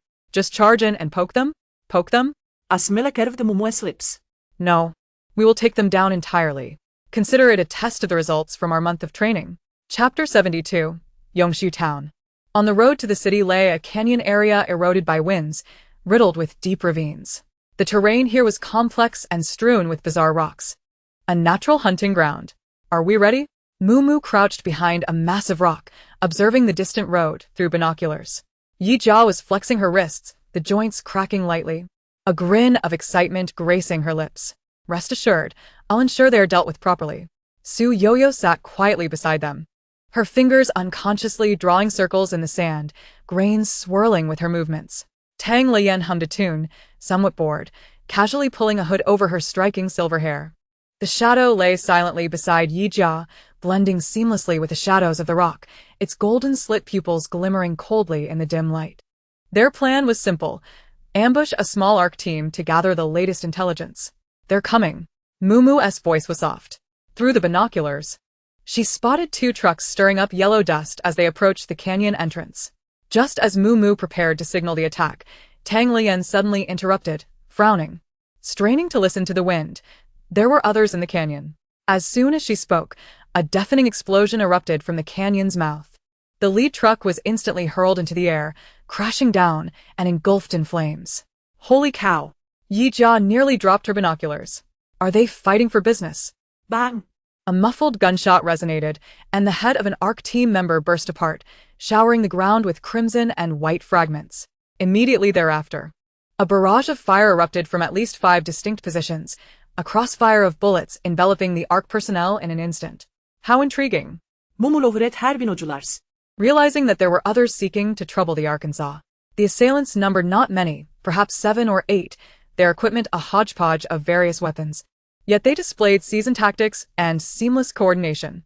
Ambushes, sniping, crossfire, and terrain exploitation came in relentless waves, catching the ARC team unprepared. However, the ARC team was evidently elite. After an initial bout of chaos, they quickly regrouped. Their energy weapons unleashed tremendous power, and wherever their beams swept, the rocks were melted into gaping holes. Several attack points from the assailants were immediately silenced.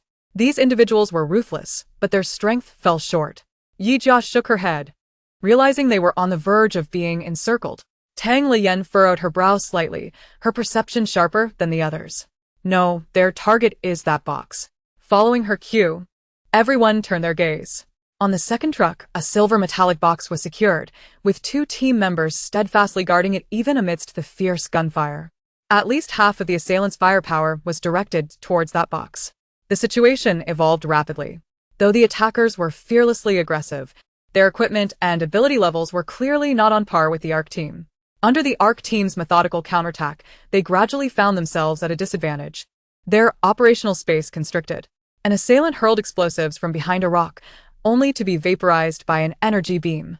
The sniper's position was locked in, and a barrage of energy beams obliterated the rocky cover. It seemed the mysterious team was on the brink of annihilation. Mumu adustet Herglas. No more waiting. Clear the field. No sooner had her words left her lips than Su Yuyu, who had been silent, raised her hand. Below, the energy firearms in the hands of the ARC soldiers disintegrated without a hint of warning, turning to sand in their palms. With a gust from the canyon, they vanished entirely into the air. This sudden turn of events stunned both sides in the conflict. In the next moment, Mumu vanished from sight. A barely perceptible shadow flickered on the battlefield twice, and without warning, the head of an ARC member slipped away. Before the body could fall, her figure flickered once more. With each appearance, another ARC member fell. It's my turn, Yi Jia hissed, slamming her hands onto the ground. With a crash, the earth fractured. Dozens of thick, dark green vines surged from the ground like awakening serpents, ensnaring the remaining ARC members tightly, lifting them high into the air, their flesh pierced by sharp barbs, eliciting cries of agony. Additionally, this spectacle also drew the astonished attackers closer. The canyon returned to tranquility. The wind swept through, stirring up dust and a heavy scent of blood. On the field, only the 4 main characters and 1 cat stood. Kneeling on the ground were 2 groups of individuals, one comprised of ARC members, the other a mysterious team, their faces etched with shock, vigilance, and despair. Yi Jia kicked the silver metallic box at her feet, producing a dull thud. All this effort, just for this tin box? The shadow elegantly circled the box, sniffing inquisitively. Tilting its head, it appeared curious. Under the astonished gazes of all, it raised a paw and casually sliced through the lock. With a click, the lid sprang open, revealing a small, curled-up figure inside. He appeared to be no more than 5 or 6 years old, pale, with tightly shut eyes. What the hell? Yijia's voice rose an octave, her murderous intent morphing into fury. Xiaoshan. The leading man among the assailants saw the child and instantly lost control, roaring as he attempted to rush forward, only to be pulled tighter by the vines. Don't hurt him. Please don't hurt him. The man's voice was filled with desperate pleas. He is alive. Su Yu reached out to check the boy's pulse. Mumu approached, squatting to meet the man's gaze. Who are you? Why did you attack the Ark? The man let out a bitter laugh, his face filled with sorrow and rage. We hail from the Yenchi base. 3 days ago, the Ark scum approached us, talking about elite recruitment, wanting to take the ability users from our base. His voice trembled. We refused. And then they slaughtered the entire base. Only a few of us remain. Xiaoshan awakened a rare matter transformation ability. Flames of hatred ignited in the man's eyes. These beasts took him away, claiming he was to be sent to Yongshu Town. Mu exchanged glances with the others. Yongshu Town? Yes. We tracked them for 3 days and heard it mentioned several times. It's a stronghold of the Ark near the city, specifically used for. His voice faltered, as if recalling something dreadful. Chapter 73. It has been decided. This place must be eradicated.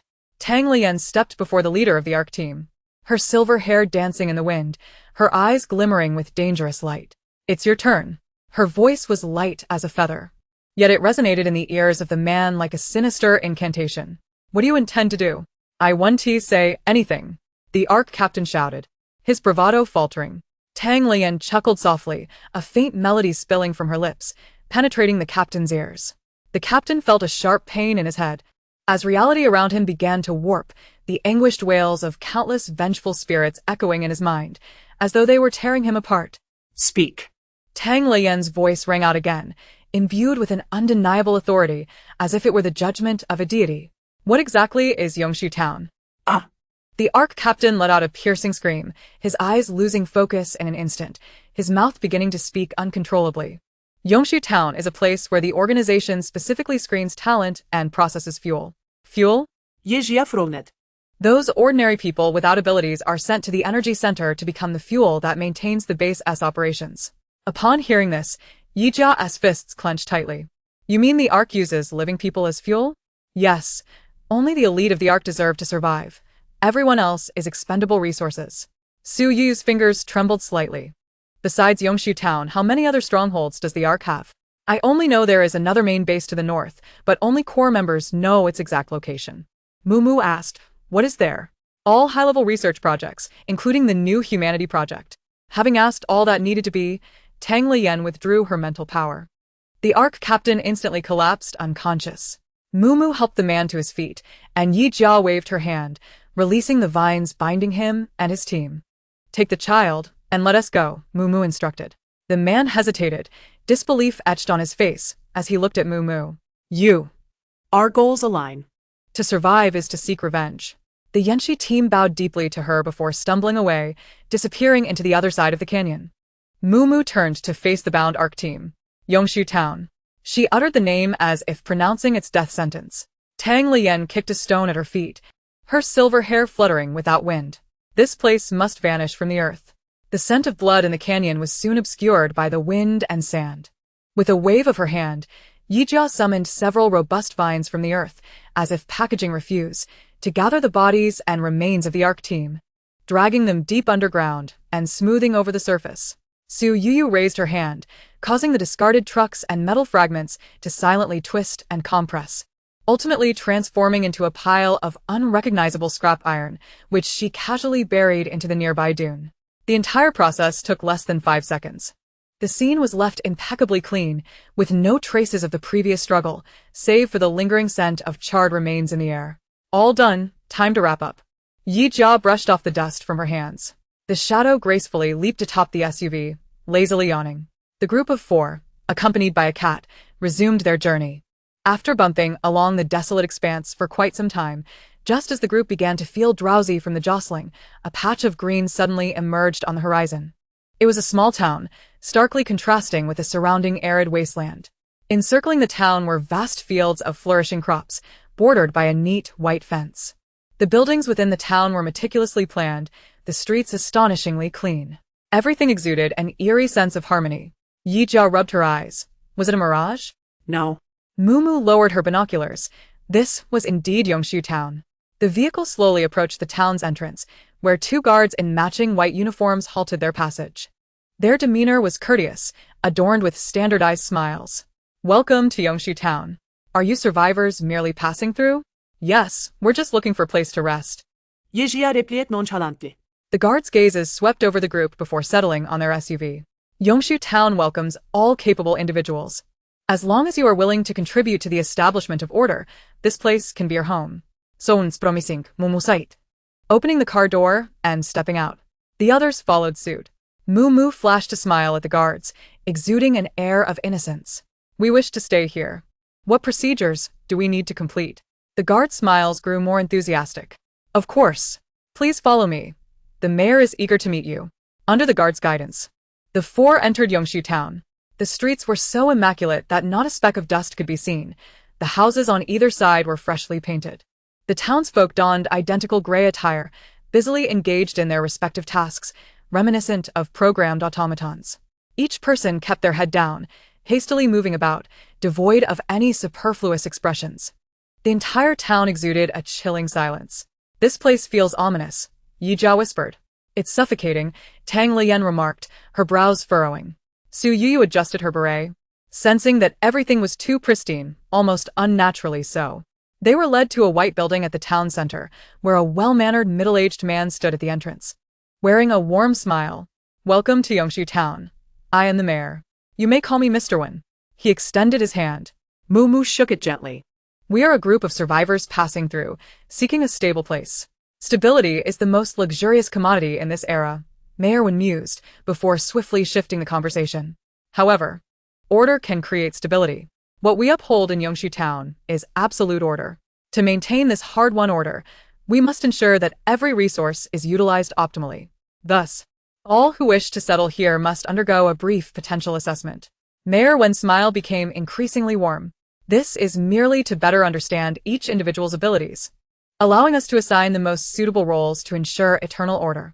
We never waste any precious resources, especially human resources, which are the most invaluable. Yijia's fists clenched. And a dangerous glint flickered at Tang Lian's fingertips. Su Yu, her fingers unconsciously rubbing a seemingly inconspicuous screw hidden in her sleeve, had already reduced it to iron powder without a sound. All right, Mumu replied readily, her smile even more sincere than his, as she stepped forward to position herself between her sisters and Mayor Wen. We look forward to it. Chapter 74. All become leading ladies. Online performance, what exactly does this assessment entail? Her tone brimmed with aspirations for a bright future. Mayor Wen was pleased with this response, and his smile deepened. Please follow me. He turned to lead the way, completely oblivious to the fact that 4 top-tier hunters had entered his prideful domain. As Mayor Wen turned, his gentle smile remained fixed on his face while he guided them through a few quiet streets, ultimately stopping before a building that starkly contrasted with the town's pastoral aesthetic. It was a pure white cube, so smooth that not a seam could be found, devoid of windows, with only a large metal door. This is the testing center. With a heavy creak, the metal door slid open, releasing a wave of cold air mingled with the scent of disinfectant. Mayor Wen gestured for them to enter. Yet, he himself did not take a step inside. I wish you all good luck. His smile persisted, but the warmth in it felt particularly glaring at that moment. The door slowly closed behind them, sealing off the sounds and sunlight from the outside world. Inside, the spacious hall was illuminated as brightly as day, the harsh white light cascading from the ceiling, casting pallor on the faces within. A dozen individuals were already present, divided into 3 or 4 small groups, standing or sitting, each displaying a myriad of expressions. Some nervously rubbed their hands, while others scrutinized the newcomers with guarded eyes, creating a stifling atmosphere in the air. Please wait here. The tests will proceed in order. A staff member dressed in a white uniform handed over an electronic tablet, expressionless, before turning to leave. The testing appeared routine, assessing strength, speed, and reflexes, yet Mumu noticed tiny red dots flickering at the corners of each device, resembling needle points. Unbeknownst to the participants, blood samples had likely been surreptitiously collected. Next group, Wind Scorpion Team. The announcement echoed, and a trio stepped forward. The testing was swift. For the strength assessment, a burly man bellowed as he struck the force gauge, the screen displaying a value representative of a low-level Tier 3. The speed test saw another slender man moving so swiftly that he nearly left afterimages in his wake. The results varied. The four watched, akin to spectators at a performance, as group after group was ushered toward different corridors by the staff. It's our turn. Yejia filibet her Chris. Mumu leaned in, whispering a reminder, keep it subtle. Don't damage the props. Yi Jia was the first to step up. With a fierce shout directed at the measuring device, she exerted a mere fraction of her full strength. Bang! The screen flickered before settling on a value barely qualifying as peak Tier 1. Breathing heavily, she leaned on her knees, her expression one of fierce determination. The shadow, concealed in her backpack, obediently curled up, remaining utterly silent. The staff member recording the data cast a fleeting glance of disdain. Tang Lian's lips curled into a manic grin, barely suppressing a laugh by biting her tongue. Next was Su Yuyu. The testing station was adorned with various metal components of differing sizes. Su Yuyu extended her finger, nervously trembling at her fingertips. After several seconds, the largest screw wobbled into the air, only to plummet back down with a thud. In a flurry, she attempted several more times, ultimately managing to levitate 3 of the smallest pieces for less than 5 seconds, her cheeks flushed with embarrassment. Then it was Tang Lian's turn. During the reflex speed test, she nimbly evaded the incoming light points, akin to a startled deer, moving with deliberate caution. Several times, they narrowly escaped, emitting soft gasps of surprise. In the end, it was Mumu. Her scores in every test lingered at the mediocre middle, her performance so unremarkable that it hardly warranted a second glance. Throughout the testing, several individuals displayed their fragility, pitifulness, and helplessness to the utmost. Next, not far away, a man lost control in front of the testing machine. The screen flashed a glaring red failure. No. This is impossible. I am strong. I can work. Please, let me try again. He shouted at the staff in white coats, his emotions running high. Soon, 2 guards approached, their faces still adorned with standardized smiles. Sir, please remain calm, one of the guards said. We have received your data. Although you are not suitable for combat positions, your contributions are equally vital to us. You have been assigned to the logistics department, responsible for resource handling in the energy sector, one of the most crucial positions in Eternal Sequence Town. Your value will be maximized there. The man's despair was instantly replaced by a glimmer of hope. Really? Of course, the guard smiled, assertively taking his arm. Please, follow us to complete your onboarding procedures. The man was dragged along, heading toward a dark passageway that led deeper into the facility, completely opposite to the exit. What a beautiful eye. They exchanged knowing glances, their faces still bearing just the right amount of timidity and submission. Soon, their test results were also announced. A staff member approached with an electronic board, smiling broadly. Congratulations to all, you have passed the potential assessment. Although your abilities are average, they meet our basic employment standards. You'll be assigned to Agricultural Zone 3, responsible for crop maintenance. He handed them several gray metal plates. These are your identification badges and dormitory keys.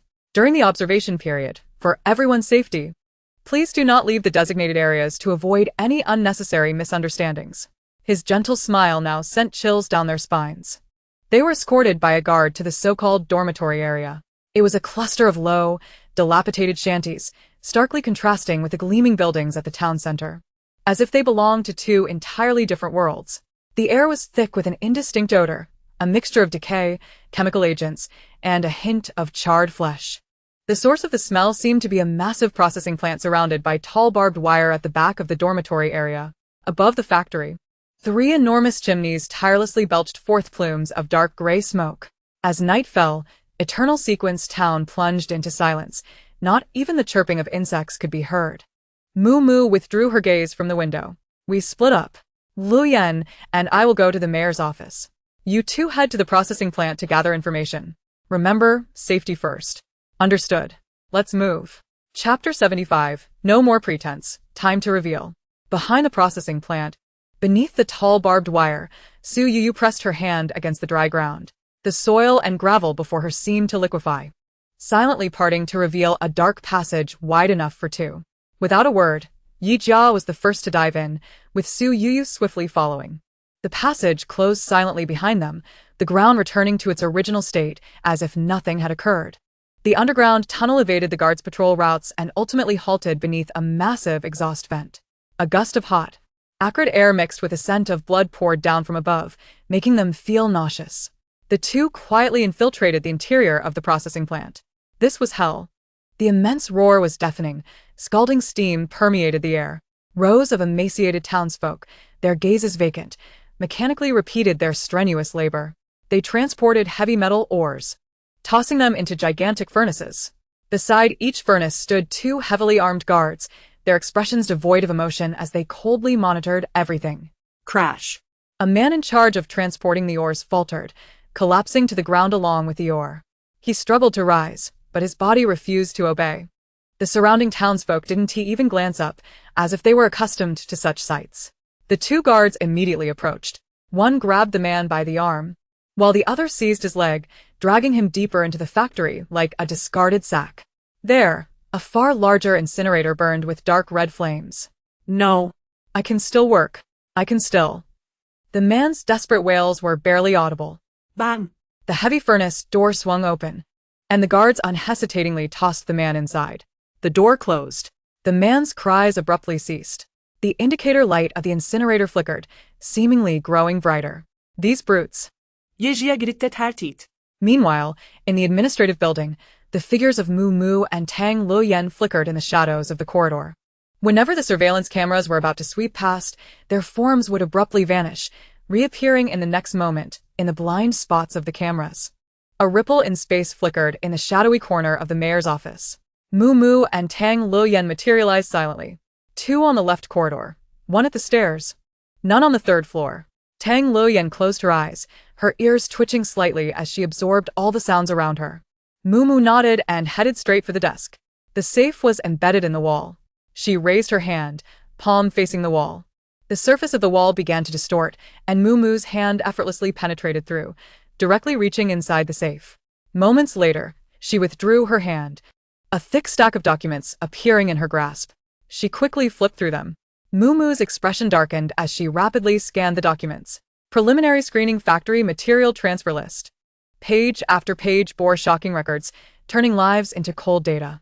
The file also contained numerous communication records with the main base and lists of high-value material transfers. Suddenly, Mumu's movements halted. The first line of the list bore a familiar name. Name, Qinzheng, level, 4th stage enhancer, status, captured, notes, high resistance, excellent test subject. Priority A. What the hell? It's Qinzheng. They VE captured Qinzheng. Tang Luoyen gasped upon seeing the name. Mu Mu stuffed the documents into her space, preparing to leave. Suddenly, a piercing alarm rang throughout the building. Beep beep beep. Red warning lights began to flash, instantly bathing Eternal Sequence Town in crimson. Intruder alert. All exits sealed. Repeat. All exits sealed. They had been exposed. Mumugrest tank le anschent. Go. The teleportation activated, and the two vanished from the office. Meanwhile, chaos erupted at the processing plant. Countless individuals clad in black combat gear surged from the shadows, brandishing energy weapons and surrounding the entire facility. The townsfolk, previously numb to their labor, now wore expressions of terror, screaming and scattering in all directions, causing pandemonium within the plant. Finally, no more pretense, Yi Jia exclaimed, excitedly cracking her neck, producing a series of crisp pops. I've been suffocating. You. Block the door. Don't let these scoundrels escape. Understood. Su Yuyu replied, her slender fingers merely lifting slightly. The recently lowered alloy doors instantly manifested countless twisted patterns on their surfaces. With a series of screeching metal deformation sounds, the half-meter-thick door panels morphed as if they were soft clay, forcibly kneaded and compressed by an invisible force until they were thoroughly welded shut, leaving no gaps. She lowered her hand, her voice flat and unwavering. No one is leaving. Open fire. Kill them. Atop a lofty platform, a minor leader bellowed. Suddenly, a deafening roar responded, and a shadowy figure expanded midair, transforming into a fierce black beast the size of a grizzly bear, lunging toward the platform. The dark form zipped by, followed by a shriek that abruptly ceased. Concurrently, a barrage of energy beams interwove, instantaneously engulfing the two individuals in their vicinity. Yet the beams failed to strike anyone. At some point, Su Yuyu had raised her hand, her fingers curled, as if grasping an unseen force.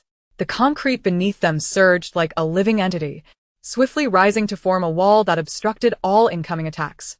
Boom, boom, boom. The stone wall was battered, debris scattering, yet more earth and stone erupted from below, continually reinforcing the defense. Immediately after, a cacophony ensued. The energy weapons in the hands of the guards disassembled like crushed biscuits, falling apart into a heap of sparking components, scattering across the ground. Is that all you've got? Yi Jia's voice emerged from behind the stone wall, laced with provocation. With a thunderous roar, the entire processing plant trembled violently. Countless thick, dark green vines, akin to slumbering monsters below ground, erupted ferociously. They lifted heavy ore trucks, hurling them toward the densely guarded areas as if tossing pebbles. The vines ensnared the elevated metal walkways, pulling with such force that the entire structure, along with its occupants, collapsed. The tips of the vines, armed with sharp barbs, lashed out, each strike resonating with a piercing sound through the air. The previously orderly encirclement was instantly thrown into chaos by a tempest of monstrous vegetation. Monsters. They are monsters. Help!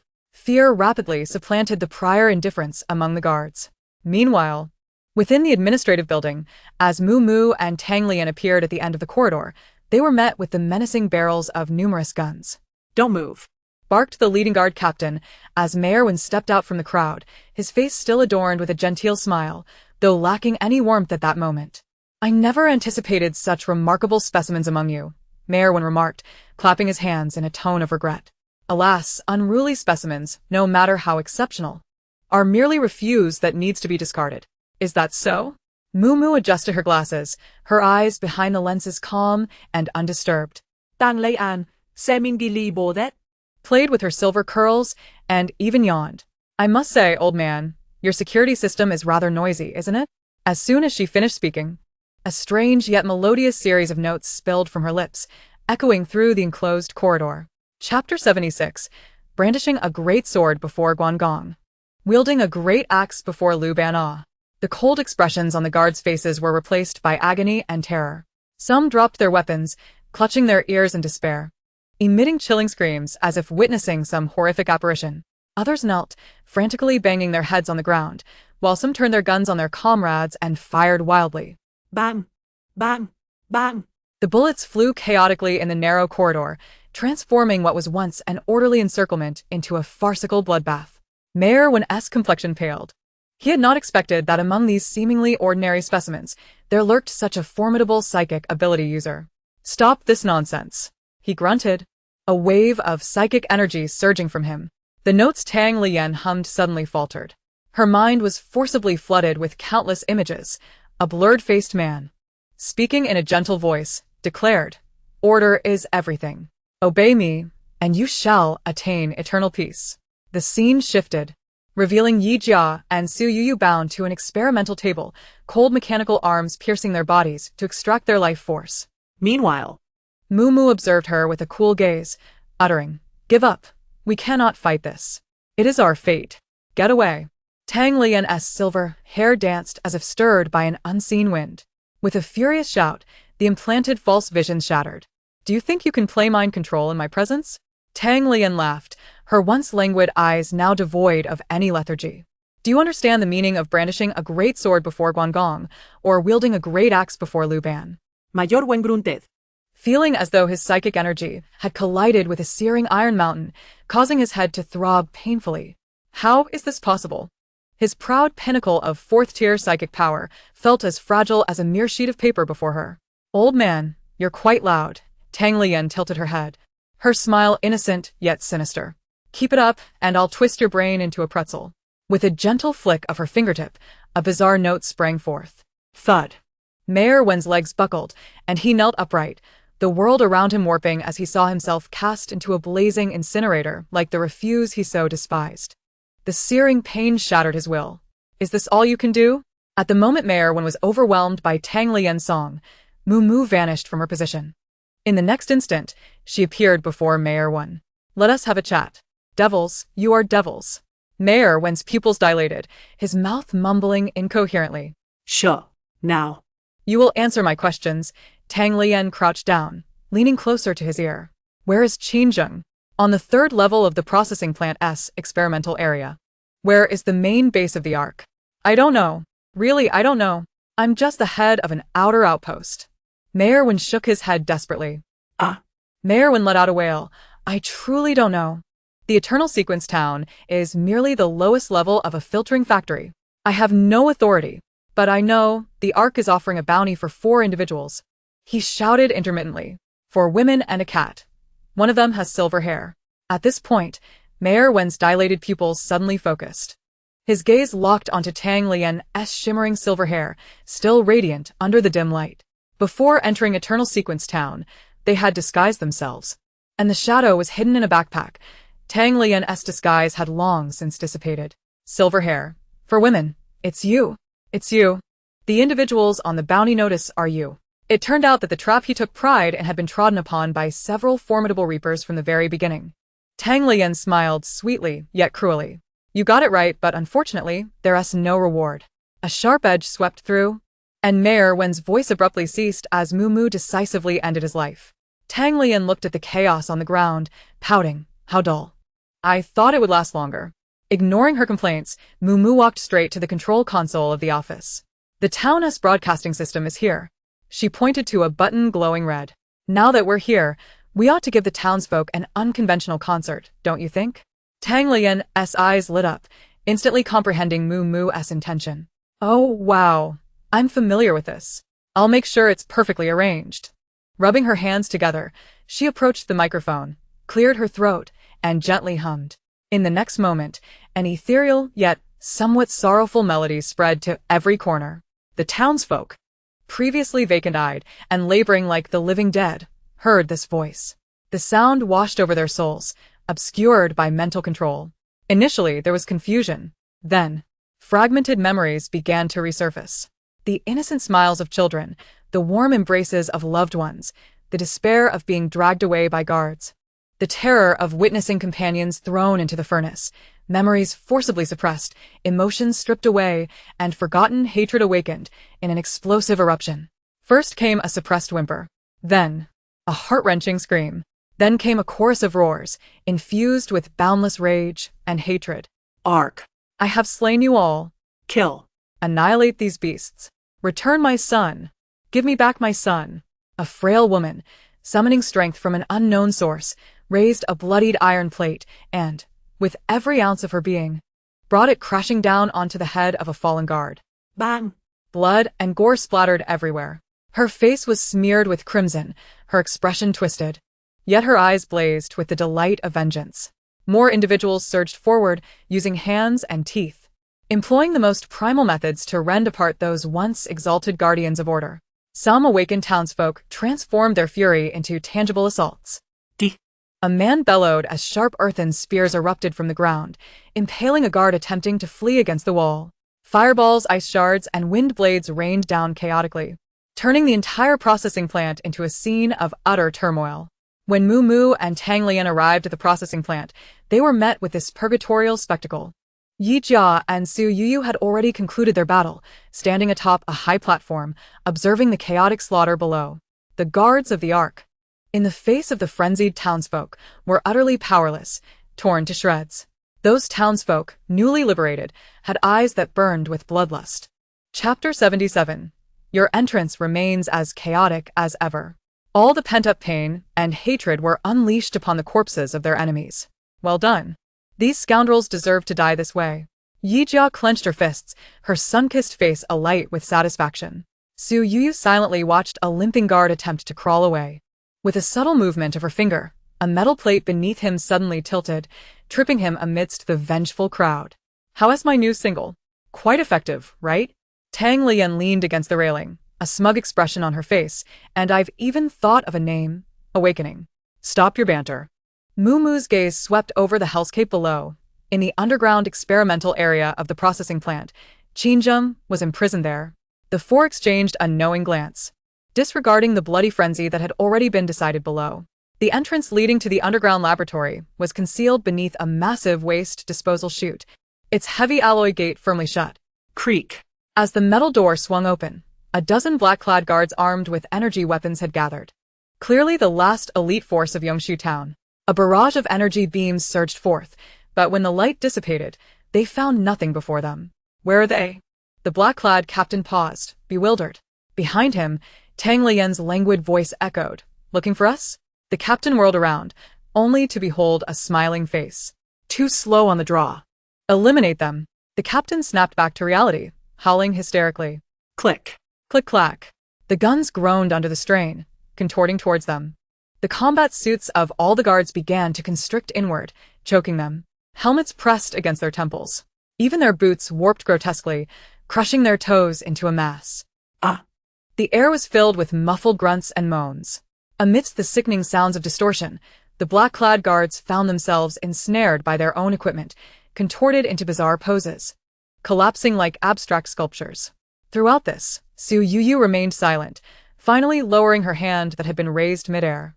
She gently dusted off non-existent particles, her voice soft and delicate. Done.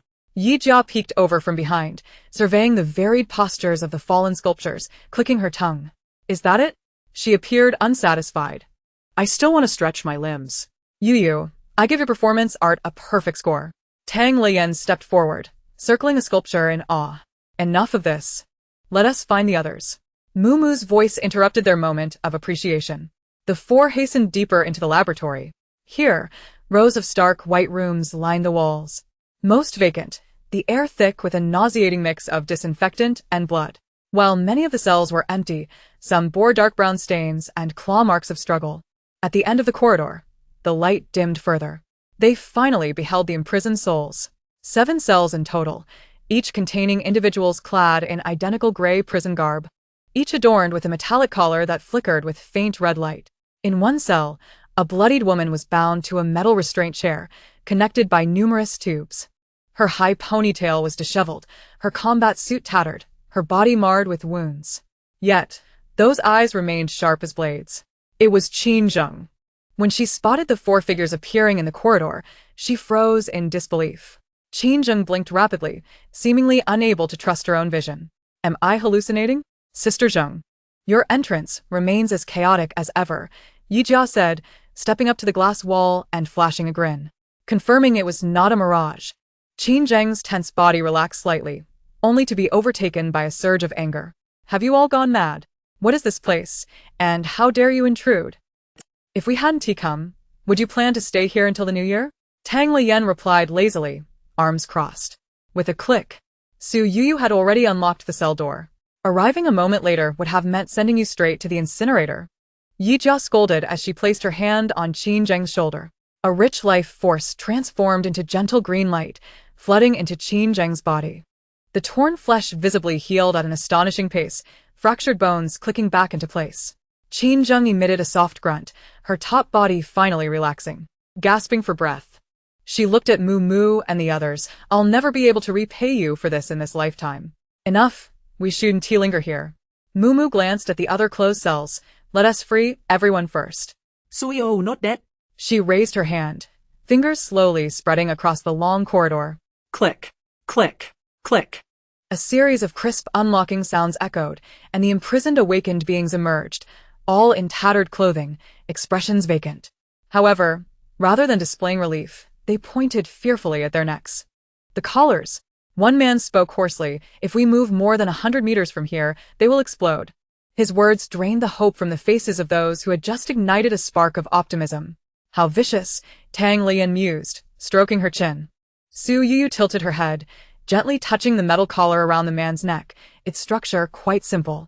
After speaking, she made no further movements. Snap.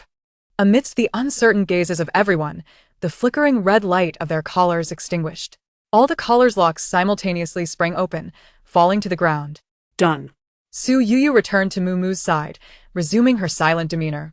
Impressive, Qin Zheng managed to muster only 2 words after a long pause. Momo could put her hands.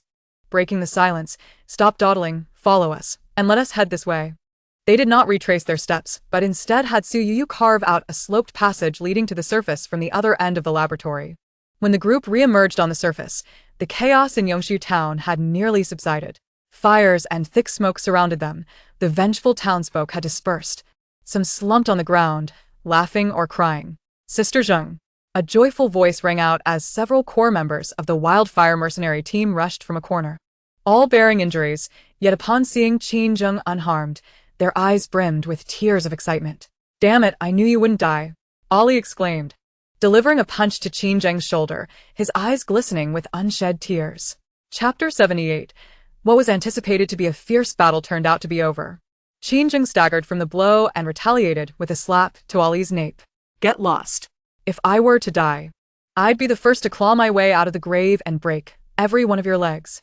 Moo Moo and her companions watched the scene unfold from a distance, a chill settling on Moo Moo's nose, quickly melting away. She looked up to see, amidst the gray smoke and leaden clouds, large flakes of snow drifting down from the sky. The snowflakes cascaded gently onto the remnants of walls, the stark stains of blood. And upon every shoulder, the clamor and sin of Yongshu Town seemed poised to be buried beneath this sudden snowfall. What on earth is happening? Mumu approached, draping a clean coat over Qin Zheng's shoulders. How did you end up here? Qin Zheng accepted the coat, wrapping it tightly around herself. Don't mention it. I've had the worst luck. She took a sip from the water offered by a teammate before continuing. We took on a transport mission to the north, which was supposed to be a safe bet. Who would have thought we would encounter these skin-wearing fiends on our way back? Ollie interjected, still shaken. They weren't many, but their gear was unlike anything we've ever seen. We were no match for them. Qin Zheng waved him off. I instructed Liang and the others to retreat first while I led Ollie and the rest to cover. But it all went wrong. They dragged me here, drawing blood daily, muttering about data and materials. At this point, she chuckled self-deprecatingly. I've seen all sorts of situations, but being treated like a lab rat? That's a first. The snow continued to fall heavily. The others who had been rescued, after a brief moment of exhilaration, wore expressions of confusion and helplessness once more. With homes lost and companions dead, they were now utterly alone in the freezing wilderness, uncertain of where to go next. In the profound silence, the only sound was the whisper of falling snow. Tang Lian, lazily leaning against the wall, suddenly perked up, her ears twitching. There's movement, she said, squinting towards the distant horizon. The sound of vehicles was approaching.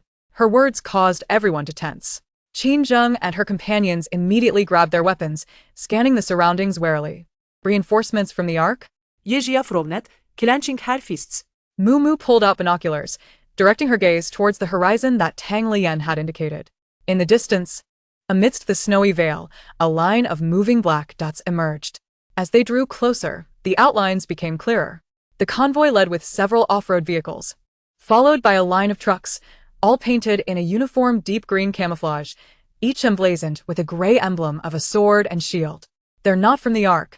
Moo Moo lowered the binoculars. Let me see. Qin Zheng snatched the binoculars, her expression freezing in shock after a brief glance. Soon, her tense demeanor collapsed into one of disbelief and elation. Holy crap.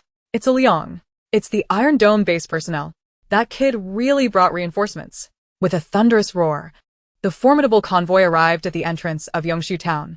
A dozen vehicles spread out in a semicircle, their ominous gun barrels aimed at the ruins. With a sharp crack, the doors swung open, and soldiers, fully armed and stern-faced, leaped from the vehicles in perfect unison, swiftly establishing a defensive line. Their impressive gear and commanding presence silenced all survivors present. Liang jumped down from one of the vehicles, and upon seeing the unscathed Qin Zheng, he shouted excitedly, Sister Zheng. He rushed over, relieved to find her merely weak but intact. That's great, Sister Zheng, you're okay. Qin Zheng delivered a playful punch to his arm and gestured towards Moo Moo and the others. All right, stop yelling. Let me introduce you. These are my sisters, and they're the ones who saved my life. Liang finally noticed Moo Moo and the others, recognizing them, and promptly expressed his gratitude. However, Qin Zheng cut off any further pleasantries, demanding, how the hell did you manage to summon the Iron Dome personnel? Liang pulled out a black metal insignia from his pocket and handed it to Qin Zheng. It depicted a bizarrely designed crow in flight, crafted from a peculiar material. After I ran with the brothers, I circled back to scout the ambush site and found this. I followed their trail and stumbled upon this cursed place. I couldn't just barge in, so I took this thing north to the Iron Dome base. Liang spoke rapidly. This insignia is the Ark symbol. The Iron Dome personnel recognized it immediately and dispatched a team. At that moment, a man in crisp military attire stepped from the convoy. He appeared to be in his 30s, tall and well-defined, with eyes that reflected the sharpness and steadiness typical of a soldier. His gaze swept over the ravaged Yongxiu town before settling on Mu and her companions, his pupils narrowing slightly. He had expected a fierce battle, yet found that the fight was already over. "Report, Major." An aide rushed back from the ruins, saluting with a voice tinged with astonishment. "All defensive structures have been compromised from within.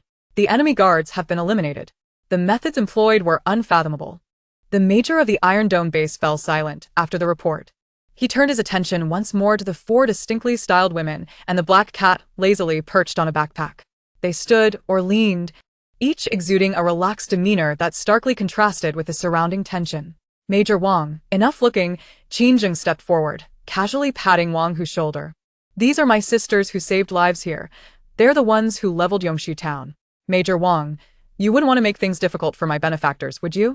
Wang Hu swayed slightly from her pat, his lips twitching as he finally removed his stern facade, revealing a hint of exasperation.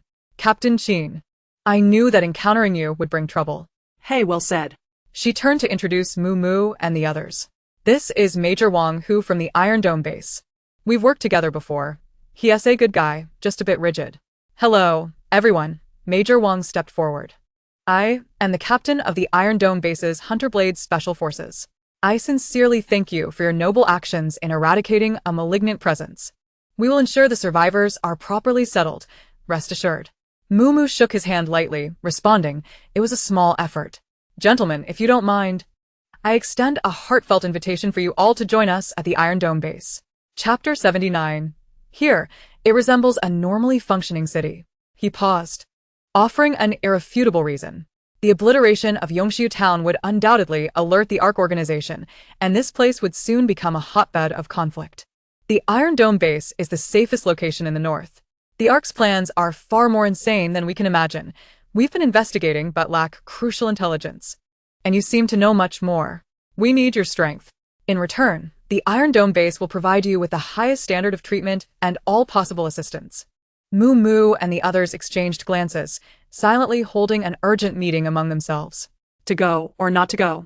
Refusing meant pushing away a potentially powerful ally. Accepting meant stepping into a wholly unfamiliar environment governed by others' rules. Tang Lian idly toyed with her silvery curls, a faint smile playing at the corners of her lips, as if to convey how troublesome, yet it seems quite entertaining. Yi Jia, arms crossed and chin slightly raised, exuded a fierce determination, her gaze proclaiming, "You decide. I shall follow, and if necessary, I shall fight back." Su Yuyu silently positioned herself half a step behind Mu, demonstrating her support through action. Wang Hu did not urge them but patiently awaited their response. Adjusting her glasses, Mu took a step forward.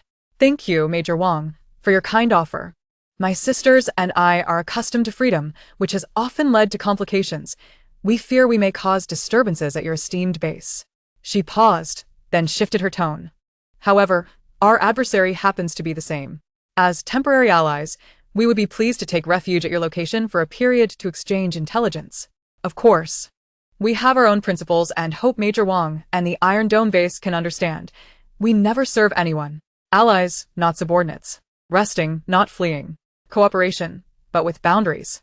A flicker of surprise crossed Wang Hu's eyes, quickly replaced by an appreciative smile. "Very well, as you wish. The Iron Dome base welcomes the strong." While they conversed, the soldiers of the Iron Dome base efficiently sprang into action. Medics, with first aid kits in hand, navigated through the survivors, skillfully tending to their wounds and distributing nutritional supplements. They reassured the terrified individuals, guiding them onto trucks. Those who had just escaped from hell bore expressions of confusion and fear that gradually shifted towards a semblance of calm. Another team of soldiers began to assess the area, collecting remnants of equipment left by the ARC organization. Everything proceeded with meticulous order and seamless coordination, resembling a finely tuned machine. This powerful organizational capability and execution left Mu and her companions with a more intuitive understanding of the base's strength. Qin Zheng observed this scene with deep reflection. "Get in the vehicle, sisters," she beckoned to Mu and the others. "Ladies, there's something I must remind you." Qin Zheng's expression turned unusually serious. "Wang Hu is decent enough, but the Iron Dome base is fraught with complexities. It may be a beacon of hope for humanity, but where there are many people, There are tangled thoughts. Factions abound, and the bureaucratic nature is more troublesome than the damn zombies. I lowered my voice last time I led a team here, and because I failed to show proper respect, a crucial supply was held up for 3 days. It was only Wang who managed to resolve it in the end. Do you understand what I mean? Remember, do not reveal too much. Your skills are both a shield and a death sentence. Concealed, they serve as a deterrent. Revealed, they become fodder for others. The Iron Dome wants to utilize you against the Ark, and you also need their resources.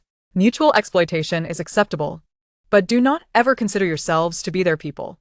Mumu nodded solemnly. Thank you. We shall remember.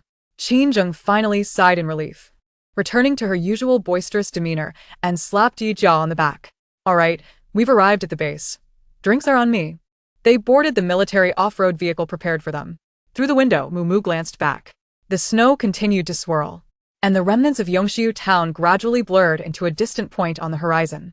The interior of the vehicle was quiet, save for the steady hum of the engine. Tang Lian, having produced a sleep mask from somewhere, leaned against the window to catch some rest. Su Yuyu became captivated by the frost flowers on the window, delicately tracing intricate geometric patterns with her finger. The shadow curled atop Yi Jia's backpack, its golden eyes vigilantly scanning the rapidly retreating snowy landscape.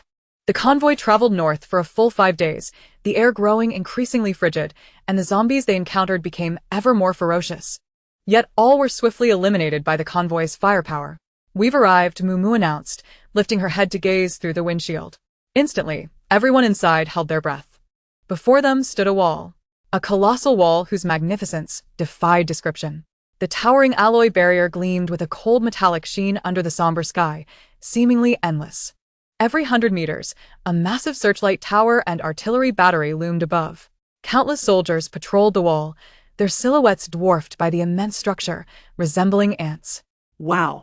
Yi Jia exclaimed as she leaned against the window, unable to contain her awe. This is even more exaggerated than the futuristic fortresses in movies. Su Yuyu's eyes sparkled with excitement as she murmured, the modular splicing of the load-bearing structure's external armor is simply stunning. Tang Lian's attention was fixated, but on the survivors lining up beneath the wall, awaiting entry inspections. Though ragged and pallid, their eyes held a rare glimmer of hope in this post-apocalyptic world. Order seemed to genuinely exist here. Mumu's gaze, however, transcended the grand wall itself. Her calm eyes acted like a high-precision scanner, swiftly dissecting the layout of this steel giant, from the distribution of fire points on the wall to the design of the entry passage's traffic flow. This was not merely a fortress, it was a meticulously crafted, logically rigorous ecosystem poised to transition into a wartime state at any moment. With a rumble, the convoy passed through a dedicated military route, slowly entering the city. Inside the steel giant, an entirely different scene unfolded. Wide, clean streets were lined with towering buildings. Soldiers and staff in various uniforms hurried along, while civilians labored on the sidewalks, and vendors peddled an assortment of goods. In the distance, factory chimneys billowed white steam, and enormous wind turbines turned slowly. Order and vitality, a sense of technology intertwined with the remnants of the apocalypse, blended marvelously here. It resembled a city functioning normally. The registration checkers, Wang Hu announced as he led them to a building. This was the base's high-end apartment complex, boasting excellent security, where they would temporarily rest. He handed Mumu 4 black metal cards. These are your passes and room keys. You will have access to most areas of the base. I will arrange for someone to connect with you shortly. Thank you, Mumu replied, accepting the cards. Wang Hu saluted and hurried away, clearly occupied with many subsequent matters. Qin Zheng's team was assigned to a different mercenary camp. Before leaving, Ollie turned back multiple times to wave at Yi Jia, only to be scolded and dragged away by Qin Zheng. The 4 women and 1 cat entered the apartment building. The interior was simply and brightly decorated, even featuring a functioning elevator. Their suite was on the top floor, a spacious 4-bedroom apartment. The door clicked shut, isolating them from the outside world. I can't take it anymore. Tang Lian dramatically groaned, collapsing like a puddle into the sofa. My back is about to fall apart after these few days. Yi Jia released the shadow from her backpack, stroking its head. Thank goodness we can finally rest properly. I was too afraid to sleep deeply outside. The shadow scoured the apartment, eventually curling up in a comfortable corner. Mumu meticulously inspected every corner of the room, ensuring no surveillance devices were present before stepping into the living room center. Su Yu headed straight for the bathroom, and moments later, her head popped out. There's hot water. At this exclamation, Tang Lian sprang back to life, transforming into a silver streak as she dashed into the bathroom. The sound of rushing water followed, accompanied by Tang Lian's satisfied humming. Damn. She's too much, Yi Jia exclaimed, shaking her head in disbelief. In recent days, Wang Hu and his companions had not returned to their dormitory, enduring the elements and feeling the discomfort of their sticky skin. Su Yu stared at the closed bathroom door. Momentarily lost in thought, there was only one bathroom. For individuals, one bathroom.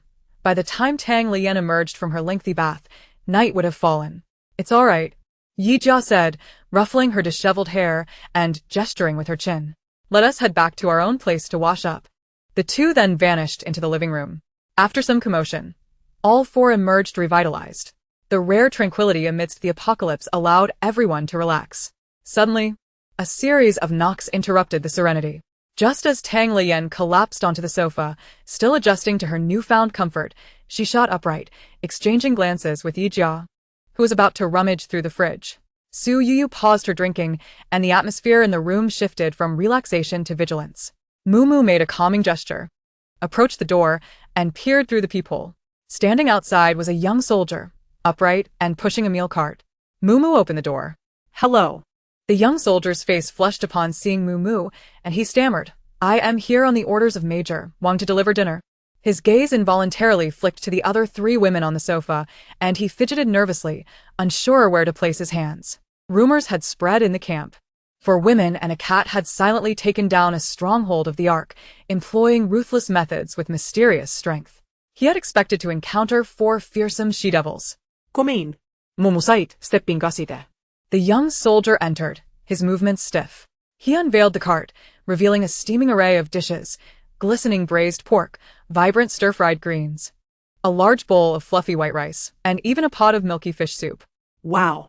This meal standard is astonishing, Yi Jia exclaimed, marveling at the spread, which felt utterly out of place in the apocalypse. The soldier, increasingly anxious, replied, Major Wang said you all had a tough journey. These were specially prepared by the kitchen.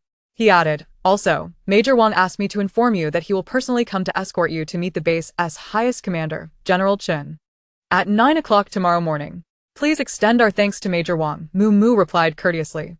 And no need for thanks, I won't disturb your meal any longer. The young soldier saluted and practically fled. As soon as the door closed, Yi Jia dashed forward, grabbing a piece of braised pork and stuffing it into her mouth. Delicious. Life is worth living. Tang Lian, disregarding any semblance of decorum, filled a large bowl with rice, piling it high with vegetables and meat. So, though more refined in her actions, did not lag in her eating pace. Tang Lian reclined back on the sofa, rubbing her round belly. Sugar-coated bullets are always harder to deal with than real ones. Mumu leisurely set down her utensils, adjusted her glasses, and uttered a sentence that chilled the lively atmosphere in the living room. Yi Jia paused her gnawing on a bone, and Su Yu lifted her head. What's there to fear? I've consumed the sugar coating. I can send the bullets back. Exactly. Yi Jia tossed the bone onto the table, wiping her mouth. Who dares to provoke us?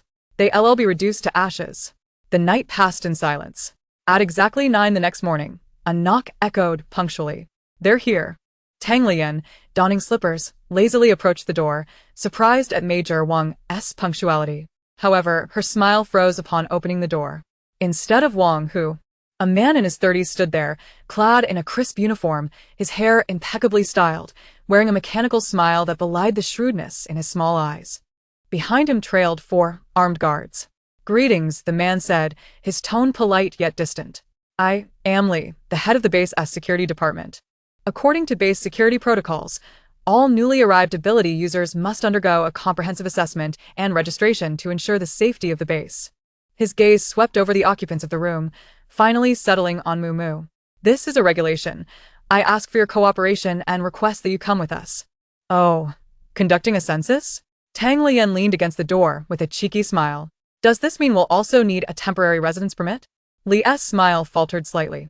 Miss, please take this seriously. It concerns the safety of the entire base. Safety? Yejia crosset her arms, scoffing. Are you afraid we'll demolish your precious base? We are merely following protocol, Li retorted, his expression darkening, a hint of threat creeping into his tone.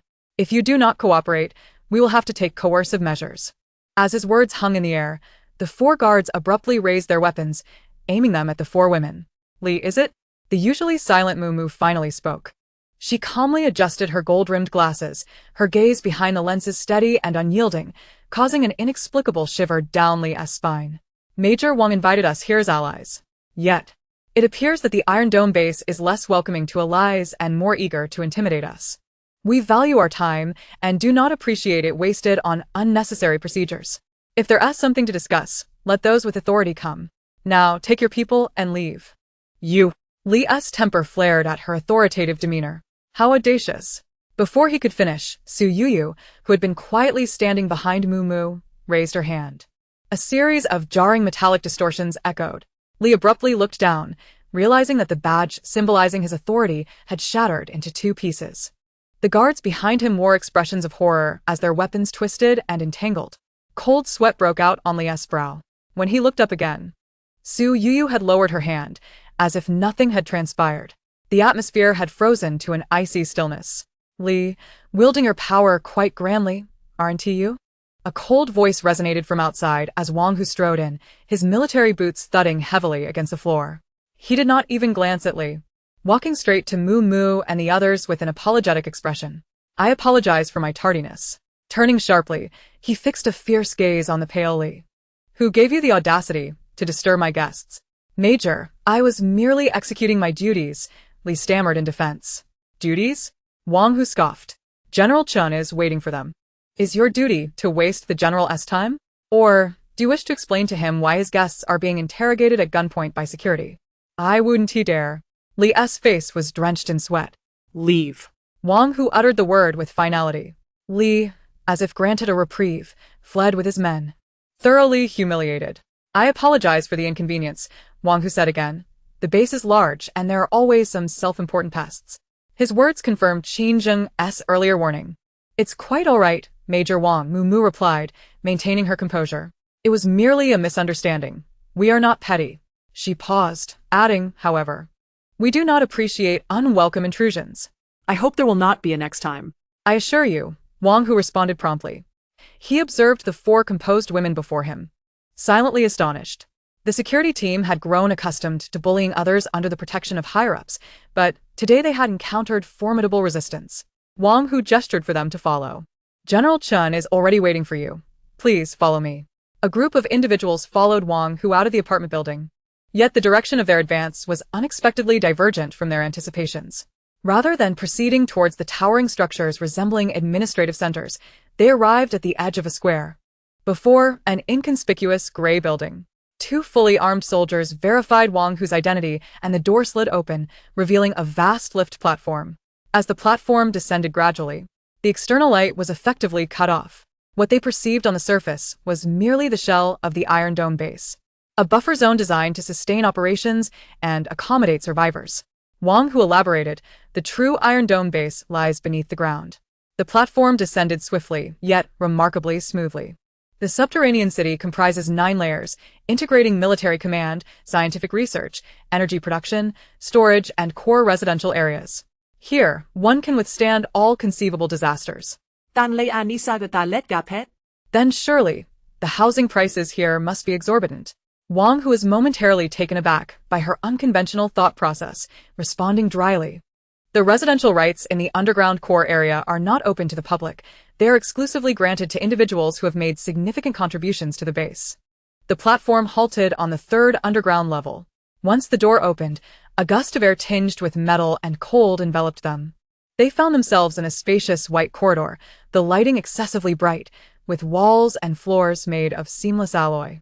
Periodically, automated defense mechanisms descended from the ceiling, red scanning beams silently sweeping across the area. The guards here, both in terms of equipment and demeanor, were far more elite than those on the surface, stern, meticulous, and frigid. This was the true visage of the Iron Dome base. Wang Hu led them to a door, which opened only after an iris verification. Inside, the general awaited them. However, the sight that greeted them was a surprise. Instead of the cold, sterile office they had envisioned. It resembled an ecological greenhouse.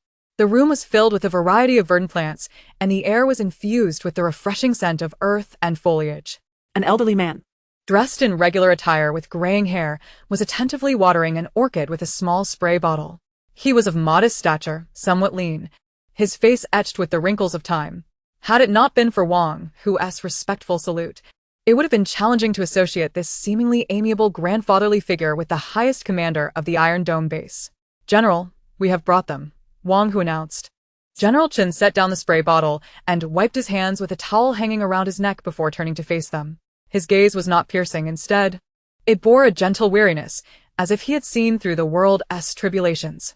Yet, when he looked at them, an invisible pressure enveloped them.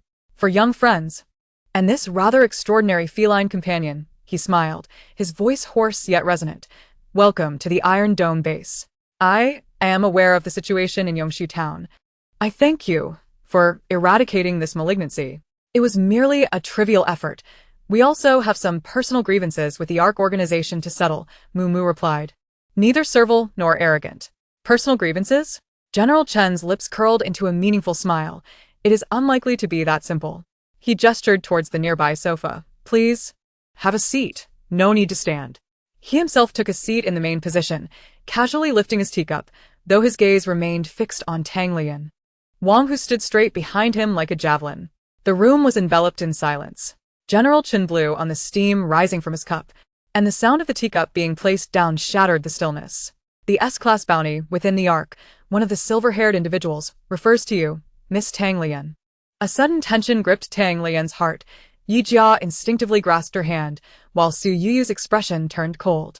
They had not anticipated that the other party would possess such intimate knowledge. Mu's mind raced with thoughts, yet her demeanor remained tranquil as she met General Chen's gaze. "It appears that the general has already assessed our value." "Ha ha," General Chen laughed heartily, breaking the ice. "How intriguing that you can remain so composed in such circumstances.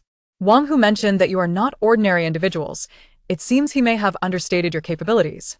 As the laughter subsided, General Chen's expression grew serious once more. "You need not feel anxious. Had I intended you harm, you would not be standing here now." He paused, lowering his voice, "For our adversaries are one and the same." General Chen remained silent for a moment, seemingly weighing his words. Eventually, he sighed deeply. "Do you know when the ARC organization first emerged?" Without waiting for Mu and the others to respond, he provided the answer himself. "This organization existed prior to the onset of the disaster. Like a specter lurking in the shadows of civilization, we know of its existence, yet have never been able to grasp its tale." "And we?" General Chen's tone carried a complex sentiment. The Iron Dome base was not established post-disaster. Prior to the catastrophe, a top-secret contingency plan was formulated to address any potential extreme disasters capable of overturning civilization. The Iron Dome base is a product of this initiative, a final bastion crafted in secret with the collective strength of the nation during peacetime. When the disaster struck, pre-designated military personnel, scientists, and the foremost talents from various sectors, bearing humanity's most precious knowledge and resources, entered here. General Chen's voice resonated within the room. "We never imagined that the seed sown for precaution would one day truly be activated." He raised his teacup, taking a gentle sip, seemingly using this brief pause to calm his swirling emotions and allow the young individuals before him a moment to absorb the weight of his words.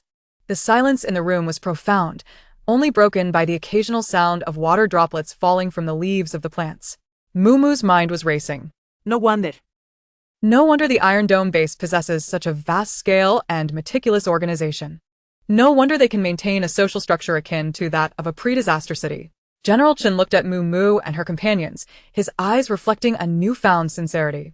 "As for your information, it is not a result of deliberate surveillance.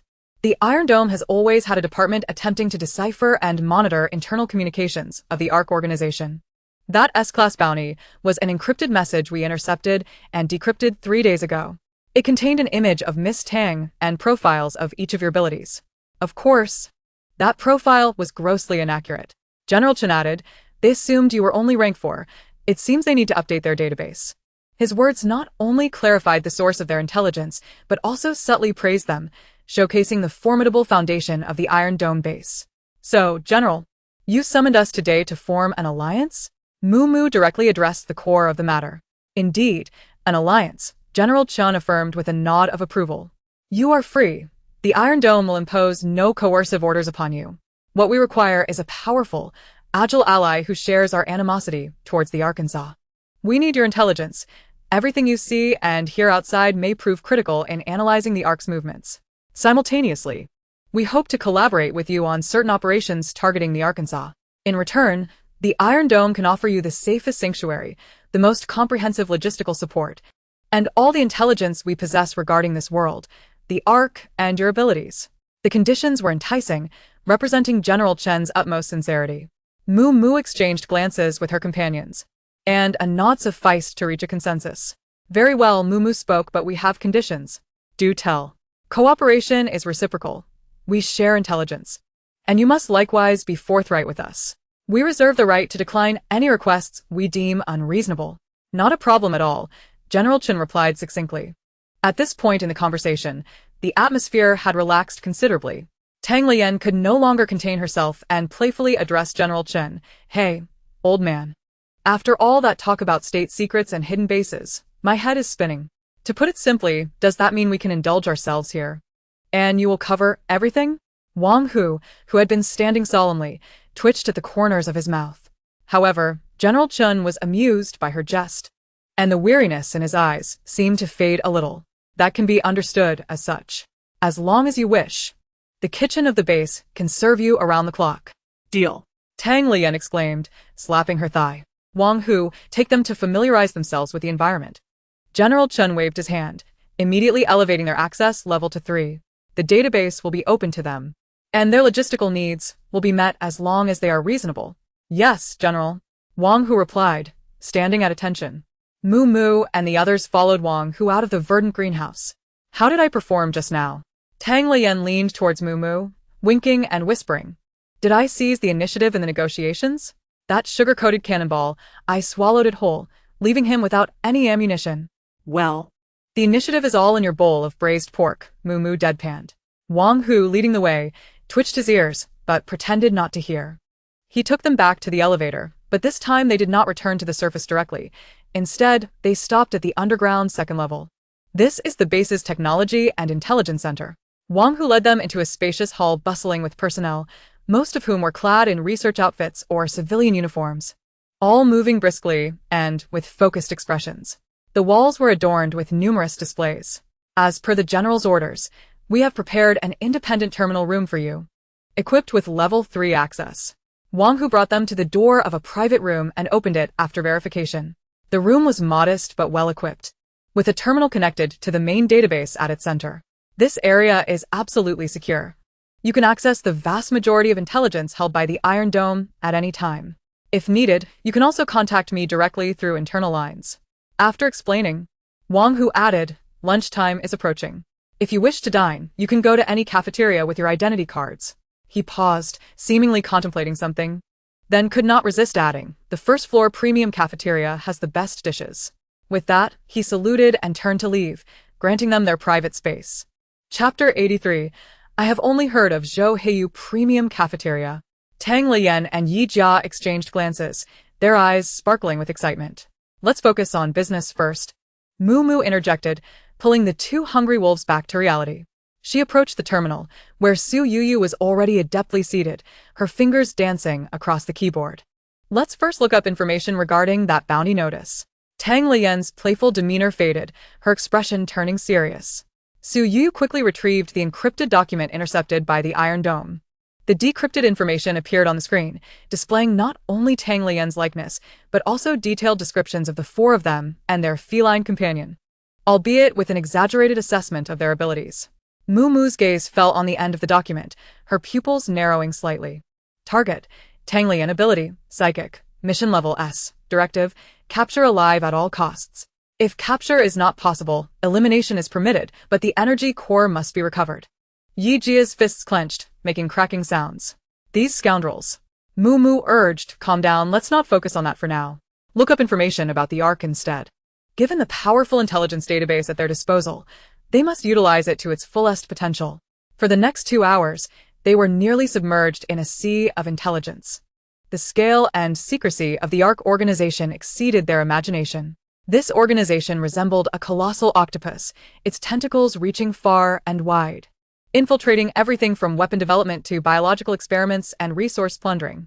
They even uncovered several suspected coordinates of Ark outposts and transit bases. Suddenly, an untimely rumble disrupted the tranquility of the room. Tang Lian clutched her stomach, looking innocently at the others. Yi Jia swallowed hard. I believe a balance of work and relaxation aids in enhancing intelligence analysis efficiency. Mumu glanced at the time and then at the two food-obsessed companions, letting out a resigned sigh. Let's go. The premium cafeteria truly lived up to its name. It resembled a high-end buffet, clean and bright, with the aroma of food wafting through the air. The variety of dishes was astonishing. Crispy on the outside and tender on the inside roasted meats. Hearty soups brewed with various mushrooms and even neatly arranged, vividly colored fruits awaited them. Tang Lian's eyes widened in delight. She felt as if she were not in a post-apocalyptic base but rather in the dining hall of a five-star hotel before a disaster. The four of them found a table by the window, and soon, the surface was piled high with a mountain of food. Even Shadow received a specially prepared meat chop, which it consumed with grace, tearing small bites while its tail wagged in satisfaction. So blissful, Tang Lian buried her face in a bowl overflowing with food. Emitting a muffled sigh, Yi Jia, clutching a roasted chicken leg, her mouth smeared with grease, nodded vigorously in agreement. Exactly. With food standards like this, I'd go hunt mutated beasts every day. Su Yuyu was delicately savoring a portion of exquisite milk pudding with a small spoon, her refined demeanor contrasting sharply with her two ravenous companions. Mumu leisurely sipped her mushroom soup, her gaze subtly scanning every individual in the cafeteria. She noticed that the people here seemed to form several distinct circles. Technicians in research outfits huddled together, whispering about something, while those in combat gear were more boisterous, engaging in loud discussions and bursts of laughter. Others, dressed more elegantly and possessing a different air about them, formed their own clique, always surrounded by sycophants. As they were devouring their meals, an unsettling sound of footsteps approached, disrupting the previous lively atmosphere of the cafeteria. The initially noisy space grew oddly quiet as the footsteps drew nearer. Mumu looked up to see a young man in his 20s at the forefront, clad in a combat uniform that lacked any semblance of military discipline, exuding a sense of pampered arrogance. A few followers trailed behind him, and as they passed, others couldn't help but glance, quickly averting their eyes, clearly wishing to avoid confrontation. Hey, Yaga, is this the Lot Wang who brought back? One of the followers whispered. His disdain unmistakable. The youth, referred to as Yaga, scoffed lightly, his voice just loud enough for Mumu and her companions to hear. Not bad-looking, but unfortunately just a wild card without any backing. Riding on a bit of luck to take an empty Ark outpost, and they really think there's something. Yi Jia halted her gnawing, the bone in her hand cracking under pressure. Tang Lian set down her chopsticks, dramatically sighing while fanning her nose with her long fingers. Oh dear, what a lovely roast. Why do I suddenly smell something sour? Did someone spill vinegar? It's so pungent. She blinked innocently, glancing around. The cafeteria fell silent, many stifling laughter. Yaji's face darkened instantly. He approached their table, towering over Tang Lian, and glared. Who are you calling a vinegar jar? Yi Jia slammed the bone onto the plate with a heavy thud. Whoever responds is the one. You're courting death. As Zhouya's follower leaped forward, pointing an accusatory finger at Yi Jia, he exclaimed, Do you know who this is? Minister Zhou of the Energy Department at the base. He is my brother Ye's own uncle. Oh? Tang Lian elongated her tone, scrutinizing him from head to toe before turning to Mumu and inquiring, Is the Energy Minister significant? Does he hold considerable power? Mumu leisurely sipped her soup, a glimmer of pity in her eyes, as if observing a mere jester. Tang Lian then grinned widely at the follower. I've only heard of Zhou Heya, which is quite delicious. Does that belong to your family? A suppressed chuckle erupted from someone, igniting a wave of laughter throughout the cafeteria. Zhouya's face fell, utterly humiliated. Unruly wretch. Strike them, he bellowed. If you damage anything, I'll take responsibility. One of his followers grinned maliciously, raising a hand as large as a fan to strike Tang Lian's face. Shui Yuyu, who had been quietly indulging in her dessert, felt her lashes flutter slightly. The follower suddenly found his arm ensnared by an unseen force, rendering him immobile. In the blink of an eye, a shadow darted across the table, arching its back, emitting a low, threatening growl, with golden slit pupils fixated on the group. Care to make a move? Yijia sprang to her feet, her face alight with a bloodthirsty thrill. Come on. I haven't stretched my limbs in ages. Chapter 84. The vastness of the world pales in comparison to the significance of a meal. Let anyone who dares speak out be silenced. All actions came to a halt, gazes darting between the two opposing factions, many wearing expressions of anticipation. Very well. Zhouya sneered through clenched teeth. In this Iron Dome base, no one has ever dared to speak to me like that. If you don't kneel and apologize today, none of you will leave this cafeteria. As his words hung in the air, several of his followers spread out, subtly encircling the four at the table. The atmosphere thickened with tension, and some timid individuals discreetly retreated with their trays. This is it. Zhouya has been spoiled rotten. He genuinely means to resort to violence. Those women are tough. I barely caught a glimpse of that cat's speed. Can anyone be tougher than Minister Zhou? Offending him at the base could spell doom for the future. However, the anticipated chaos did not unfold.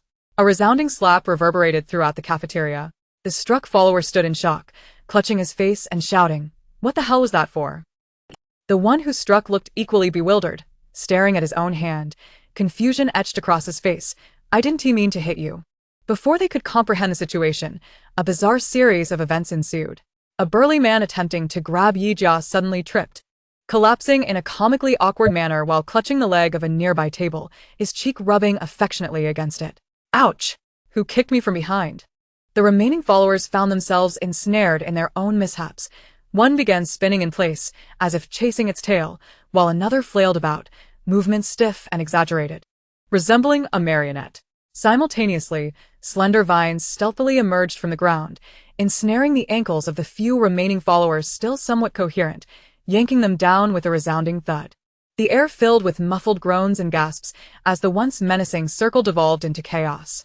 The shadow lost interest in the minions, elegantly licking its paw before returning to its meal, as if the unfolding drama paled in comparison to a mere pork chop. Zhouya's arrogance and fury gradually dissipated, replaced by an expression of disbelief. He was no fool. This bizarre scene was clearly the work of supernatural abilities he could neither comprehend nor resist. He stood rigid, a chill enveloping him.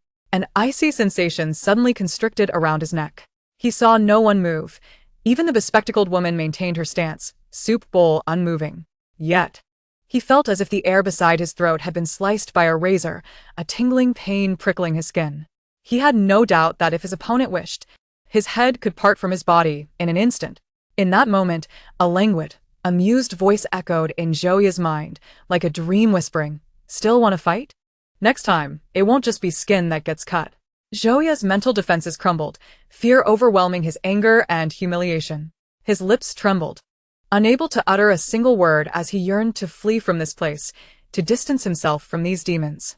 He abruptly turned, stumbling as he attempted to escape with his minions, who were still entangled in their chaotic antics. Just as he took a step, Shuiyu, who had been quietly savoring her dessert, finally lifted her gaze. Observing Zhouya's panicked retreat, a mischievous smile crept across her lips.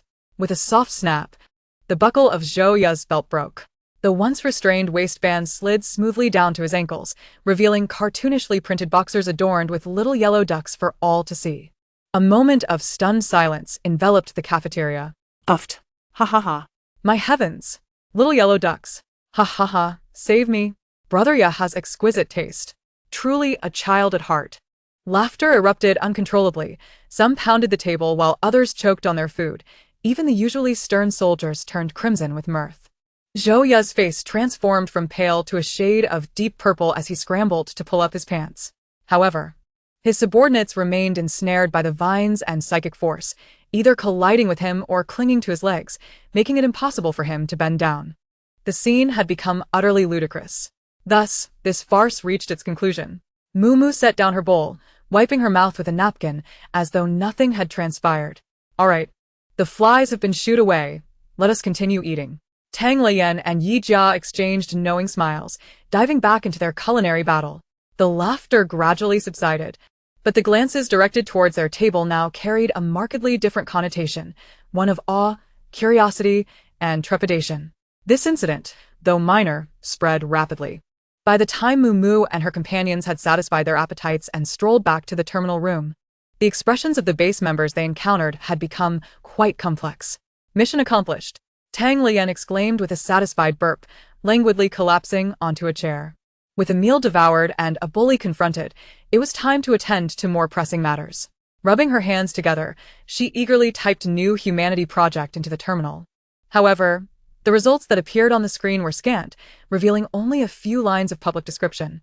Labeling it a conceptual proposal from a multinational biotechnology company before the disaster, with no further records available. Either the confidentiality of this project was exceedingly high, or, as Moo pondered, it simply did not exist within the official records of the Iron Dome. They shifted their focus to other materials, ranging from the demographics and resource allocation of the Iron Dome base to partially declassified pre-disaster files, along with classifications and behavioral analyses of various mutated creatures. A vast array of information unfolded before them like a puzzle, granting them a more systematic and comprehensive understanding of this fractured world. Time slipped away as they immersed themselves in study. By the time they left the intelligence center and returned to their apartment, night had fully descended. Yijia relished a hot shower, feeling as though every pore in her body had opened up. Meanwhile, Tang Lian flopped onto the soft sofa like a boneless cat. I have made my decision. She wearily raised a hand, declaring that before identifying the next target, she would relish her role as a carefree sloth right here. No one is to coax me outside. Moo shook her head in resignation, preparing to speak. Suddenly, a shrill and jarring alarm echoed throughout the base without warning. What was happening? Su Yuyu hurried to the window, witnessing the red warning lights illuminating various parts of the base, while squads of fully armed soldiers rushed down the streets. In the corridor, the soldiers' synchronized and hurried footsteps blended with the gasps and commotion of other residents. Bang! Bang! Bang! A heavy knocking resounded, seemingly with enough force to shatter the door. Security routine check. Open the door immediately. Moo and Su Yu exchanged glances. Here we go again. Moo stepped forward and opened the door. Standing outside was a row of fully armed soldiers, their oppressive aura overwhelming. At the forefront was a middle-aged man with a square face and a stern expression, swiftly scanning the room's occupants. His presence was 100 times more formidable than that of Officer Li earlier in the day. At that moment, Wang Hu squeezed through, sweat beading on his forehead, clearly having rushed over. Officer Sun, what is the meaning of this? Wang Hu's figure emerged from the side of the line, his face betraying anger and confusion. The man referred to as Major Wang Hu merely tilted his head slightly, his tone flat as he stated, I am executing my duties. Half an hour ago, Dr. Zhang from the research department was attacked in laboratory number 3 and is in critical condition, currently undergoing emergency treatment.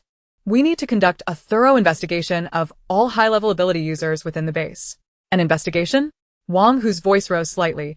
They are guests of General Chen. Guests of the general should cooperate proactively to clear their names, should they not? Officer Sun retorted.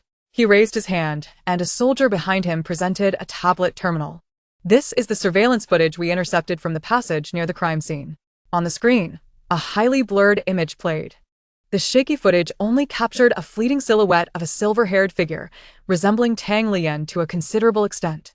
Yi Jia was the first to erupt, forcefully pushing Wang Hu aside. You think you can convict someone based on this indistinct figure? Are your eyes located on your backside? Wow. What a commotion. Is it mealtime already? A hearty female voice chimed in as Qingjing appeared at the door with 2 bottles of fine wine. Upon witnessing the tense atmosphere, she paused momentarily, then her expression darkened. She placed the wine bottles down with a thud, strode over to Yi Jia, and draped an arm around her shoulder. Casting a sidelong glance at Officer Sunday. What's this? Bullying my sister? Qingjing pointed at the tablet. You intend to act against my sister based on this ghostly shadow? Is this how the Iron Dome operates, so carelessly? Officer Sun's expression darkened like the bottom of a pot. We are merely conducting a routine inquiry. Please refrain from interfering with our duties. Well, I'm interfering today. What will you do about it? Qingjing placed her hands on her hips, resembling a woman ready to unleash a tirade. If you want to take someone away, you'll have to step over me first. Wang Hu found himself caught in the middle, his head spinning as he fervently negotiated with Officer Sun, seeking a resolution. Ultimately, under various pressures, Officer Sun seemed to relent. Very well, he retracted the tablet. Since Major Wang is willing to vouch for them, I will refrain from taking coercive measures for the time being. However, until the investigation is concluded, per the base's emergency protocol, they must remain in the apartment for isolation and examination, and must cooperate with our inquiry at all times. Having achieved his objective, Officer Sun ceased to press the matter further. He cast a lingering glance at the occupants before departing, pausing momentarily as if to offer a well-meaning reminder. Oh. By the way, just to inform you all, to prevent the suspect from fleeing, we have activated the life sign scanning device. The system will lock onto the life signals of the 4 ladies and that cat within this apartment for 24 hours, should the number of detected signals decrease. He paused, his lips curling into a smile devoid of kindness. Then the term suspect may need to be redefined as a public enemy of the base. With that, he turned and left with his men, disregarding the group's reactions. Damn it! Qin kicked the wall in frustration. This bastard is treating you all like prisoners. What nonsense scanning? It's nothing but a threat. Wang Hu appeared apologetic. I'm sorry, the security department operates independently. It's not your fault, Mumu interrupted, her expression remaining unchanged, exuding an unusual calmness. Wang Hu furrowed his brows tightly. The security department was autonomous from the military command system, directly accountable to the highest committee of the base. Officer Sun was the deputy head of the security department, notoriously strict, or perhaps unyielding. He glanced at the 4 women who seemed remarkably unfazed, feeling an overwhelming sense of urgency. This situation is dire. Doctor Zhang is one of the base's most crucial genetic biologists. His attack has sent shockwaves through the entire research department and upper echelons. With the security department now involved, unless there is irrefutable evidence to exonerate them, they may find themselves significantly hindered. He finished speaking, realizing he was addressing a wall. None of the 4 women embroiled in this monumental trouble displayed even the slightest sign of anxiety. Su Yu had returned to the sofa, fiddling with the components in her hands, seemingly indifferent to the external turmoil. Yijia picked up the 2 bottles of wine. Sister Zheng, you truly understand me. You know I could use a drink right about now. She uncorked 1 bottle, the rich scent of fruit wafting through the air. Come on, everyone, stop standing around. Sit down. No matter how significant the matter is, let us drink first. She poured herself a generous glass and offered one to Qin. Wang Hu felt his worldview shatter. The situation was dire. How could they remain so composed? Were they carefree, or merely dismissive of the security department of the Iron Dome? Qin was momentarily taken aback by Tang Lian's actions, but looking into her sparkling eyes, her irritation inexplicably dissipated by half. She accepted the glass, plopped down, and took a hearty gulp. Fine. Let us drink. I can't think of a good solution anyway, so I might as well join you in this confinement. Wang Hu turned to the ever-calm Mumu. Why are you all so unfazed? Why panic? Tang Lian lazily shifted her position. I was just thinking of enjoying my time at home as a sloth, and now I don't even have to leave the door. Perfect.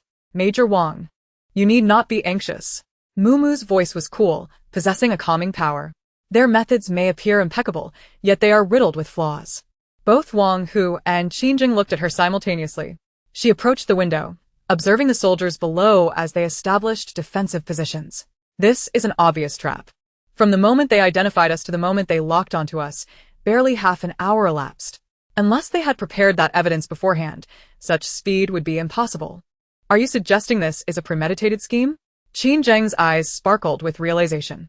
Clearly, Mumu replied, lifting the wine glass Tang Lian had handed her, gently swirling it without taking a sip.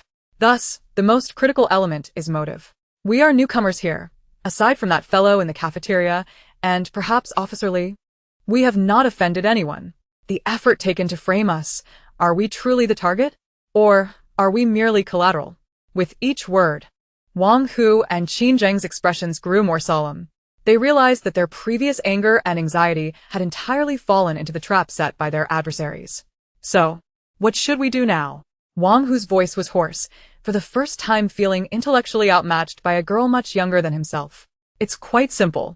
Mumu set down her wine glass, choosing to play along with the situation. After all, weren't they the ones who had confined them here? Thus, they would remain in this place. The more their adversaries wished to see them flounder in desperation, the more resolute they must be. She turned to Wang Hu and Qin, stating that what they needed to do now was not to clear their names, for that would be dancing to their tune. Instead, they were to investigate 2 matters. First, look into the assaulted Dr. Zhang. Discover what projects he has been involved with lately, whom he is associated with, and particularly, whose interests might be jeopardized by his research outcomes.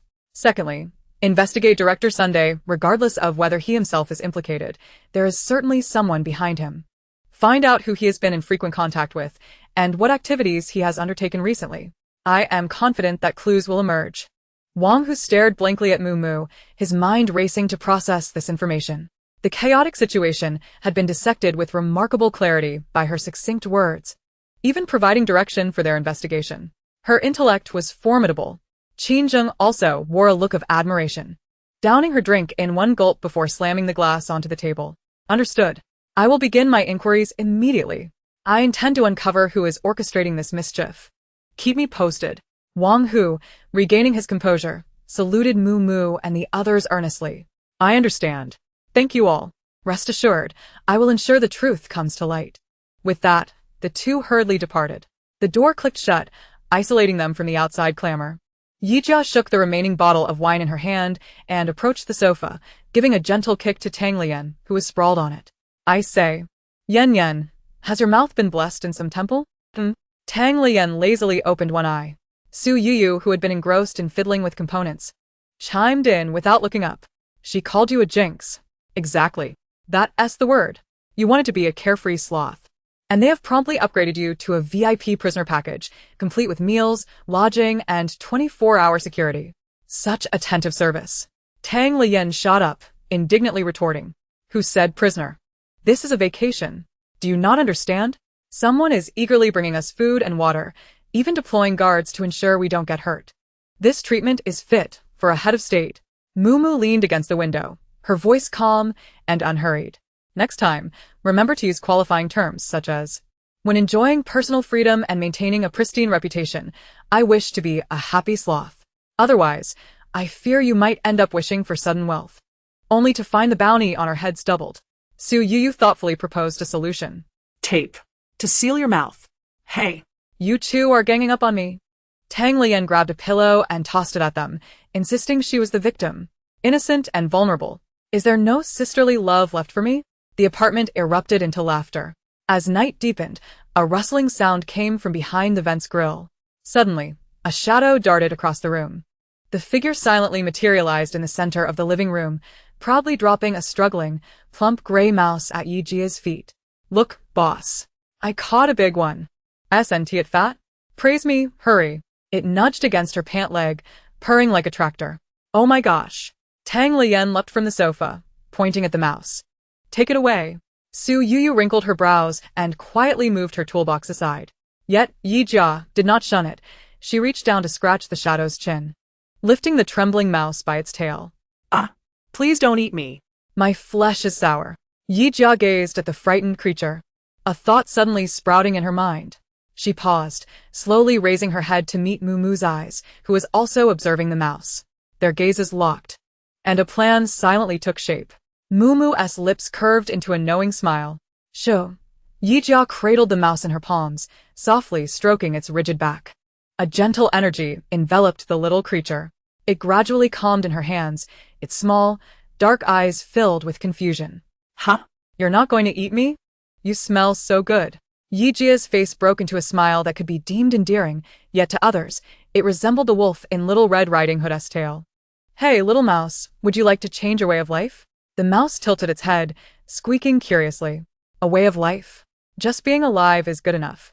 What more could I wish for? She spoke softly, as if sharing a secret, promising it would no longer need to fear cats. That there would be endless crumbs of bread and cheese to feast upon. All she required was a small favor from it. Yijia's voice dripped with temptation. What? Cheese. And breadcrumbs. And no more being chased by that dark fiend. I'm in. I'll do whatever you say. The mouse's voice grew eager and excited. Yijia produced a piece of cheese and placed it before the mouse. The rich aroma made its nose twitch. Deal.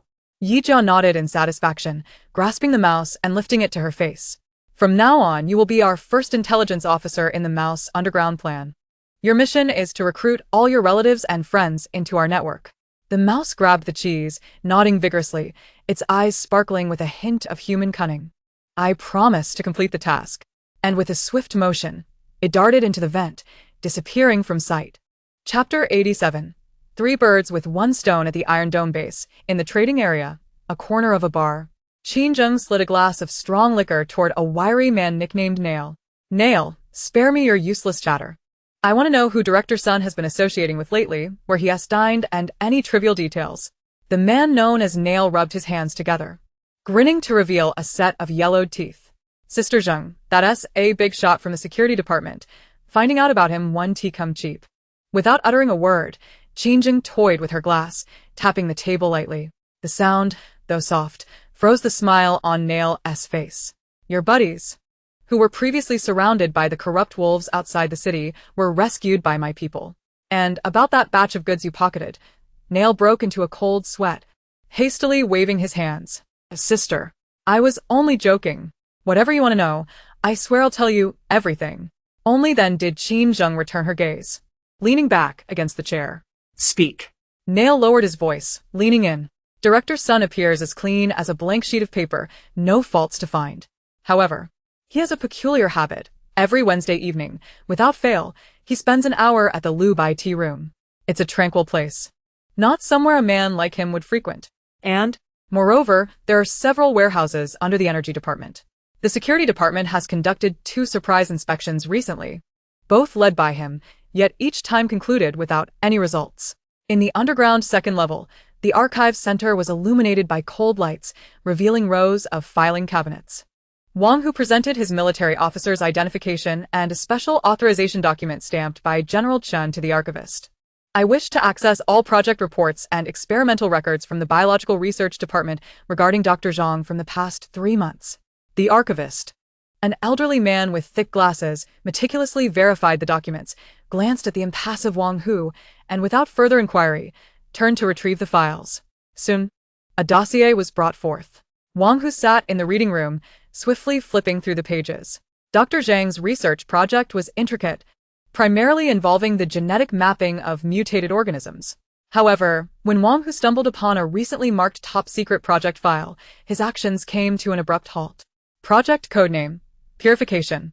Research focus: analyzing and attempting to reverse a genetic contamination originating from the Arkansas. The report repeatedly mentioned the term out-of-control evolution. Doctor Zhang had highlighted a chilling statement in bright red ink in his research notes. They seek to play God but have instead created a devil. What weighed heavily on Wang Hu's heart was the familiar name he found on an attached list of a material inspection application, Section Chief Sunday. He had frequently accessed Dr. Zhang's laboratory under the guise of security checks. Wang Hu rose from the archive room, his step steady, yet his clenched fists betrayed his turbulent emotions. Section Chief Sun posed a significant problem. When Wang Hu and Qin Zheng returned to their apartment with their gathered intel, they were greeted by the rich aroma of hot pot.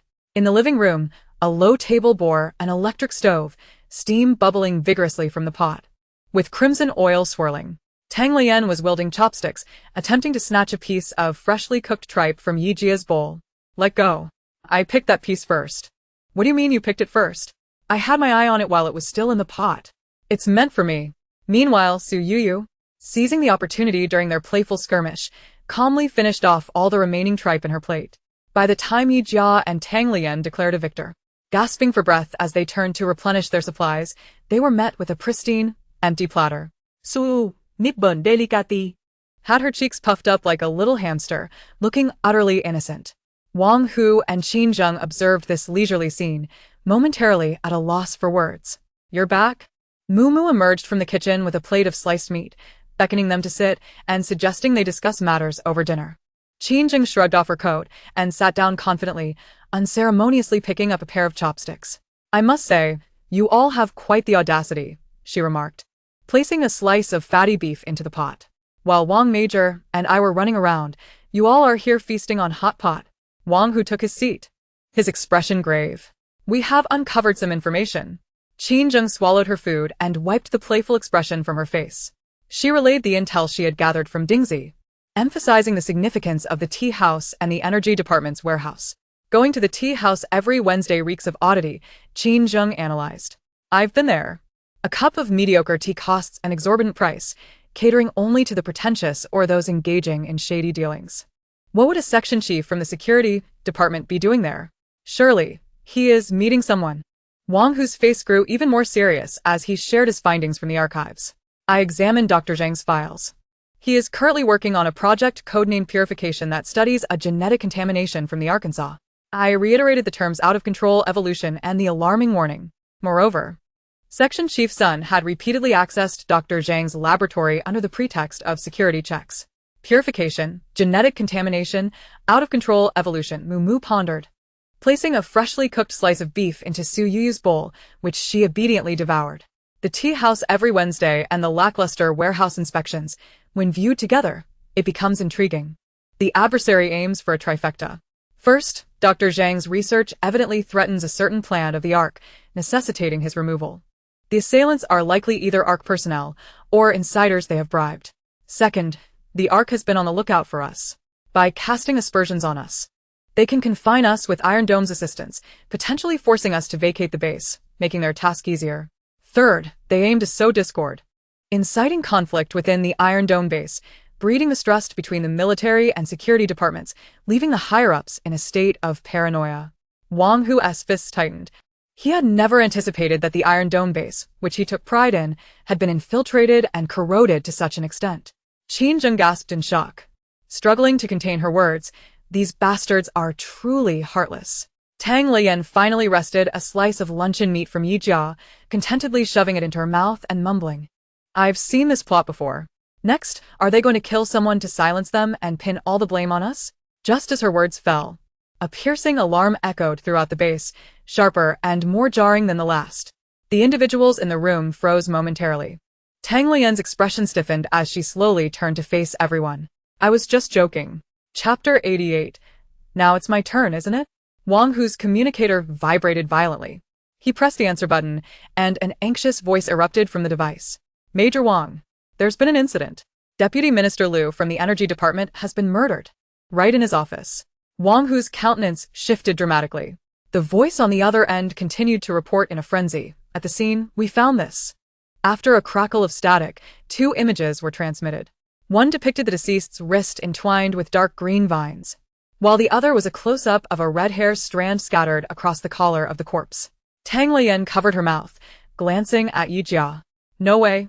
My mouth really does have a mind of its own. Ha! Yi Jia, upon seeing the photo, laughed in anger, slamming her chopsticks onto the table, sending dishes rattling. Impressive. Quite the efficiency, huh? Now it's my turn, right? How did they kill him? With chopsticks? Or did I shatter his organs with a punch from afar? Su Yuyu silently set down her bowl, her gaze icy. Mumu leisurely wiped his mouth, maintaining a calm demeanor. The framing is so blatant. Are they afraid we won't notice? Wang Hu's face turned ashen as he shouted into the communicator. Secure the scene. I'm on my way. After ending the call, he exchanged a serious glance with Qin Zheng, both recognizing the gravity of the situation. Qin Zheng kicked over a chair behind her, exclaiming, Are these bastards never going to stop? Wang Hu took a deep breath and solemnly instructed Mumu and the others, Stay here and do not go outside. This matter is for Qin Zheng and me to handle. With that, he and Qin Zheng charged out of the apartment without looking back. Iron Dome Base, Command Center. The long table was filled with the heads of various departments, the atmosphere so oppressive it felt suffocating. The display screen looped images from the crime scene. Deputy Minister Liu's body slumped in his office chair, a massive wound in his chest, and the office in disarray. Bang! Energy Minister Zhou Yuhao, who happened to be Zhou Ye's uncle, slammed his palm onto the conference table, erupting in fury.